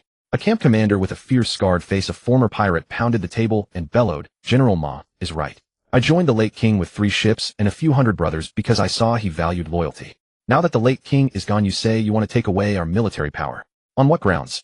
Another old general from Zheng Jilong's era stood up shakily, cupping his hands. "General, I am over 60 and barely literate. Sending me to a military academy is truly forcing a square peg into a round hole. The soldiers under my command have followed me for over a decade. Oh, we know each other inside out. Disbanding and reorganizing them would be like crippling our own martial prowess." In an instant, over a dozen generals in the hall rose to their feet. Some spoke with impassioned eloquence, others with sarcastic insinuations, and some traded on their seniority, creating a chaotic uproar like a boiling stew. Zheng Jing sat calmly in the main seat, his smile unchanged. He slowly lifted his teacup and took a leisurely sip. When the clamor had subsided enough, he suddenly slammed the cup heavily onto the table, the crisp sound cutting through all the noise. Immediately from behind the screens on both sides of the hall, and from outside the doors, hundreds of fully armed personal guards surged in, swords drawn and armor clanking. In the blink of an eye, the entire hall was surrounded, leaving no gap. The gleam of blades reflected pallor on the faces of those in the hall. The impassioned shouts died, abruptly replaced by a deathly stillness. Ma Tai, the old general who had just thumped his chest and dared Zheng Jing to cut off his head, now fell to his knees with a thud. "General, spare my life. I am an old fool. Oh, everything I said was nonsense. I am willing to support the military reform wholeheartedly and will never go back on my word. My command seal is on me. Ooh, I can surrender it right now." The crowd was utterly dumbfounded. The generals who had just followed Ma Tai in causing trouble exchanged glances, their expressions a mix of shock, contempt, and most of all panic. What the hell was this? "You." Ma Tai led the charge, cursed the loudest, yet knelt faster than anyone, leaving us all hanging as fools. Zheng Jing leaned back in his chair, then suddenly raised his hand. "Arrest everyone who just caused trouble." The personal guards surged forward, pinning down the dozen generals who had opposed the reform. Zheng Jing stood up, straightened his sleeves, and smiled at the remaining generals. "Does anyone else have objections?" The hall was silent, with even breathing lowered to a minimum. Zheng Jing's smile faded and his tone became more serious. "This military reform is not about sidelining anyone or taking away anyone's livelihood. Think about it. When the late king marched north to Nanjing, how formidable was our navy? But why did we lose that battle? It wasn't because we lacked ships or cannons. It was because each camp fought independently with no unified command. The vanguard charged ahead while the rear hesitated. The left flank fought with bloodshot eyes while the right flank conserved its strength. Isn't the lesson of blood enough? This reform is to elevate the Navy's combat power to a new level, to unite all forces into a single rope. Only through true unity can we unleash our full potential. In the future, when we counterattack the mainland and rebuild the Great Ming, it will not be through individual heroics, but through the combined efforts of all of you and myself. All of you are old brothers who followed the late king through countless dangers. I trust you, and I ask that you trust me as well. Upon hearing this, the generals knelt and cupped their fists in unison. We are willing to follow the general in reorganizing the military and rebuilding the Great Ming. They filed out one by one, and the once crowded hall gradually emptied. After a while, Ma Tai was brought back into the hall by the personal guards. He straightened the wrinkled front of his robe, walked up to Zheng Jing with a grin, and cupped his hands. "General, how was my performance just now? No slip-ups, I hope." Zheng Jing laughed heartily, patting Ma Tai on the shoulder. "Excellent. A perfect act. If not for you, General Ma, stirring up trouble, I wouldn't have known how to flesh out the true intentions of those people. With your commotion, everyone who needed to show their hand did so. We caught them all in one net, saving us the trouble of dealing with them one by one later. I only regret that you, General Ma, had to tarnish your own reputation to play this bitter stratagem for me." Ma Tai quickly waved his hands, his old face beaming with smiles. "No regret at all. It is my fortune to share the general's burdens. What is my reputation worth compared to the general's great enterprise? Trivial. But the words I used to curse you just now were a bit too harsh. I hope you will not hold it against me." Unlike Ma Tai, over a dozen generals who had opposed the military reform were escorted to the execution ground outside Chengtianfu a few days later. The authorities had posted notices in advance enumerating their crimes: embezzling military funds, shortchanging soldiers, hoarding troops for personal power, and plotting treason. Each charge was presented with vivid details, complete with witnesses and evidence. Some of the charges might not have held up under scrutiny, but with the blade already at their necks, who would dare to cry injustice? On the day of execution, the site was packed with a sea of people. A dozen heads fell in unison, blood splattering across the ground, sending a chill through both the watching civilians and soldiers. That single stroke of the blade shattered the military factions entirely. A hush fell over the army, and no one dared to oppose any decision made by Zheng Jing again. After the storm of military reform subsided, the heavy burden of its actual implementation fell upon the veteran General Huang Ting. With his high prestige and seniority in the Navy, Huang Ting's leadership in overseeing the reform could both maintain order and prevent the generals stripped of their command from feeling that Zheng Jing was ruthlessly exterminating them. Zheng Jing's directive to him was only 8 words: break up the units, redistribute, and pay the soldiers directly. From June to August, the entire Navy of Taiwan underwent a radical transformation. Soldiers were thoroughly disbanded and reorganized according to warship formations. The private retinues that had belonged to specific generals were broken up and mixed into different fleets. Combat troops were separated from sailors, and logistics personnel, including shipwrights, were assigned to their own sequences. Soldiers followed the ships, not the generals. From then on, no battalion would dare to claim "these are my men." The generals were sent in batches to the newly established military academy, where experienced old naval instructors taught them fleet command chart reading and artillery tactics. Only those who passed the examinations could be reassigned to their posts. A group of aged and frail generals no longer fit for duty were honorably discharged. They received generous severance packages, and some were transferred to manage commercial affairs or retired. What brought the most cheers from ordinary soldiers was the reform of military pay. In the past, pay and provisions were handled by each battalion's generals, who deducted layers of funds.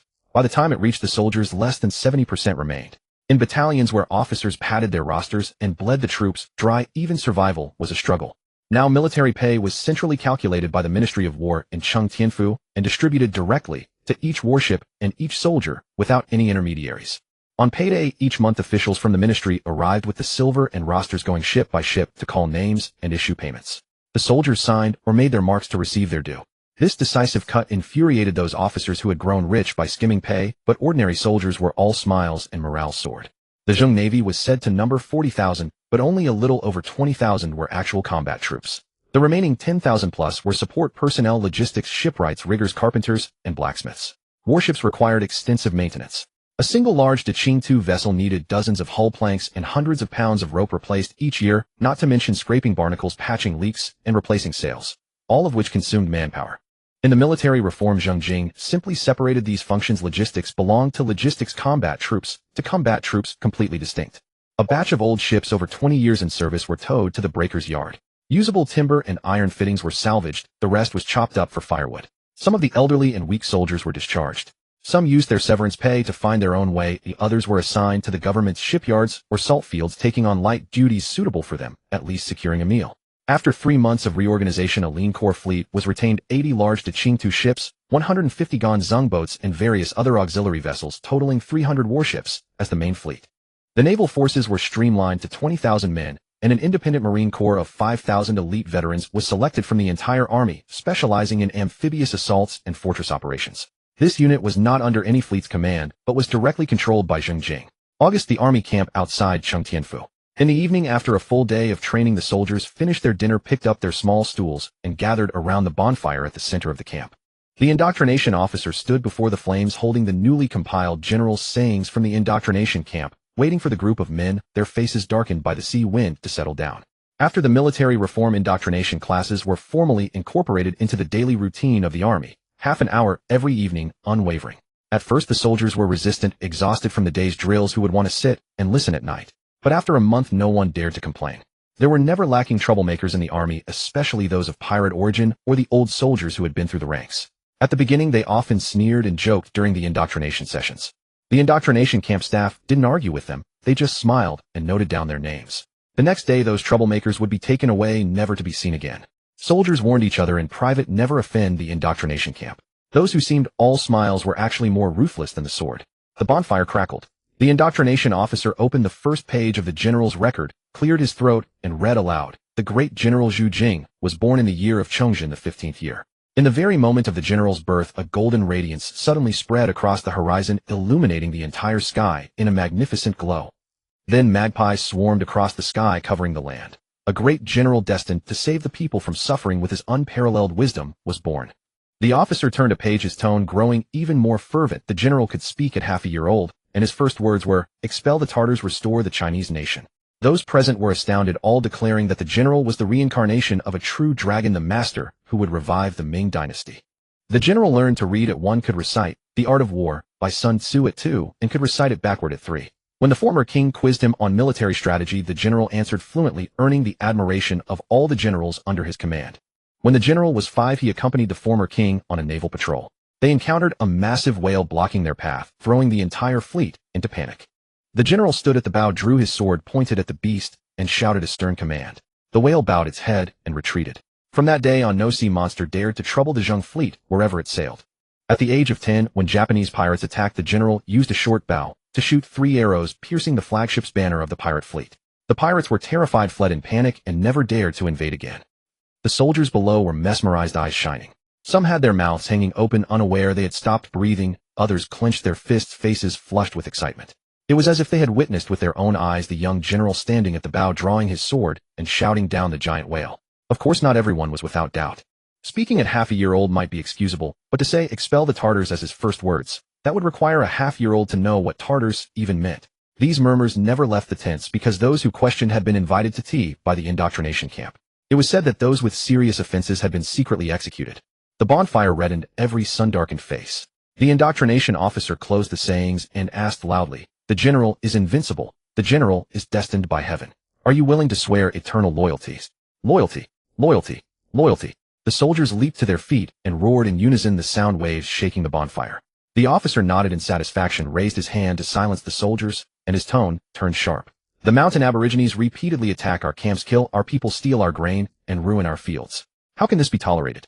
We should strike them like thunder, raise their nests, and wipe them out completely." But the general, with his boundless wisdom and love for life, considers that the aborigines are also flesh and blood, and Taiwan is currently in the midst of vigorous reclamation with a labor shortage. Rather than exterminating them, it is better to turn enemies into slaves, letting them atone with their sweat and repay their blood debts with labor. From this day forward, the government issues a slave hunting decree. During rest periods, units may form groups to hunt for slaves in the mountains.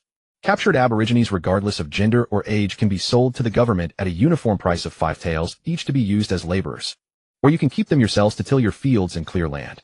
After all, someone has to tend to your farms.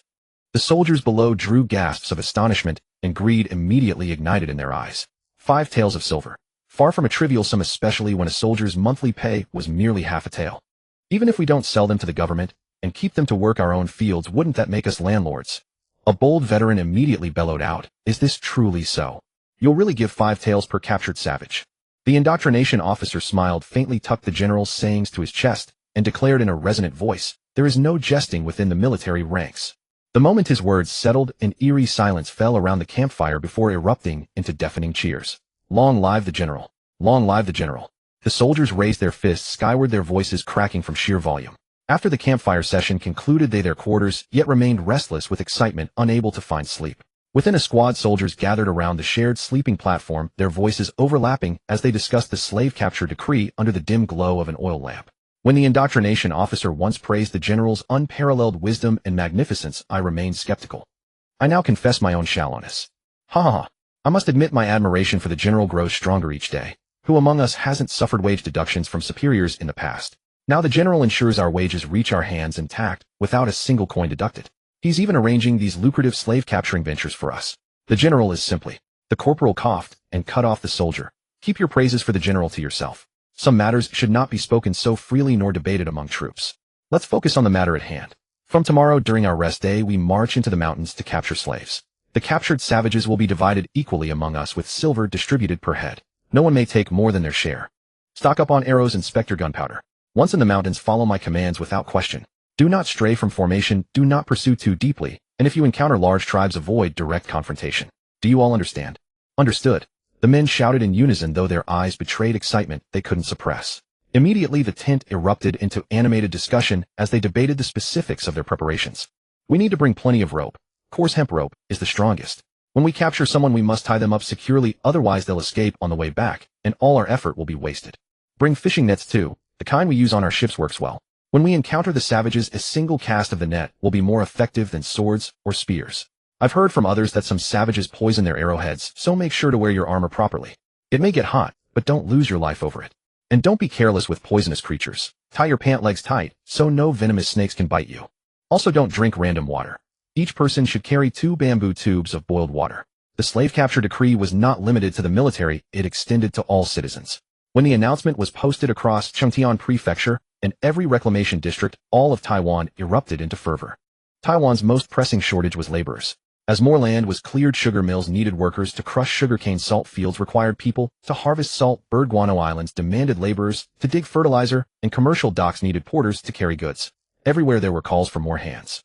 But the savage tribes hid deep in the mountains. If the government sent troops to forcibly capture them and settle them below, it would not only prove futile and unpopular, but the subsequent troubles of pacification and indoctrination would never end. General Zheng Jing, possessed of unmatched wisdom, had long seen through this essence. Rather than having the government intervene directly, he chose to fully open the channel for slave ownership. With the slave capture decree issued, the savages transformed from troublesome populations requiring pacification and indoctrination into prey that could be exchanged for silver. Slave capturing became an officially sanctioned, universally participatory free trade. With 5 taels of silver per head on offer, soldiers and able-bodied men alike sharpened their tools and prepared to venture into the mountains. The government didn't need to deploy a single soldier. The natives would naturally be dragged from the deep mountains by the swelling crowds, then sold directly to various settlement points or state-run workshops as laborers, eliminating the need for pacification, indoctrination, and resettlement efforts. This decree appeared ruthless on the surface, yet it achieved 3 objectives at once. It resolved the labor shortage, weakened the rebellious strength of the mountain tribes, and redirected the excess energy from the settlements and garrisons toward profitable pursuits. Replacing administrative mandates with incentive-driven motivation, this truly embodied the general's unmatched wisdom. The next day before dawn, while darkness still enveloped the camp outside the tents, the corporal kicked the edge of the communal sleeping platform and bellowed, "Get the hell up, you bastards. Others are already heading into the mountains with torches. If we dawdle any longer, we won't even get a drop of broth. Move, move, move." The soldiers jolted upright from their sleep at the roar, frantically pulling on their clothes and tying their pant legs. Some had half a hard biscuit still dangling from their mouths, chewing as they stuffed arrows into their quivers. Others flung bundles of hemp rope over their shoulders, nearly tripping their comrades in the process. The entire camp echoed with hurried footsteps and muttered curses.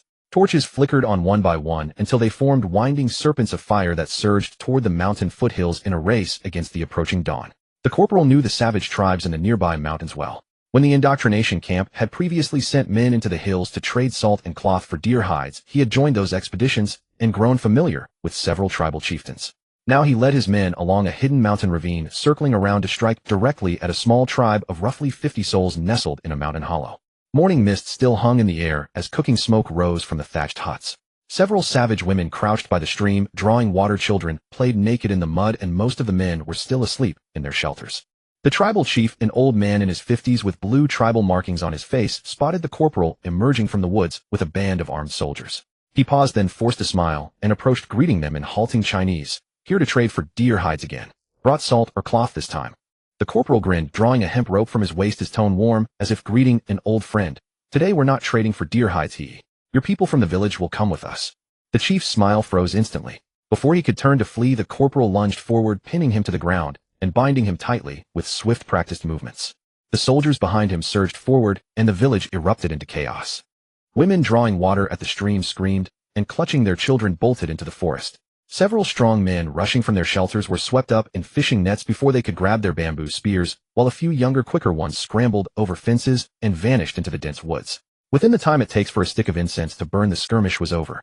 The small tribe of 50 was completely overrun, and the deer hides and dried meat found in the village were packed up and taken along. The corporal took stock of the results. 42 captured, a dozen or so escaped, and only one of their own had sprained an ankle in the rush.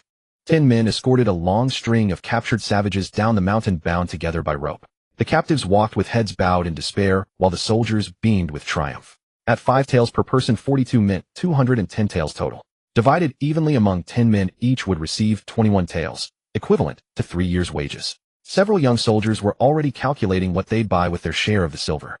Others couldn't tear their eyes away from the young savage women in the procession, their faces wearing knowing, sinister smiles. During a rest break, a soldier pointed at a young foreign woman among the captives and said with a lecherous grin to the squad leader, "Squad leader, I want that woman. I won't sell her. I'm taking her home." The squad leader kicked him hard in the backside, sending him stumbling forward. "You damn fool.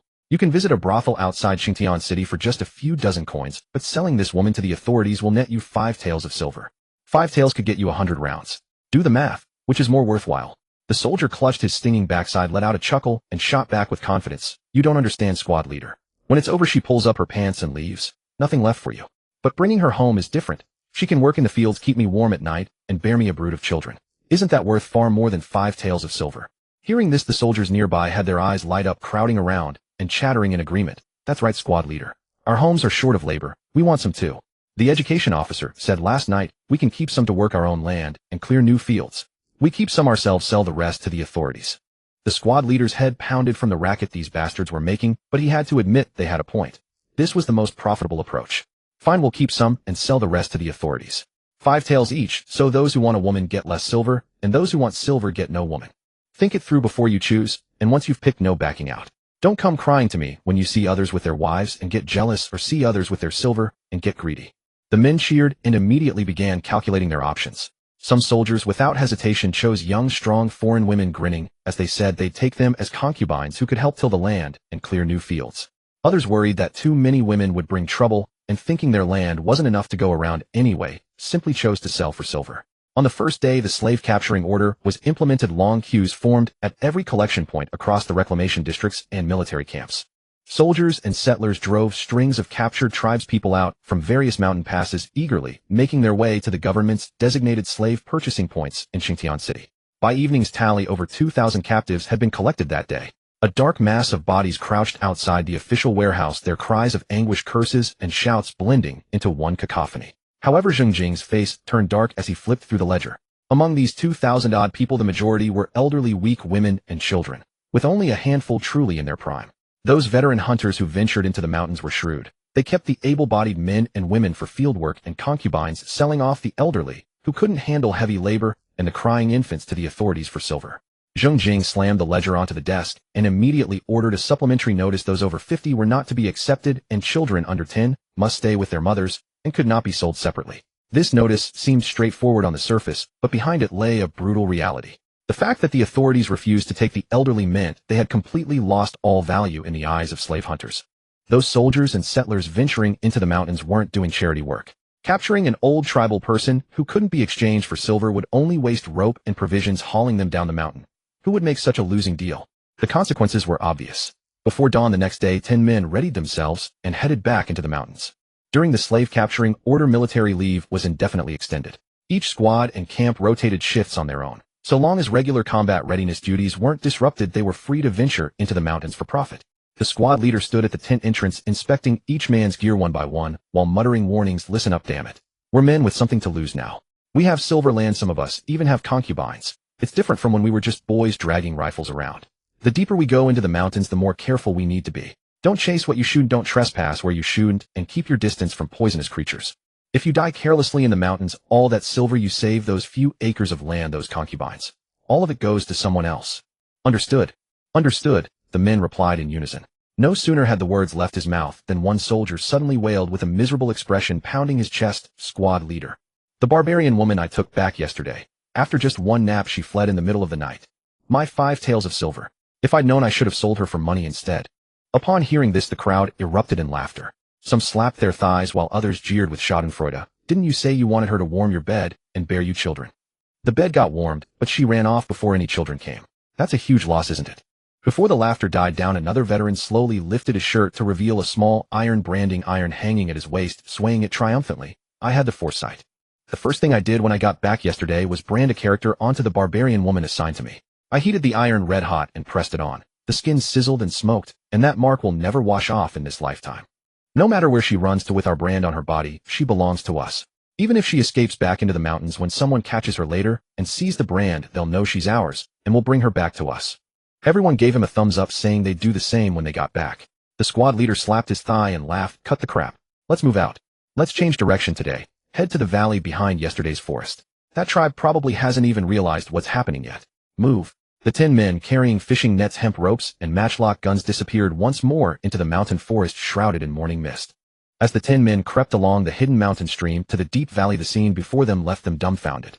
The village was deserted. The thatched hut doors lay askew, broken pottery jars and trampled deer hides scattered across the ground, and the ashes in the hearth were still warm, yet not a single person remained. Clearly, after neighboring tribes were raided the day before, word had spread through the mountains overnight, and this group had packed everything and fled in the dead of night. The squad leader kicked the broken pot aside and cursed under his breath, "Damn fast runners. Wasted my nap in the middle of the night." Despite the cursing, they had no intention of returning empty-handed. They were determined to catch someone today. Just then a sharp-eyed soldier suddenly pointed toward a distant valley and shouted, "Look! There's cooking smoke over there." The squad leader focused his gaze and indeed saw several wisps of grayish smoke rising from the opposite valley. Some tribe was clearly preparing a meal. The squad leader's face broke into a wide grin, and he slapped his thigh. "Damn it, we're meant to get rich. Move quickly. While they're still cooking, we can catch them all at once." The 10 men bent low and slipped into the dense forest, moving silently on foot toward the source of the cooking smoke. The 10 men crept to the edge of the hollow, and as they parted the last patch of underbrush, the sight before them made them all draw a sharp breath. Dozens of thatched huts crammed the hollow, the village several times larger than the small tribe they had encountered yesterday, housing at least 300 or 400 people. The village buzzed with noise, and men were busy hauling furs and grain out of their huts. Women clutched children while stuffing dried meat into baskets, and a few elders dismantled the wooden frames of their tents. Clearly this tribe had caught wind of their approach and was preparing to break camp and flee deeper into the mountains. The squad leader crouched low, his face grim. A village this large, 10 of them alone could never take it. He weighed his options: circle around behind the village and snatch a few stragglers in the chaos, or retreat first and bring back more men. While he hesitated, the soldier sent to scout the other side slipped back on all fours, panting as he reported in a low voice, "Squad leader, there are also Navy men hiding in the woods over there, about 20 of them, and several teams of settlers, 3 to 5 each, all watching this village." The squad leader's eyes lit up. There was a chance. He led his men along the gully to meet the Navy group. The Navy men, about 20 of them, were all broad-shouldered and better equipped than his own troops. Nearby, a few scattered settler teams of 3 to 5 men were also lurking, all hoping to strike it lucky in the mountains. The squad leader exchanged a few brief pleasantries with the Navy captain, then lowered his voice to propose, "This is a tribe of several hundred. We can't possibly take them head-on with our numbers. Let's wait a little longer. They're packing up, looks like they're about to flee. Once they strike camp and stretch out in a line, we can hit them from the flank, grab some in the chaos, and come out ahead." The Zheng army's units were organized into squads, teams, platoons, battalions, and regiments. The Navy captain scanned the terrain, then glanced at the chaotic barbarians in the village, his face full of impatience. "Wait. If we wait any longer, they'll all be gone, and we won't get a single hair. We've got 40-odd men. Let's charge in and grab whatever we can in the chaos. Besides, if we dawdle any longer, the bigger slave-hunting teams will show up, and we'll have to take orders from them. You want that?" The squad leader wanted to argue further. After all, this was a tribe of several hundred that could muster over 100 able-bodied men. Though their weapons were inferior, if they fought desperately, the 40-odd of them would surely suffer casualties. But before he could speak, the Navy captain had already drawn his saber, waved his hand behind him, and roared, "Brothers, charge!" The 20-odd Navy men howled as they leaped out of the woods and stormed toward the village. Several settler teams, seeing the lead, excitedly joined the charge. The squad leader stamped his foot in frustration, but gritted his teeth and led his own men to follow. The Navy men rushed into the village at the forefront. Muskets cracked a few times, and in the smoke several barbarian strongmen who tried to resist with bamboo spears fell to the ground, throwing the rest of the able-bodied men into disarray. The settler teams swept in from the flanks, flinging fishing nets over several fleeing able-bodied men. The tribal chief screamed in his barbarian tongue, trying to organize a defense. Dozens of able-bodied men barely gathered in a circle at the center of the village, raising bamboo spears and wooden shields in a feeble attempt to resist. But against the onslaught of muskets and swords, this fragile line was shattered in moments. The crowd scattered in all directions. Women clutching children fled into the woods. Elders were trampled and left unattended, and the entire village was filled with cries and wails. The squad leader and his men focused on blocking the rear exit of the village, intercepting several groups of barbarians trying to escape into the dense forest. The battle lasted less than an hour. The village was filled with captive barbarians bound hand and foot. Soldiers and settlers, sweating profusely, counted their spoils, their faces beaming with the joy of a rich harvest. The navy captain thrust his saber into the ground, stepped onto a broken chair to raise himself high, and shouted triumphantly to the crowd, "See, I told you, barbarians can't put up a fight." Before, we just didn't have time to deal with them, so they thought we were pushovers and kept raiding our settlements. Now, thanks to the general's wise decree, we've not only taken revenge, but also made a fortune. Mark my words, soon these mountain barbarians will either come down and work our fields, or we'll wipe out every last one of their nests. The soldiers and settlers cheered and applauded. The squad leader, squatting to one side as he counted the captives he had been allotted, grinned at the words. Afterward, they counted their casualties. Among the navy men, the fiercest attackers had been wounded. One had his face injured by a bamboo arrow, another had his forehead cracked by a stone, and a third had twisted his ankle while chasing too hard. The 3 injuries were all minor. After applying medicine and bandaging, they were back on their feet. Among the settlers, 2 had been grazed by bamboo spears, but the wounds were only skin deep with no damage to the bones.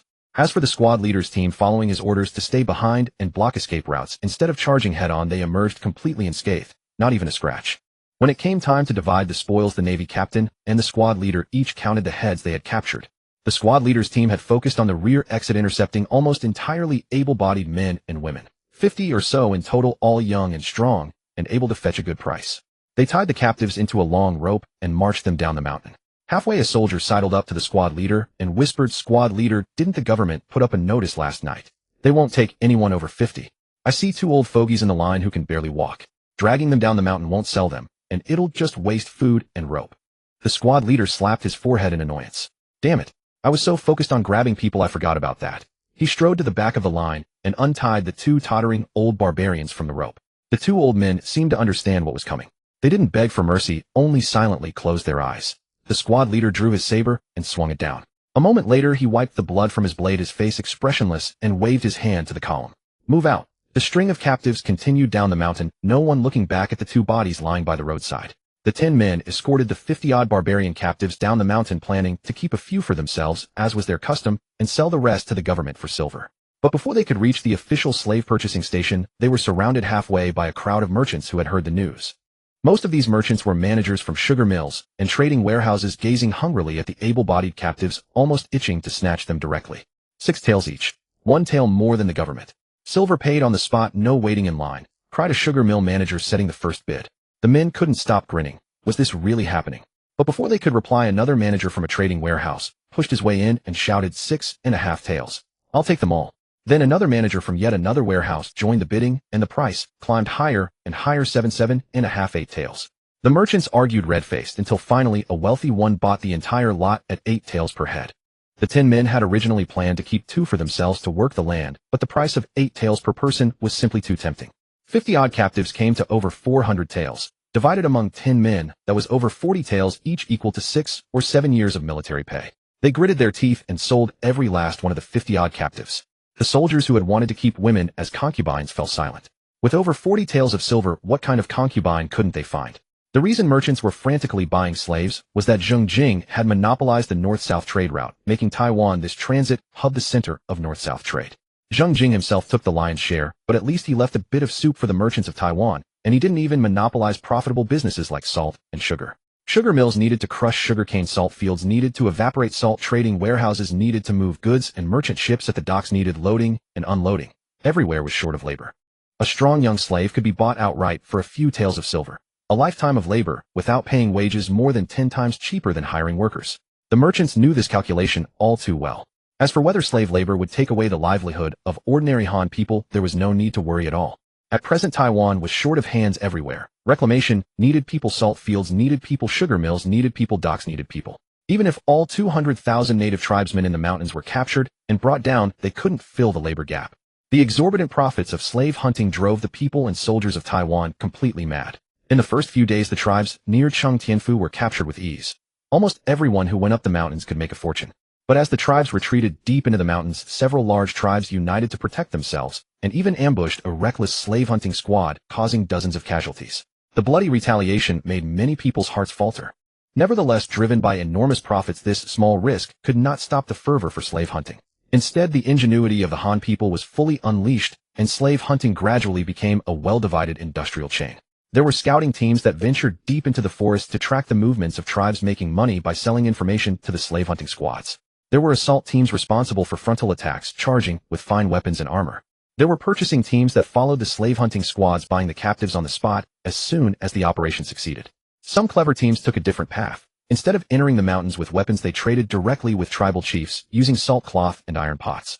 They exchanged a few bags of salt for the tribe's surplus population, or incited tribal chiefs to attack other tribes, exchanging the captives for more supplies. For a time, the entire Taiwan revolved around slave hunting, and even the rice paddies in the reclamation areas were almost neglected. At Cheng Tianfu, the Yinping prince's mansion, Zheng Jing leaned back in his study chair, flipping through the 10-day slave hunting report handed to him by Chen Yonghua, a satisfied smile curling at the corner of his mouth. He had originally worried that the slave hunting squads could not handle the united large tribes, and planned to dispatch Marines into the mountains after the autumn harvest to root out the large tribes entrenched in the deep mountains one by one. Unexpectedly, without moving a single soldier, the intelligence and greed of the Han people had already thrown the native tribes into utter chaos, especially inciting the native tribes to attack other tribes and exchanging captives for supplies. This was simply a genius idea. Zheng Jing put down the report and couldn't help laughing out loud. This trick was all too familiar to him. Wasn't it exactly the slave hunting tactic used by the Spanish and Portuguese in Africa? Give weapons, give supplies, let the tribes fight each other, and sell all captives to them as slaves. This saved the effort of personally hunting deep into the jungle and let the natives tear each other apart. Zheng Jing picked up his teacup and took a sip, silently marveling. Smart people are everywhere. As long as the silver is there, someone will always come up with a way. With these cunning merchants and their native collaborators, the tribes in the mountains probably wouldn't last long. Chen Yonghua, however, did not share Zheng Jing's ease. Frowning deeply, his voice laced with anxiety. General, while slave hunting is profitable, the military leave has been extended indefinitely, and the soldiers' minds are entirely on capturing people for silver. Drills are increasingly neglected. Some battalions haven't even held a proper drill in half a month. What worries me more is that the soldiers, having grown rich from the natives, now have silver in their pockets and concerns in their hearts. If war comes, will these men still be willing to fight to the death for you, General? The army's combat effectiveness is likely to be severely compromised. The reclamation areas are even worse. All the able-bodied men are running into the mountains, and no one tends to the rice fields. The education camp has sent people to urge them several times, but to no avail. Everyone says that planting a moo of rice is not as good as catching a native. If this continues, I'm afraid this year's harvest. After hearing this, Zheng Jing was silent for a moment, then spoke unhurriedly. Master Chen, you worry too much. Those who have gotten rich through slave hunting are, after all, just a few lucky and bold individuals. The vast majority of soldiers are just following along for a sip of broth. They won't make a fortune. When those few truly become rich, let them retire. They can go home and become landed gentry, freeing up positions for new men. In these times, there are plenty of people willing to risk their lives for a future. Out with the old, in with the new. There's no shortage of men willing to serve and die. Zheng Jing paused, his tone turning grave, and continued. As for the matter of the settlers' fields, a stern warning must be issued. Food is always the foundation of Taiwan. Even if we can barely sustain ourselves through domestic production and overseas grain purchases now. But if trouble arises at sea or natural disasters strike and harvests plummet, hundreds of thousands of people will soon be starving. Let the education camp pick a few examples. Those who have let their fields fall into the worst disrepair, and publicly whip them as a warning to others. Tell all settlers that they may go into the mountains to hunt slaves, but they must not neglect their farm work. Chen Yonghua bowed and accepted the order, his anxious heart finally settling a little. Afterwards, Zheng Jing went to inspect the firearms workshop. Zheng Jing had dealings with the Dutch, English, and Spanish, so why had he never purchased firearms from them, nor introduced shipbuilding craftsmen? The real reason was that in this era, European firearms technology was not far ahead of Ming. Everyone still used matchlock muskets ignited by a slow-burning match with a slow rate of fire and vulnerability to rain and wind. Even the Dutch firearms were not as good as those made by the Zheng family's own craftsmen. In terms of artillery, the cannons of the Dutch and English were indeed well cast, but the Zheng family had been able to manufacture 32-pound cannons since the time of Zheng Chenggong. Their technical foundation was not poor, only limited in output. As for shipbuilding, the Zheng's large Qing II and Nanjing ships were even superior to the Dutch large ships in coastal maneuverability. Introducing Western shipbuilding craftsmen might actually cause them to be ill-suited to local conditions. Both sides were still on the same starting line. There was simply no need to spend money buying technology that was not ahead. As Zheng Jing stepped into the firearms workshop outside Cheng Tianfu, a pungent smell mixed with saltpeter, sulfur, and rust hit him in the face. This workshop was built during Zheng Chenggong's campaign to conquer Taiwan, and after the relocation to Taiwan, it became the Zheng Army's dedicated firearms workshop. Now it housed several hundred craftsmen divided into 3 main yards: cannon, casting, musket making, and gunpowder mixing. Inside the cannon foundry, several elderly craftsmen with gray hair and beards were hammering away at a freshly cast iron cannon, checking the barrel for cracks and sand holes. The cannon was cast using the clay mold method. Sticky clay mixed with straw was packed firmly into a mold. Molten iron was poured in, and after cooling the clay mold was shattered to retrieve the barrel, which was then polished smooth to become a finished product. The clay mold could only be used once. Casting a single cannon required destroying an entire mold, labor-intensive with a low yield rate. Several failed cannons lay stacked nearby waiting to be melted down and recast.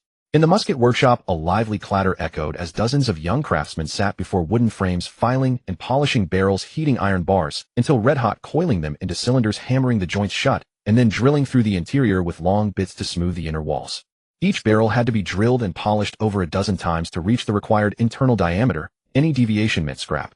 Along a shelf in the corner stood a row of just-finished matchlock muskets, their stocks smoothly fitted to the hand, and their barrels straight and gleaming. But they were still matchlocks after all, relying on a serpentine lever and smoldering match cord to ignite the priming powder, cumbersome to reload, slow in rate of fire, and rendered useless as fire sticks on rainy or windy days. In the powder mixing yard, several older craftsmen were carefully grinding saltpeter and sulfur, blending them in precise proportions to produce gunpowder. Outside the main yard, a separate small shed had been built exclusively for drying the powder, far enough from the other workshops that a stray spark would never risk sending the entire compound sky-high. Zheng Jing walked through the workshop, picked up a freshly completed matchlock, and weighed it in his hand, then bent down to inspect the new cannon barrel. His expression remained unreadable. Zheng Jing suddenly stopped and asked the elderly castmaster with gray hair and beard in a mild tone, "Old man, how much food and pay does a craftsman earn per month around here?" The old castmaster quickly set down his file and replied with a beaming smile, "Sir, 5 dough of rice, about 75 jin, and 2 mace of silver per month. That's quite decent compensation. With a bit of saving I can support my whole family. This humble one is truly grateful." Zheng Jing smiled and nodded, but as he turned away his brows twitched almost imperceptibly.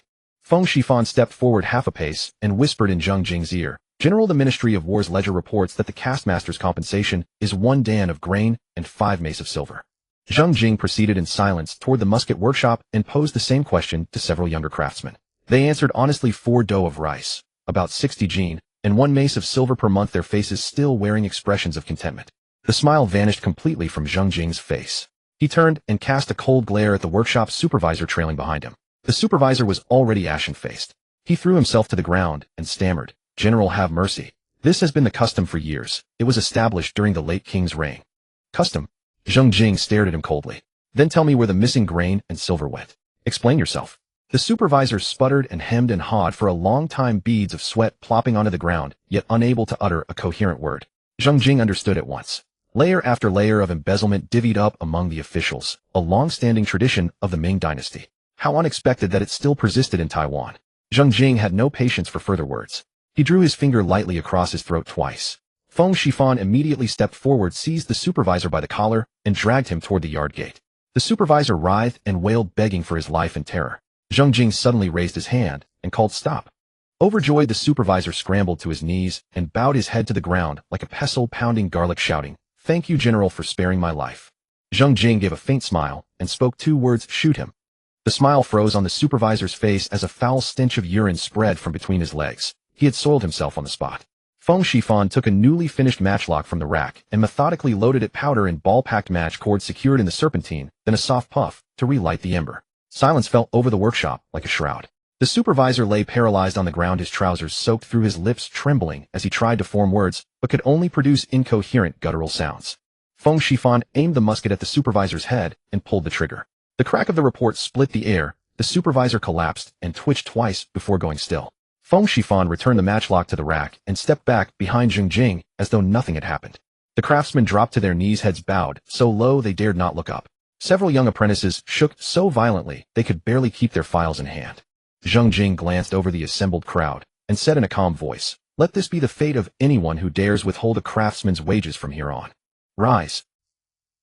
Only then did the craftsmen stagger to their feet, their faces still pale with the aftershocks of survival. Zheng Jing ordered all the craftsmen from the cannon, musket, and powder yards to assemble in the open courtyard and publicly announced the revised wage standards. Cannon founders would receive 1 dan of grain and 5 mace of silver monthly, musket makers 1 dan and 4 mace, powder mixers 1 dan and 3 mace. All wages would be paid directly by the Ministry of War without passing through any supervisor's hands, disbursed on time each month in full, not a single grain withheld. The craftsmen froze for a moment, then erupted into thunderous cheers. Several veteran castmasters wept openly and dropped to their knees to kowtow, but Zheng Jing raised his hand to stop them. Once the crowd had calmed somewhat, Zheng Jing pointed to the musket workshop where craftsmen had previously worked independently from start to finish, and said, "You currently forge, drill, polish, and assemble an entire barrel on your own. One craftsman takes several days to complete a single musket. I have a method to divide musket making into separate stages. The tube forgers will forge tubes, the drillers will drill, the polishers will polish, the assemblers will assemble. Each person performs only their own task and passes the work to the next. Compensation will be piece rate. Earn more by doing more, earn less by doing less. With this approach, efficiency will increase at least several-fold. What do you think?" The workers exchanged glances, none daring to speak.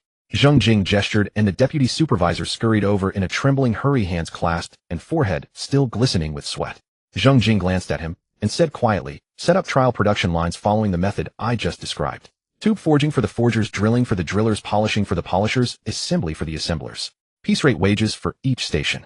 I will return in a few days to see the results." The deputy supervisor nodded fervently, repeating, "Yes, yes, yes," again and again. Zheng Jing returned to the Yinping prince's mansion and leaned back in the study chair, closing his eyes to rest. Before he could even drink 2 sips of tea, Feng Shifan pushed the door open and entered. "General, the scout sent to Zhejiang has returned. Zhang Huanyan is still holding out against the Qing in the eastern coastal areas of Zhejiang, but his force has dwindled to just over 2,000 men.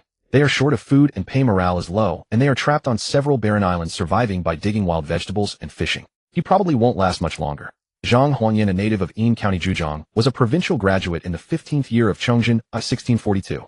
He had persisted in resisting the Qing for 19 years through over 100 battles, large and small. Though he knew it was impossible, he still did what he could and ultimately met his death with composure. After his death, organized large-scale anti-Qing movements along the southeast coast largely came to an end.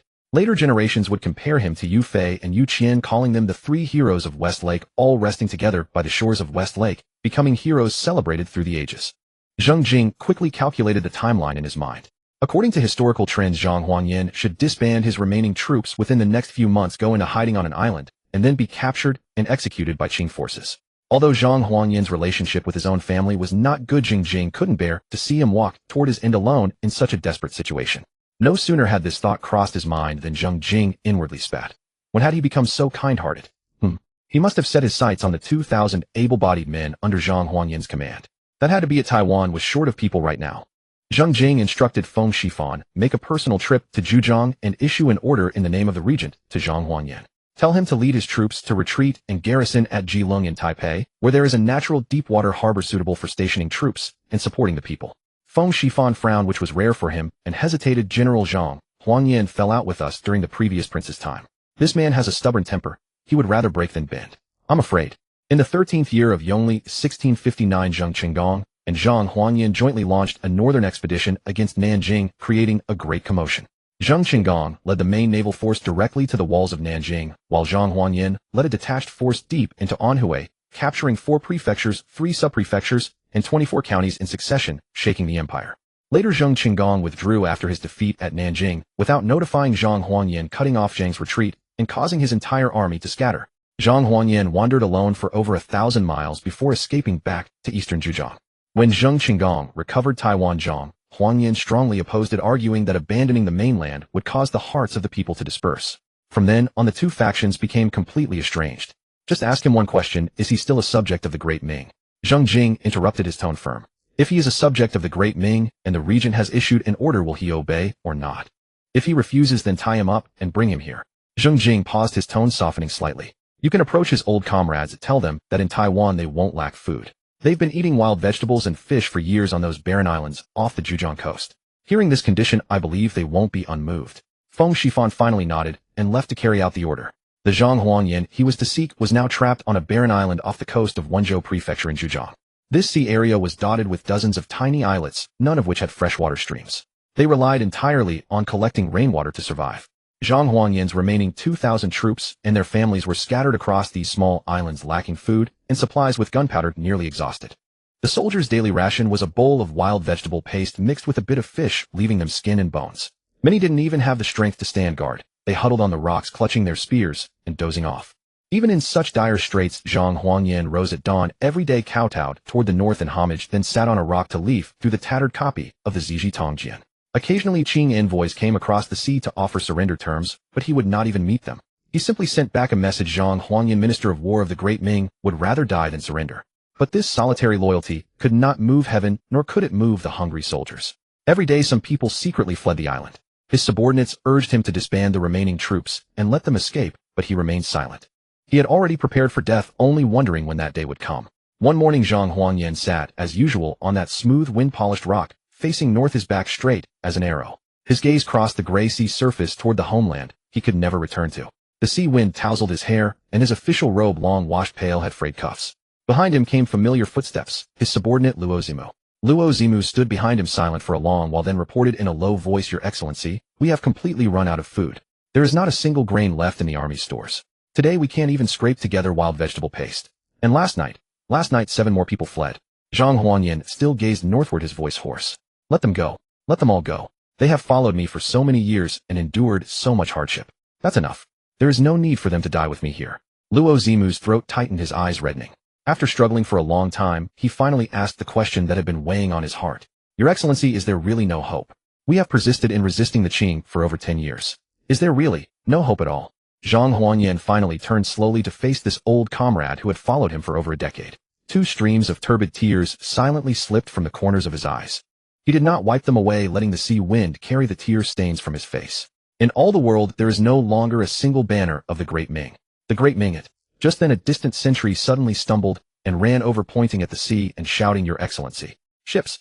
Many big ships. Flying the flag of the Great Ming.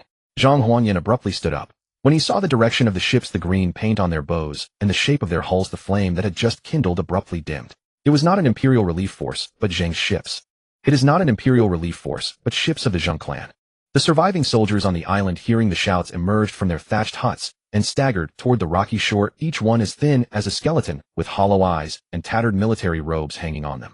Feng Shifan was the first to jump ashore, his gaze sweeping over the emaciated remnants of the army. Without a word, he waved his hand behind him, and several sailors dragged several bags of rice and a few barrels of whale oil off the boat, dropping them heavily onto the rocks. The soldiers froze for a moment, then burst into hoarse cheers. Some threw themselves on the rice bags, tearing them with their teeth. Others hugged the whale oil barrels and wept loudly. Feng Shifan walked through the weeping soldiers straight up to Zhang Huangyan. He looked the white-haired old minister over, then drew from his bosom the regent's decree issued by Zheng Jing, unfolded it, and read aloud, By order of Zhu Jing, regent of the Great Ming, Minister of War, Zhang Huangyan, steadfast in resisting the Qing, your loyalty and courage are commendable. Now that Taiwan is secured with ample food and well-trained troops, I hereby order you, Lord Zhang, to lead your forces to retreat and garrison at Jilong in Taipei, to station troops and await the time so as to jointly support the Ming house. Zhang Huangyan did not take the decree. He coldly stared at Feng Shifan and demanded word by word, what virtues and abilities does Zheng Jing possess to dare call himself regent? His father Zheng Chenggong was merely the Prince of Yinping. By what right does he presume to act as a state? Where is Prince Liu? Have all the high ministers and imperial clansmen agreed? Is this position of regent self-appointed, or was it conferred by the Great Ming court? Feng Shifan remained impassive, stowing the imperial decree away before replying in a measured tone. Governor Zhang, having been long stranded on this island and cut off from news, allow me to report the situation in full. After the Yongli Emperor's fall, the legitimate line of the Great Ming was temporarily severed. His Highness Prince Liu, as the senior member of the imperial clan, personally stepped forward to recommend and install a regent to succeed the throne. The civil and military officials of the imperial clan gathered in Jinxia and unanimously elected the regent. Now over 200,000 soldiers and civilians in Taiwan all heed the regent's commands. Zhang Huangyan let out a cold snort of displeasure. After the Yongli Emperor's fall, Zhang Huangyan had submitted a memorial urging Prince Liu to inherit the throne, but Zheng Chenggong flatly rejected it. Zhang Huangyan stood ramrod straight, his gaze piercing as he fixed his eyes on Feng Shifan. I am the Minister of War and Grand Secretary of the Eastern Pavilion, personally appointed by the Yongli Emperor. On what grounds does Zheng Jing presume to issue orders to me? Feng Shifan merely asked one question, his tone calm. Governor Zhang, are you still an official of the Great Ming? Zhang Huangyan was taken aback, then replied angrily, Of course I am an official of the Great Ming. Heaven and earth bear witness, the sun and moon are my testimony. My resolve is unwavering. Feng Shifan stepped forward, his voice unruffled, yet each word piercing. Since Governor Zhang is still a subject of the Great Ming, and the regent issues commands in the name of the Great Ming, why does His Excellency refuse to accept them?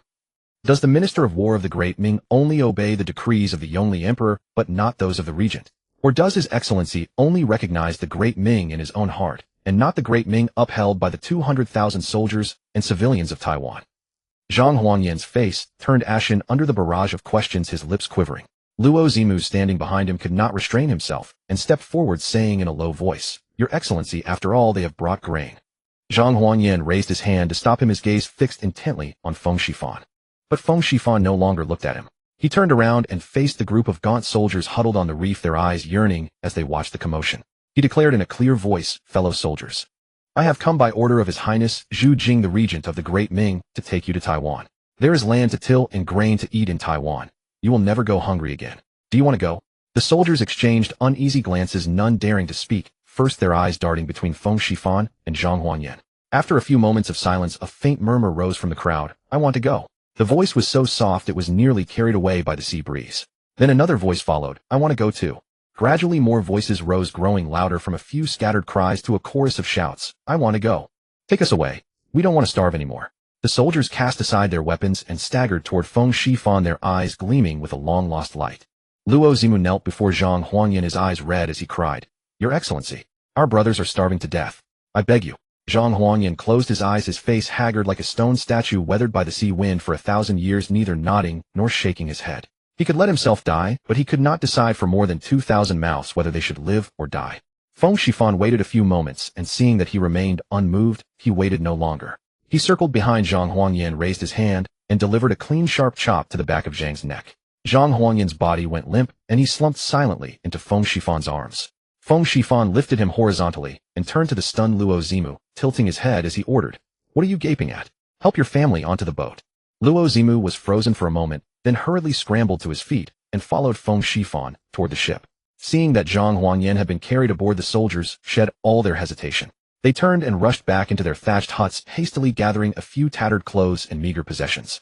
Some supported their white-haired mothers step by step toward the gangplank. Women cradled infants wailing with hunger, yet their faces wore relieved smiles. Nearly 1,000 family members followed their husbands and fathers, supporting the elderly and leading the young, carrying children in their arms, slowly making their way toward the fleet. The crowd formed a winding queue before the gangplank. The sound of footsteps and hushed murmurs mingled, a stark contrast to the dead silence of despair that had reigned the day before. When Zhang Huanyan slowly came to his senses in the cabin, the ship had already sailed away from the desolate island that had trapped him for years. His neck still throbbed with pain. He propped himself up on the bedboards and looked out the porthole at the churning white waves on the sea and the shrinking silhouette of the island in the distance. He did not erupt in curses or struggle to jump overboard. He simply sat in silence for a long while, gazing dazedly at the gray sea and sky beyond the porthole. Luo Zimu entered the cabin carefully, carrying a bowl of steaming thin porridge. His voice choked with emotion. "Your Excellency, please have some porridge. All the brothers and their families are aboard, not a single one left behind." Zhang Huanyan lowered his head to look at the bowl of porridge, pure white rice gruel, its steam blurring his aged face. Zhang Huanyan said nothing. He took the bowl and slowly drank it one mouthful at a time. Luo Zimu stood by, watching his master finish the bowl clean. Then he laughed, and through the laughter tears streamed down his face. After so many years of hardship, the ordeal was finally over. Keelung was a natural deep-water harbor in northern Taiwan, surrounded by mountains on three sides with a wide and deep bay shaped like a chicken coop, hence its name. In earlier years, the Spanish had built a fort and trading post here, but they were later driven out by the Dutch, and the fort fell into ruin. After Zheng Chenggong recovered Taiwan, he did not develop this area. Keelung remained in a state of semi-abandonment, inhabited only by a few fishermen and indigenous tribes scattered here and there. Zheng Jing had not brought Zhang Huanyan to Taiwan just to have him idle away his time. Zheng Jing's intention was clear: let Zhang Huanyan station his remaining troops in Keelung, build a fort, repair the harbor, and reclaim the land, to rebuild this abandoned port. As the fleet slowly sailed into Keelung Bay, the deck was crowded with soldiers and their families craning their necks in anticipation. But when the desolate bay came into view, they were all dumbfounded. On the shore there was nothing but a few dilapidated Spanish forts and a stretch of overgrown wilderness. No houses, no streets, not even a decent pier. The people exchanged glances, their expectations gradually giving way to disappointment. Was this the place of refuge they had been longing for? But soon someone noticed that a mountain of supplies had already been piled up beside the simple jetty. Luo Zimu was the first to jump ashore, rummaging through the supplies one by one, his eyes growing brighter with each discovery. Sacks of grain were stacked as high as a hill. Bags of salt, coarse-grained but pure in saltiness, were neatly arranged. Lumps of crude brown sugar gleamed with a golden luster piled in several large sacks.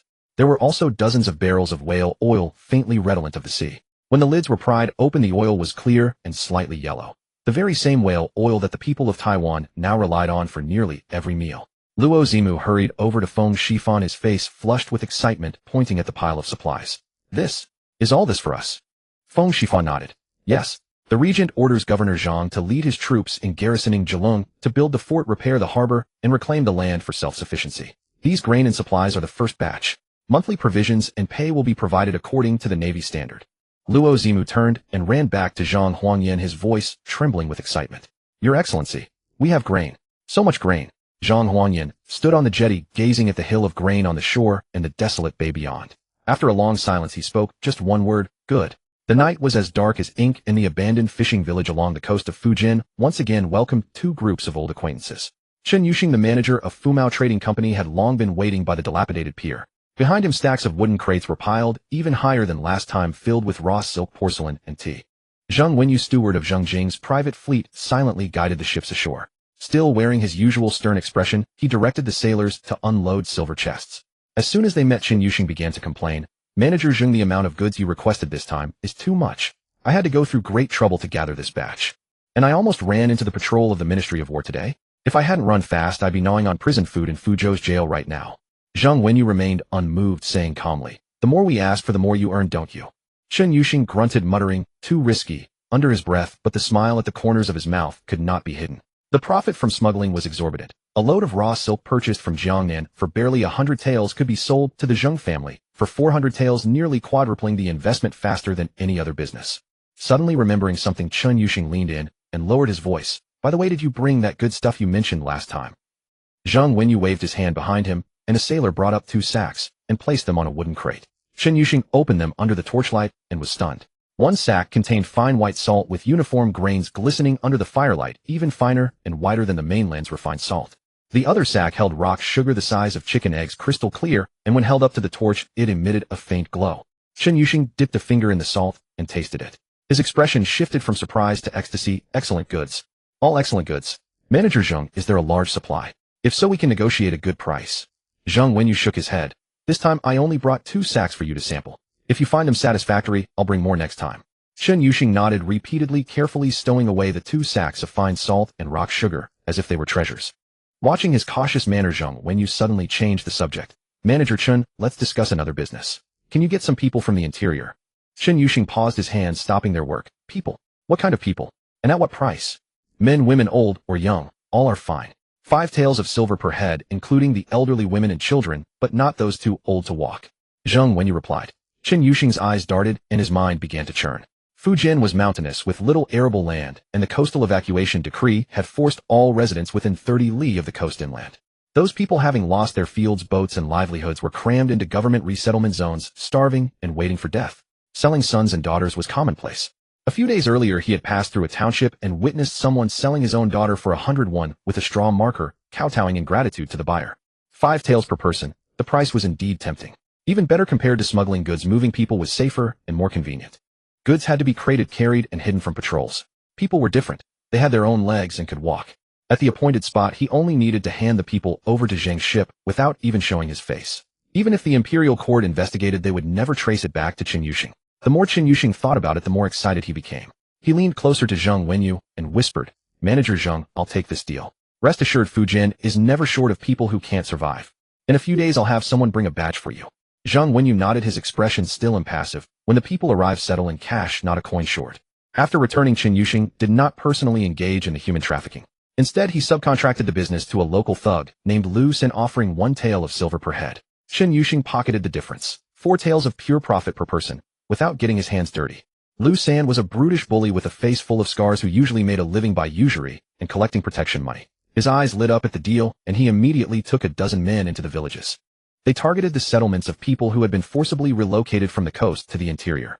These people were driven from their ancestral fishing villages along the coast to barren mountain valleys by the coastal evacuation decree. The government provided no aid or relief, only allocating each family a small patch of rocky, unproductive land and forbidding them from leaving the designated area. Without enough land to farm, unable to fish or find work, they could only huddle in thatched huts waiting to die. According to later estimates, the total number of coastal residents affected by the Qing court's maritime prohibition and evacuation edict was at least 3 million, with no fewer than 1 million dying from hunger, disease, and displacement. Lu San personally knocked on the door of a poor family's thatched hut.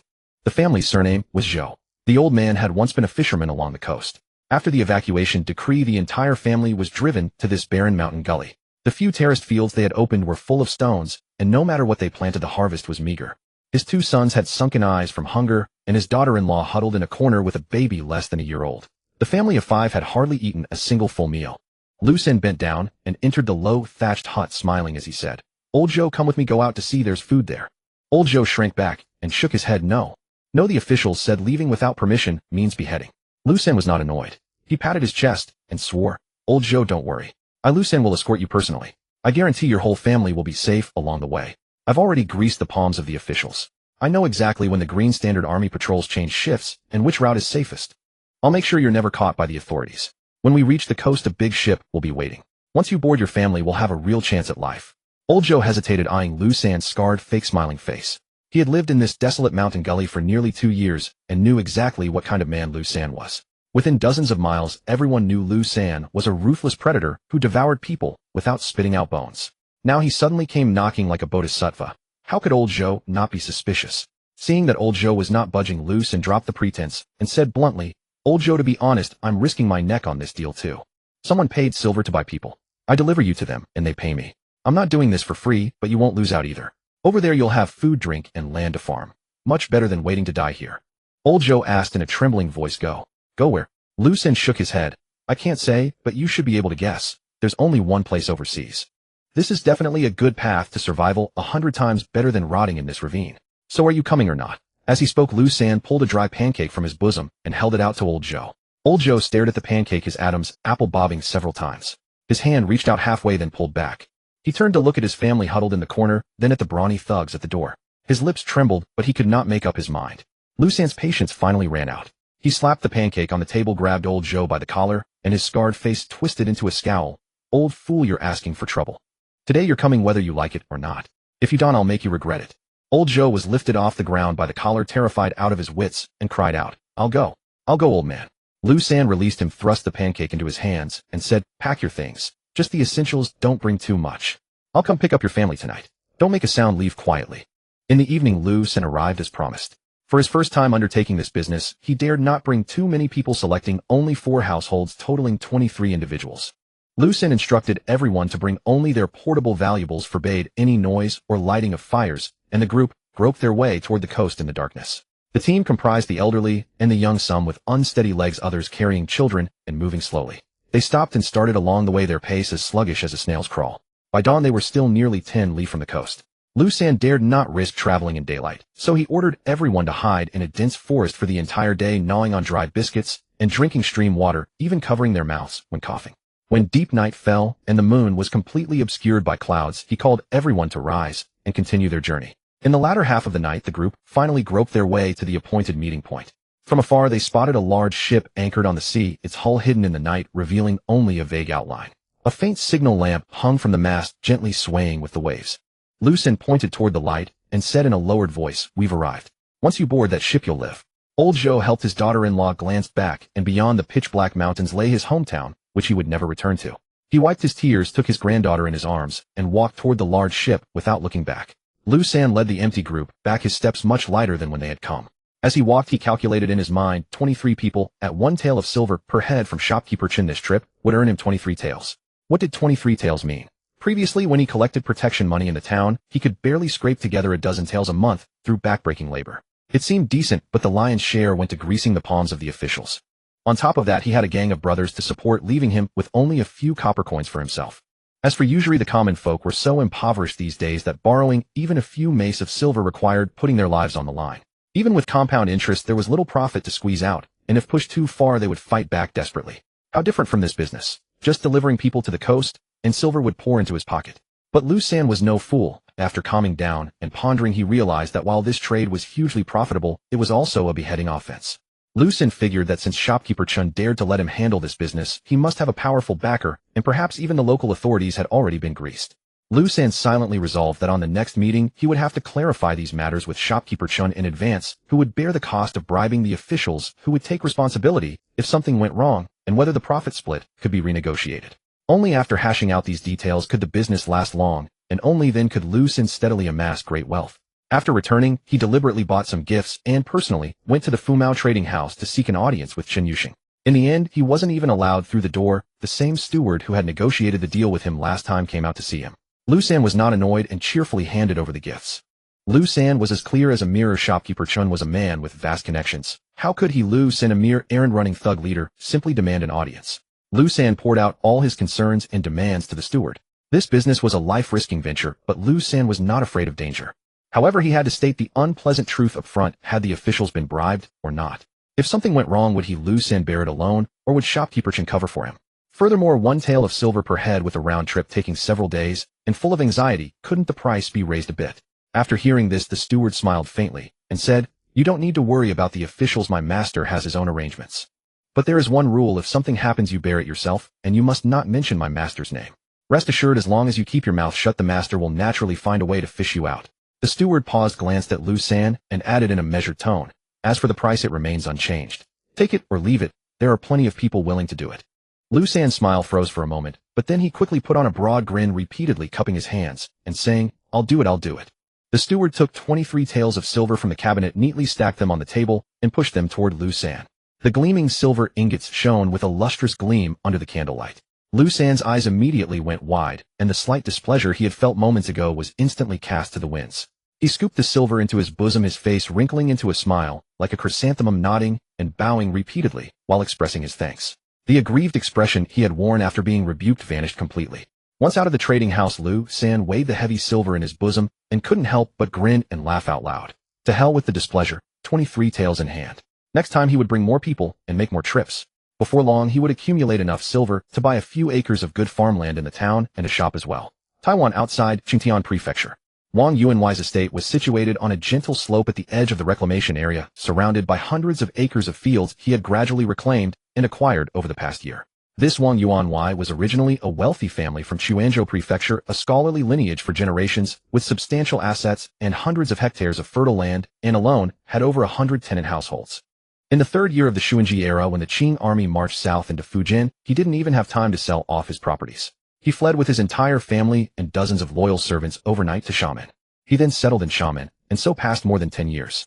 When others asked him why he fled, he only clicked his tongue and said the Manchu Tartars are barbarians, uncivilized, ignorant of propriety and righteousness, and slaughter without mercy. Since childhood, he had studied the books of the sages and understood the distinction between Chinese and barbarians. How could the robes of Chinese civilization kneel before the shaven-headed, left-lapelled Tartar invaders? After living in Xiamen for over a decade, Wang Yuanwai managed to sustain his family's fortune through trade. Although his life was not as glorious as before, at least he had enough food and clothing. Later, when Zheng Jing relocated to Taiwan, he again boarded a ship with his entire family and dozens of loyal servants, crossing the sea to Taiwan. Upon arriving in Taiwan, Wang Yuanwai returned to his old trade, farming. His Wang family had been farming and studying for generations, and their farming skills were no worse than their business acumen.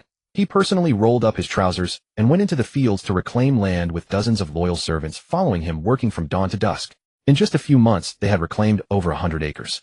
The Wang family, including family members and servants, totaled over 100 people. In theory, they had ample labor and could have reclaimed much more land.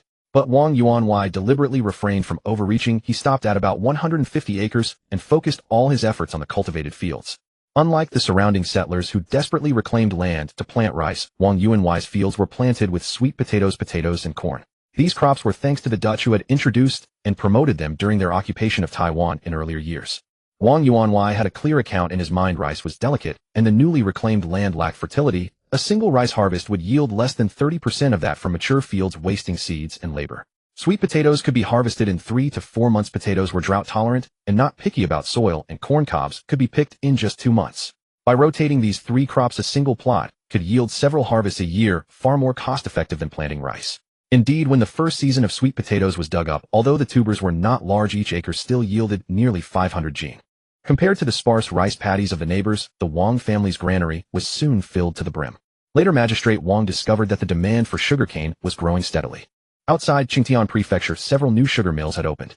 The brown sugar and rock sugar traded in Kaohsiung were so sought after by the Spanish and Dutch that a single cargo of crude sugar shipped to Nagasaki could be exchanged for half a cargo of brass. He had been considering clearing some of his best fields to plant sugarcane, but then hesitated. Sugarcane was particular about its soil. It needed rich, fertile land and ample water to grow thick and yield abundant juice. Then came the arrival of guano fertilizer, which completely dispelled Wang's concerns. The composting teams organized by the educational camp transported boatloads of bird droppings from the coastal islands, processed them, and sold them to each reclamation district at reasonable prices with excellent fertility. Wang personally went to the composting team and brought back several cartloads of fermented guano. On the few test acres, the sweet potatoes grew large with vibrant red skins. Now confident in his plans, he decided to clear the gentle slopes along the stream for sugarcane and construct an irrigation channel to bring water from the creek. One day, returning from the market in Shantian Prefecture, Wang Yuanwei marched in furious and collapsed into his chair without even wanting tea. Seeing his father's troubled expression, his son Wang Qinian immediately set aside his work and approached him asking, "Father, what is it? Who has angered you?" Wang Yuanwei's beard bristled with rage. "Who else? Those cursed slave traders have artificially inflated the price of healthy young barbarians to 10 taels apiece." 10 taels. Just a few days ago it was still 8, and in merely a matter of days it jumped to 10, and even then you cannot get any. I arrived at the market only to find them all sold out before I could make a purchase. One must now place orders well in advance, just like the grain rush in Xiamen back in the day.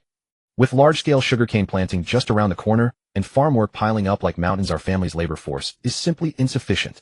Wang Qinian poured his father a cup of tea and cautiously asked, "Father, is sugarcane really that profitable? Are our sweet potatoes and corn not serving us well enough?" Wang Yuanwei gulped down a large mouthful of tea, caught his breath, and began calculating on his fingers for his son. "You have no idea about market conditions outside. Grain prices continue to plummet. Our sweet potatoes, being a coarse grain, command especially low prices. Last year, 1 share of sweet potatoes could still fetch 2 taels of silver, but this year it has dropped to 1 tael per share and shows no sign of stabilizing. But sugarcane is different. I inquired a few days ago, and 1 mu of land planted with sugarcane properly managed with water and fertilizer can yield 3 to 4,000 caddies of cane stalks, which when processed into crude sugar can sell for 10 taels of silver. The profit from 1 mu of sugarcane equals that of 10 mu of sweet potatoes. Do you think it is profitable?" Wang Qinian's eyes widened in astonishment. He set down his teapot and began calculating rapidly in his mind. His family currently owned approximately 200 mu of land with some additional reclamation to come. Even if he allocated the majority to sugarcane and reserved tens of mu for sweet potatoes and corn as staple food, he could still plant 140 to 50 mu. At 10 taels per mu, 150 mu would yield 1,500 taels of silver. And this did not even account for grain or the newly tested tropical fruits in their orchard. Adding everything together, the Wang family's annual agricultural income would easily surpass 2,000 taels if they reclaimed a few more mu of land. The more Wang Qinian thought about it, the more excited he became. Counting on his fingers, he continued, "Father, by this calculation, even at 10 taels per person, the barbarians are not expensive. Buying 100 would cost only 1,000 taels of silver. 1 year of sugarcane profits would cover it. Moreover, these barbarians would work for our Wang family for life, and their descendants would become our laborers generation after generation. What a sound investment." Wang Yuanwei sighed and took another sip from his teacup. "What good is profitability? Take your silver to the market right now and see. The slave trader's merchandise vanishes the moment it is displayed. Even placing an order requires advance reservation, and by the time it comes to our family, who knows when? That will be the day pigs grow wings. Everyone knows that buying barbarians is a good deal, but one must be able to actually acquire them." Wang Qinian suddenly remembered something, leaned half a step closer, and whispered, "Father, yesterday I was drinking tea with several fellow scholars, and I heard that some people are now purchasing laborers from the mainland. Why don't we also go to the mainland to acquire some?" Wang Yuanwei's eyes lit up instantly, but then he furrowed his brows and sighed. "Sourcing labor from the mainland? Easily said. We have only a few small boats and no connections. We do not even know whom to approach. How are we to manage this?" Wang Qinian, however, smiled confidently and leaned close to his father's ear, whispering, "Father, this is no difficulty at all. Penghu is now filled with smugglers from the mainland. We can go directly to them and ask them to smuggle people out alongside their regular cargo. Those smugglers are well-connected and capable. They can transport raw silk and porcelain. What is moving a few people? As long as we provide sufficient silver, how could we fail to acquire laborers?" Upon hearing this, Wang Yuanwei stroked his beard and pondered for a moment, his eyes gradually brightening. The following morning, father and son boarded a boat and set sail for Penghu. By this time, Penghu had long ceased to be the barren archipelago of a few fishing villages it once was, having transformed into another key hub for north-south trade. The Zheng clan maintained a garrison of 1,000 soldiers there, constructed sturdy castles and artillery emplacements, and expanded the port with several deep-water piers capable of mooring dozens of large vessels simultaneously.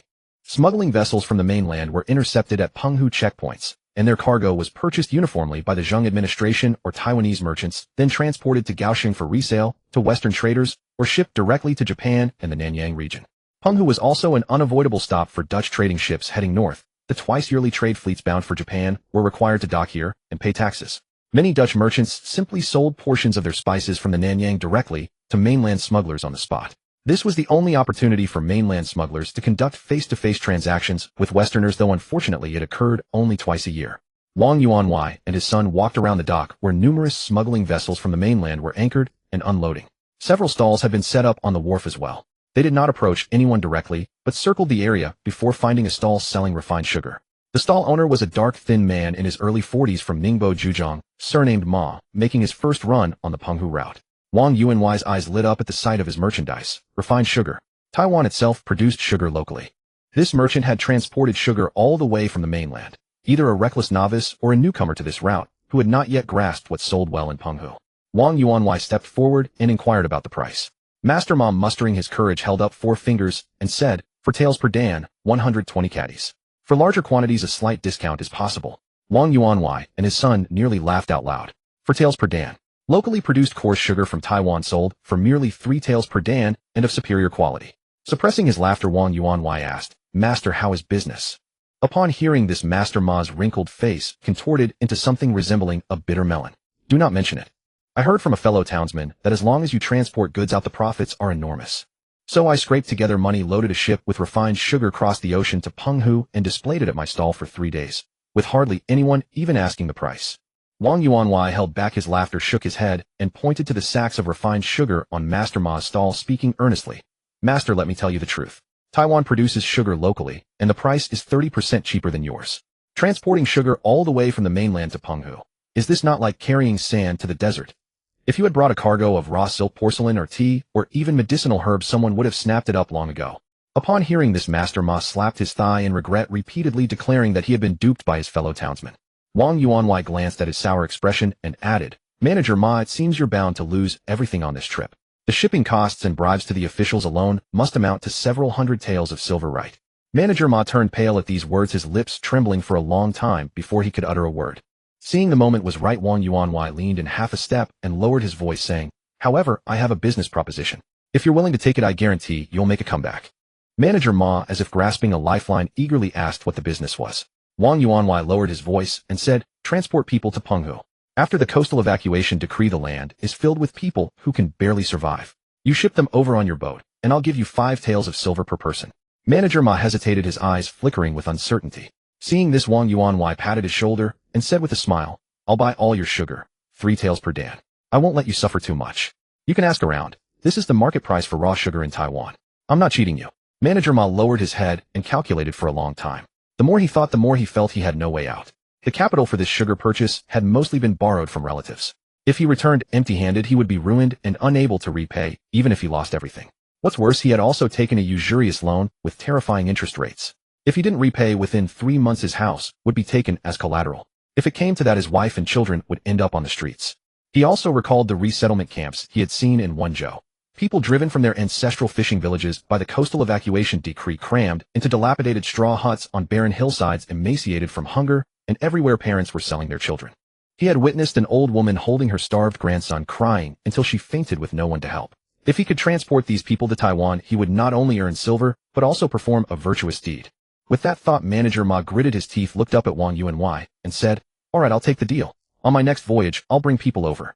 But let's be clear from the start, 5 taels per person, paid in silver on the spot, no delays." Wang Yuanwei smiled and extended his palm for a handshake to seal the deal. "It's a deal." Outside, Qing and Fu Taiwan Zheng Jing arrived once again to inspect the firearms workshop. The foreman had been waiting at the entrance for a long time, his face beaming with flattering smiles, bowing as he welcomed Zheng Jing into the gunmaking yard. The yard was bustling with activity. Dozens of craftsmen were each at their posts, forging barrels, drilling, polishing, assembling. Each step tightly linked, their coordination as smooth as flowing water. On the racks against the wall were rows of finished matchlock muskets. The barrels were straight and gleaming, triggers snapped crisply and powerfully, and the stocks were polished, smooth, and comfortable. A marked improvement since his last inspection. The foreman reported with a beaming face, "General, ever since we adopted the assembly line process you invented, the production of matchlock muskets has doubled. The quality pass rate has also increased significantly, and the defect rate has dropped to less than 10%. Previously, a single craftsman took several days to make one musket. Now, with a few people working in division of labor, we can produce several in a day. The general is truly a divine being. Such a brilliant method. We could rack our brains forever and never come up with it." Zheng Jing picked up a newly finished matchlock, weighed it in his hand, inspected the barrel and the touch hole, then ordered someone to fire a test shot in public. The shot rang out sharp and clear, and the musket remained intact. Satisfied, he nodded. This type of matchlock was called a bird gun, Nyakong, the most widely equipped firearm in the Ming army, belonging to the light matchlock category. Zheng Jing's gaze swept over the other firearms on the racks. The turtle dove gun Banjiachong was a heavy matchlock with a larger caliber and more powder, capable of piercing the Qing army's iron-lined cotton armor with a single shot. But the gun was heavy and required 2 operators. There was also the rapid thunder gun Xuanlei Chong, a multi-barreled matchlock with 5 barrels loaded side by side and fired in sequence, capable of unleashing a dense hail of bullets in a short time. An excellent weapon for close-quarters defense of city walls. There was also the 5 Thunder Divine machine, Walei Shinji, a 5-barreled revolving gun with an ingenious design, but its manufacture was complex and output extremely low. Zheng Jing inspected each one, then his gaze fell on the last musket. This musket was different from the others. It had no serpentine rod or match holder. Instead, it was equipped with a hammer that held a brownish flint. The deputy foreman hurried forward to explain, "General, this is a self-igniting musket Zixinghuochong. It ignites by striking flint against the powder pan, no match needed. But this thing isn't practical. It takes several attempts to fire once. It's not even as reliable as the bird gun, and its cost is several times higher." Zheng Jing picked up the self-igniting musket, examined it from several angles, and asked, "Where did this come from?" The deputy foreman quickly replied, "It was devised by an old craftsman in our workshop. He said using a match was too troublesome. On rainy days, a wet match becomes a useless stick. If we could strike fire with flint, it would save a lot of trouble. He tinkered for nearly a year, ruined several steel wheels, and finally pieced together this one.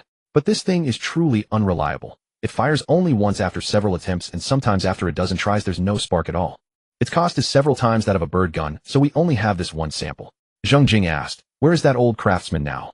The deputy foreman said in a low voice, "He died of illness last month." Zheng Jing was silent for a moment, a wave of regret rising in his heart. This era was precisely the critical juncture of the transition from matchlock to flintlock. Although Europeans were also exploring, they were stuck at the bottleneck of low flint ignition success rates and high cost of spring steel wheels. Zheng Jing recalled some details about flintlock muskets he had seen in documentaries from later times. The material and shape of the flint greatly affected ignition success. It required hard black flint, and the striking face should ideally be a beveled flat surface which would produce denser sparks. Zheng Jing glanced again at the crude self-igniting musket, then turned to the deputy foreman and instructed, "Send 20 taels of silver to the old craftsman's family as compensation for his years of research." Facing the assembled craftsmen in the yard, Zheng Jing declared loudly, that old craftsman's idea was correct. Matches are too troublesome. On rainy days, matchlock guns become useless sticks. Flint ignition is the way of the future. You all should do the same. If you have ideas, boldly try them out. Don't be afraid of wasting materials or failing. As long as you can develop a practical new firearm, I will not skimp on generous rewards." The craftsmen chorused their assent. Zheng Jing then remembered something and turned to the deputy foreman, saying, "Bring out all the flint stones stored in the workshop for me to see." The deputy foreman quickly had several wooden boxes brought in. Opening the lids revealed flint stones sorted by color, gray, black, brown, and even a few pieces that were white and translucent. Zheng Jing picked up a piece of black flint, weighted in his hand, and scraped the cross-section with his finger. He understood in his mind black flint was the hardest, producing the densest and brightest sparks when struck, making it the ideal stone for flintlocks. Zheng Jing handed the black flint to the deputy foreman and said in a firm tone, "From now on, only use this black flint for the self-igniting musket. Shape the striking face into a beveled flat surface. Test it and report back to me." The deputy foreman quickly took it with both hands. Zheng Jing swept his eyes over the newly finished bird guns on the racks and suddenly added, "From this moment on, halt all production of other muskets. Concentrate all craftsmen and materials on the self-igniting musket. I want you to produce a self-igniting musket that meets my satisfaction within half a month." Zheng Jing then walked to the cannon foundry, where several veteran smiths were hammering and inspecting a newly unmolded iron cannon, checking for cracks and sand holes on its surface. The scarcity of iron had always been the greatest bottleneck limiting cannon production. Taiwan's native iron ore was meager, relying entirely on costly and unstable imports of iron ingots from Luzon and Japan, which kept the number of cannons produced low. After a brief tour, Zheng Jing beckoned the steward closer and asked, "How much copper is left in the warehouse?" The steward quickly flipped through the ledger and bowed, replying, "General, there are approximately 35,000 jin of copper ingots in storage, plus over 7,000 jin of copper material obtained from Luzon. This copper was originally reserved for casting bronze bells, mirrors, and ship nails, and has remained largely untouched." Zheng Jing nodded after hearing this, a plan already forming in his mind. If one were to speak of the best, safest, and most durable cannon of this era, it would undoubtedly be the bronze cannon. Bronze's excellent ductility made it resistant to bursting. Under sustained intense bombardment, a bronze cannon would slowly deform and crack. In contrast, an iron cannon, being too brittle, would directly explode. Moreover, bronze's high strength allowed the barrel to be made thinner and lighter than an iron one. Of course, the drawback of bronze cannons was glaringly obvious. They were extremely costly. In this era, copper was the material for minting coins. A 1,000 bronze cannon consumed enough copper to cast several thousand strings of copper cash. Elsewhere, who would be willing to use copper mint for coinage to make cannons? But Taiwan was not short of copper at the moment. Japan produced copper, and Jing's merchant ships shipped vast quantities of copper ingots from Nagasaki every year. The copper piled up in the warehouse could easily support a bronze cannon production line. Zheng Jing made up his mind and instructed the steward, from today onward allocate all the copper in the warehouse to the cannon foundry to concentrate on casting a batch of light bronze cannons. These cannons must be standardized, same caliber, barrel length and weight, all following a single mold. Each cannon should weigh around 500 Jing fitted with wheels so a single horse can pull it. The initial order is 100 units. Focus solely on this model, do not dabble in variations. The steward promptly bowed in acknowledgement, and the veteran smiths, their faces lit with excitement, clasped their fists in acceptance. Compared to iron cannons, bronze cannons were far easier to cast. Zheng Jing planned to assign this batch of bronze cannons to the land forces. A single horse could tow such a bronze cannon. On the battlefield, 2 or 3 men could maneuver it into position. It was quick to load, had a high rate of fire, was durable in combat, and posed no risk of bursting. It was perfectly suited for rapid mobile warfare. Leaving the cannon foundry, Zheng Jing turned into the powder mill. As soon as he entered, the pungent smell of saltpeter and sulfur filled the air. Several craftsmen were slowly pouring prepared gunpowder into water, stirring it into a dark muddy paste, then pressing it through a bamboo sieve to form granules the size of rice grains, which were spread on bamboo trays to dry. This was the wet granulation process for gunpowder, pelletization. The advantages were obvious: easier preservation, more complete combustion, and at least 20% greater power than powdered gunpowder for the same charge. Zheng Jing nodded with satisfaction. In this era, China was not backward in many technologies. He covered his nose and asked the steward, "How is the saltpeter reserve?" The steward bowed and replied, "General, the saltpeter reserve is ample. Currently, the powder mill uses 2 types of saltpeter, one extracted by traditional methods. Specialized merchants scrape saltpeter-rich soil from old city walls, livestock pens, and latrines, then refine it by leaching with water and boiling with plant ash. The yield is modest, but steady. The other is natural saltpeter imported from Luzon and Siam, where the deposits are abundant. Its quality surpasses that of the traditional type. The stock in the warehouse can sustain operations for a year." Zheng Jing nodded thoughtfully. As for sulfur, another crucial ingredient for gunpowder, he had already seen it in the inventory list submitted by Qin Yonghua. Taiwan's mountains contain several natural sulfur deposits offering exceptional mining conditions. When the Dutch occupied Taiwan, they had already begun mining.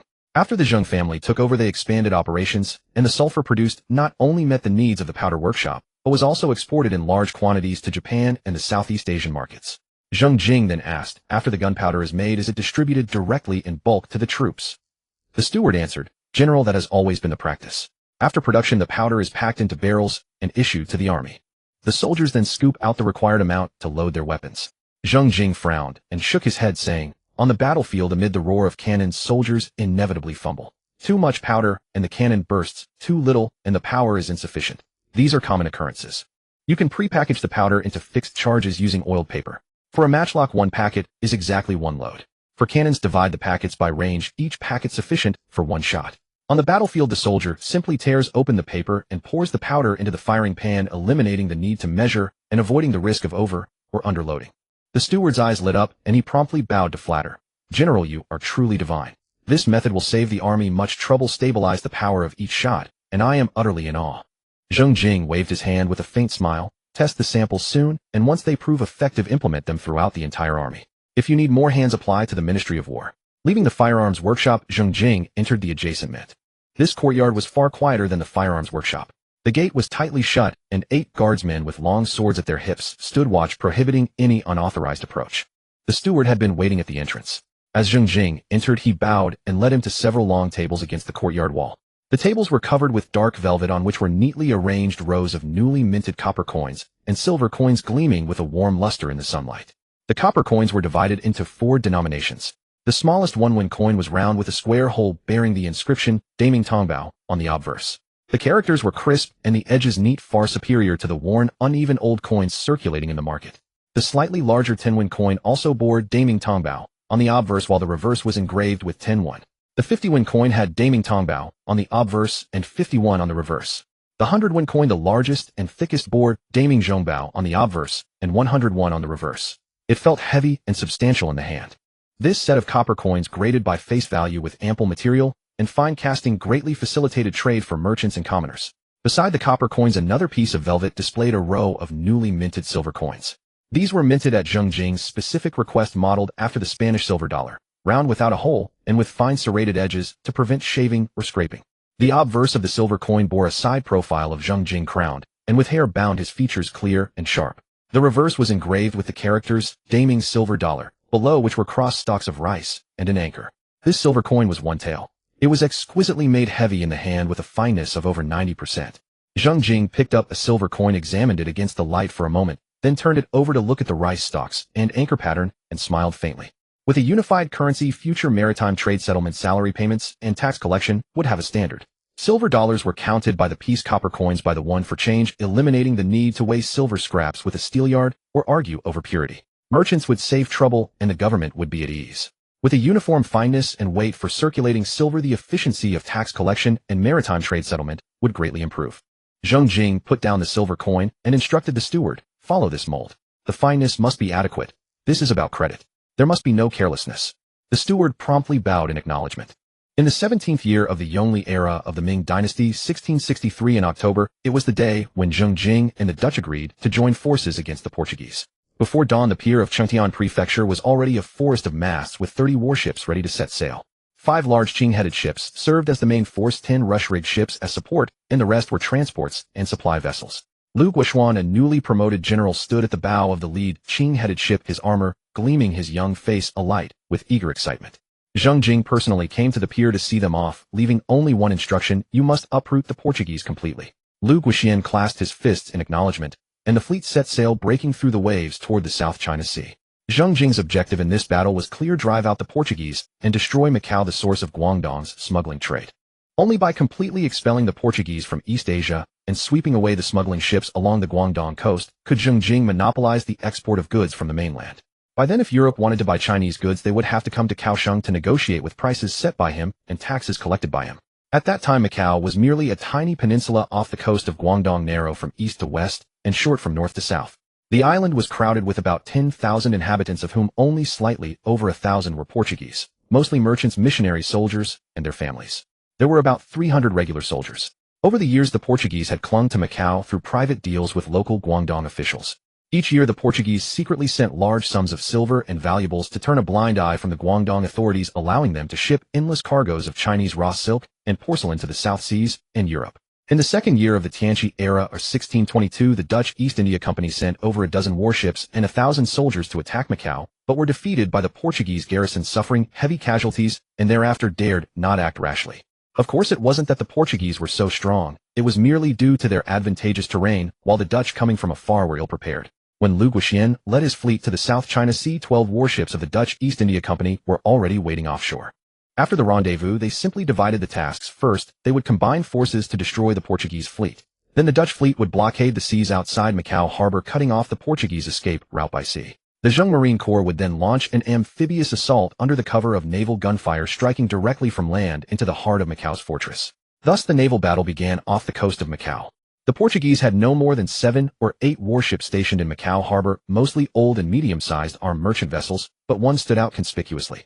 It was the Portuguese and Macau's greatest asset, a 1,000-ton 3-masted ocean-going galleon towering in height, with 3 rows of gunports densely packed on its broadside, mounting over 75 cannons. This was the most powerful capital ship of the era, designed specifically for intercontinental voyages and naval combat. Its hull was built of thick oak, granting exceptional survivability under equal firepower, and it was the greatest reliance of the Portuguese and Spanish as they roamed the far eastern seas. As soon as the cannonade began, the 1,000-ton 3-masted galleon led the remaining Portuguese warships head-on, unleashing a broadside volley with formidable firepower. Lu Guoxian immediately deployed 5 large Qing-headed ships to concentrate their attack on this giant, attempting to suppress its firepower with numerical superiority. The 5 Qing-headed ships bombarded from different directions, raining cannonballs upon the galleon, sending splinters flying, tearing countless holes in its sails, and felling rows of sailors on its deck. Yet the oak hull of the 1,000-ton galleon was astonishingly thick. It withstood dozens of shots, its body riddled with holes, but it remained afloat, relentlessly returning fire with its broadside cannons. One Qing-headed ship that had surged too close was struck by a full broadside. Its side split open, seawater gushed into the hold, and the vessel began to float half-submerged. 2 main warships of the Dutch fleet then joined the assault, flanking and opening fire from the sides. The 3 streams of fire intertwined, shrouding the sea in smoke and thunderous roars. The battle lasted half a day. Finally, the galleon's mizzenmast was blown in half, and a raging fire broke out on its deck. Yet it continued to fight back stubbornly with its remaining mainmast and lower deck guns, until the Portuguese medium and small warships were shattered with only 2 still afloat. Only then did the galleon, seeing the situation was lost, hoist its mainsail amidst the smoke and flee in panic toward the South China Sea, accompanied by 1 small vessel still capable of moving. The Zheng forces also suffered heavy casualties. 1 Qing-headed ship was left half submerged, and almost every other participating vessel was damaged with decks covered in bullet holes and bloodstains. Throughout the artillery duel, the Dutch fleet had been maneuvering on the flanks in a supporting role with their main warships, suffering almost no damage. Lu Guoxian glanced at the unscathed Dutch frigates, suppressed his anger, and demanded that they dispatch ships to pursue. The Dutch refused outright, arguing that the galleon's mizzenmast was broken and its hull riddled with holes. If it encountered a strong wind, it would sink on its own. The most urgent task now was to take Macau as quickly as possible. Why waste ammunition chasing a wreck destined to sink? In truth, the Dutch were unwilling to pay a high price. Though the 1,000-ton galleon was wounded, its broadside cannons were still operational. The Dutch had witnessed firsthand how it had withstood dozens of shots and remained afloat. Whoever chased it now would have to endure its death throes. The Dutch wanted to pluck the fruit without cracking the bone. Though Lu Guoxian was reluctant, the most pressing mission was indeed to seize Macau quickly. Losing 1 large ship was insignificant, but missing the military opportunity would be inexcusable. After clearing the Portuguese fleet, the Zheng Marine Corps stormed ashore under the cover of naval gunfire. Though the Portuguese defensive works around the pier were meager, the cannons on the castle fired down from a height, sending sand columns erupting on the beach. Several Zheng soldiers in the vanguard were torn apart by shell fragments. The Marines advanced under fire using shipboard heavy guns to suppress the castle's gunners, gradually clearing the outer barricades and watchtowers. Seeing that the outer defenses were untenable, the Portuguese garrison pulled back, consolidating within the core castle, abandoning the residential areas and trading houses outside to the Zheng forces. The Zheng troops then began house-to-house searches, rounding up the Chinese civilians who had settled outside the castle and driving them to the pier. These were mostly fishermen, craftsmen, and peddlers who had moved from the Guangdong coast to Macau years ago to make a living. Some had lived in Macau for generations with families of all ages, young and old. Zheng soldiers smashed doors and broke locks, dragging terrified civilians out of their homes, beating anyone who resisted. Women clutching children cried and begged for mercy. Elderly people hobbled on canes, shoved forward. The able-bodied were tied together with hemp ropes like livestock and driven toward the pier. The trading houses, warehouses, and residences along the streets were turned upside down. Valuables, silverware, silks, spices, porcelain, were looted by the soldiers. Even the candlesticks and icons from the church were stripped and carried away. The Dutch soldiers, witnessing the Zheng forces plundering extensively with abundant spoils, their eyes filled with greed, were restless and eager to join in. A Dutch officer accompanied by several soldiers rowed a small boat, attempting to dock.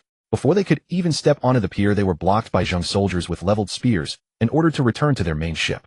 The Dutch officer stood on his boat, waving his arms and shouting protests in Dutch, but the Zheng soldiers paid him no mind, only coldly repeating a single word: "Get out." Shortly thereafter, Dutch Fleet Commander van der Linden personally arrived by boat to negotiate, his face flushed with anger as he confronted Lu Guoxian.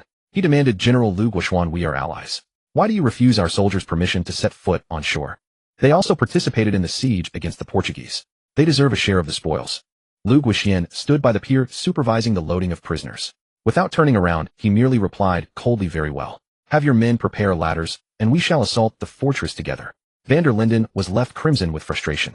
His Dutch troops had no appetite for tackling a heavily fortified position, so he swallowed his objections and slunk back to his ship.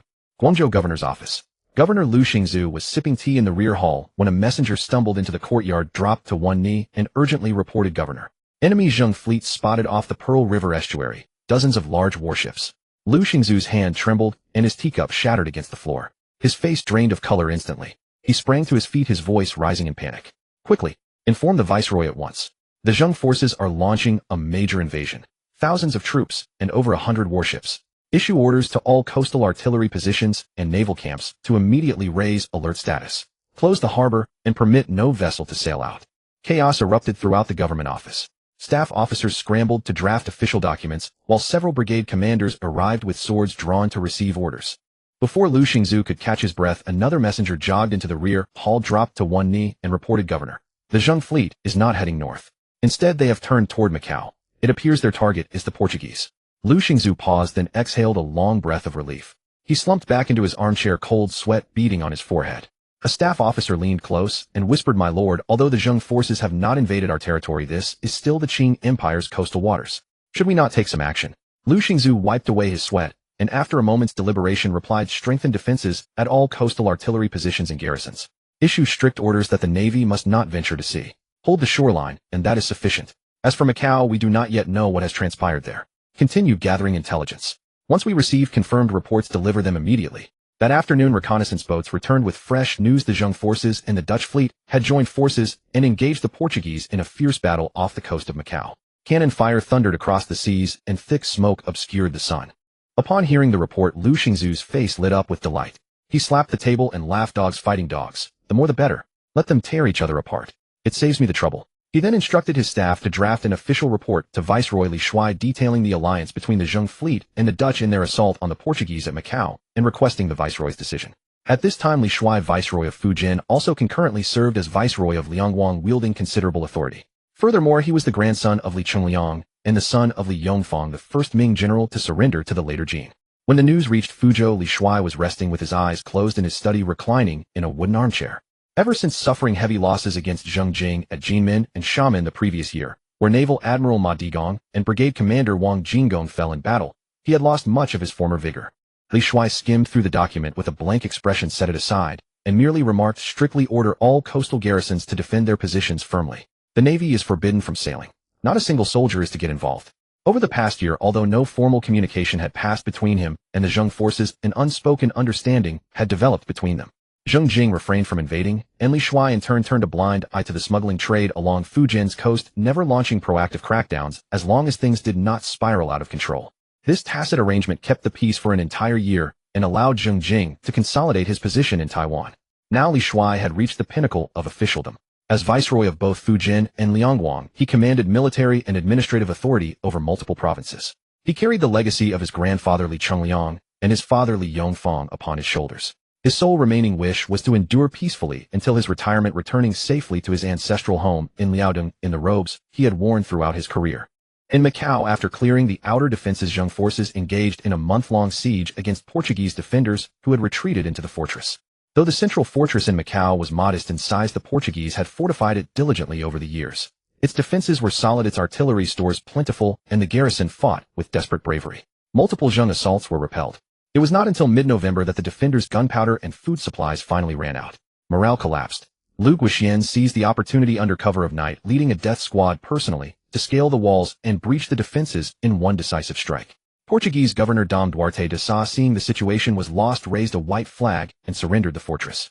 The following morning, Lu Guixian and Dutch Fleet Commander van der Linden rode side by side into the Macau fortress. Governor Dom Duarte de Sá led the remaining Portuguese troops in formation outside the fortress gates, his face ashen, the ash and gunpowder smoke from the previous night's battle still clinging to his graying beard. He straightened his posture as best he could, offering the two victors a bow befitting the proud manners of Portuguese nobility, then presented his request in broken Chinese.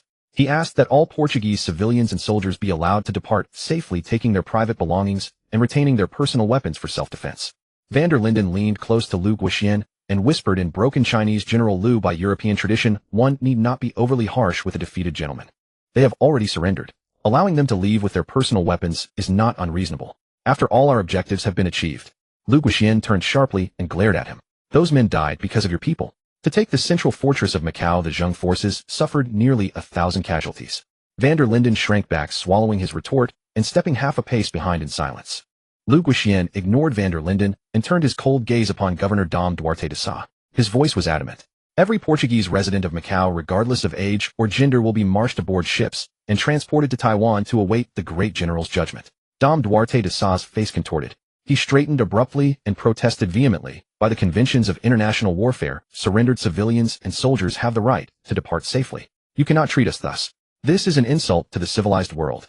Before he could finish, a Zheng soldier stepped forward and smashed his rifle, but into the governor's back. Dom Duarte de Sá cried out and collapsed to the ground as several soldiers surrounded him, raining punches and kicks upon him. He rolled about on the ground, wailing in agony, his face bloodied and unrecognizable. Lu Guixian watched impassively. Only when Dom Duarte de Sá was drenched in blood and reduced to incoherent sobs did he raise his hand to signal the soldiers to stop. Binding him, he ordered coldly, "Load him onto the ship." Van der Linden stood nearby, watching as the bloodied governor was dragged away like a dead dog. He could not help but mutter under his breath, "Barbarians." Not an ounce of gentlemanly conduct among them. During the conquest of Macau, the Zheng army's gains far exceeded expectations. The Portuguese warehouses were piled high with raw silk porcelain and tea that had not yet been loaded for shipment, bales and crates stacked neatly, clearly destined for the next long-distance trading fleet. Now all these desirable goods had fallen into the hands of the Zheng forces. Lu Guoxian ordered them inventoried and counted, filling several ships. Yet the greater prize was human. Nearly 10,000 Han Chinese civilians living around Macau had nowhere to flee. The Manchu Qing Sea Ban decree had turned the coastal 30 li into a no-man's land. Fleeing inland meant certain death. The Green Standard Army would slaughter fleeing civilians on sight, treating them as rebels without inquiry. They could only watch helplessly as Zheng soldiers smashed doors and picked locks household by household, dragging families from their homes and herding them together in strings toward the dock. At the docks, a dense crowd of captured civilians filled the area, their wailing cries and shouts mingling with the soldiers' barking orders. Women clutched their children trembling, elders leaned on canes looking around in bewilderment, young people crouched on the ground with bound limbs, eyes wide with terror. They were led aboard several large ships moored at the pier. The ship holds were dark and stifling, packed with strangers. The ship gave a slight shudder as the mooring lines were cast off, then slowly pulled away, breaking through the waves heading northeast. Zhou Xuan was a moderately renowned porcelain craftsman in the port of Macau, his ancestors having migrated from Quanzhou, specializing in firing export porcelain for the Portuguese trading houses. The cannon fire rang from dawn until afternoon. His shop sat not far from the pier. The vibrations had shattered multiple layers of window paper. His eldest son Zhou Afu paced anxiously and suggested they pack what they could and flee inland before the fighting reached shore.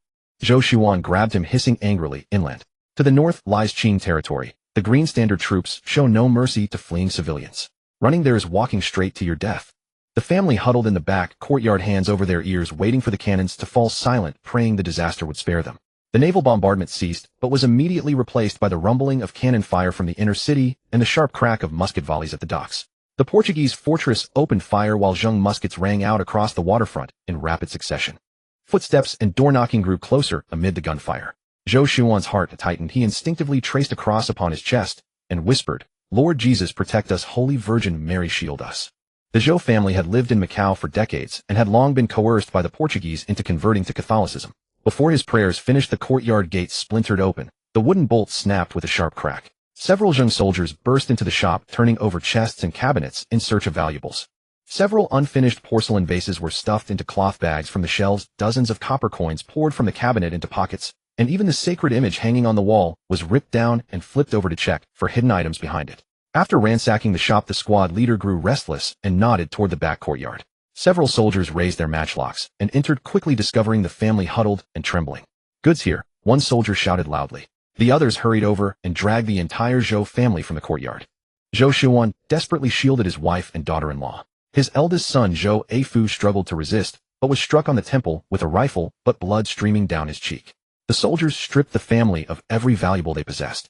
The gold ring on Zhou Xuan's finger was forcibly torn from his hand. His wife's silver bracelets were wrenched from her wrists. Her daughter-in-law's small golden earrings were ripped away, tearing the earlobes and drawing blood. Even the bronze holy medal around her grandson's neck was seized. Fortunately, the soldiers cared only for plunder. They killed no one and harmed no women. Then all 15 members of the Zhou family were shoved and propelled toward the dock. As Zhou Xuan was pushed forward, he glanced back at his looted shop and felt as though his heart would stop, the cumulative wealth of decades destroyed in an instant. The 15 Zhou family members were driven aboard the large ship moored at the pier. The hold and deck were crammed with other captured civilians, their cries and sighs mingling with soldiers' shouts. Zhou Xuan gripped his wife's hand tightly, while the children huddled behind him trembling. After hesitating for a long while, he gathered courage and crept a half-step toward a Zheng soldier, standing at the rail, bowing cautiously. "Sir, may I ask, where exactly are we being taken?" The soldier glanced at him without anger and replied casually, "Taiwan." Zhou Xuan's heart tightened. He ventured further then. "What will become of us once we arrive in Taiwan? I am merely a humble porcelain worker. My family and I have always been law-abiding common folk. We have never harmed anyone." The soldier studied him, noticing the calluses on his hands. A true artisan. His tone softened. "You're a porcelain craftsman. That's a useful skill indeed. In Taiwan, those with skills will be assigned to workshops. Those without will be sold to wealthy buyers as slaves to work the fields." Zhou Xuan's heart turned to ice. His lifetime of accumulated wealth had been plundered, and now he and his family faced being sold into slavery. Damn those Zheng bandits, he thought. Ruthless enough to deserve their pirate origins. 5 days at sea later, they reached Kaohsiung in Taiwan. Fortunately, they had escaped any major storms. Though the cramped, foul air in the hold had nearly broken them, the entire family survived. When the ship docked and the gangplank was lowered, Zhou Xuan was pushed along by the crowd, stumbling as he disembarked. Merchants had already gathered at the dock, pointing and murmuring at the new arrivals, as if appraising livestock. Zhou Xuan overheard a middle-aged merchant say to his companion, gesturing at his second son, "This lad's broad-shouldered and sturdy, worth 10 taels of silver at least for field work in the reclamation district." His tone was no different from one appraising a newly unloaded draft ox. Just as Zhou Xuan feared his family would be broken apart and sold, the merchant's companion shook his head and said with regret, "The magistrate has issued a new decree. Han civilians cannot be reduced to slavery nor publicly auctioned. Violators face execution." Just days ago, someone in Chengtian Prefecture defied this order, and his head still hangs at the pier. The middle-aged merchant nervously withdrew his hand, muttering, "What a waste," and dared not speak further of purchasing people. Only then did Zhou Xuan exhale deeply, wiping the cold sweat from his brow. As he prepared to call his family, a merchant vessel returning from Luzon docked nearby. As soon as the gangplank was set, sailors escorted more than 20 dark-skinned indigenous captives ashore, men and women alike, hemp ropes around their necks, their eyes hollow and vacant, clearly having endured days of torment at sea. The merchant onlookers swarmed forward like flies to blood, suddenly blocking the dock entrance so tightly that not even a needle could pass through. Some stepped forward to pinch the arms of the men to test their strength, while others pried open the jaws of young women to inspect their teeth, with haggling voices rising and falling like waves. "This one is sturdy, I'll take him for 8 taels. That woman can bear children 8.5 taels. I want 5 7.5 taels each. Will you sell it?" In no time at all, the 20-odd natives were carved up among a handful of wealthy merchants as casually as though they were purchasing sacks of coarse grain. Zhou Yuan stood a short distance away, watching in stunned silence, a wave of dread washing over him. He gripped his wife's hand tightly and murmured softly, Fortunately, we are Han Chinese subjects. Otherwise our whole family would likely end up like those dark-skinned savages, being picked over like livestock, unable even to stay together." His wife nodded with tearful eyes, and the family huddled close together, daring not to look again at those natives who had been sold away. The Zhou family was led to a temporary shed erected near the dock, where several petty clerks sat behind wooden tables, thick household registers spread before them, recording one by one the civilians transported back from Macau. When it was Zhou Yuan's turn, a young clerk glanced up and asked without looking, "Name, hometown, what trade do you ply?" Zhou Yuan quickly bowed and replied, "This humble one is Zhou Yuan ancestral home in Xuanzhou, making porcelain for a living in Macau. This is my wife, 3 sons, 3 daughters-in-law, and a little grandson." The clerk glanced up at him, then examined his calloused hands and gave a nod. "A porcelain artisan, now there's a fine craft." Setting down his brush, the clerk spoke in an unhurried tone.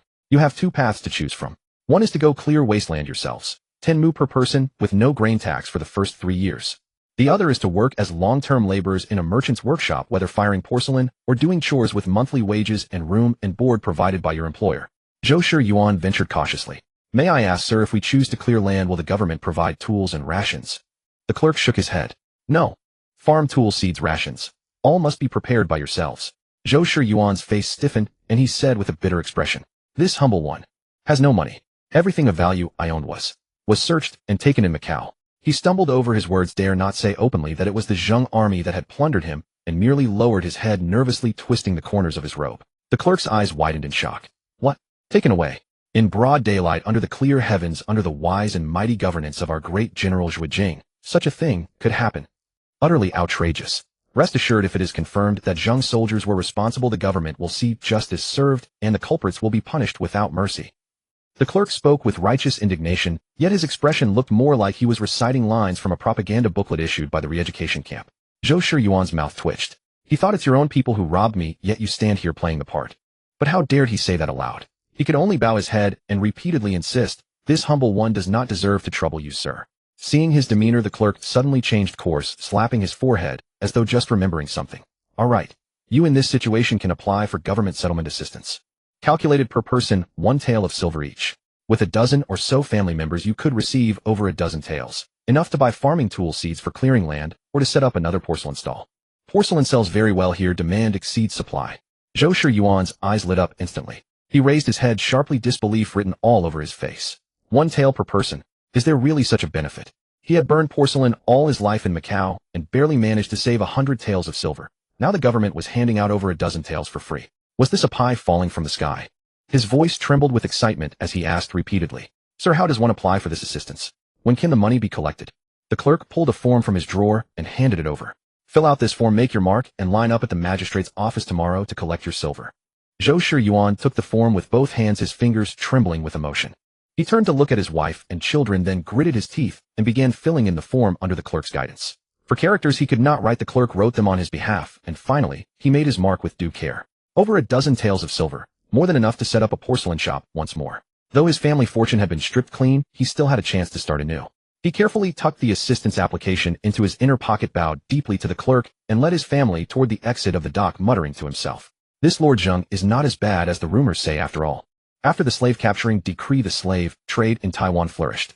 Plantations lacked labor, workshops lacked hands, the army lacked recruits, ships lacked sailors. Wherever one looked there was a shortage, and the indigenous people could never meet the demand. Some merchants caught wind of the opportunity and simply purchased entire batches of desperate commoners from the coastal regions of Fujian and Zhejiang, transporting them to Taiwan to be used as slaves. No wages were paid, only thin porridge for sustenance. The slightest resistance was met with whips and ropes, or the captives were sold at a high price, treated no differently from the indigenous slaves. When news reached Zheng Jing's ears, his face immediately darkened. It was not out of compassion, but because he understood clearly that the Han Chinese were his foundational support. Indigenous people could be captured into slavery, Southeast Asian natives could be captured, even Europeans could be seized as slaves, but Han Chinese absolutely could not. Taiwan currently had only 250,000 Han Chinese. If the ambition was one day to retake the mainland and restore the Ming Dynasty, what could 250,000 people accomplish? The Han population had to grow, and they had to be made willing to take root in Taiwan, multiply and prosper, not drain to their last drop of vitality like slaves. An emergency edict was swiftly issued. Han Chinese commoners shall not be reduced to slavery, nor sold openly. Violators shall be executed. Once the edict was proclaimed, most merchants quickly adjusted their approach, signing long-term contracts with the Han Chinese they had purchased. Although monthly wages increased costs somewhat, at least there was labor and output. Compared to the alternative, it was hardly a loss. But there were always a few who refused to accept it or harbored resentment, believing that since they had paid heavily to purchase these people, the government had no right to interfere. How was this any different from open robbery? The most unruly was a plantation owner named Zheng Jing, who had spent hundreds of taels to purchase over 30 young and strong men from Fujian, bringing them back and driving them straight into the sugarcane fields without even offering them a drink of water. After the edict was issued, he brazenly declared that if the government wished to intervene, it should compensate him for the purchase price with interest. Zheng Jing wasted no words and simply arrested Zheng Jing, publicly beheading him at the dock of Chengtian Prefecture with his head displayed for several days. That single stroke of the blade made all the merchants and plantation owners in Taiwan understand where the government's bottom line lay. Han Chinese were untouchable. After capturing Macau, Liu Guoxian did not immediately return to Taiwan. Instead, he led his fleet to conduct a grid-like patrol along the coast of Guangdong. Zheng Jing's instructions were clear: he must sweep away all smuggling ships along the Guangdong coast, completely severing the channel through which mainland goods bypassed Taiwan to reach the Nanyang region. Over the following months, Zheng's warships cruised back and forth in the outer waters of the Pearl River estuary and along the Guangdong coast. Any smuggling merchant vessels found at sea, regardless of origin, were sunk without exception. Cargo sank to the seabed, ships burned to ashes, and the sailors and merchants either became fish food or were fished out and sent back to Taiwan as forced labor. For a time, the smuggling circles in Guangdong were wailing in anguish. The merchants who had grown fat on smuggling raw silk and porcelain gnashed their teeth in hatred, gathering privately and slamming tables as they cursed, "Zheng Jing, may you be struck by lightning." He himself engages in maritime trade on a grand scale in Taiwan, yet he has completely blocked off the trade routes of Guangdong. He cuts off our livelihood, monopolizing everything for himself. May he die a miserable death. But curses were curses, they could do nothing about Zheng Jing. Meanwhile, the Guangdong authorities also understood the root cause of Zheng's rebel fleet lingering in the outer waters of the Pearl River estuary lay in these smugglers. The best way to make Zheng's rebels leave quickly was to cut off smuggling at its source. Thus, Guangdong Governor Liu Xingzu changed his former laissez-faire attitude towards smuggling and issued a stern decree. With swift determination, all coastal prefectures and counties were to thoroughly investigate smuggling. Anyone found hoarding raw silk, porcelain, or tea would have their goods confiscated, their businesses sealed, and the principals charged with the crime of colluding with the enemy. For a time, Yamen runners and Green Standard Army soldiers conducted searches everywhere. Many merchant houses were pasted with seals, smugglers' warehouses were raided entirely, and patrols along the docks suddenly became stringent. Those merchants who had hoarded piles of raw silk and porcelain, hoping to smuggle them out after the Zhengs left, could only watch helplessly as their goods were confiscated by the authorities with no one to turn to for help. Thus, the smuggling channels along the Guangdong coast were completely severed. In Chengtian Prefecture of Taiwan, at the Yinping Prince's mansion, Zheng Jing's cousin Zheng Kai did not even return home after coming back from Nagasaki. He went straight into the prince's study, the fatigue on his face, unable to conceal the anger in his heart. He had spent several months in Nagasaki, exhausting all pleasantries and bribing generously, but the officials at the Nagasaki magistrate's office were impervious to reason, stubbornly insisting on one point: the original owner of the deposit certificate, Jing Tai, was dead. The ownership of the silver was unclear, and it would not be returned. What infuriated him even more was that the Japanese, seeing a large number of Taiwanese merchant ships arriving in Nagasaki, began to blatantly extort them. They imposed additional anchorage taxes and deliberately delayed unloading, leaving goods exposed to wind and rain on the docks, thereby demanding exorbitant facilitation fees. Zheng Jing leaned back in his chair, listening with an unchanged expression. He had heard similar complaints from several merchants returning from Nagasaki before. The Japanese were inherently greedy, and seeing the influx of Zheng's merchant ships, they devised every means to squeeze money from them. Back then, Taiwan's relocation was unstable, food was insufficient, and the army had not been reorganized, so everything had to be postponed. But now Taiwan's granaries were full, military reforms had been implemented, and the Kaohsiung Trade Conference had been held. Japan had already become Taiwan's most important trading partner. Snow salt, deer hides, and cane sugar were mostly sold to Japan, and the silver and copper ingots brought back in return were the lifeblood of Zheng's finances. If this shipping route were strangled, Taiwan's maritime trade would be crippled. Zheng Jing set down his teacup, suddenly stood up, and smiled faintly. It seems I must personally visit the Japanese. Zheng Kai was startled, and was about to dissuade him, but Zheng Jing waved his hand. I'll take the fleet with me, and let the Japanese know what free trade really means. The 18th year of Yongli of the Great Ming, the 3rd year of Kangxi of the Qing 1664 AD, the 1st lunar month. At the Chengtian prefecture docks, the masts stood like a forest. Zheng Jing personally commanded the flagship of the Central Army, followed by 20 large Daking II warships in formation, 50 Nanjing ships, flanking on both sides, plus supply and auxiliary vessels. In total, there were 100 warships of various sizes with 15,000 naval officers and soldiers. They weighed anchor from the docks and sailed northward in a mighty display. The merchants, seeing off the fleet on the docks which blotted out the sky, were all thrilled and impassioned. This was to seek justice for them. Only by bringing the Japanese to heel could Taiwanese merchants stand tall in Nagasaki and trade freely, ensuring the smooth flow of snow salt, deer hides, and cane sugar. Zheng Jing's fleet first arrived at Keelung in northern Taiwan. This once abandoned harbor, after half a year of cultivation and management by Zhang Huanyan's troops, had begun to take shape. The dock had been repaired, several rows of newly built barracks stood neatly aligned, and terraced fields had been carved out on the gentle slopes along the shore, with green sweet potato seedlings swaying in the morning breeze. Zhang Huanyan, accompanied by a few trusted aides, waited respectfully at the dock. Half a year of wind and sun had added more weariness to the white-haired old minister, but his back remained straight, and his gaze still sharp. Seeing Zheng Jing disembark, he performed a respectful bow with his hands clasped, and called out, "Regent." Zheng Jing stepped forward and helped him up, exchanging pleasantries with a smile, then asked about the cultivation and defense of Keelung. Zhang Huanyan answered each question, but finally could not suppress the question that had been weighing on his heart. He asked in a deep voice, "May I ask the regent, when will we counterattack the mainland?" Zheng Jing put away his smile and replied solemnly, "Taiwan is currently developing rapidly, reclaiming wasteland for grain, expanding shipbuilding, and reorganizing military preparations. In another year or two, the counterattack plan can be put on the agenda. When the time comes, I will need you, Duke Zhang, to train troops in Keelung and lend me your strength." Zhang Huanyan nodded in satisfaction, relieved that Zheng Jing was not just going to hide in Taiwan as a peaceful prince. Zhang Huanyan then spoke earnestly, "Since the regent insists on bearing the banner of the Great Ming, you must shoulder the survival of the Great Ming. The loyal and righteous men in the world are few. I hope the regent will not disappoint their expectations." Zheng Jing understood the weight of Zhang Huanyan's words. This was a tacit recognition of his position as regent. The old minister, who had been stubborn all his life, had finally relented.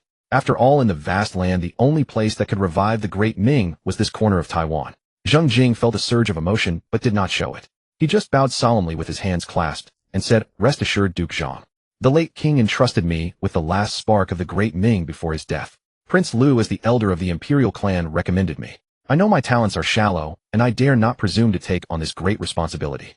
But since the world has fallen to such a state, if no one steps forward to raise the flag, the Great Ming will truly perish. Since I succeeded as regent, I have relocated to Taiwan for reclamation, consolidated the military, and opened trade to generate revenue, never daring to slacken for a single day. In another year or two, when Taiwan has ample food and strong troops, the counterattack plan will surely be put on the agenda. At that time, I will personally lead the land and naval forces on a northern expedition to drive out the Tartars and restore the Great Ming's rivers and mountains." Zhang Huanyan listened, slowly nodded, and made a deep bow to Zheng Jing, who quickly helped him up. Then, after a brief stop at Keelung Harbor, the fleet continued northward. After 5 days of sailing, the fleet arrived at Liuqiu. 100 warships were arrayed outside Naha port with masts like a forest and banners blotting out the sun. The dark uniform gun barrels pointed toward the coast, and the overwhelming might that blotted out the sky and covered the earth shook the entire kingdom of Liuqiu. Zheng Jing sent men ashore to summon the king. Upon hearing that Zheng Jing had personally led a great army, the Liuqiu king Shang Ji dared not delay. He hastily brought several trusted ministers and rushed to the seaside to pay homage. Zheng Jing stood on the sandy beach with the dark mass of warships and fully armed imperial guards behind him. The sea breeze made the corners of his robe flutter noisily. Shang-Chi tremblingly stepped forward to pay respects, but Zheng Jing gave him no face at all and rebuked. Since the Hongwu reign of the Great Ming's founder Liu Qiu has been in theft by the Great Ming and for generations has been a vassal of the Great Ming. Now you have abandoned your mother country, paying tribute to the Manchu Tartars and secretly colluding with the Satsuma domain of Japan, acting as an utterly unprincipled weathercock. Do you know your crime? Shang-Chi admired the culture of the Central Plains and had long mastered the Chinese language. At this moment he was so frightened that his face turned pale and cold sweat dripped down his temples. He quickly bowed and defended himself. General, please see clearly. Your humble king is truly compelled by circumstances. Liu Qiu is a small state with fewer than 1,000 soldiers and no more than 10 ships. Caught between the Great Ming, the Great Qing, and Japan, if I did not curry favor with both sides, I would have already been ruined and my country destroyed. Paying tribute to the Great Qing is for the sake of peace on land. The dealings with the Satsuma domain are because the Japanese pirates are powerful and Liu Qiu is unable to resist. I can only endure humiliation and bear the burden. In my heart, I have always regarded the Great Ming as my mother country with no intention of betrayal. It's just that I am truly powerless. Zheng Jing coldly watched this Liu Qiu king who was hedging his bets. He was as clear as a mirror in his heart. All this talk of being compelled and powerless was merely the excuse of a weathercock. But he was too lazy to delve deeper. A tiny state like Liu Qiu could only survive in the cracks. Today he had not come with the intention of calling him to account. Zheng Jing softened his tone slightly, but left no room for negotiation. I will not pursue past matters for now, but there are several things you must agree to today. First, from now on, when ships from Taiwan stop at Liu Qiu for fresh water and food, you must supply them fully and not make excuses. Second, I will station 100 troops at Naha port to protect the safety of Great Ming merchant ships and ensure that their trading rights in Liu Qiu are not violated by anyone. Third, from now on, Liu Qiu must sever all relations with the Manchu Qing and the Satsuma domain and must no longer pay tribute to them. Fourth, you must send envoys to Taiwan every year to pay tribute to show that Liu Qiu remains a vassal of the Great Ming. If you can agree to these 4 conditions, Liu Qiu will still be a friendly state of the Great Ming. If you cannot, Zheng Jing paused, his gaze sweeping over the 100 warships on the sea, leaving the sentence unfinished. Cold sweat poured from Shang-Chi's forehead. His lips trembled for a long while before he spoke. General, I can agree to the first 3 conditions, but severing ties with the Satsuma domain is truly difficult. The Japanese pirates of Satsuma are strong and well-equipped. Liu Qiu is only a few days' sail from Satsuma. If they raise an army to attack, our meager forces are utterly powerless to resist. Zheng Jing raised an eyebrow and pointed to the fleet that blotted out the sky on the sea, asking in a calm tone, "What do you think of my Great Ming Navy?" Shang-Chi followed his finger and looked. He saw 100 warships arrayed across the sea, masts like a forest cannon ports, grim soldiers in bright armor. The overwhelming momentum that could topple mountains and overturn seas made his legs go weak. He quickly bowed and replied, "The Great Ming Navy is unparalleled in might and invincible under heaven.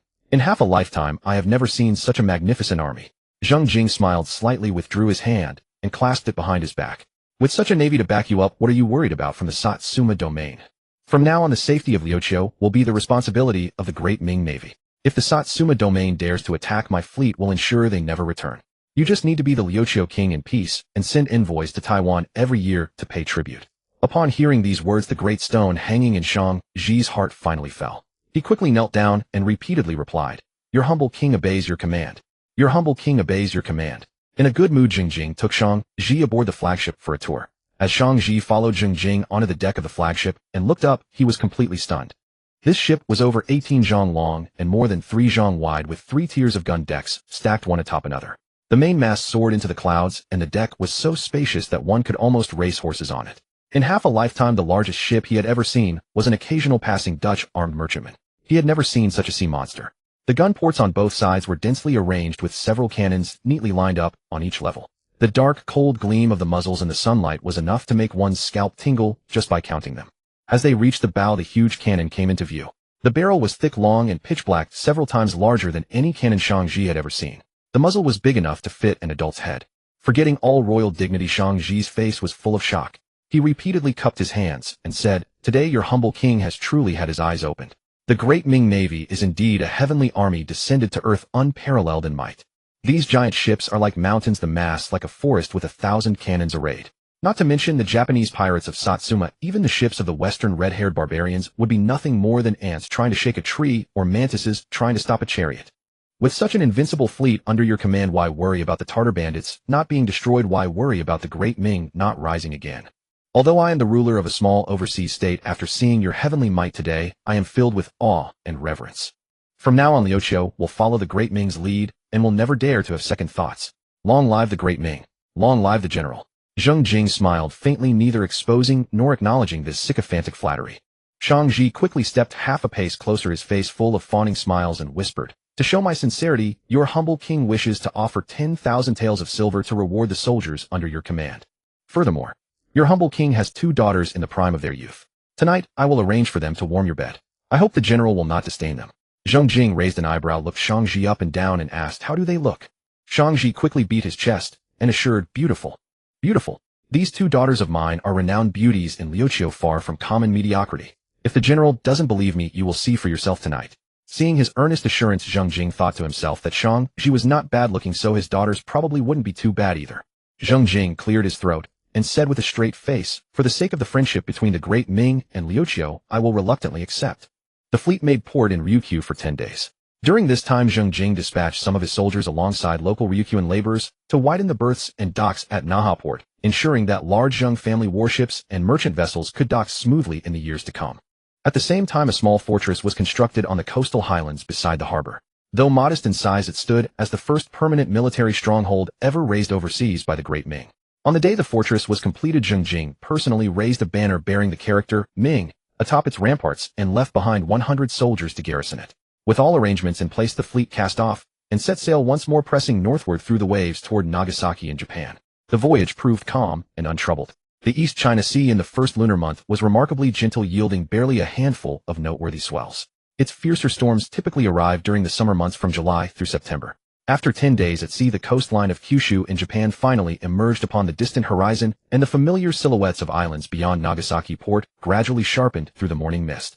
100 warships advanced in disciplined column formation, Ming banners snapping fiercely from every mast as the fleet slowly drew closer to Nagasaki harbor. Japanese patrol craft within Nagasaki harbor caught sight of the vast sail canopy blotting out the sky and instantly descended into panic. Bronze gongs clanged in disarray, and the entire port erupted into chaos. Nagasaki lay under the direct jurisdiction of the Tokugawa shogunate and stood as the sole port in all of Japan open to foreign contact. The shogunate had established the Nagasaki Bugyosho, there vesting the Nagasaki Bugyo with sweeping authority over trade, diplomacy, and public order. The sitting Nagasaki Bugyo was named Shimada Muramasa, a trusted confidant of Shogun Tokugawa Ieyasu. In 1612, Shogun Tokugawa Ieyasu promulgated an edict prohibiting Christianity within shogunate territories, marking the beginning of Japan's seclusion and maritime exclusion policy.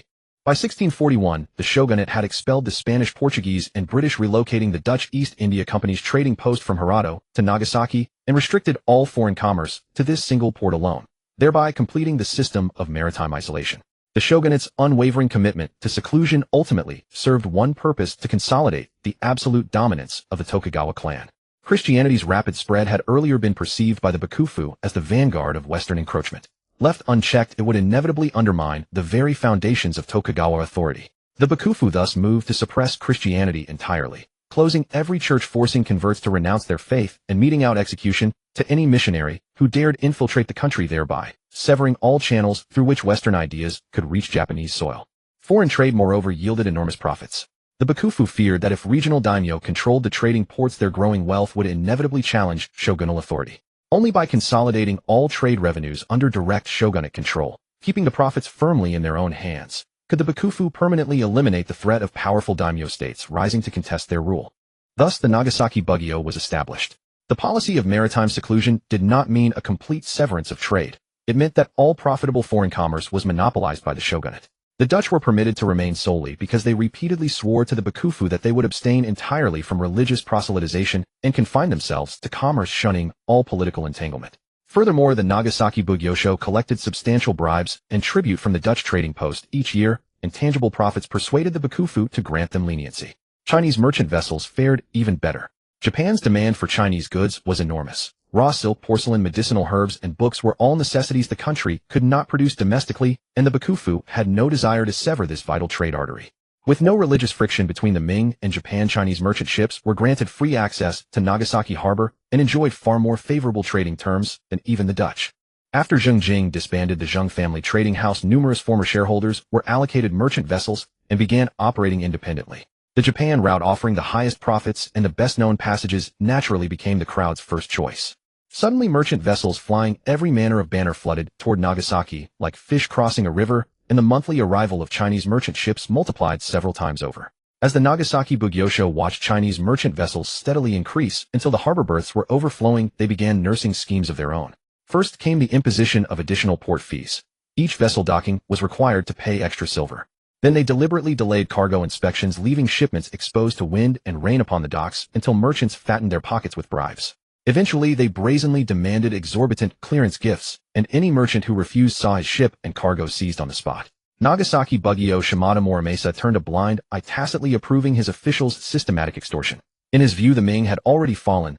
These Chinese merchants were destitute of protection, mere scattered sand, easily manipulated at will. Inside the Nagasaki Bugyosho, Shimada Morimasa was leisurely sipping tea and reviewing the month's trade ledgers when an attendant came scrambling in on hands and knees, his face ashen, shouting, "My lord! A massive fleet has been spotted beyond the harbor. No fewer than 100 warships and the flags flying from their masts. They bear the character Ming." Shimada Morimasa sprang to his feet and dashed 3 strides to the attic window, throwing it open with a violent push. Beyond the harbor, warships pressed together like a dark wall upon the sea, their masts rising thick as a forest. The flagship loomed ominously ahead, its 3 decks stacked above one another, and its sheer scale sent a chill down the spine at first sight. "Damn it!" Shimada Morimasa hissed under his breath. He knew precisely whose fleet this was. Over recent months, he and his men had made no secret of their extortions against Zheng family merchant vessels. Yet he could not fathom how the Zheng family, having been driven into exile on the remote island of Taiwan by the Great Qing, could possibly muster such a massive fleet for an expedition all the way to Nagasaki. This force numbered at least 100 warships and over 10,000 troops, far beyond anything Nagasaki could withstand. Shimada Morimasa froze on the spot, his mind racing, desperately searching for what to do. After a long hesitation, he managed to force out a few words quickly. "Send someone to the harbor to ask what exactly they want." Zheng Jing did not issue an immediate attack order. Instead, he had the fleet sail slowly along the waters off Nagasaki harbor, the 100 warships arrayed in multiple columns, with their cannon mouths grim and menacing, lying black and heavy across the sea, like a gathering storm cloud waiting to break. Watching from the attic window, Shimada Morimasa grew increasingly alarmed. He hurriedly dispatched a Bugyosho official fluent in Chinese aboard a small boat to go out and parley. The trembling official climbed aboard the central command vessel and was led before Zheng Jing. The ruler sat imperiously in a grand chair upon the deck, backed by fully armed guards, while Feng Shifan stood at attention with his hand resting upon his sword hilt. From his elevated position, Zheng Jing gazed down at the Japanese official and stated bluntly, "I am Commander Zhu Jing, regent of the Great Ming, Prince of Yinping, and Grand Marshal for Pacification and Conquest. I have come to Nagasaki today for 2 matters only. First, Zheng Tai deposited 200,000 taels of silver here during his lifetime, and the account records remain valid. Yet you have employed every manner of stalling and refusal to return them. Second, over recent months, the Nagasaki Bugyosho has subjected my Ming merchants to relentless extortion, imposing arbitrary docking taxes and demanding exorbitant clearance gifts, demonstrating nothing less than blatant contempt for our nation. This is why I have personally led the fleet here, to demand answers. Will you return this silver or not? Will you deliver justice or refuse?" The official turned ashen at these words, bowing frantically and agreeing profusely. He stammered that he would report immediately to the Bugyo, and practically fled the vessel, scrambling away as fast as his legs could carry him. The minor official scrambled back to the magistrate's office, reporting Zheng Jing's words exactly as they were spoken. Shimada Morimasa's face turned ashen after hearing the account, and he immediately summoned all the officials in the magistrate's office and the leading samurai stationed in Nagasaki for an urgent council.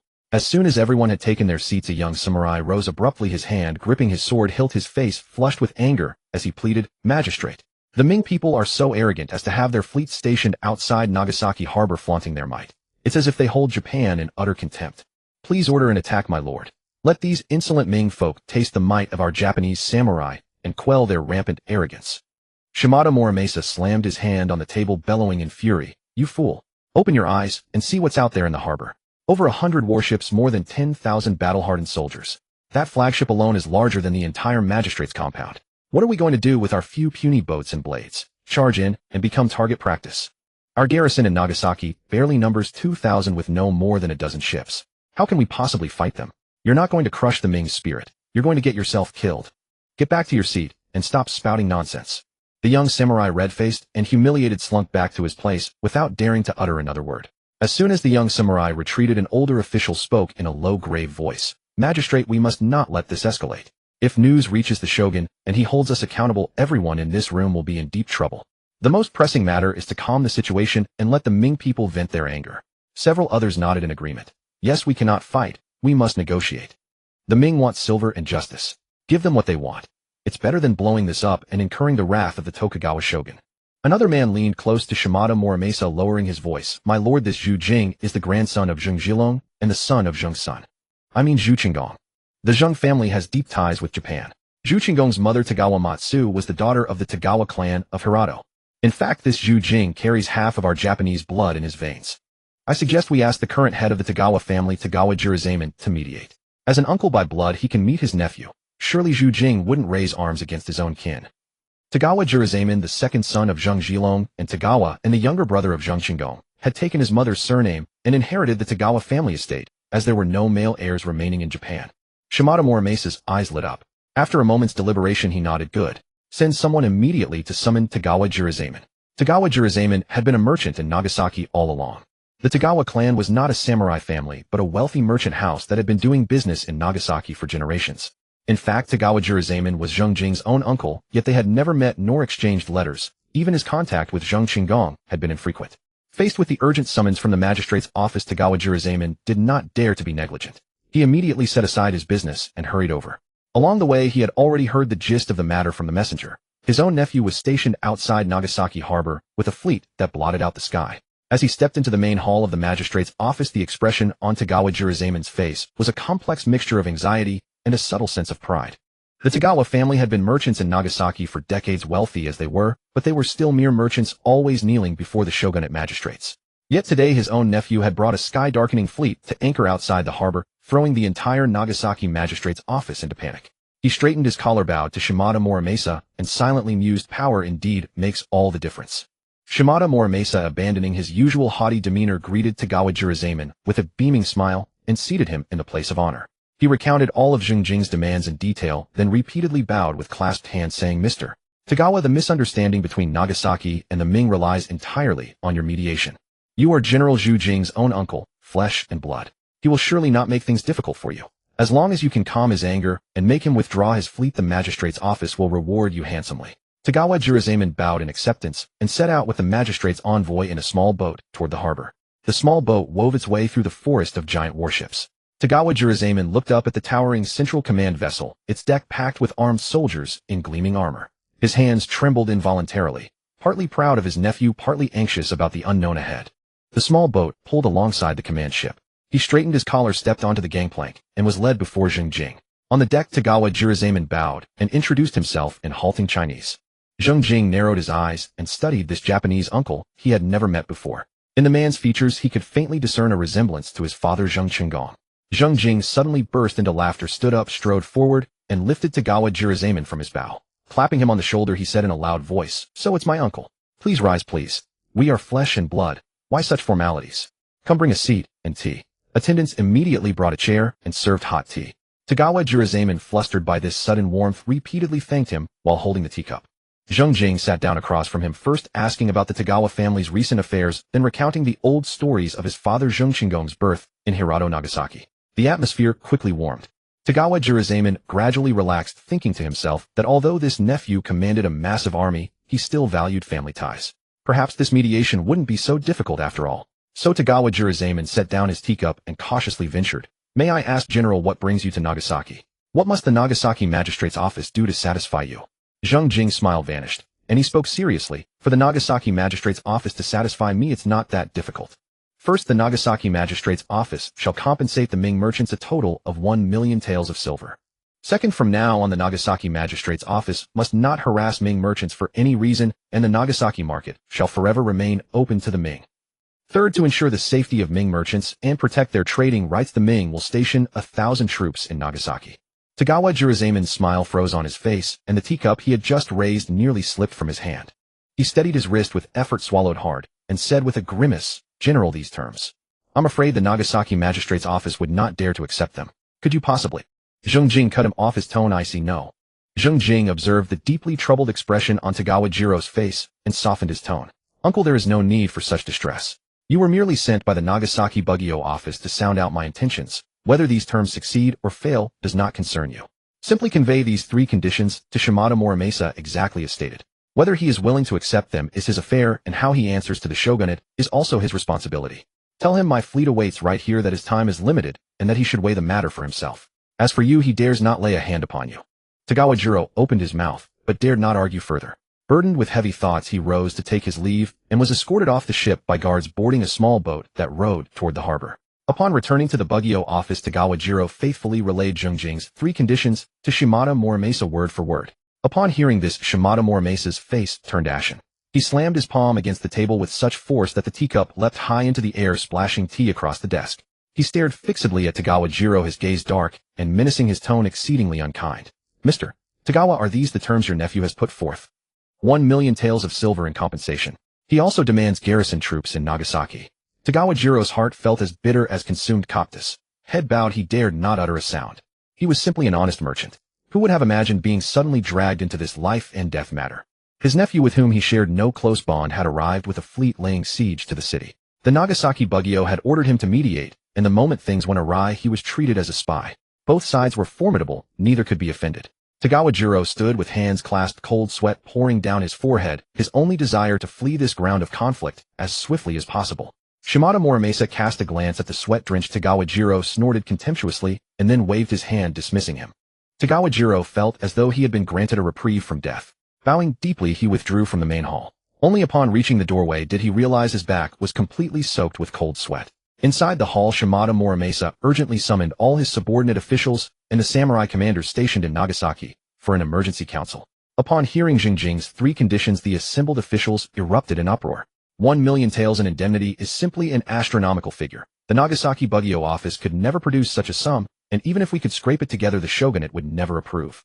Garrison troops are even more impossible. Since our nation opened its ports, no foreign army has ever set foot on Japanese soil. How can we allow Zheng Jing to station troops in Nagasaki? Yes, we must never agree. If these two demands are accepted, what will become of the very foundation of our great Japanese nation? In that moment, indignation swept through the hall, and voices advocating resistance drowned out those calling for negotiation. The samurai pressed their hands to their sword hilts, passionately volunteering for death in battle, preferring to shatter like jade rather than survive like broken tiles. Just as the war faction seemed poised to overwhelm all opposition, an elder and prudent official quickly rose to his feet, cleared his throat twice. Your valor is commendable, and I admire it. But may I ask one question? It is easy to ignite a war, but how do we bring it to a close? We have but 2,000 troops and a dozen warships stationed in Nagasaki, while they command over 100 warships and 10,000 elite soldiers. In a true conflict, what odds of victory do you believe we possess? If the Ming forces breach Nagasaki and destroy the Tokugawa shogunate's most vital trading port in Kyushu, and the shogunate holds us responsible, we shall all face certain death. With these words spoken, an eerie silence fell over the hall. Though the warhawks still bore expressions of reluctance, none dared raise their voices in protest. Shimada Muramasa exhaled a long breath and nodded toward the elder official, secretly grateful that at least one sensible mind remained among them. The elder official stroked his beard and offered his analysis. In this humble opinion, the Ming forces are merely inflating their demands. If you consider carefully, if Zheng Jing truly intended to resort to force and attack, he would have seized the opportunity while we were unprepared and struck directly into the harbor. Why would he anchor his fleet in open waters in present conditions? He has assembled such a formidable display, but at its core this is about negotiation, not warfare. Therefore, Honorable Bugyo, why not arrange a personal meeting with Zheng Jing by the seashore to see with your own eyes precisely what he seeks? After considering the matter for a moment, Shimada Muramasa found the reasoning sound, and dispatched someone to summon Tagawa, once more sending him back across to the fleet outside the harbor with another message. The Nagasaki Bugyo office is prepared to meet with the Ming regent in person along the coastline. We request that your excellency deign to come ashore. Tagawa's heart sank once more with despair, yet he steeled his resolve, and boarded the small boat again, rowing toward the dense mass of warships.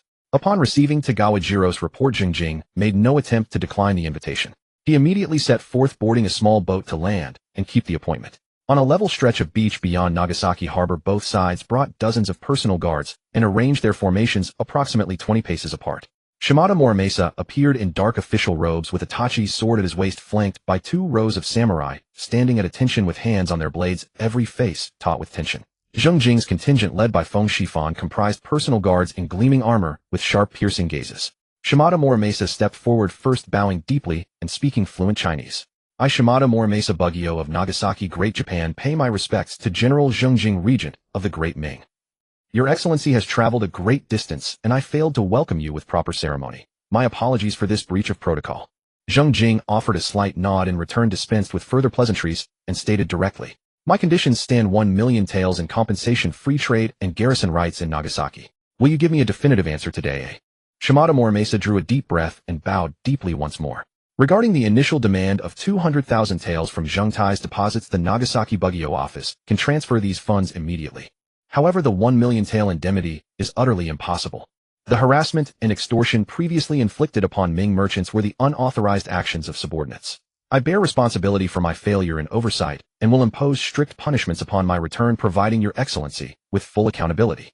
As for free trade, henceforth Ming merchants in Nagasaki shall receive treatment equal to that of Japanese merchants with no further harassment or extortion. I am authorized to make this decision on the spot. Regarding the final condition of garrison troops, since Japan opened its ports, no foreign army has ever set foot on our soil. This matter exceeds the Bugyo office's authority to concede, and the shogunate would never sanction it. That particular demand is unacceptable. Under no circumstances can it be permitted. Upon hearing this, the smile vanished from Zheng Jing's face. His voice turned icy. I have come all this way with 100 warships and 15,000 warriors, not to hear the word impossible from your lips. If that is your stance, then let us begin. We shall settle this on the battlefield. Shimada Morimasa's expression darkened, cycling through pallor and redness in rapid succession. Behind him, his samurai, long restrained, could contain themselves no longer. At the word war, a young and impetuous warrior instantly drew his tachi, the blade catching the sunlight with a chilling gleam as he bellowed, "Idiot! Who dares show such disrespect to the Bugyo-sama?" Zheng Jing's personal guard responded without hesitation. With a cold flash in Feng Shifan's eyes, he raised his right hand slightly, and in unison dozens of guards drew their swords with a resonant metallic ring. Blades flashed and weapons gleamed. Tensions reached a breaking point, on the verge of bloodshed at the slightest provocation. Tagawa Jiro stood to the side, his face drained of color with terror, crying out desperately, "Your Excellency, calm yourself. Honorable Shimada, restrain your anger. After all this effort to sit down and negotiate, must we resort to violence? There are terms that can still be discussed. Let us continue negotiating." Shimada Morimasa swallowed hard, forcing down his wrath and fear, and responded with a cold snort. What is there left to negotiate?" Zheng Jing sneered, turned to Feng Shifan, and ordered, "Enough discussion. Pass the order. Bombard Nagasaki. Raze it to the ground for me." "General, by no means." Tagawa Jiro lunged forward, clutching Zheng Jing's leg, weeping and crying out, "General, there are tens of thousands of innocent civilians in Nagasaki, and the Tagawa family of dozens are also in the city. I beg you, for my sake, and for the sake that your father was also born on this land, withdraw your troops for now. Everything can be negotiated, everything." Zheng Jing's face remained expressionless. He neither agreed nor ordered further bombardment, just stood there coldly. Tagawa Jiro saw that although Zheng Jing had not relented, he had not continued the bombardment, knowing that his tearful pleas had had some effect. He scrambled to his feet, turned, and rushed to Shimada Morimasa, grabbing his sleeve, almost wailing, "Lord Shimada, our two sides have finally come to the table. Why resort to arms? Let everyone take a step back and talk again." Zheng Jing still stood coldly, but inwardly he breathed a sigh of relief. To be honest, he had never intended to truly fight this time in Japan. If he wanted to capture Nagasaki with his strength, he could easily take it, but what then? Nagasaki was the Tokugawa shogunate's money bag. If he, Zheng Jing, captured it, the shogunate would surely mobilize the entire nation's forces to attack. By then, not only would he fail to subdue Japan, but the hard-won trade routes would be completely severed. Taiwan's snow salt, deer hides, and cane sugar mostly depended on the Japanese market. If the trade routes were cut, Zheng Jing would truly be crying in despair. Fortunately, this nominal uncle of his was clever enough to rush in and perform this tearful drama at the critical moment, giving both Shimada Morimasa and himself a way out. Shimada Morimasa stood still, his hands trembling slightly inside his sleeves. If negotiations broke down today and war erupted, leading to the fall of Nagasaki, as the Nagasaki magistrate, he would have no choice but to die to atone to the shogunate. If he abandoned the city and fled, the Tokugawa shogun would never let him off, and he might not even be able to protect his family. Thinking of his vast wealth, beautiful wives and concubines, and the immense power of ruling a region, Shimada Morimasa felt that living was better. Tagawa Jiro, observing the situation, saw that the anger on both sides had subsided somewhat. He quickly stepped forward to mediate, bowing to each side, his face full of smiles. "General, calm your anger, and Lord Shimada, also cool down. Come, sit down and talk again. Everything can be negotiated." Shimada Morimasa took the opportunity to step down, adjusted his sweat-soaked collar, and sat back down on the mat laid out on the beach. Zheng Jing also sat back in his armchair, took the fresh tea handed by his guard, sipped it, and said, "In that case, I will give you one more chance. First, guarantee the legitimate rights and interests of Ming merchants in Nagasaki. Second, I am willing to form a marriage alliance with the Tokugawa shogun, uniting our two families forever. Third, troops may be stationed on islands around Nagasaki, not landing or entering the city, solely responsible for protecting passing merchant ships and Ming merchants. If pirates attack, they may also assist in Nagasaki's port defense. This is my greatest concession. If you still say it's absolutely impossible, then there is no need to talk. We'll meet on the battlefield.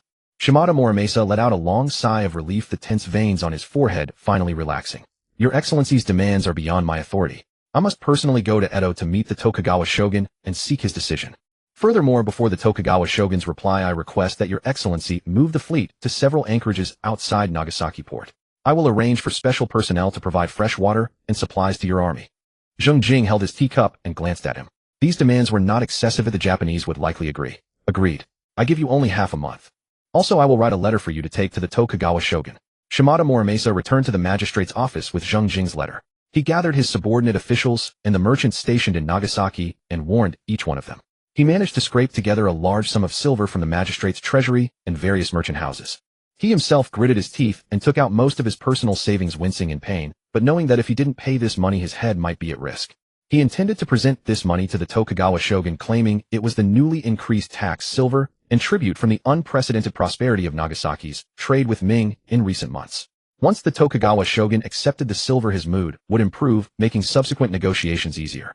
Everything arranged, Shimada Muramasa changed into a new official robe, took Zheng Jing's letter and the tax money, and boarded a fast ship bound for Edo. Throughout the journey, he gazed at the surging waves outside the porthole, silently praying that this trip to Edo would save his head and also preserve Nagasaki, the port he had painstakingly managed for years. Shimada Muramasa traveled day and night to reach Edo, waited outside the shogun's residence for a short while, and was granted an audience.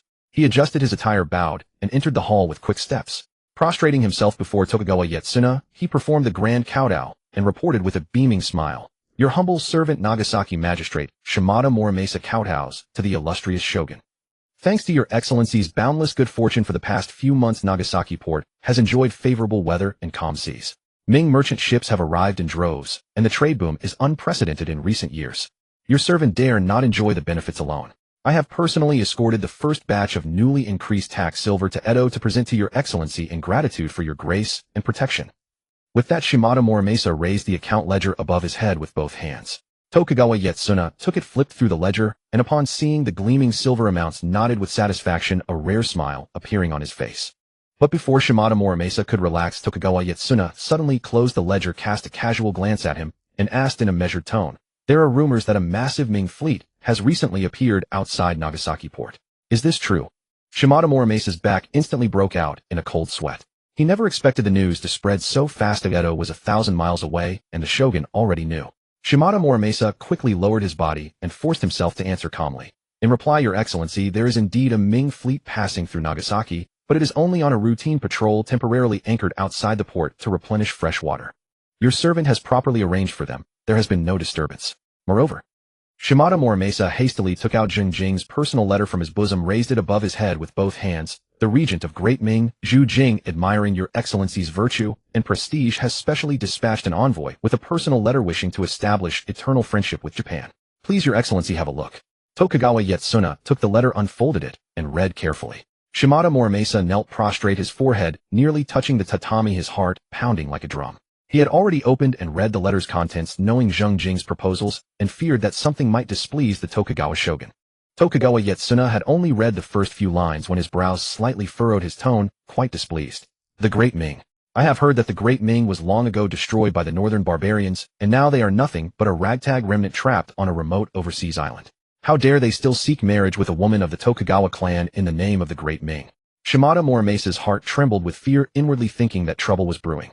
He dared not raise his head, only replied in a trembling voice, "Your Excellency, although the Ming state has lost its homeland, its navy still dominates the seas, with frequent merchant ship traffic. The 100-odd warships outside Nagasaki harbor are a testament to its strength.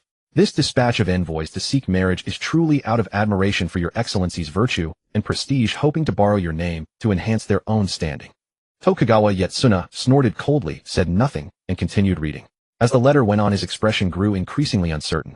In the latter half, Zheng Jing changed his tone, lavishing praise on the Tokugawa clan's governance policies, saying that the Tokugawa shogun's maritime restrictions, closure of the country, eradication of Western heresies, and internal reforms were all wise measures, setting an example for all Eastern nations. Then he laid out his own assets, 1,000 warships, 200,000 elite troops, possession of the fertile lands of Taiwan, and trade routes reaching the South Seas and the Western Oceans. Zheng Jing proposed that the two families form a marital alliance, engage in mutual trade, refrain from interfering in each other's internal affairs, and look out for one another. Tokugawa Yatsuna slowly set down the letter, his shifting expression gradually turning thoughtful. What concerned him most was the final phrase in the letter, look out for one another. Although the Tokugawa shogunate had ruled Japan for decades, the various daimyo were seething with undercurrents, especially the Tozama daimyo in the southwest, such as the Shimizu clan of Satsuma, who maintained their own military forces and outwardly obeyed the shogunate, while secretly defying it. If one day these daimyo were to unite against the shogun, having an external ally with 1,000 warships and 200,000 elite troops across the sea to echo and support, would drastically change the situation. Although Zheng Jing was not a power within Japan precisely because he was an outsider, he would not become entangled in the grudges among the daimyo, making him more convenient to utilize. The marriage and trade were merely a glamorous facade. It was the phrase, look out for one another, that truly stirred Tokugawa Yatsuna's heart. Tokugawa Yatsuna was silent for a long time, then suddenly asked, Zheng Jing claims he has 1,000 warships and 200,000 elite troops. Is that really true? Shimada Muramasa hastily prostrated himself and replied, Your Excellency, I saw with my own eyes in Nagasaki. The fleet Zheng Jing brought this time already numbers over 100 ships. Among them giant ships stood like mountains, cannon muzzles bristled like a forest. The flagship was larger than the courtyard of the Nagasaki magistrate's office, and the bow cannon was a behemoth I had never seen before. I venture to surmise that even if Zheng Jing's words are slightly exaggerated, they are by no means false. The number of warships under his command and the intensity of their firepower are far beyond any ordinary maritime force. After hearing this, Tokugawa Yatsuna's face remained impassive, but his mind had already made calculations. He had Shimada Muramasa stay temporarily in Edo while he summoned the shogunate's senior counselors to discuss the matter. One day later, the shogunate finally gave its reply. The Roju Sakai Tadakio was to personally proceed to Nagasaki to inspect Zheng Jing's strength and sincerity before deciding on the matters of marriage and trade. Upon hearing this, Shimada Muramasa felt both relieved and secretly dismayed. He was relieved that the shogun had agreed, but dismayed because Sakai Tadakio was known for his shrewdness and strictness. If he discovered the true circumstances of the matter upon arriving in Nagasaki, the consequences would be dire. But since things had come to this, he could only grit his teeth and comply, accompanying Sakai Tadakio aboard the ship back to Nagasaki. Upon arriving in Nagasaki, Sakai Tadakio did not first meet with Zheng Jing. Instead, he reviewed the trade records and official documents of Nagasaki harbor from the past few months and privately summoned several officials and merchants who had dealings with Ming merchants. Within just 2 days, he had grasped the gist of the matter. The so-called Ming regent came to court out of admiration and voluntarily offered tribute. It was clearly a case of the Nagasaki magistrate's office extorting the Ming merchants first and Zheng Jing coming with his fleet to collect debts afterward. Shimada Muramasa knelt before Sakai Tadakio, his forehead pressed against the tatami, his whole body trembling like a sieve, repeatedly begging for mercy. Sakai Tadakio sat upright, staring at him expressionlessly for a long time before slowly speaking. Shimada, as the Nagasaki magistrate, you first allowed your subordinates to extort Ming merchants, causing this disaster. And then you concealed the truth from the shogun, whitewashing the situation. Each of these offenses is a capital crime. However, considering your diligent management of Nagasaki over the years and the considerable tax revenue you have brought to the shogun, I will spare your head for now. From now on, you will atone for your crimes by meritorious service. Come with me to meet that Ming regent. Shimada Muramasa felt as if he had received a pardon. He kowtowed 3 times, then tremblingly rose and sent someone to notify Zheng Jing outside the harbor that the shogunate's Roju Sakai Tadakio had arrived in Nagasaki and invited him for a meeting on the coast. When Sakai Tadakio arrived at the harbor where Zheng Jing's fleet was anchored, even this seasoned shogunate counselor could not help but narrow his eyes. On the sea, there were dozens of giant ships of the Daikingtu class arranged in several columns like a wall, their masts towering into the clouds, the green-painted bows gleaming with a cold luster under the sunlight. Hundreds of warships of various sizes densely filled the entire bay, their gunports neatly aligned, their banners blotting out the sun. The lead flagship was terrifyingly large, with 3 decks of guns stacked one above the other. The enormous cannon at the bow sent a chill down one's spine, even from a distance. Shimada Muramasa carefully observed Sakai Tadakio's expression. He saw the counselor staring silently at the fleet for a long time before squeezing out a few words through his teeth. Indeed, some strength. The two sides met again on the flat beach by the bay. This time Shimada Muramasa stood respectfully at Sakai Tadakio's side. Sakai Tadakio wore a dark official robe with twin swords at his waist, exuding a composed demeanor. Although he had only a few attendants behind him, he carried an imposing aura that commanded respect without anger. He bowed to Zheng Jing, introduced himself in Chinese, his tone neither humble nor arrogant. Zheng Jing sat upright in a grand armchair, slightly nodding in return, his eyes appraising this shogunate counselor. He thought to himself that the man Tokugawa Yatsuna had sent was indeed a figure of substance, not like Shimada Mormesa. Negotiating with a clever person was actually more convenient. Once seated, they got straight to the point. What Zheng Jing wanted was simple, stable trade rights for the Great Ming in Nagasaki, free from extortion and harassment, transparent taxation, and unimpeded trade routes. Sakai Tadakio, on behalf of the shogun, laid out their bottom line. The shogunate did not oppose deepening trade with the Zheng clan, and was even willing to consider marriage, but there was an ironclad precondition. Zheng Jing must not interfere in Japan's domestic affairs in any form. The two sides went back and forth for an entire afternoon, ultimately finding that their desires did not conflict. Zheng Jing wanted trade profits and the Japanese market, and had no interest in meddling in Japan's internal affairs. The shogunate wanted to leverage Zheng Jing's external force to deal with local daimyo, when necessary secure the Tokugawa clan's power, and ensure the trade order in Nagasaki was not disrupted. The two sides were a perfect match, each taking what they needed. They then exchanged draft agreement texts on the beach. The core content of the agreement was concise and clear. First, Nagasaki harbor would be fully open to Ming merchant ships. Ming merchants would enjoy legal trading rights in Nagasaki, and no one was allowed to harass or extort them for any reason. Second, the Nagasaki magistrate's office would return the 2,000 taels of silver deposited by Zheng Tai in Nagasaki. Third, the Great Ming would station a trade escort fleet of no more than 1,000 men in the anchorage outside Nagasaki harbor, with several permanently stationed ships. They would not go ashore or enter the city, dedicated solely to protecting merchant ships and the safety of their own merchants and citizens. If necessary, they would accept mobilization by the Nagasaki magistrate's office to assist in defending the harbor against pirates and foreign incursions. Fourth, the two families would exchange envoys to discuss marriage matters, and the Tokugawa clan and the Ming Imperial Zhou clan would forever be united in matrimonial alliance. Zheng Jing put away his copy of the agreement, feeling quite satisfied. This trip to Japan had accomplished its purpose. As for opening more trading ports, or even forcing Japan to open its doors by military force, Zheng Jing had never considered it. Given Taiwan's current strength, merely securing a foothold in Nagasaki was already its limit. If he greedily bit off more than he could chew and provoked a conflict with the Japanese, becoming entangled in a war on Japanese soil, the gains would not outweigh the losses. Moreover, opening more ports would only expose Japan to the outside world earlier, accelerating its awakening and transformation. An awakened Japan was certainly not what Zheng Jing wanted. Maintaining the shogunate's existing maritime ban and isolation policy, keeping Nagasaki as Japan's sole window to the outside world, while the Zheng family firmly controlled the initiative over this window. This was the true layout that aligned with Taiwan's long-term interests. On the way back from Nagasaki to Taiwan, Zheng Jing's fleet dispatched a detachment to detour northward to Jeju Island off the southern tip of the Korean peninsula. At that time, Jeju Island was merely a remote exile site of the Korean kingdom, sparsely populated with about 30 to 50,000 people who made a living by horse herding and fishing. On the northern part of the island, the Korean government had set up horse ranches and several villages for exiling criminals. The Zheng fleet avoided the Korean settlements in the north and explored along the southern coast, eventually finding a natural deep-water harbor in the southwest of the island. This place was surrounded by mountains on three sides, with a wide and deep bay that could shelter from typhoons. The terrain was strategically important, and most importantly, it was far from the Korean authorities' sight, with no inhabitants within dozens of miles. The Zheng Navy soldiers went ashore, felled nearby timber, collected stones, and broke ground on a highland beside the bay to build a stockade and a simple dock. Within a month, a small fortress rose from the ground. Several light cannons were mounted on the battlements, and barracks, warehouses, and freshwater storage ponds were all in place. Over 100 garrison soldiers were stationed there. This secret stronghold on Jeju Island was quite important in Zheng Jing's calculations. In the near term, it served as a midway supply station on the shipping routes from Taiwan to Japan and Korea, where merchant and warships could replenish fresh water and rest. In the long term, Jeju Island faced the Korean peninsula to the north, Shandong to the west, and Japan to the east, perfectly situated at the crossroads of Northeast Asian waters. When the time was ripe, Zheng Jing would personally lead a combined land and naval force, using this island as a forward base to cross the Yellow Sea, strike directly at Beijing, and deliver a devastating blow to the Manchu Qing. Zheng Jing led the fleet back to Taiwan in April, sailing south from Nagasaki, relying on supply nodes along the Ryukyu Islands, and with the mild winds and waves of the East China Sea. From the first month to the fourth month, the entire fleet safely returned to the Taiwan Strait. The fleet sailed southward along Taiwan's west coast. Zheng Jing stood at the bow of the flagship, gazing at the land that had been barren wilderness just a few years ago, now transformed into a completely different scene.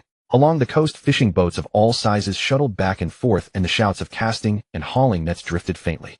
At intervals, one could see estates, gray tiles and white walls nestled among cornfields and sugarcane fields. Some estates were quite large, surrounded by groves of citrus and bananas, with wisps of cooking smoke rising from chimneys. Compared to the desolate wilderness and clusters of shacks at the beginning of the migration to Taiwan, it was a completely changed world. Zheng Jing watched the vibrant scene on the shore, a rare smile curling at the corners of his mouth. In less than 2 years, Taiwan had transformed from a barren island into a foundation capable of supporting hundreds of thousands of soldiers and civilians, with trade routes reaching all corners of the seas. This sense of accomplishment was truly intoxicating. The owners of these estates along the coast came from all walks of life. Some were original shareholders of the Zheng family trading company, who after receiving merchant ships had made a fortune running a few trips to Japan and then turned around to enclose vast tracts of wasteland along the coast, hiring hundreds of workers to plant sugarcane and refine sugar. There were retired generals from the army who, with some of their household retainers and old subordinates, built terraced fields on gentle slopes to grow sweet potatoes and corn, and also raised pigs, sheep, and cattle. There were gentry who had relocated to Taiwan, re-establishing their fortunes with their old resources, growing grain, and also setting up oil presses. There were also imperial clan members with nominal ranks who enclosed land near the reclamation areas, growing grain, citrus, and bananas. Even many ordinary soldiers who had grown rich from slave hunting, saved enough silver, and retired from the military. They would take a few aboriginal slaves, open up wasteland near the coast, and become local landlords, living a more comfortable life than when they carried guns and drew rations. The land around Cheng Tianfu had long been carved up, and later arrivals scattered north and south along the coastline, choosing wasteland near streams and harbors to reclaim. These people had anywhere from a few dozen aboriginal slaves to several hundred long-term laborers, most of whom planted high-profit cash crops such as sugarcane, dyes, oilseeds, jute, rami, and fruits. From a distance, estates rose one after another, exuding an air of prosperity reminiscent of the Jiangnan water towns. Zheng Jing returned to Cheng Tianfu, where Chen Yonghua was already waiting respectfully at the residence, a rare look of joy on his face. After the two entered the study and sat down, Chen Yonghua reported item by item. In the first 3 months of this year, the trade volume at Kaohsiung Commercial Exchange has repeatedly broken records, with commercial tax alone bringing in 270 taels of silver. Raw silk, porcelain, tea, snow, salt, and cane sugar remain the main export items, with supply falling short of demand. The household census completed this February shows that Taiwan's Han Chinese population has grown to 350, an increase of over 100 from the early days of the migration. Most of them are mainland commoners who have poured in through various channels from the coasts of Fujian and Zhejiang. Registered slaves exceed 100, the vast majority being aborigines captured on the island and natives brought back from various places in Nanjing. These 100 slaves are mostly distributed among estates and workshops across the island, but the shortage remains huge, and the price of a slave has risen to 12 taels of silver each. Zheng Jing nodded with satisfaction, took a sip of tea, and asked, "Have the aborigines on the island retaliated?" Chen Yonghua smiled slightly, cupped his hands, and replied, "General, there have been a few incidents, but they were very small and insignificant. However, last month a slave-hunting brigade of over 1,000 men ventured deep into the mountains and was ambushed by a coalition of over 10,000 aborigines in the forest. After 2 days of fierce fighting, the slave-hunting brigade routed the aboriginal coalition, beheading over 1,000 and capturing more than 3,000. The remnants of the aborigines fled in panic into the deep mountains. After this battle, the aborigines have been severely weakened and are no longer capable of organizing a large-scale counterattack. They can only eke out a miserable existence hidden in the deep forests." Chen Yonghua paused, his smile deepening. "General, this strategy of using profit to drive people, turning civilians into soldiers without spending a cent from the official treasury, has filled Taiwan's labor shortage and terrified the unsubmissive aborigines in the mountains, making it difficult for them to recover. Truly a brilliant plan.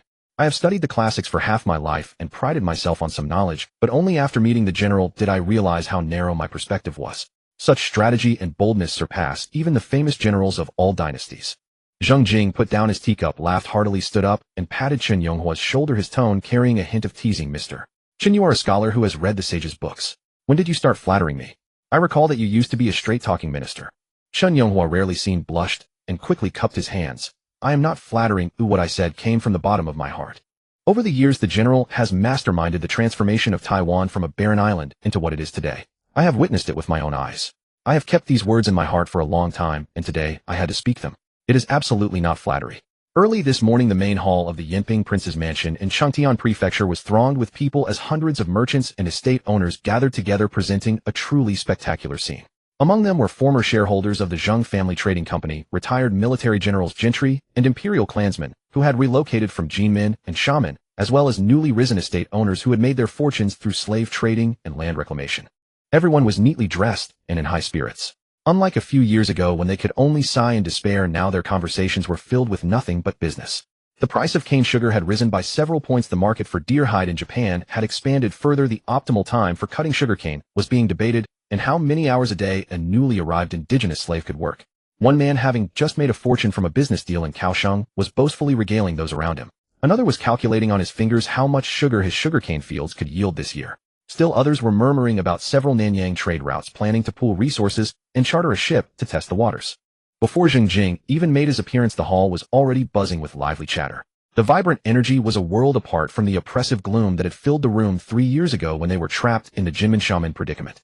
When Zheng Jing emerged from behind the screen, the hall fell silent instantly. Then hundreds of people bowed in unison, their voices echoing so loudly that dust shook from the rafters. After Zheng Jing took his seat at the main position, a voice in the crowd could not wait to shout, "General, your personal visit to Japan has exalted the prestige of our Great Ming. From now on we will no longer suffer the indignities of those Japanese pirates in Nagasaki. Hail the general." This outburst was like a spark to a fuse. Everyone scrambled to speak, and words of flattery tumbled from their lips in a chaotic chorus. After all, Zheng Jing's expedition had forced the Nagasaki magistrate's office to abolish all exorbitant taxes, established connections with the shogun, and secured special trading privileges. Every merchant present stood to benefit from these tangible gains. Zheng Jing leaned back in his armchair, cradling his teacup and taking leisurely sips. Only when the clamor subsided did he set down the cup and raise his hand. The hall fell silent once more. Sweeping his gaze across the crowd, he spoke with a solemn tone. After the Qing's ban on maritime trade and coastal relocation, countless coastal residents were displaced, starving and dying in the streets. Among them are your fellow townsmen, old friends, and clan relatives. They were forcibly driven from their ancestral fishing villages by the Qing barbarians into barren mountains and wilderness, without a single grain of rice or an inch of land left to await death in despair. The noise in the hall gradually subsided. Many lowered their heads, complex expressions flickering across their faces.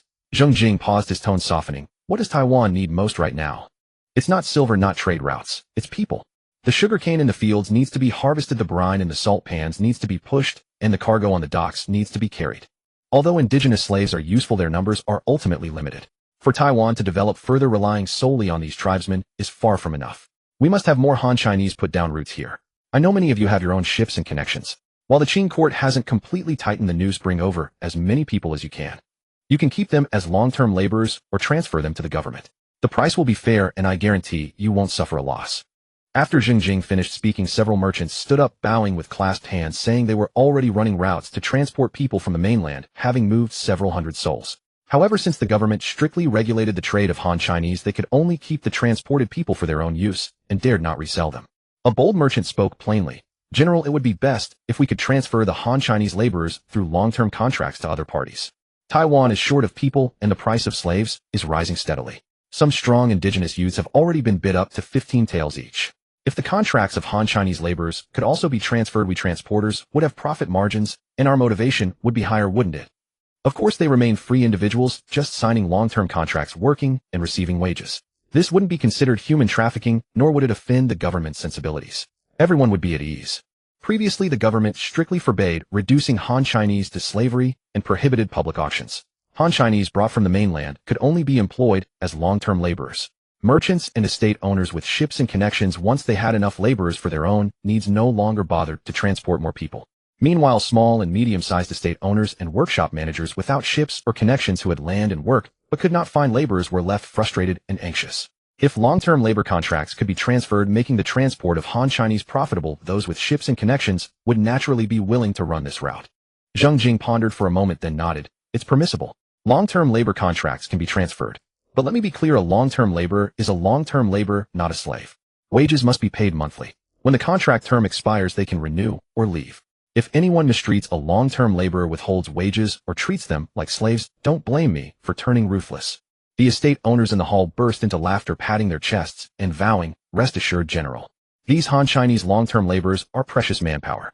They work efficiently, understand the language, and know the customs, even better than indigenous slaves. We cherish them too much to mistreat them. Another chimed in, exactly. They are hired with money. If we scare them away, wouldn't we be throwing away silver for nothing? General, rest assured, 100 times over. We will treat them like treasures. The crowd erupted in laughter again, the atmosphere as warm and festive as the new year. Zheng Jing looked at these shrewd merchants, a faint smile curling at the corners of his mouth. He waved his hand, dismissing them to attend to their own businesses.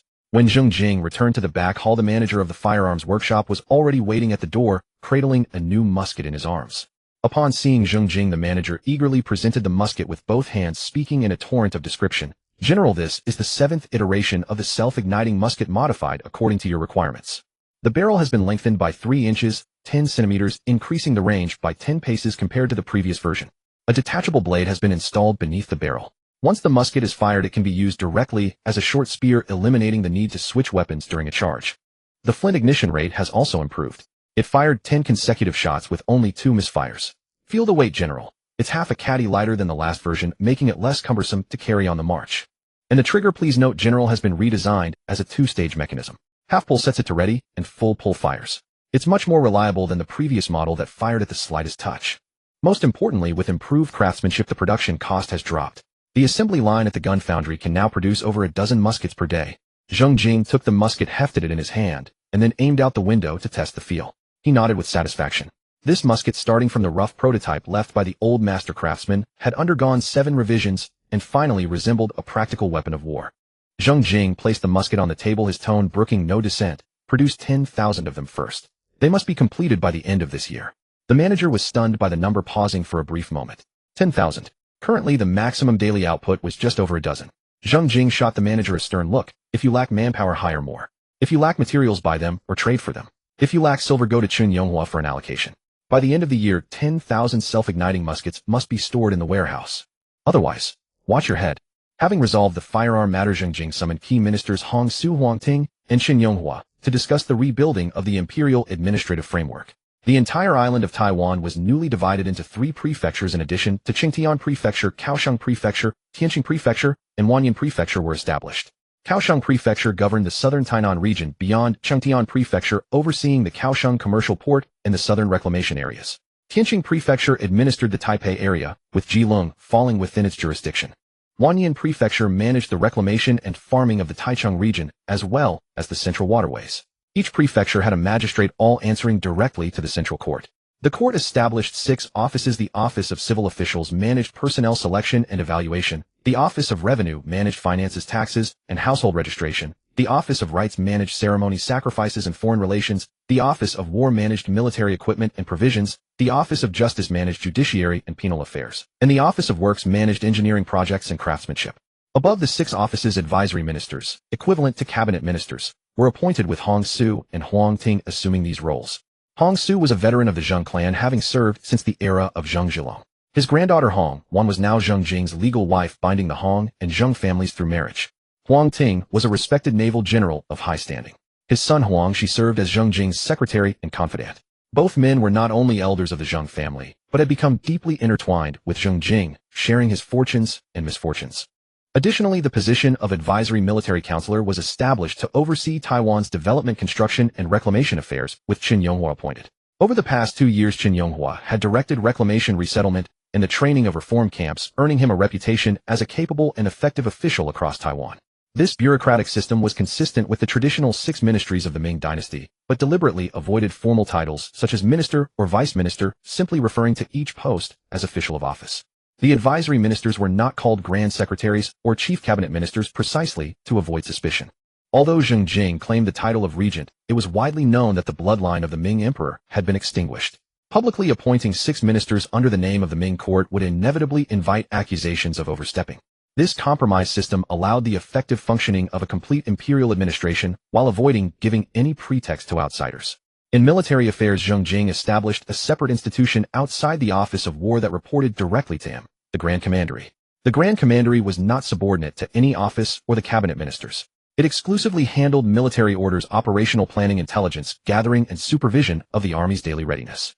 The Grand Commandery had 1 Grand Commander personally held by Zheng Jing, with 2 deputy Grand Commanders managing routine military affairs. Time passed swiftly, and it was now the 18th year of Yongli, the 3rd year of Kangxi, under the Qing, October 1664. A full half-year had passed since Zheng Jing's triumphant return from Japan. During these 6 months, Taiwan's development could only be described as rapid. The trade volume of Kaohsiung commercial port increased month by month, with commercial tax revenues reaching new heights. One estate after another sprang up along the coast. Sugarcane fields and cornfields extended continuously north and south along the shoreline. Newly built sugar mills, oil presses, and saltworks billowed smoke day and night. In the fields, besides traditional rice and wheat, the planting area of sweet potatoes and corn had also expanded significantly. After more than 2 years of intensive cultivation and the nourishment of guano fertilizer, the early reclaimed wasteland had been transformed into fertile farmland. Irrigation canals reached every plot, and rice yields per mu rose from a few dough initially to 3 or 4 sure. Granaries in each reclamation area were overflowing with grain. Official reserves contained enough military provisions for the entire army for 2 years. A steady stream of people poured in from the mainland, some transported by deception, others escaping on smuggling ships through various routes. In half a year, nearly 100,000 mainlanders had migrated to Taiwan. The streets of Qingtian Prefecture and Kaohsiung Prefecture buzzed with activity, voices mingling in various dialects. Tea houses, wine shops, cloth stores, and silver banks lined the roads, already taking on the bustling atmosphere of a prosperous city. Military progress was equally impressive. The Grand Commandery coordinated overall plans. The naval fleets took turns sailing out for drills, and the newly formed Marine Corps had expanded to 10,000 men.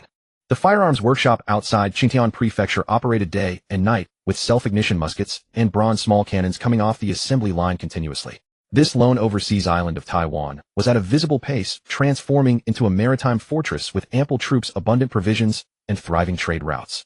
In Fuzhou, Fujian, inside the rear hall of the Governor-General's yamen, Li Shuitai lay on his sickbed, his face haggard, eyes sunken. The imposing authority he once wielded as the supreme commander of the southeast had been eroded by illness. He turned his head with effort and rasped to the old advisor standing by the bed, "Has the court still not approved my petition for retirement?" The advisor shook his head and replied softly, "Not yet, Your Excellency. Word from the capital says that several ministers are still deliberating. Perhaps the court feels the southeast coastal defense cannot be spared the Governor-General, hence the delay." Li Shuitai closed his eyes and remained silent for a long time. In his life, he had entered the service of the founding Emperor Nurhisai at the age of 12, traveling from Liaodong to southern Fujian, serving the Qing with relentless dedication for most of his years. During the Xuanji era, he was stationed in Fujian, implementing the coastal evacuation and prohibition order, turning the coastal 30-li strip into a no-man's land, trapping Zheng Chenggong in Jinmen and Xiamen, and forcing Zheng Jing to flee to Taiwan. By merit, he had been loyal to the Qing. Li Shuitai opened his eyes, stared at the ceiling beams, and murmured to himself, "I just wanted to return to my hometown in Liaodong, tend the fields, and recover from my illness. Why is it so difficult?" The advisor stood by, unsure how to answer, and silently sighed. On the 7th day of the 11th month, Fujian Governor-General Li Shuitai died of illness in office. This old minister, who had spent nearly his entire life selling his labor to the Qing, ultimately never saw the day of his retirement. With endless regret and reluctance, he breathed his last in the rear hall of the Fuzhou Governor-General's yamen. The Qing court promptly appointed Zhu Changzhua as the new Fujian Governor-General. After taking office, Zhu Changzhua did not hastily make his mark, but first conducted a discreet inspection of coastal ports and garrison posts. This inspection turned his face ashen. Although the coastal evacuation and prohibition decree had been in effect for several years, clearing the 30-li coastal strip, smuggling ships still plied the waters incessantly. Silk, porcelain, and tea were shipped by the shipload to Taiwan, while mainland refugees were smuggled out in groups. The Fujian naval forces were virtually non-existent. Local Green Standard troops either turned a blind eye to smuggling or outright accepted bribes to provide covert escort. In his later years, Li Shuitai had sought only stability, allowing coastal defense to fall into such disrepair. Zhu Changzhua immediately submitted a memorial to the court bitterly detailing the decay of Fujian's coastal defenses and impeached a list of civil and military officials who had neglected their duties or colluded with smugglers. Within less than half a month of the memorial being submitted, the court's response arrived. All implicated officials were dismissed and investigated, with serious cases being sent to the capital for trial by the Ministry of Justice. For a time, panic gripped the Fujian officialdom. Dozens of prefectural and county officials lost their posts, and several naval commanders and garrison chiefs were arrested and charged. Zhu Changzhua took the opportunity to reorganize the Navy, strictly ordered all coastal garrisons to rigorously crack down on smuggling, redefined patrol zones, restored regular joint inspection systems, and posted rewards for the capture of smuggling ship owners. Within just over a month, the smuggling network along the Fujian coast suffered a severe blow. Nearly all routes for transporting people to Taiwan were cut off, and the smuggling trade routes were largely disrupted. Zhu Changzhua's thunderous measures soon extended to the neighboring provinces. When news of Fujian's martial law spread, the governors of Zhejiang and Guangdong dared not lag behind. They followed suit, strictly ordering coastal prefectures and counties to crack down on smuggling, with naval patrol boats shuttling back and forth in the offshore waters. The Green Standard troops, who had once turned a blind eye, now changed their faces overnight, and the once unimpeded smuggling routes were severed in a single night. Raw silk, porcelain, and tea, these highly sought-after mainland goods, became difficult to obtain. When the news reached Taiwan, the merchants erupted into chaos. Although the overseas sales of snow salt and cane sugar remained unaffected, the most lucrative re-export trade from the mainland was strangled by the throat. Many were frantic, running to the Changtian prefectural office to petition, begging the general to come up with a solution. Yet this was precisely the situation Zheng Jing had hoped for, or rather had anticipated. As early as when news of Li Shutai's grave illness arrived, Zheng Jing had sensed the changing winds. In his later years, Li Shutai sought stability above all, turning a blind eye to smuggling. This tacit understanding lasted over a year, but it was bound to end with Li Shutai's death. A new official always brings a new broom. the successor would inevitably tighten coastal defenses and crack down on smuggling to establish his authority, and the smuggling network along the southeastern coast would sooner or later be dealt a blow. At that time, Zheng Jing had privately instructed Zheng Wenyu to stockpile a large quantity of raw silk, porcelain, and tea, sparing no expense in buying up goods from mainland smugglers, shipping them batch by batch to Taiwan for storage. Now, as Zheng Jing had predicted, the new Governor-General Zhu Changzhou, upon taking office, struck with thunderous force, and the smuggling routes along the southeastern coast were cut off almost overnight. The supply of raw silk, porcelain, and tea suddenly dried up. The merchants were frantic, but Zheng Jing sat securely in his position. The stockpile of sought-after goods in the warehouses was enough to last several months. As for why Zheng Jing welcomed this situation, it was not because he had hoarded a large quantity of goods to sell at high prices and make a huge profit, but because the Zheng family wanted to promote Taiwan's economic transformation. The profits from the mainland smuggling re-export trade were too exorbitant. So exorbitant that merchants felt as if they were picking up money. Running a few trips could fill their coffers, so who would be willing to plant sugarcane, open salt fields, or engage in textiles? If Taiwan forever remained merely a transshipment station for buying and selling, its prosperity would be a castle built on sand. Once the mainland supply was cut off, the entire economy would collapse. The Taiwan Zheng Jing envisioned was an island of industry capable of independent production and wealth creation, not only producing sugar, salt, and deer hides, but also its own raw silk, porcelain, tea, and handicrafts. Now that the smuggling routes were severed, it provided Taiwan with a timely opportunity for transformation, forcing merchants to shift their focus from the mainland re-export trade to local production and manufacturing. In time, Taiwan could truly establish a solid foundation, no longer dependent on others' whims. Furthermore, Zheng Jing intended to seize this moment of merchants' indignation and shared enmity to begin preparations for a counterattack on the mainland. With the smuggling routes cut off and merchants' livelihoods blocked, their pent-up resentment needed an outlet. This was the perfect time to stir up sentiment for a northern expedition. Faced with wave after wave of petitions from the merchants, Zheng Jing never relented nor appeared in person. He merely had Feng Shifan convey a few messages offering nothing but perfunctory reassurances like, "Be patient, and the general has his plans." The merchants were frantic but helpless, gritting their teeth and enduring, watching helplessly as the transshipment trade in Kaohsiung dwindled day by day, their inventories shrinking and their profits thinning. This frustration and resentment simmered on the island for an entire month. It was not until the end of the 18th year of Yongli that Zheng Jing finally made a move. On that day, the main hall of the Yinping Prince's mansion in Chengtian Prefecture was packed inside and out. Zheng Jing had summoned nearly every merchant and estate owner of note in Taiwan, a dense crowd of over 1,000 people. After everyone had taken their seats, they whispered among themselves, speculating on what major announcement the general was about to make. Was he going to dispatch troops to reopen the smuggling routes, or take some major action against the Qing court? When Zheng Jing emerged from behind the screen, the hall fell into instant silence. He walked to the host's seat, stood still, and swept his gaze quickly across every face in the room. In the past month, your profits have surely not been pleasant to look at. Your ships are docked with nothing to load, and your silver decreases day by day. I am well aware of these matters. Not only you, but the government's commercial tax has also plummeted by nearly half in this month. The transshipment trade in Kaohsiung has been almost halved. All of you are suffering, and I am suffering too. The culprit behind all this is the newly appointed Fujian Governor-General Zhu Changzhou on the other side of the strait. The hall erupted with gnashing curses. Some slapped their thighs and cursed Zhu Changzhou for cutting off their livelihood, while others shouted loudly, begging the general to dispatch troops to teach the corrupt official a lesson. Zheng Jing raised his hand to calm the uproar, then shifted the topic. Zhu Changzhou is nothing but a lackey. Eliminate him, and the Qing court will send another Zhu Changzhou. Eliminate him again, and there will be another.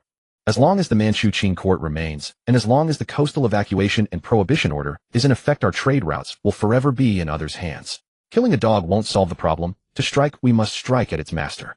To completely resolve Taiwan's predicament, we must counterattack the mainland and shake the Qing's rule south of the Yangtze.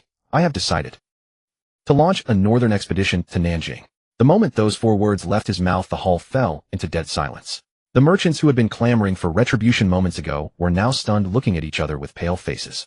A northern expedition to Nanjing. The last northern expedition to Nanjing was led by the late King Zheng Chenggong, who took 100,000 troops from both land and water along the Yangtze River all the way to the gates of Nanjing. The result was tens of thousands of soldiers' blood staining the Yangtze, and even Zheng Chenggong himself nearly perished on the retreat back to Xiamen. That battle was the most devastating defeat for the Zheng family since their rise. It had been only a few years since then, and many of the merchants present had even participated in that campaign. Even now, the mere mention of Nanjing still sent shivers down their spines. Zheng Jing took in everyone's reactions, a faint smile curling at the corner of his lips. He gestured for silence, then spoke unhurriedly. The late king fought all the way to Nanjing's gates, and that battle was lost with heavy casualties.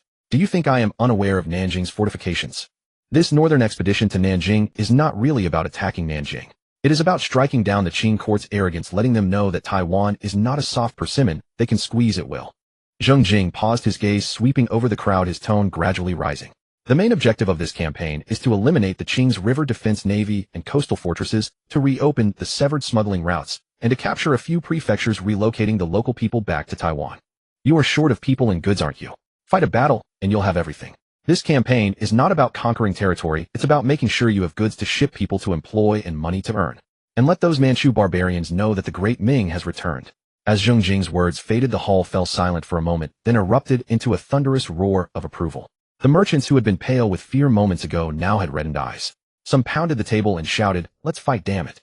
Others yelled, "We should have launched the northern expedition long ago." One man even stood up, brandishing his fist and bellowing, "The general is right.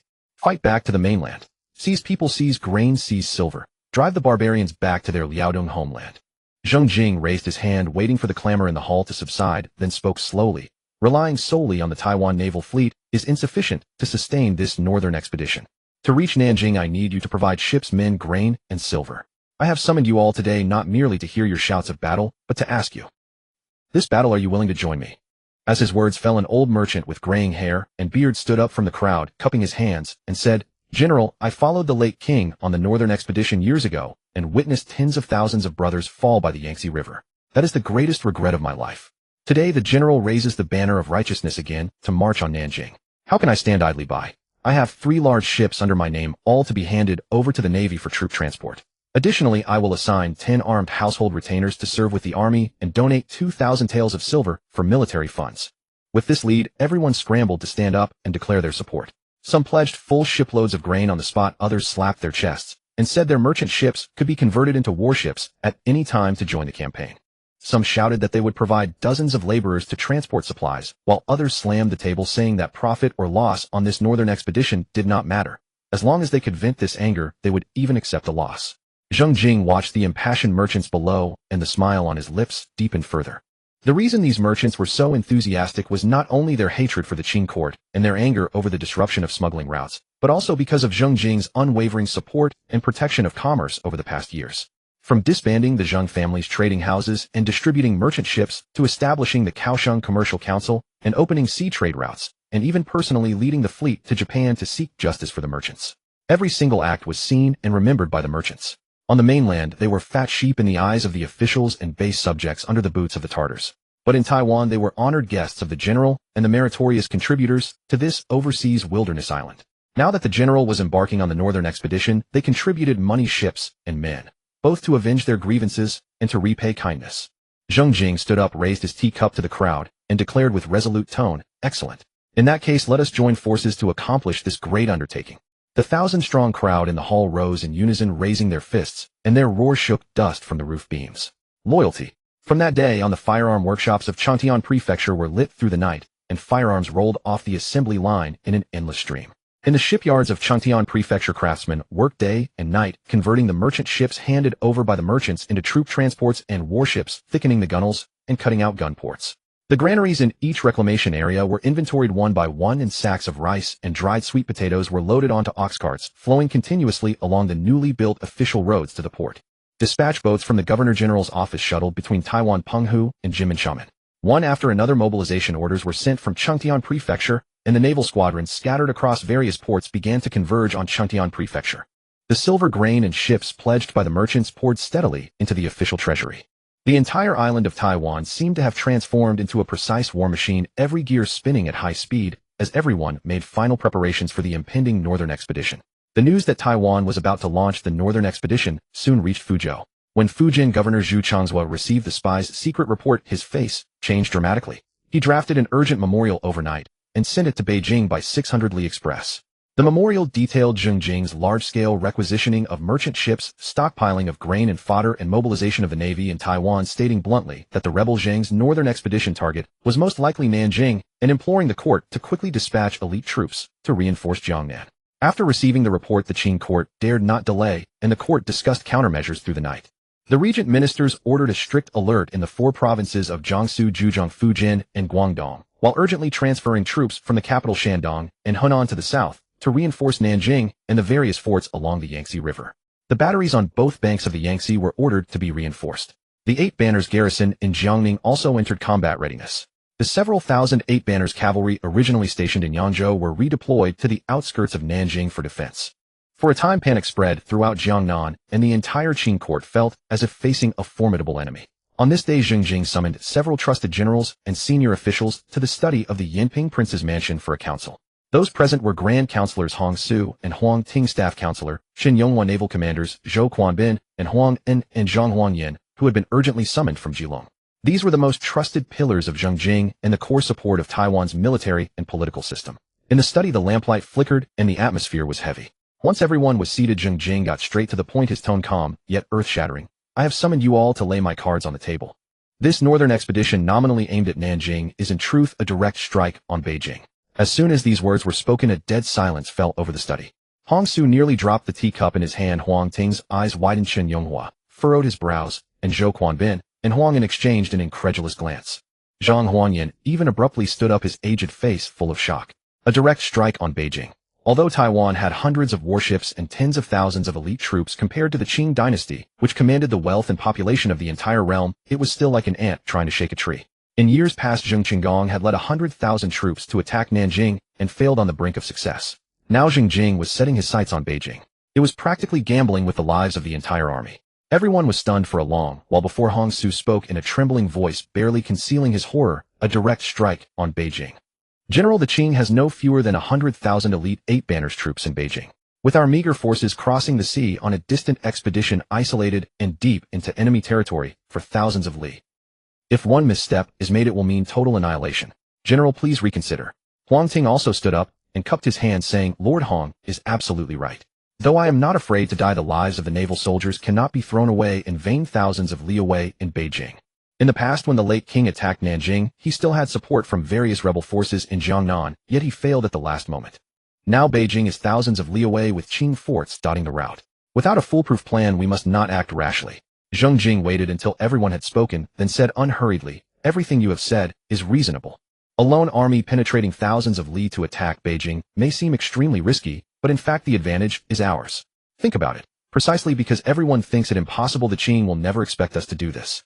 This is what is called strike. When the enemy is off guard, catch them by surprise. I deliberately leaked the news that we are attacking Nanjing. The Qing court will certainly gather heavy forces to defend the south, even transferring troops from Beijing. By then Beijing will be depleted of troops, and we can take advantage of the void. We sail north and the maritime supply line is unimpeded. No matter how formidable the Qing cavalry, they cannot set foot on our warships. On the offensive, we can strike directly at the capital. On the retreat, we can hoist sail and escape far away. In this battle, the initiative is entirely in our hands. After hearing this, everyone's faces grew increasingly grave. Hong Su shook his head, the worry on his face unabated. General, even if the Qing court has dispatched some troops from Beijing southward, the elite Eight Banners guarding the capital, combined with the Green Standard forces under the Nine Gates commander, conservatively estimated, at least 100,000 strong. Moreover, there are garrison troops stationed around Beijing at places like Tongzhou, Baoding, and Tianjin. If alarm is raised in the capital region, reinforcements can arrive within 10 days. And how many troops can we field crossing the sea on this expedition? 10,000, 20,000. Even mobilizing every soldier from Taiwan, the total would barely reach 30 or 40,000, a discrepancy in strength exceeding several times over. What concerns me even more is that landing from Tianjin and marching to the gates of Beijing requires covering several hundred li of overland terrain. Along those hundreds of li, we would have no rear support, no reinforcements, no supply lines. Everything carried on our persons. If the Qing cavalry severs our retreat and encircles us on all sides, we would be utterly abandoned, calling upon heaven and earth with no response. General, advancing a solitary army deep into enemy territory by hundreds of li with fortified cities ahead and iron cavalry behind. This is precisely the cardinal taboo of warfare. As soon as Hong Su finished speaking, Zhang Huangyan voiced his opinion, a rarity. This great hero who had devoted his life to restoring the Ming Dynasty now rose slowly to voice his opposition. General, I have fought countless battles and suffered countless defeats in my lifetime. I have long lost count. Back then, when I followed the late king on the northern expedition, we drove all the way to the gates of Nanjing. I thought victory was assured. But what became of it? The late king fell for the Qing's feigned surrender stratagem, and tens of thousands of our warriors spilled their blood in the Yangtze. I found myself trapped in the Qing's encirclement, our entire army annihilated, and in the end could only escape alone, sneaking and wandering over 2,000 li back to Zhujiang.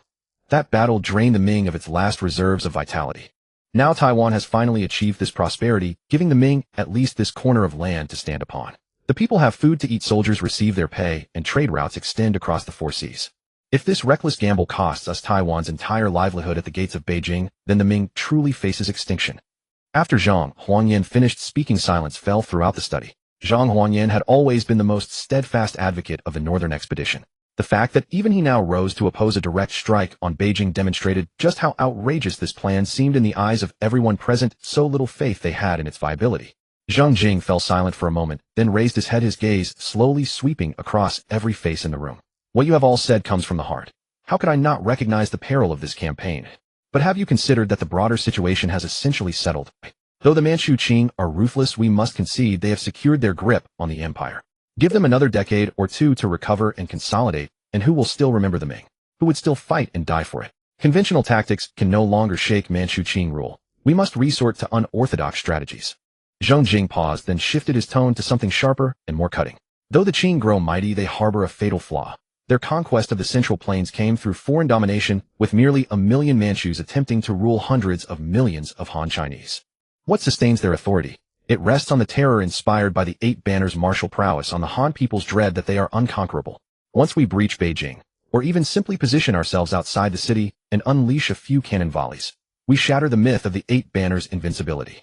At that moment, all those patriots across the land who oppose the Qing and seek to restore the Ming will rise at the mere whisper of our advance, and the very foundations of Manchu Qing rule will tremble. Therefore, this campaign is not gambling. It is a struggle. A struggle for the hearts of the people, for the right moment, for the final thread of hope to rebuild the Ming.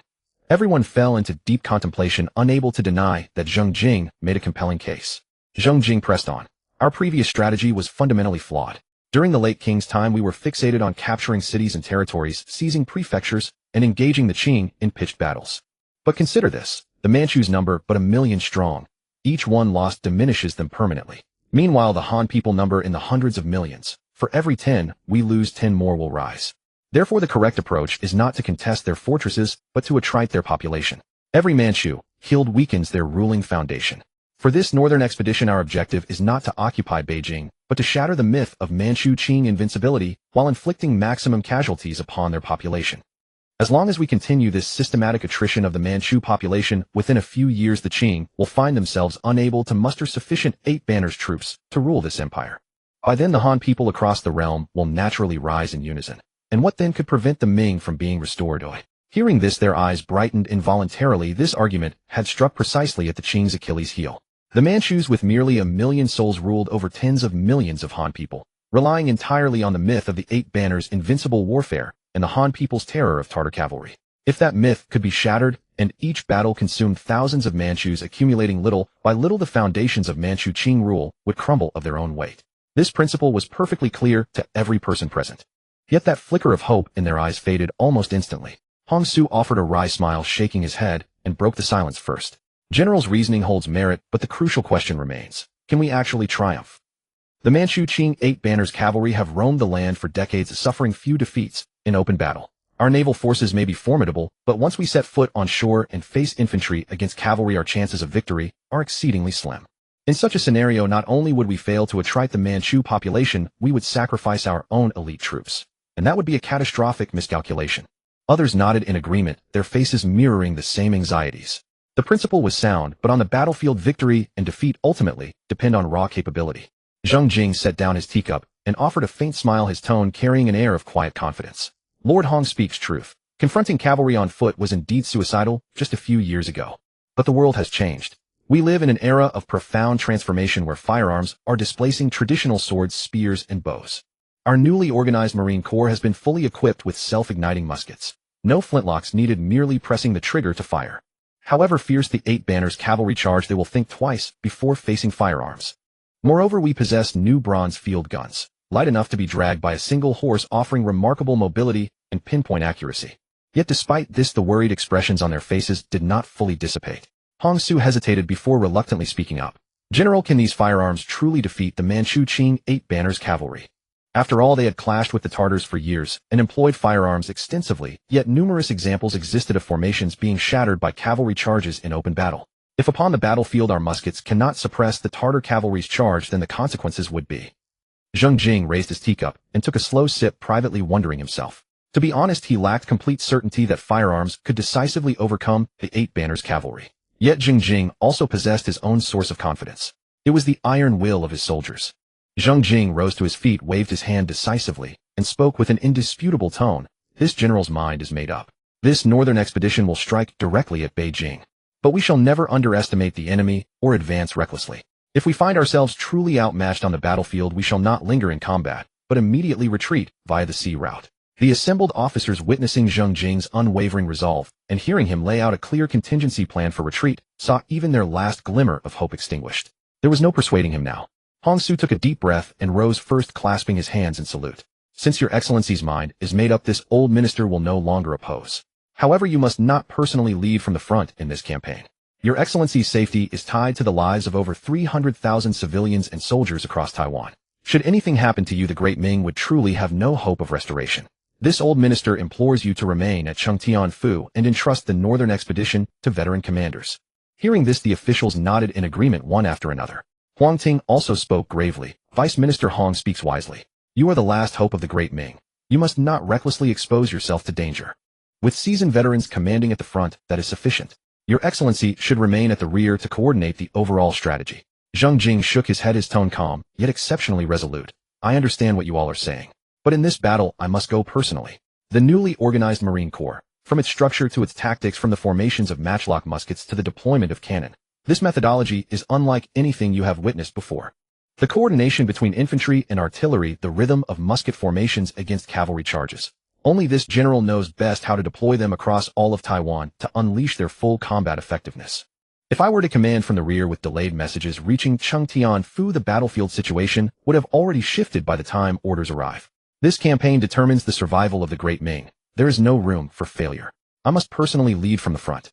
The assembled officials fell silent, exchanging uncertain glances. Hong Su opened his mouth, then hesitated before finally whispering, General, truly will you not reconsider? Zheng Jing stood with his hands clasped behind his back, gazing out at the Taiwanese landscape he had single-handedly built, and chanted slowly, to sacrifice oneself for the nation's crisis. Death seems like returning home. The world says Beijing is a dragon's pool and tiger's den, that the Eight Banners' iron cavalry is invincible. Yet if everyone fears difficulty and shrinks back, when will the Great Ming be restored? I am determined to be the one who acts despite knowing it may be impossible. If we win this battle, there is hope to restore the Great Ming. If we lose, we die gloriously on the battlefield. You need not urge me further. The northern expedition is decided. Chen Yonghua's eyes grew warm, and he was the first to bow and kneel. The others followed suit, kneeling together and declaring in unison, We, your subjects, are willing to follow your excellency on the northern expedition to restore the Great Ming. On the third day of the first month in the 19th year of the Yongli era, 1665, outside the Marine Corps camp beyond Chengtianfu, before dawn had broken, urgent bronze gongs sounded outside the tents. Zhao Taizhu sprang from his hard sleeping board, donned his leather armor, and grabbed his self-igniting matchlock, leaning against his pillow, charging toward the drill ground. Zhao Taizhu was the descendant of a veteran in the Zheng family whose entire household had come to Taiwan from Jinmen and Xiamen during the relocation. When the Marine Corps expanded its ranks last year, he bit the bullet and enlisted, having been in service for barely half a year. A gentle breeze swept across the drill ground where hundreds of soldiers stood arranged in neat, orderly formations. At the front of the formation stood a wooden platform. The indoctrination officer, clad in a crisp blue uniform with a short sword at his waist, remained motionless upon it, his piercing gaze sweeping over every face below. Once the troops were in position, the indoctrination officer raised his voice and bellowed, Loyalty. The soldiers below instinctively squared their shoulders and roared with all their might. Loyalty. The roar of hundreds of voices erupted across the morning drill ground, startling birds from the distant woods into flight. The indoctrination officer gave a slight nod before beginning his address, his voice clear and resonant, carrying on the gentle breeze. While we slept soundly, the general had already awakened the sun to bring us a brand new day. We are the general's most loyal warriors, and our mission is to follow in his footsteps, expel the Manchus, and restore China. Only by following the general's command can we achieve victory wherever we go. Only by holding fast to the general's teachings can we press forward courageously. Only by following the general's banner can we rebuild the Great Ming. The soldiers below felt their blood boil with passion at these words, and they roared 3 times with all their strength, Loyalty, loyalty, loyalty to the general. Far off at the edge of the drill ground, a massive banner snapped in the morning wind, its bold black characters reading, Follow the general's command, and you shall win victories. The indoctrination officer leaped from the platform and led the charge himself. The 100-strong formation pivoted in perfect unison on the drill ground, marching in lockstep out through the camp gates and running 5 li along the coastline without pausing. A gentle breeze whistled past his ears as the sandy ground crunched beneath his feet. Zhao Taizhu ran in the middle of the formation, his leather armor growing damp with sweat that then dried. Yet compared to the pitiful sight of him gasping for breath after just 2 li when he first enlisted, his steps had grown remarkably steadier. Upon completing the 5 li run, the troops regrouped on the drill ground, took a brief rest, and then each squad leader guided his men to the mess hall for breakfast. The mess hall consisted of several spacious wooden sheds where large wooden barrels and long tables stood ready with steaming breakfast already prepared. The congee was thick and hearty, the multi-grain buns shaped like fists, the steamed sweet potatoes releasing a fragrant steam, while pan-fried fish turned golden brown on both sides, accompanied by bowls of pickled vegetables. Zhao Taizhu stood in line with his bowl as the cook ladled a generous portion of congee into it, then added 2 fried fish, a bun, and a small scoop of pickled vegetables. Barely had he settled onto the long bench with his heaping bowl when he spotted the indoctrination officer once again standing on the wooden platform before the mess hall.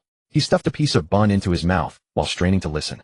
The indoctrination officer routinely addressed them before meals. It was an unwritten tradition of the Marine Corps. Clearing his throat, the indoctrination officer's voice resonated through the wooden shed. Warriors of the Marine Corps, the general's most loyal soldiers.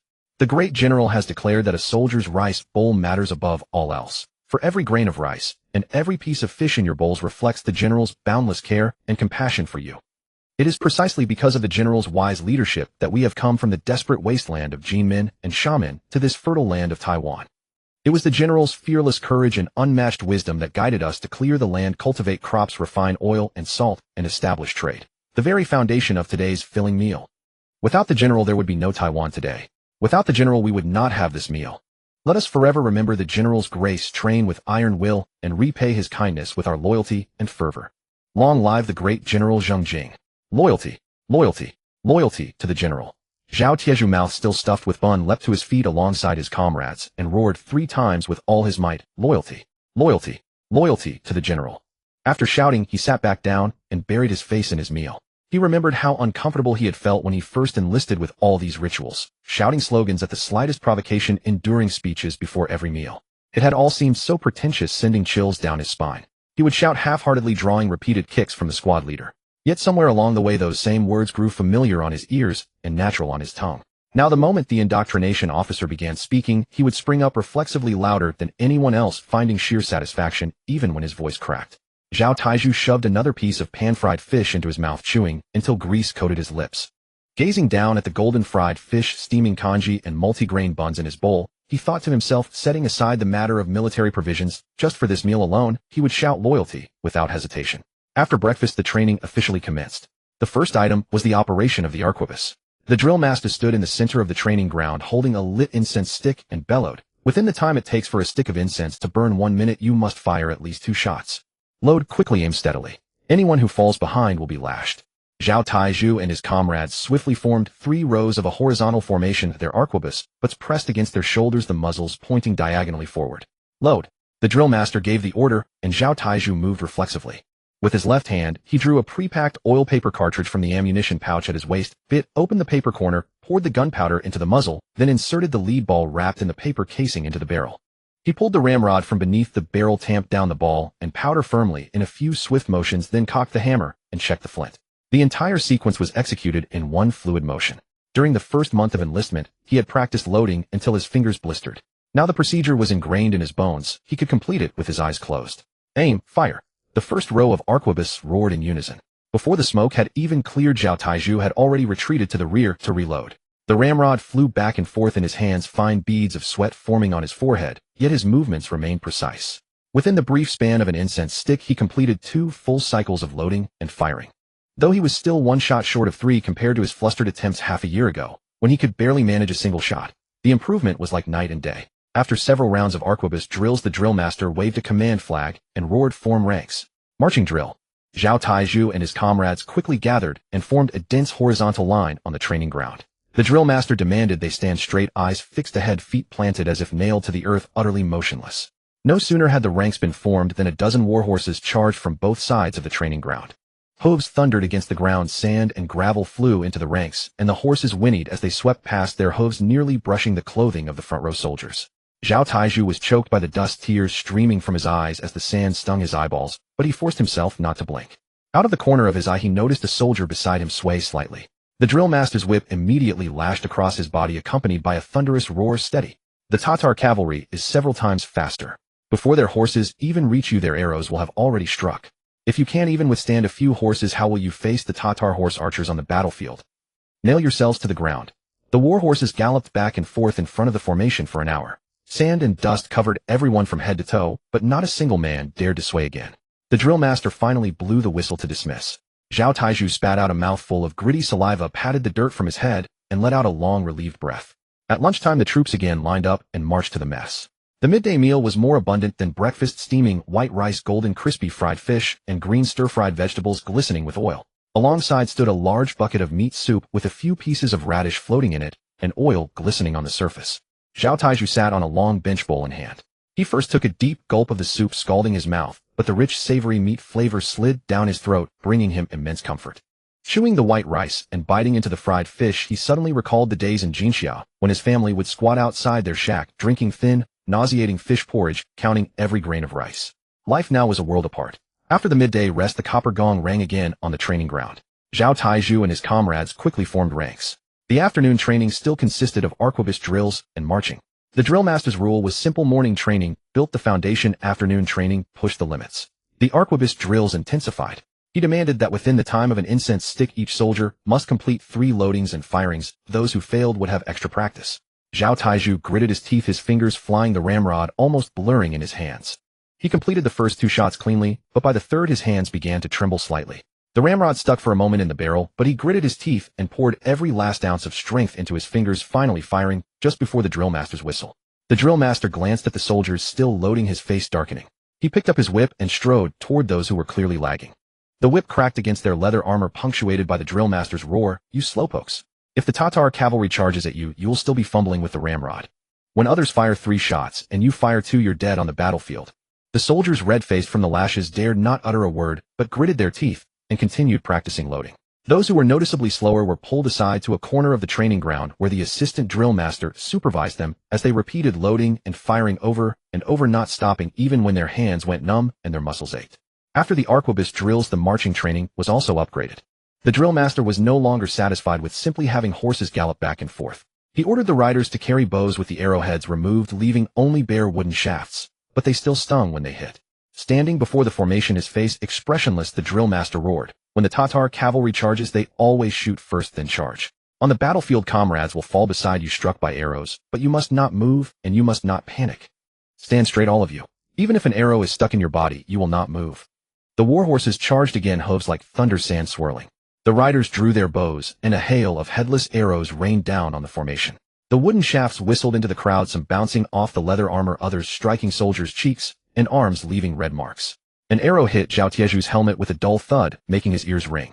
Instinctively he wanted to duck, but as his body began to move, he forced himself to stop. The drill master's whip was still in his hand, his eyes fixed on this direction. Zhao Taizhu clenched his teeth, straightened his neck again, and stood like an iron stake driven into the ground.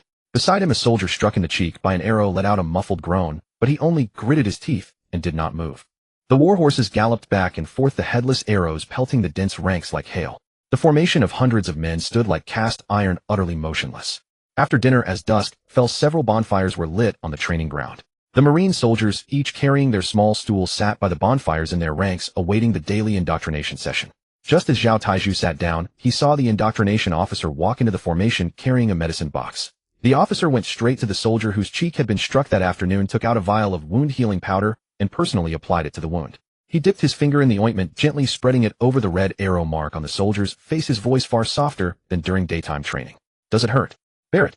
I know the training is hard, and the arrows sting like knives. But have you ever thought, the enemy's arrows have iron heads, one shot can pierce through your body.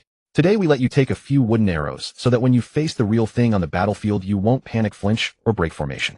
If the formation holds, you live. The more you adapt today, the more chances you have to survive tomorrow."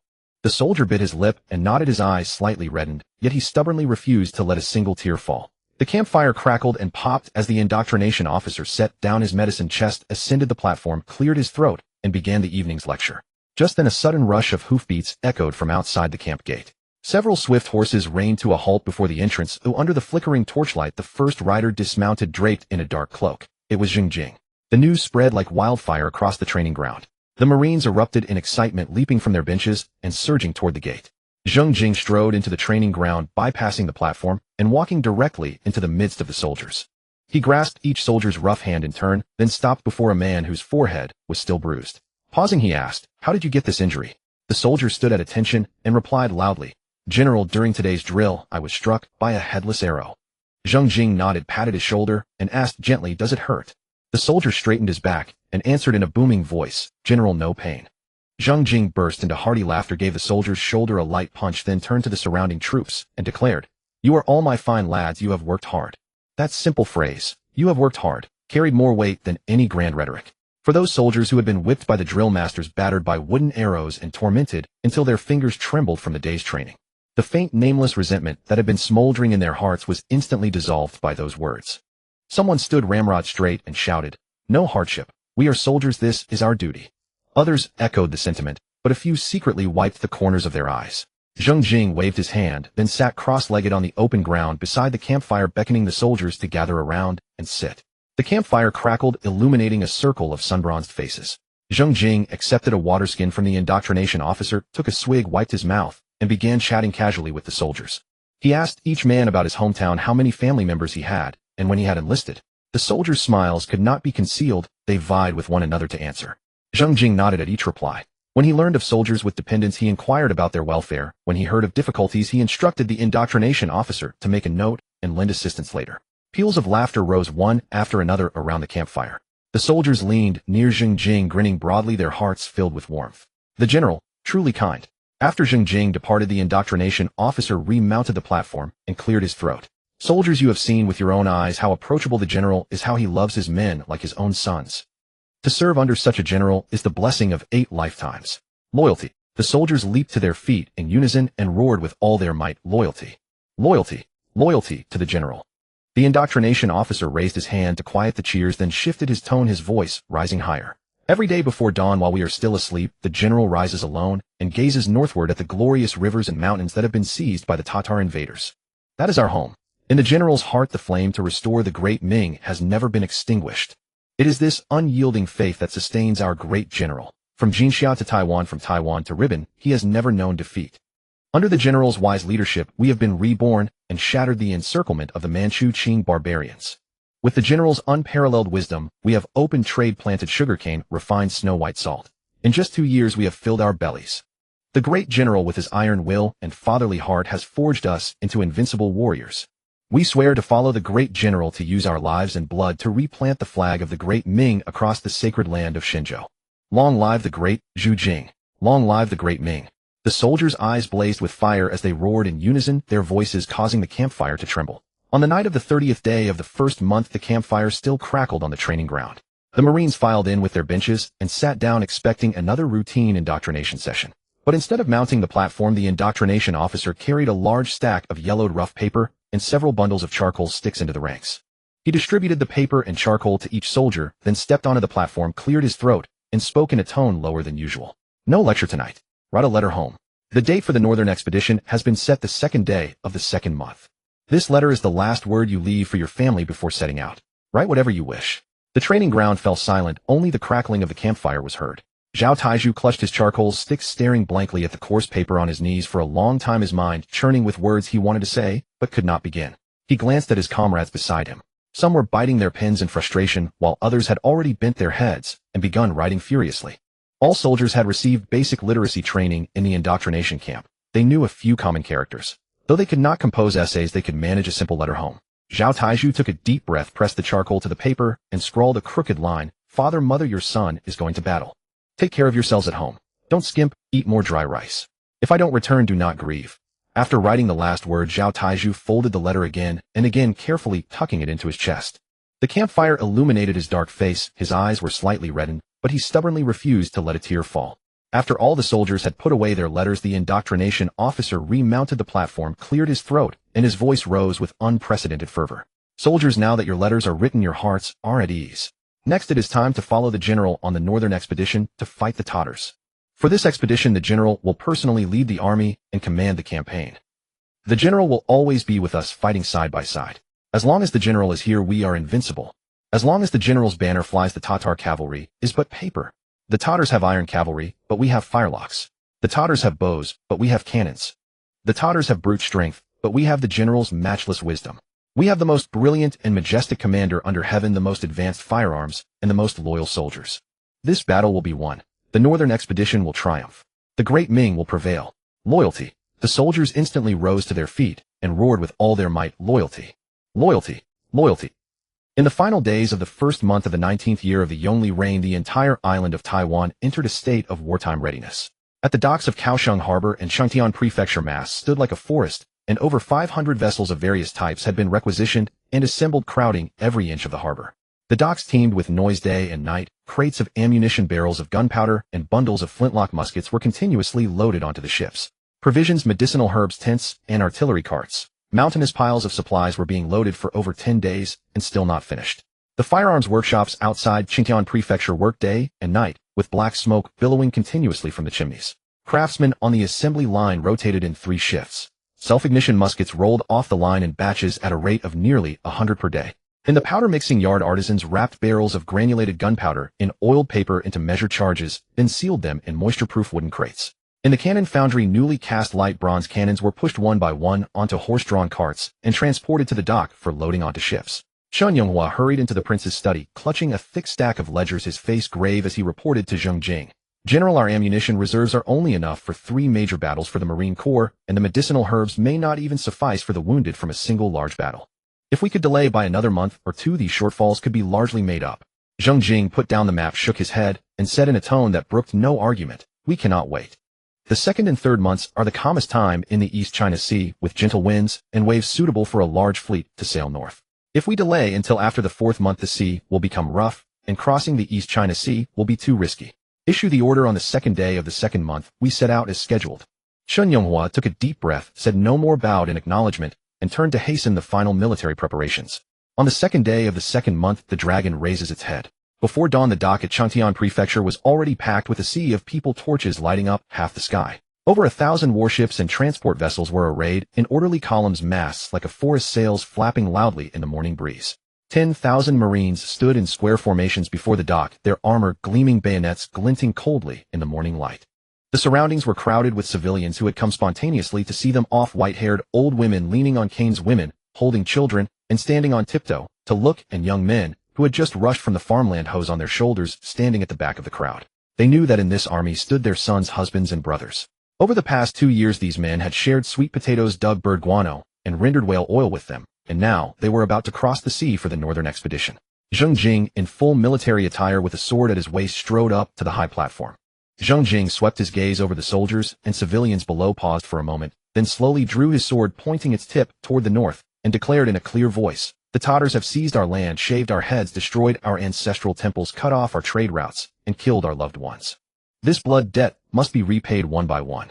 Today I, your general, will personally lead you across the sea for the northern expedition. Let the Tatars see that the Great Ming still stands, and its people are not yet extinct." Zheng Jing raised his sword high, pointing its tip straight at the sky, and shouted sternly, "March north to the Central Plains, restore the Great Ming." Below the platform, 10,000 soldiers raised their muskets in unison, and the roar exploded like an avalanche or tsunami. "March north to the Central Plains. Restore the Great Ming." The civilians also joined in the shouting, cries and shouts mingling together, shaking the very seawater by the dock. Bugles sounded in unison, the warships weighed anchor, and over 1,000 vessels of all sizes slowly sailed out of Qingtian port, the Ming flags fluttering high in the morning breeze. After leaving Qingtian, the fleet sailed north along Taiwan's west coast. On the sea, mass stood like a forest with over 1,000 vessels arranged in several columns stretching for dozens of miles, a spectacular sight. As they passed along the coasts of Tianjin Prefecture and Wanyan Prefecture, the people on shore flocked to the seaside, waving their arms to see off the fleet. The fleet stopped at Jilong Harbor in Taipei to load the last batch of supplies. According to the battle plan drawn up before the campaign, the fleet split here. Zhou Quanbin led a force north toward the mouth of the Yangtze River, making a great show of preparing to attack Nanjing to divert the attention of the main Qing forces in Jiangnan. Meanwhile, Zheng Jing personally led the main fleet. Over 500 warships totaling 40,000 men, including 10,000 Marines, 20,000 naval soldiers, and 10,000 armed retainers from merchants and estate owners heading toward Jeju Island. This massive fleet would make its final rest at Jeju Island, then cross the Bohai Sea and strike directly at Tianjin Prefecture, the gateway to Beijing. As they parted, Zhou Quanbin stood on the bow of his ship, cupped his hands in salute to Zheng Jing, and shouted, "Take care, General. I will await your triumphant news at the mouth of the Yangtze." Zheng Jing stood on the deck of the flagship, watching Zhou Chuanbin's fleet gradually disappear into the morning mist, then turned and ordered the main fleet to sail north at full speed. After 10 days of sailing, the fleet arrived at Jeju Island with calm seas throughout the journey. Most of the Zheng army soldiers had grown up along the coast and were accustomed to sailing, so there were almost no cases of seasickness. Zheng Jing had also specifically ordered each ship to carry a large quantity of citrus fruits to distribute to the soldiers to prevent scurvy. During the 10-day voyage, the entire fleet suffered negligible losses due to illness. When the fleet reached that harbor in the southwest of Jeju Island, the camp and simple dock that Zheng Jing had ordered built there the previous year were already taking shape. Over the past year, this outpost had not been peaceful. Korean patrols soon discovered this foreign camp that had abruptly appeared on Jeju Island. The governor of Jeju immediately dispatched several hundred soldiers to attack it, but they were routed by a volley of fire from the Zheng army, leaving behind a few corpses and fleeing in disgrace. The governor of Jeju dared not act rashly again and had to report the matter up the chain to the Korean king. The Korean court sent envoys across the sea to negotiate, and the Zheng garrison commander responded according to the script Zheng Jing had prepared in advance. This is merely a temporary stopover for Zheng merchant ships intended only for fresh water and shelter from the wind, and by no means a garrison or occupation of the island. The two sides thus engaged in a back-and-forth dispute for nearly a year. The Korean court never made up its mind to send a large army to suppress the camp, mainly because the Zheng camp was built in a remote bay in the southwest of the island far from Korean settlements and had never harmed the Korean people on Jeju Island. The two sides each occupied their own corner, keeping to themselves. More importantly, a cross-sea expedition would be enormously costly, and the Korean troops were long out of practice with their navy particularly weak. Thus the Korean court simply turned a blind eye, pretending that desolate bay did not exist, and this stalemate had persisted until now. Before the arrival of the main Zheng fleet, the outpost had already cleared the surrounding area within dozens of miles of Koreans and stationed troops to guard all the mountain paths leading to the camp. When over 500 warships and 40,000 troops quietly entered the harbor, not a single outsider noticed. The fleet rested at Jeju Island for 3 days, replenishing a large amount of fresh water. 3 days later, Zheng Jing stepped onto the bow of the central flagship and issued the order to continue north. Over 500 warships slowly weighed anchor departed Jeju Island and sailed through the waves toward the Bohai Sea in the north. The fleet departed from Jeju Island and sailed northward, entering the waters of the Bohai Sea. The wind and waves on the sea were far more intense than those in the East China Sea. Leaden gray clouds pressed down low, and the north wind carrying the waves crashed against the ship's sides one after another. The white foam splashed onto the deck, soaking the soldiers' trousers. Several troop transports converted from smaller merchant ships pitched violently in the swells. Their hulls creaked and groaned, as if they might be torn apart by the waves at any moment.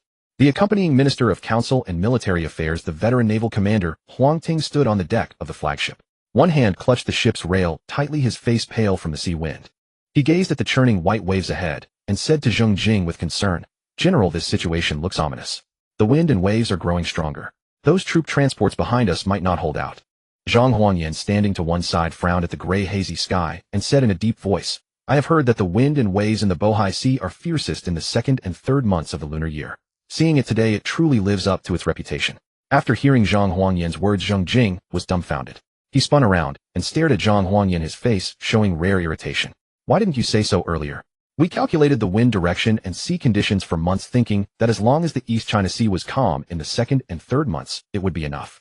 Who knew the Bohai Sea would be like this?" Zhang Huangyan coughed, turned his face away in slight embarrassment, and explained dryly, "I only heard about it from others. I have never experienced it myself. After all, I have fought battles all my life along the coast of eastern Zhejiang and have never been to the Bohai Sea. Who knew the rumors were true?" Zheng Jing took a deep breath, forcing down his urge to curse. Huang Ting, gripping the rail, suggested in a low voice, "General, should we delay the voyage and wait for the wind and waves to subside? The troop transports behind are tossing too violently.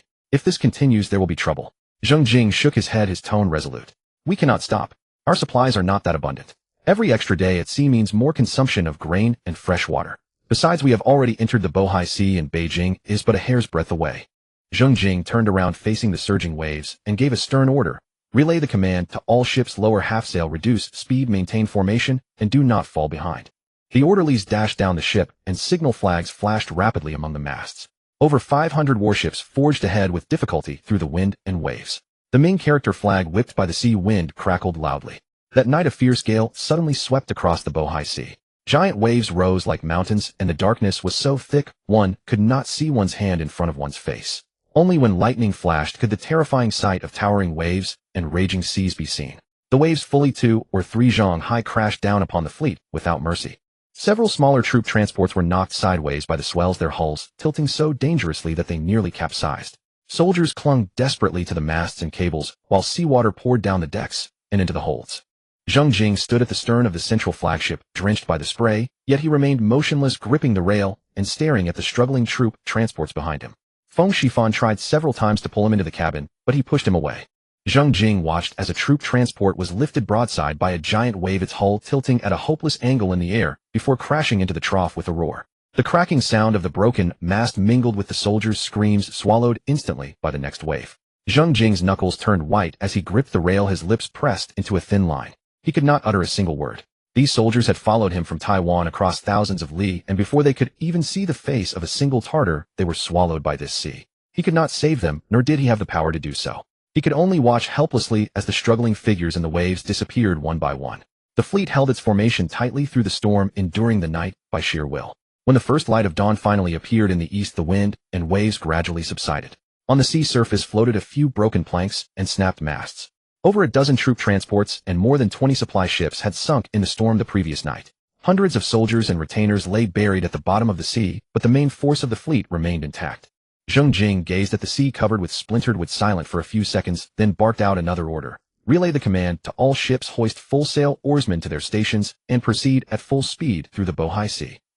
The orderlies rushed off and signal flags flashed among the masts. Like frightened birds, the 500 warships with both oars and sails dashed at full speed toward Tianjin Guard.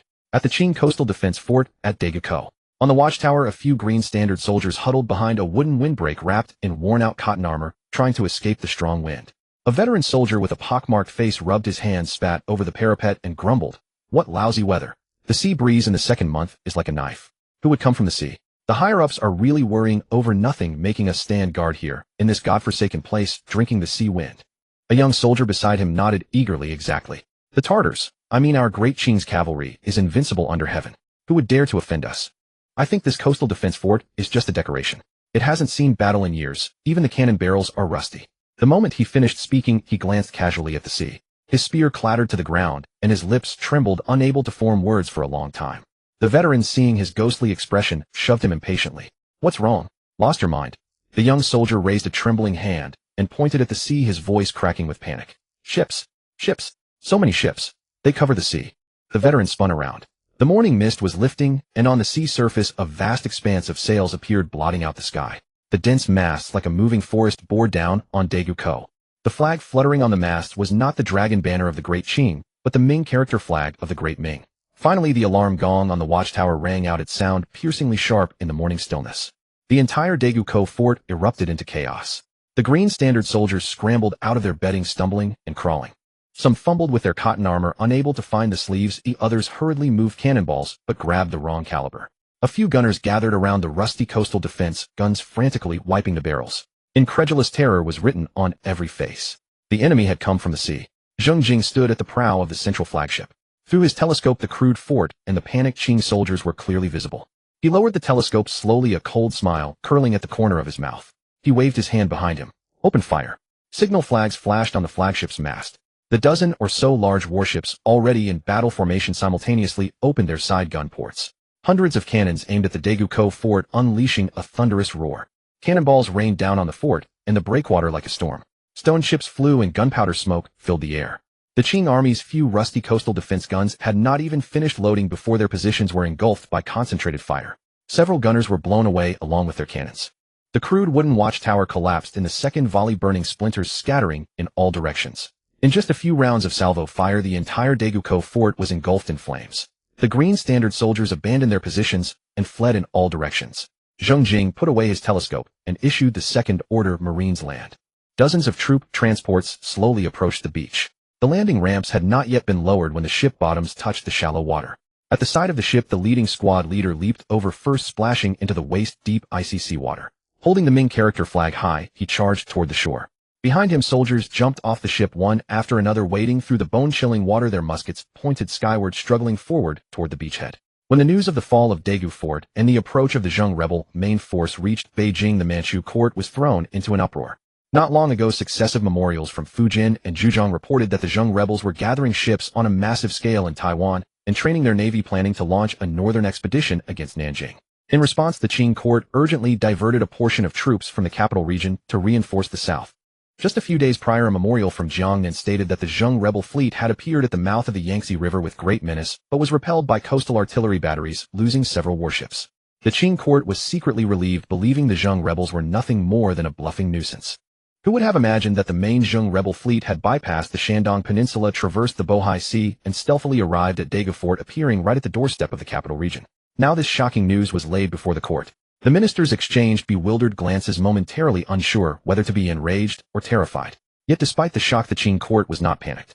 Regent Minister Oboy snorted coldly in the court, speaking in a gruff voice. The Zheng rebel navy is accustomed to roaming the seas, but once they set foot on land, they are nothing but a rabble. Over 100,000 troops are stationed in the capital region. If those rebels dare to come, it saves us the trouble of a sea expedition. We will make sure they never return. Issue the order, dispatch the 8,000 elite cavalry of the Tongzhou garrison to march south immediately and engage the enemy. The Tianjin garrison commander shall lead his Green Standard troops to intercept along the way, annihilating the rebels before they can draw near. At this time in the Manchu court, the Kangxi emperor was still a child and had not yet assumed personal rule. Court authority was nominally held by the four regent ministers Sonin, Oboy, Ebelin, and Saksaha. Sonin, the foremost among the four regents, was aged and infirm and had long ceased to involve himself in state affairs. Ebelin was weak-willed, lacking independent judgment, and always followed Oboy's lead. Only Saksaha was in irreconcilable conflict with Oboy, constantly undermining each other in court. However, Saksaha was isolated and weak. Actual power had already fallen into Oboy's hands alone. This once cooperative regent minister had now become arrogant, formed cliques for personal gain, and anyone who did not align with him was suppressed or marginalized. Meanwhile, the Grand Empress Dowager Bumbutai remained behind the scenes, observing the situation, enduring silently, without taking action. At this moment, Saksaha stepped forward, casting a cold glance at Oboy, before turning to the young Kangxi on the throne. He bowed and reported, "Your Majesty, the Zheng rebel navy bypassing Shandong to strike directly at Daegu Fort is unprecedented since the founding of our great Qing. The capital region is the foundation of the state, yet now pirates are at the gates. Oboy, as the chief regent, usually acts arrogantly and monopolizes power, but now he has allowed tens of thousands of Zheng rebel troops to land safely. Is this not dereliction of duty? I believe." Silence. Oboy interrupted Saksaha harshly before he could finish, his fleshy face trembling. "Saksaha, do not slander me before His Majesty. The Zheng rebels are but a band of pirates who luckily reached the shore. I have already dispatched the Tongzhou cavalry south to engage them. They will annihilate this invading force in no time. If you think my handling is improper, you are welcome to personally don armor and fight the Zheng rebels yourself. Why waste your breath in court?" Saksaha, flushed with anger, threw his official hat to the ground and shouted, "Fine, I will go. Oboy, do you think I dare not? I followed the late emperor from Liaodong all the way here while you were still a mere foot soldier under Dodo. Now you are arrogant and look down on everyone. If this battle is lost, how will you face the late emperor?" Oboy flew into a rage, his spittle nearly spraying on his Saksaha's face. "Insolent! Who do you think you are to mention the late emperor? Since I took over regency, I have eliminated traitors within and suppressed rebellions without. When have I ever been derelict? You, a mere word-spinning rat, dare to point fingers at me." The two went back and forth in court, spittle flying, treating the young Kangxi on the throne as if he were invisible. The entire court of officials remained silent, too terrified to speak. Kangxi sat upright on the dragon throne, his youthful face expressionless, quietly watching the two regent ministers quarrel before him. Behind the curtain, the Grand Empress Dowager Bumbutai remained silent. The scene was disgraceful. The Zheng rebel army had already reached Daegu Fort, yet the two great regent ministers of the Qing were still arguing fiercely in court. It seemed as if winning the verbal battle was more important. This also indirectly reflected the Qing court's contempt for the Zheng clan. After capturing Daegu Fort, the Zheng army did not linger on the beachhead. The Marines quickly cleared the remaining Qing troops around the batteries, and successive transport and supply ships came ashore. The beach was densely piled with ammunition crates, grain sacks, and disassembled light bronze cannons awaiting wheel assembly. The landing of tens of thousands of troops would take time, but Zheng Jing did not intend to wait idly. Tianjin Guard was only a few dozen li from Daegu Fort. Speed was paramount. They must capture this gateway to the capital before Qing reinforcements arrived. Zheng Jing immediately ordered General He Yu to lead 5,000 Marines as the vanguard, traveling light and fast-charging straight for Tianjin Guard along the official road. Tianjin Guard, the gateway to the capital, was not yet a formal prefecture or county, but a directly governed garrison of the Qing court. Due to its role as a grain transport hub, it was heavily fortified. The city housed the Tianjin Guard commander, who oversaw the Tianjin naval garrison and Green Standard infantry and cavalry, totaling about 5,000 troops, the first line of defense for the capital region. The Tianjin Guard commander Lu Fangming was a Han Chinese of the bordered yellow banner, over 50 years old, and had been stationed in Tianjin for several years. When news of Daegu Fort's fall reached the city, he was drinking tea in his office and shattered the teacup in shock. He had never imagined the Zheng rebels would reach the Bohai Sea. But Lu Fangming was an old soldier. After the initial shock, he quickly composed himself. Tianjin Guard was the gateway to the capital. If he lost it, his entire family would be buried with him. He dispatched horsemen to race to Beijing with urgent reports, while hastily assembling all available troops in the city, 500 cavalry and 3,000 infantry. He personally donned armor and led them out to engage the enemy. The two sides encountered each other on an open plain 30 li south of Tianjin Guard. Lu Fangming rode up a gentle slope and raised his monocular telescope to survey the opposite side. He saw a dense mass of Zheng infantry clad not in iron armor, but light leather with round iron helmets, all carrying muskets. There was not a single horse nor any artillery in sight. Lu Fangming lowered his telescope, nearly laughing out loud. No cavalry, no heavy armor, no heavy cannons. Just a bunch of light infantry daring to invade. This was no northern expedition army. It was clearly a group of ignorant pirates landing to die. He tucked the telescope into his belt, drew his saber, and called out to his soldiers with a laugh, "Brothers, those pirates over there don't even have decent armor, just a few rusty muskets, and they dare to come and die. Order cavalry charge, break their formation. Infantry advance immediately behind. Annihilate these insolent bastards to the last man." On Zheng's side, the commotion of the Qing forces was also detected, and they swiftly deployed into battle formation. The marine soldiers arranged themselves into several dense squares, with those in front kneeling and those behind standing, their muskets aligned squarely ahead. The marines' equipment stood in stark contrast to that of the Qing troops. They wore light leather armor with only a single iron plate embedded over the chest to protect vital areas. Upon their heads sat the traditional round iron helmets of the Ming army, the brims pulled low, contrasting with the soldiers' sun-darkened faces. Most conspicuous was the standard-issue backpack strapped to each man's back, containing fixed ammunition, dry rations, and a rolled-up thin quilt. Attached to the straps hung a water pouch and a bayonet scabbard. A soldier fully equipped with this gear could operate independently for 2 or 3 days, advancing steadily without relying on a supply train. The faces of the soldiers facing battle for the first time inevitably betrayed nervousness. In the distance, the thunderous hooves of the Qing cavalry charge caused the very ground to tremble, and the overwhelming momentum made many palms sweat. Yet the memories of months of relentless drill on the training ground, being lashed by the instructor's whip and pummeled by blunt arrows until their bodies ached, now crystallized into instinctive reflexes. The steady, composed commands of squad leaders and platoon leaders echoed through the ranks. Soldiers' fingers instinctively reached for the ammunition pouches at their waists, and ramrods moved with rapid, rhythmic precision through the musket barrels. Loading, tamping, checking the flint. The entire sequence was executed in one fluid motion, and within moments the first round of loading was complete. The Qing cavalry drew ever closer, the thunder of hooves deafening, and the glint of cold steel sabers became visible in the riders' hands. Squad leaders and platoon leaders strode through the ranks, shouting at the top of their lungs, "Don't panic. Don't fire early. Wait for the command. No matter how fast the Tartar cavalry charges, they can't outrun our volley fire. Steady. Loyalty." The soldiers responded in unison, "Loyalty." This shout steadied their wildly pounding hearts, and the fingers resting on the triggers ceased to tremble.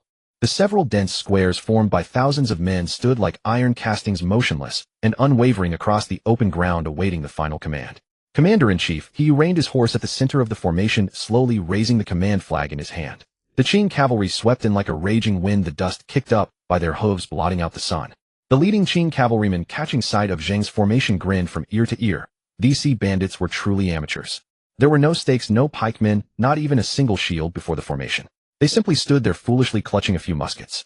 In the eyes of Qing cavalry, these muskets were nothing but useless sticks after the first shot.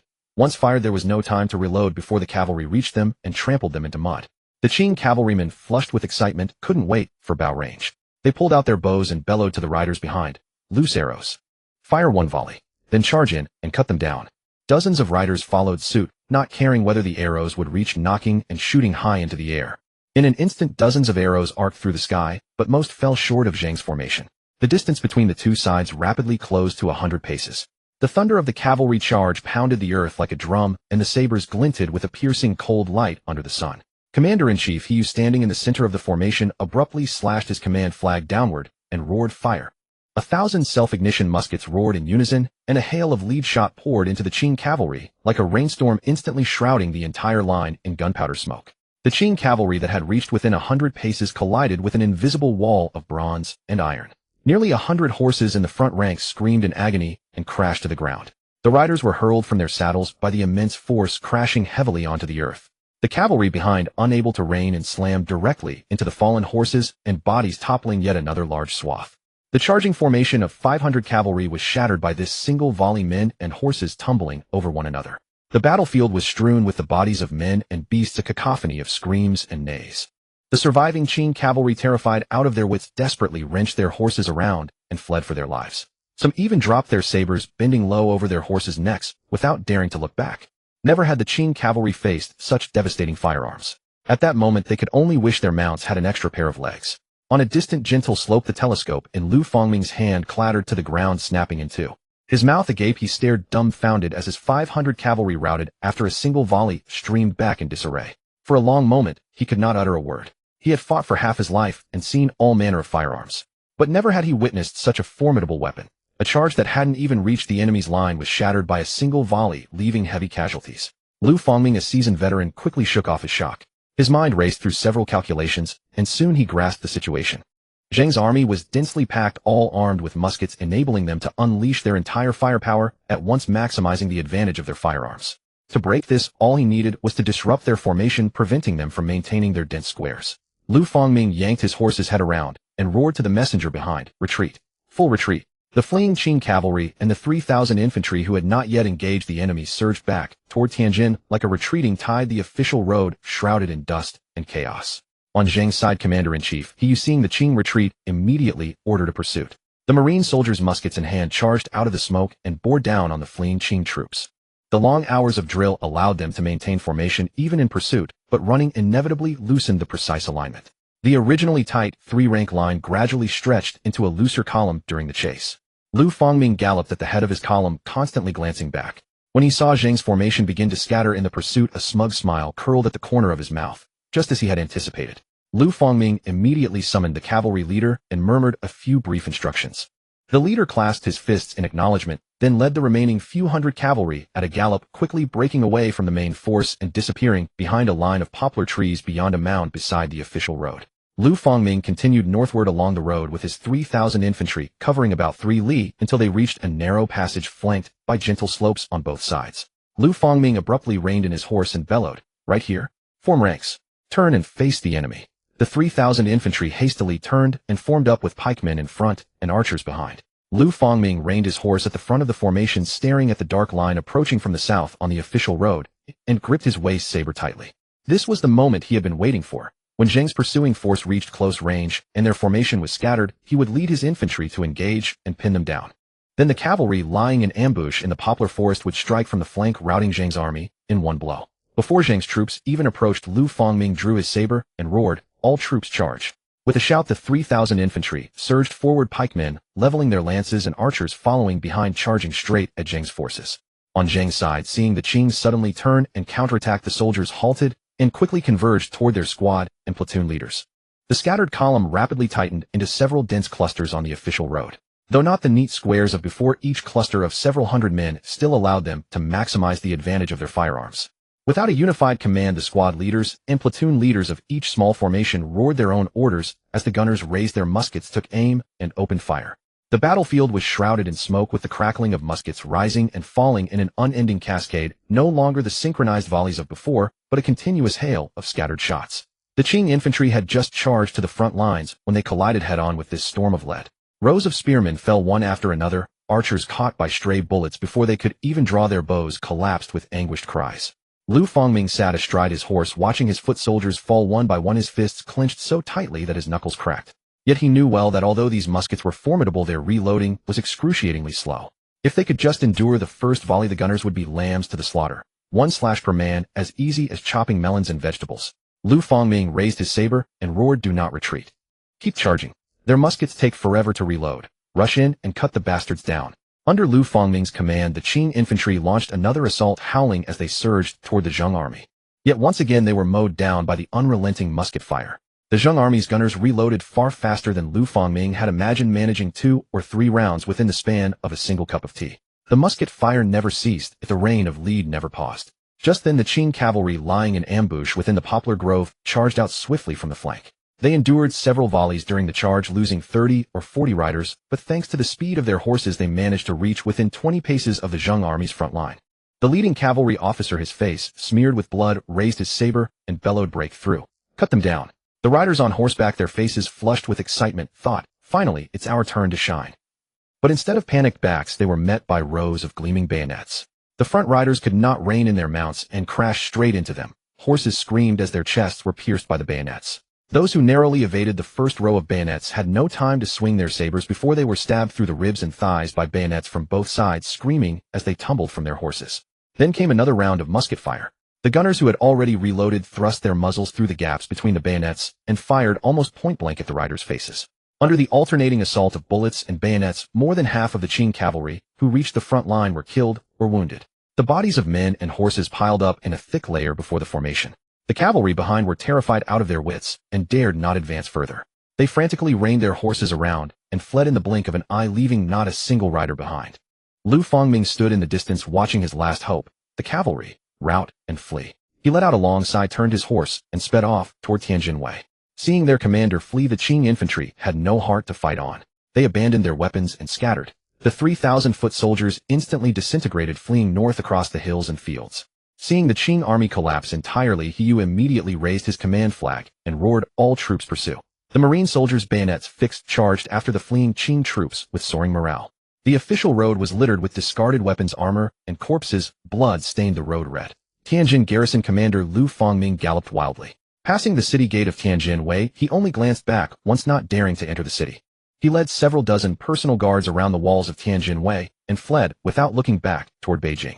The few hundred green standard troops left on the walls of Tianjin Wei hastily slammed the city gates shut and raised the drawbridge over the moat, foolishly hoping to hold out behind the walls. When the Zheng army reached the foot of the city, General He Yu sent men to call for surrender, but the Qing troops on the walls refused to open the gates. He Yu sneered, wasted no words, and immediately ordered the felling of trees outside the city to build simple scaling ladders. The marine soldiers put down their muskets, drew axes and saws, and within half an hour had constructed over a dozen scaling ladders. At He Yu's command, the Zheng army launched an assault on the city from several directions simultaneously. The gunners below raised their muskets and fired a volley at the battlements. The bullets struck the crenellations, sending up showers of stone chips, pinning down the Qing archers and preventing them from raising their heads.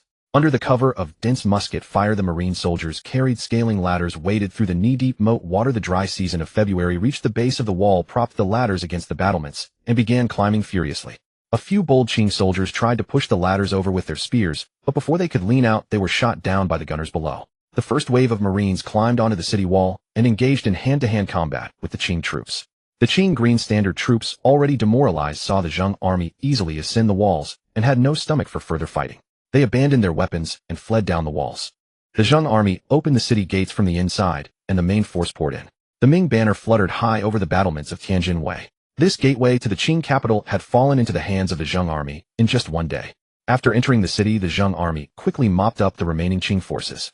A messenger ran up to General He Yu, saluted with clasped hands, and reported, "General He, we have captured over 100 Qing prisoners. What shall we do with them?" Without turning his head, He Yu replied in a flat tone, "Kill them all." The messenger hesitated for a moment, then saluted and obeyed. The over 100 Qing prisoners were taken to the moat outside the city, and after a single volley they were all executed. The news of Tianjin Wei's fall had not yet reached Beijing, but the southern section of the Grand Canal in Tianjin was already in chaos.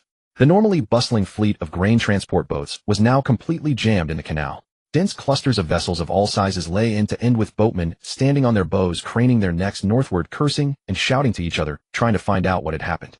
A boatman who had just escaped from the Tianjin direction jumped ashore in panic and shouted to the gathered crowd, "Don't go any further.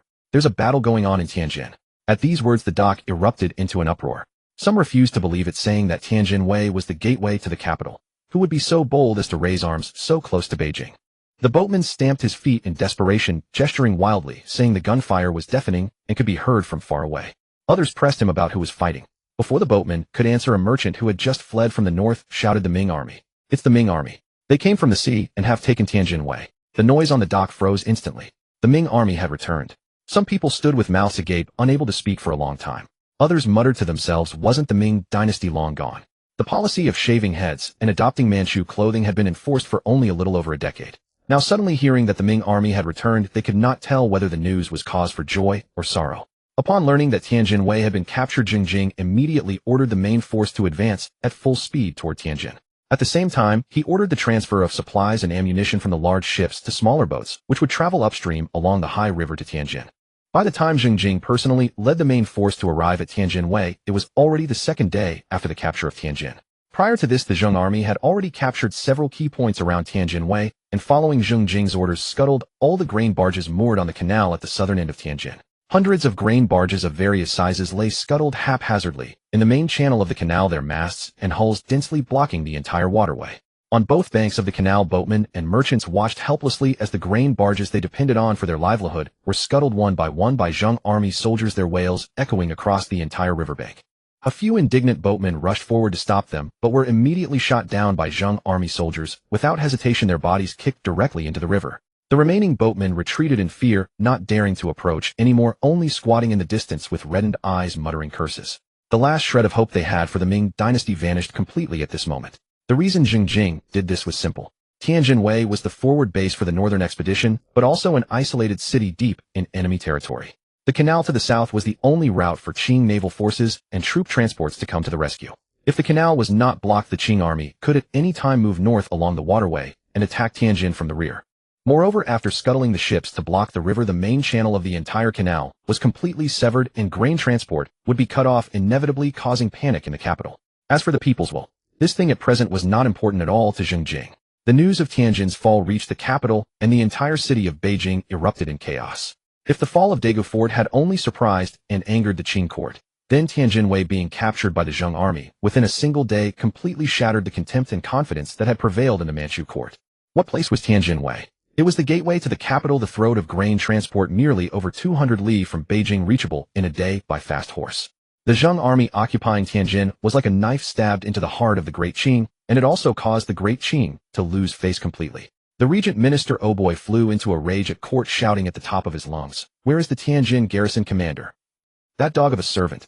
The regent will cut off his head and exile his entire family to Ningguda." The subordinates tremblingly reported that Lu Fangming had engaged in fierce battle with the Zheng rebels 30 li south of Tianjin Way, and after being defeated, his whereabouts were now unknown. Oboy was so enraged that he kicked over the table in front of him, sending memorials and teacups crashing to the floor. He gnashed his teeth and cursed a few words, then sternly ordered the 8,000 elite cavalry from the Tongzhou camp to accelerate their march south and to recapture Tianjin Way before the Zheng rebels could establish a foothold. Oboy also ordered the commander of the 9 gates to strengthen the defenses of Beijing's inner and outer cities. This time, Oboy finally stopped calling the Zheng army a rabble. Although he refused to admit it verbally, he had begun to feel a vague unease in his heart. The one ordered to command the Tongzhou elite cavalry was the guard commander Sabend of the Manchu-bordered Yellow Banner, over 40 years old, battle-hardened, and a trusted fierce general promoted by Oboy himself. The 8,000 elite cavalry under his command were mainly from the bordered Yellow Banner, each clad in cotton armor, wielding long sabers with longbows at their waists, and riding top-grade warhorses selected from the grasslands. Their charge was magnificent. They were the ace of aces among the garrison troops in the capital region. Upon receiving the order, Sabend dared not delay and immediately ordered the entire army to arm themselves. The 8,000 iron cavalry filed out of the Tongzhou camp, their hooves thundering like rolling drums as they surged southward. When the army was halfway, the forward scouts came galloping back to report that Tianjin Way had been captured by the Zheng rebels. The garrison was completely annihilated, and the Tianjin garrison commander Lu Fangming was missing. Sabend abruptly reined in his horse, his face instantly flushing red, and burst into curses. That useless Lu Fangming. 5,000 men couldn't even hold Tianjin for a day. Truly, Han slaves are all unreliable. The deputy commander rode forward and suggested in a low voice, "Commander, since Tianjin has already fallen, the Zheng rebels will surely defend the city. How about letting the men rest here and first send several scouts to ascertain the rebels' strength?" Sabend flew into a rage and lashed his whip across the deputy's face, causing blood to stream down his chin. "Rest? Reconnaissance? Those sea bandits of the Zheng rebels have just crawled ashore. What strength could they have? They've only just taken Tianjin and haven't even had time to repair the defenses. If we don't attack now, when will we? Issue the order full speed ahead, horses rest, but men don't. We must reach Tianjin city as soon as possible, and while they're still catching their breath, recapture Tianjin for me." The 8,000 elite cavalry dared not delay, urging their horses forward. The dust kicked up by their hooves blotted out the sky as they rolled toward Tianjin. Riding on his horse, Sabend touched the gem-studded waist saber at his side, his eyes filled with murderous intent. In his mind, the Zheng rebels might be somewhat capable in naval battles, but once ashore they were lambs to the slaughter. During the march, another urgent dispatch from the court arrived, ordering him to recapture Tianjin Way before the Zheng rebels could establish a foothold. Sabend tucked the dispatch into his bosom, feeling secretly pleased that he had not listened to his deputy's suggestion to rest on the spot, or he would have missed the opportunity.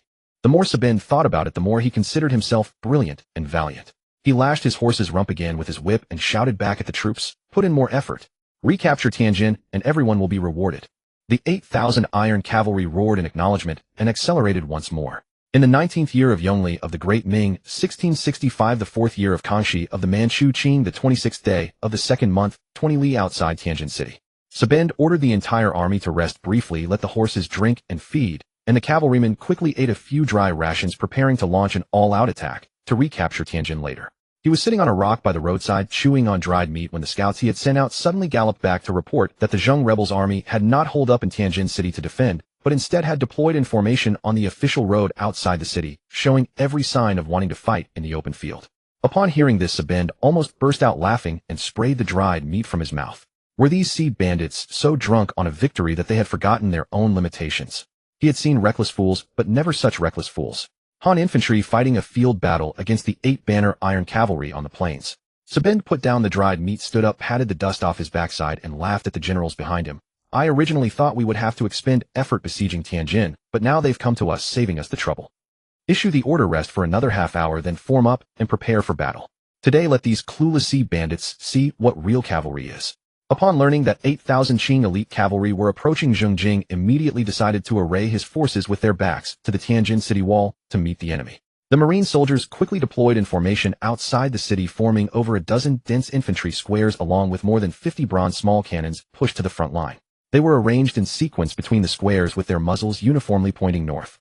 Sabend, commander of the Manchu Imperial Guards, led 8,000 elite cavalrymen toward the battlefield. He reined his horse up a gentle slope, raised his telescope, and gazed into the Zheng army formation. After but a single glance, he lowered his telescope and could not help but burst into loud laughter. No abatis, no long pikes, no shields. Not even the gaps between their square formations were closed.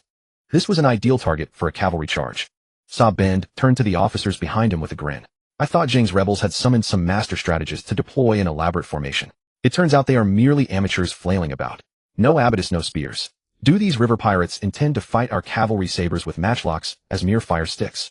Order cavalry to form, break through the center. Drive through the gaps between their squares, throw their formation into disarray, and envelop them with both wings. Do not let them retreat into the city. The 8,000 cavalrymen roared their assent and swiftly deployed into a broad charge formation below the slope. Hooves thundered like rolling drums, saber blades flashed, and the elite mounted troops of the plain yellow banners' eyes gleamed with bloodlust as they awaited the command. Sabend drew his saber and raised it high above his head. Gazing at the Zheng army formation ahead, which appeared ready to shatter at the slightest pressure, a cruel smile touched his lips. With these 8,000 iron cavalry, he would crush Zheng Jing's northern expedition forces to dust, teaching these presumptuous Han Chinese a lesson. On land, the Qing 8 banners' iron hooves ruled supreme. On the walls of Tianjin, Zheng Jing and Huang Ting stood side by side, telescopes in hand, studying the unfolding battle. The charging formation of 8,000 cavalry stretched for miles across the slope below. Huang Ting was a veteran commander who had fought through a lifetime of wars and witnessed countless grand spectacles during Zheng Chenggong's northern expedition to Nanjing. Yet at this moment, facing that overwhelming torrent of cavalry beyond the city walls, he could not help but draw in a cold breath. He lowered his telescope and whispered, "General, we have only 8,000 musketeers. Can we truly hold off 8,000 Tartar cavalry?" Zheng Jing set down his own telescope and spoke slowly. "If we cannot hold them, the Ming Dynasty shall have no hope of restoration. Today's battle will bring either victory or death." Below the city, squad leaders and captains among the Zheng formations howled back and forth, repeating the same words in each soldier's ear. "Do not fear, do not panic. Follow your training. Load when you should load, fire when you should fire. The Tartar cavalry is nothing to be afraid of before a volley of muskets. They are as fragile as paper. Anyone caught fleeing the battle faces the merciless law. Your parents, wife, and children will all be punished with you. Do you understand?" The soldiers roared in unison, "We understand." The squad leaders and captains then bellowed another command, "Loyalty." And the men within each square responded without hesitation, their voices thundering together, "Loyalty. Loyalty. Loyalty to the general." That earth-shaking roar seemed to pour a force as tough as iron and blood into every heart. Fingers that had been trembling slightly now gripped the triggers steadily once more, and in eyes fixed on the cavalry torn ahead, fear had been replaced by pure resolve. The Qing cavalry finally moved. Hooves thundered like rolling drums as the 8,000 elite riders split into 3 columns. The center charging straight at the Zheng army's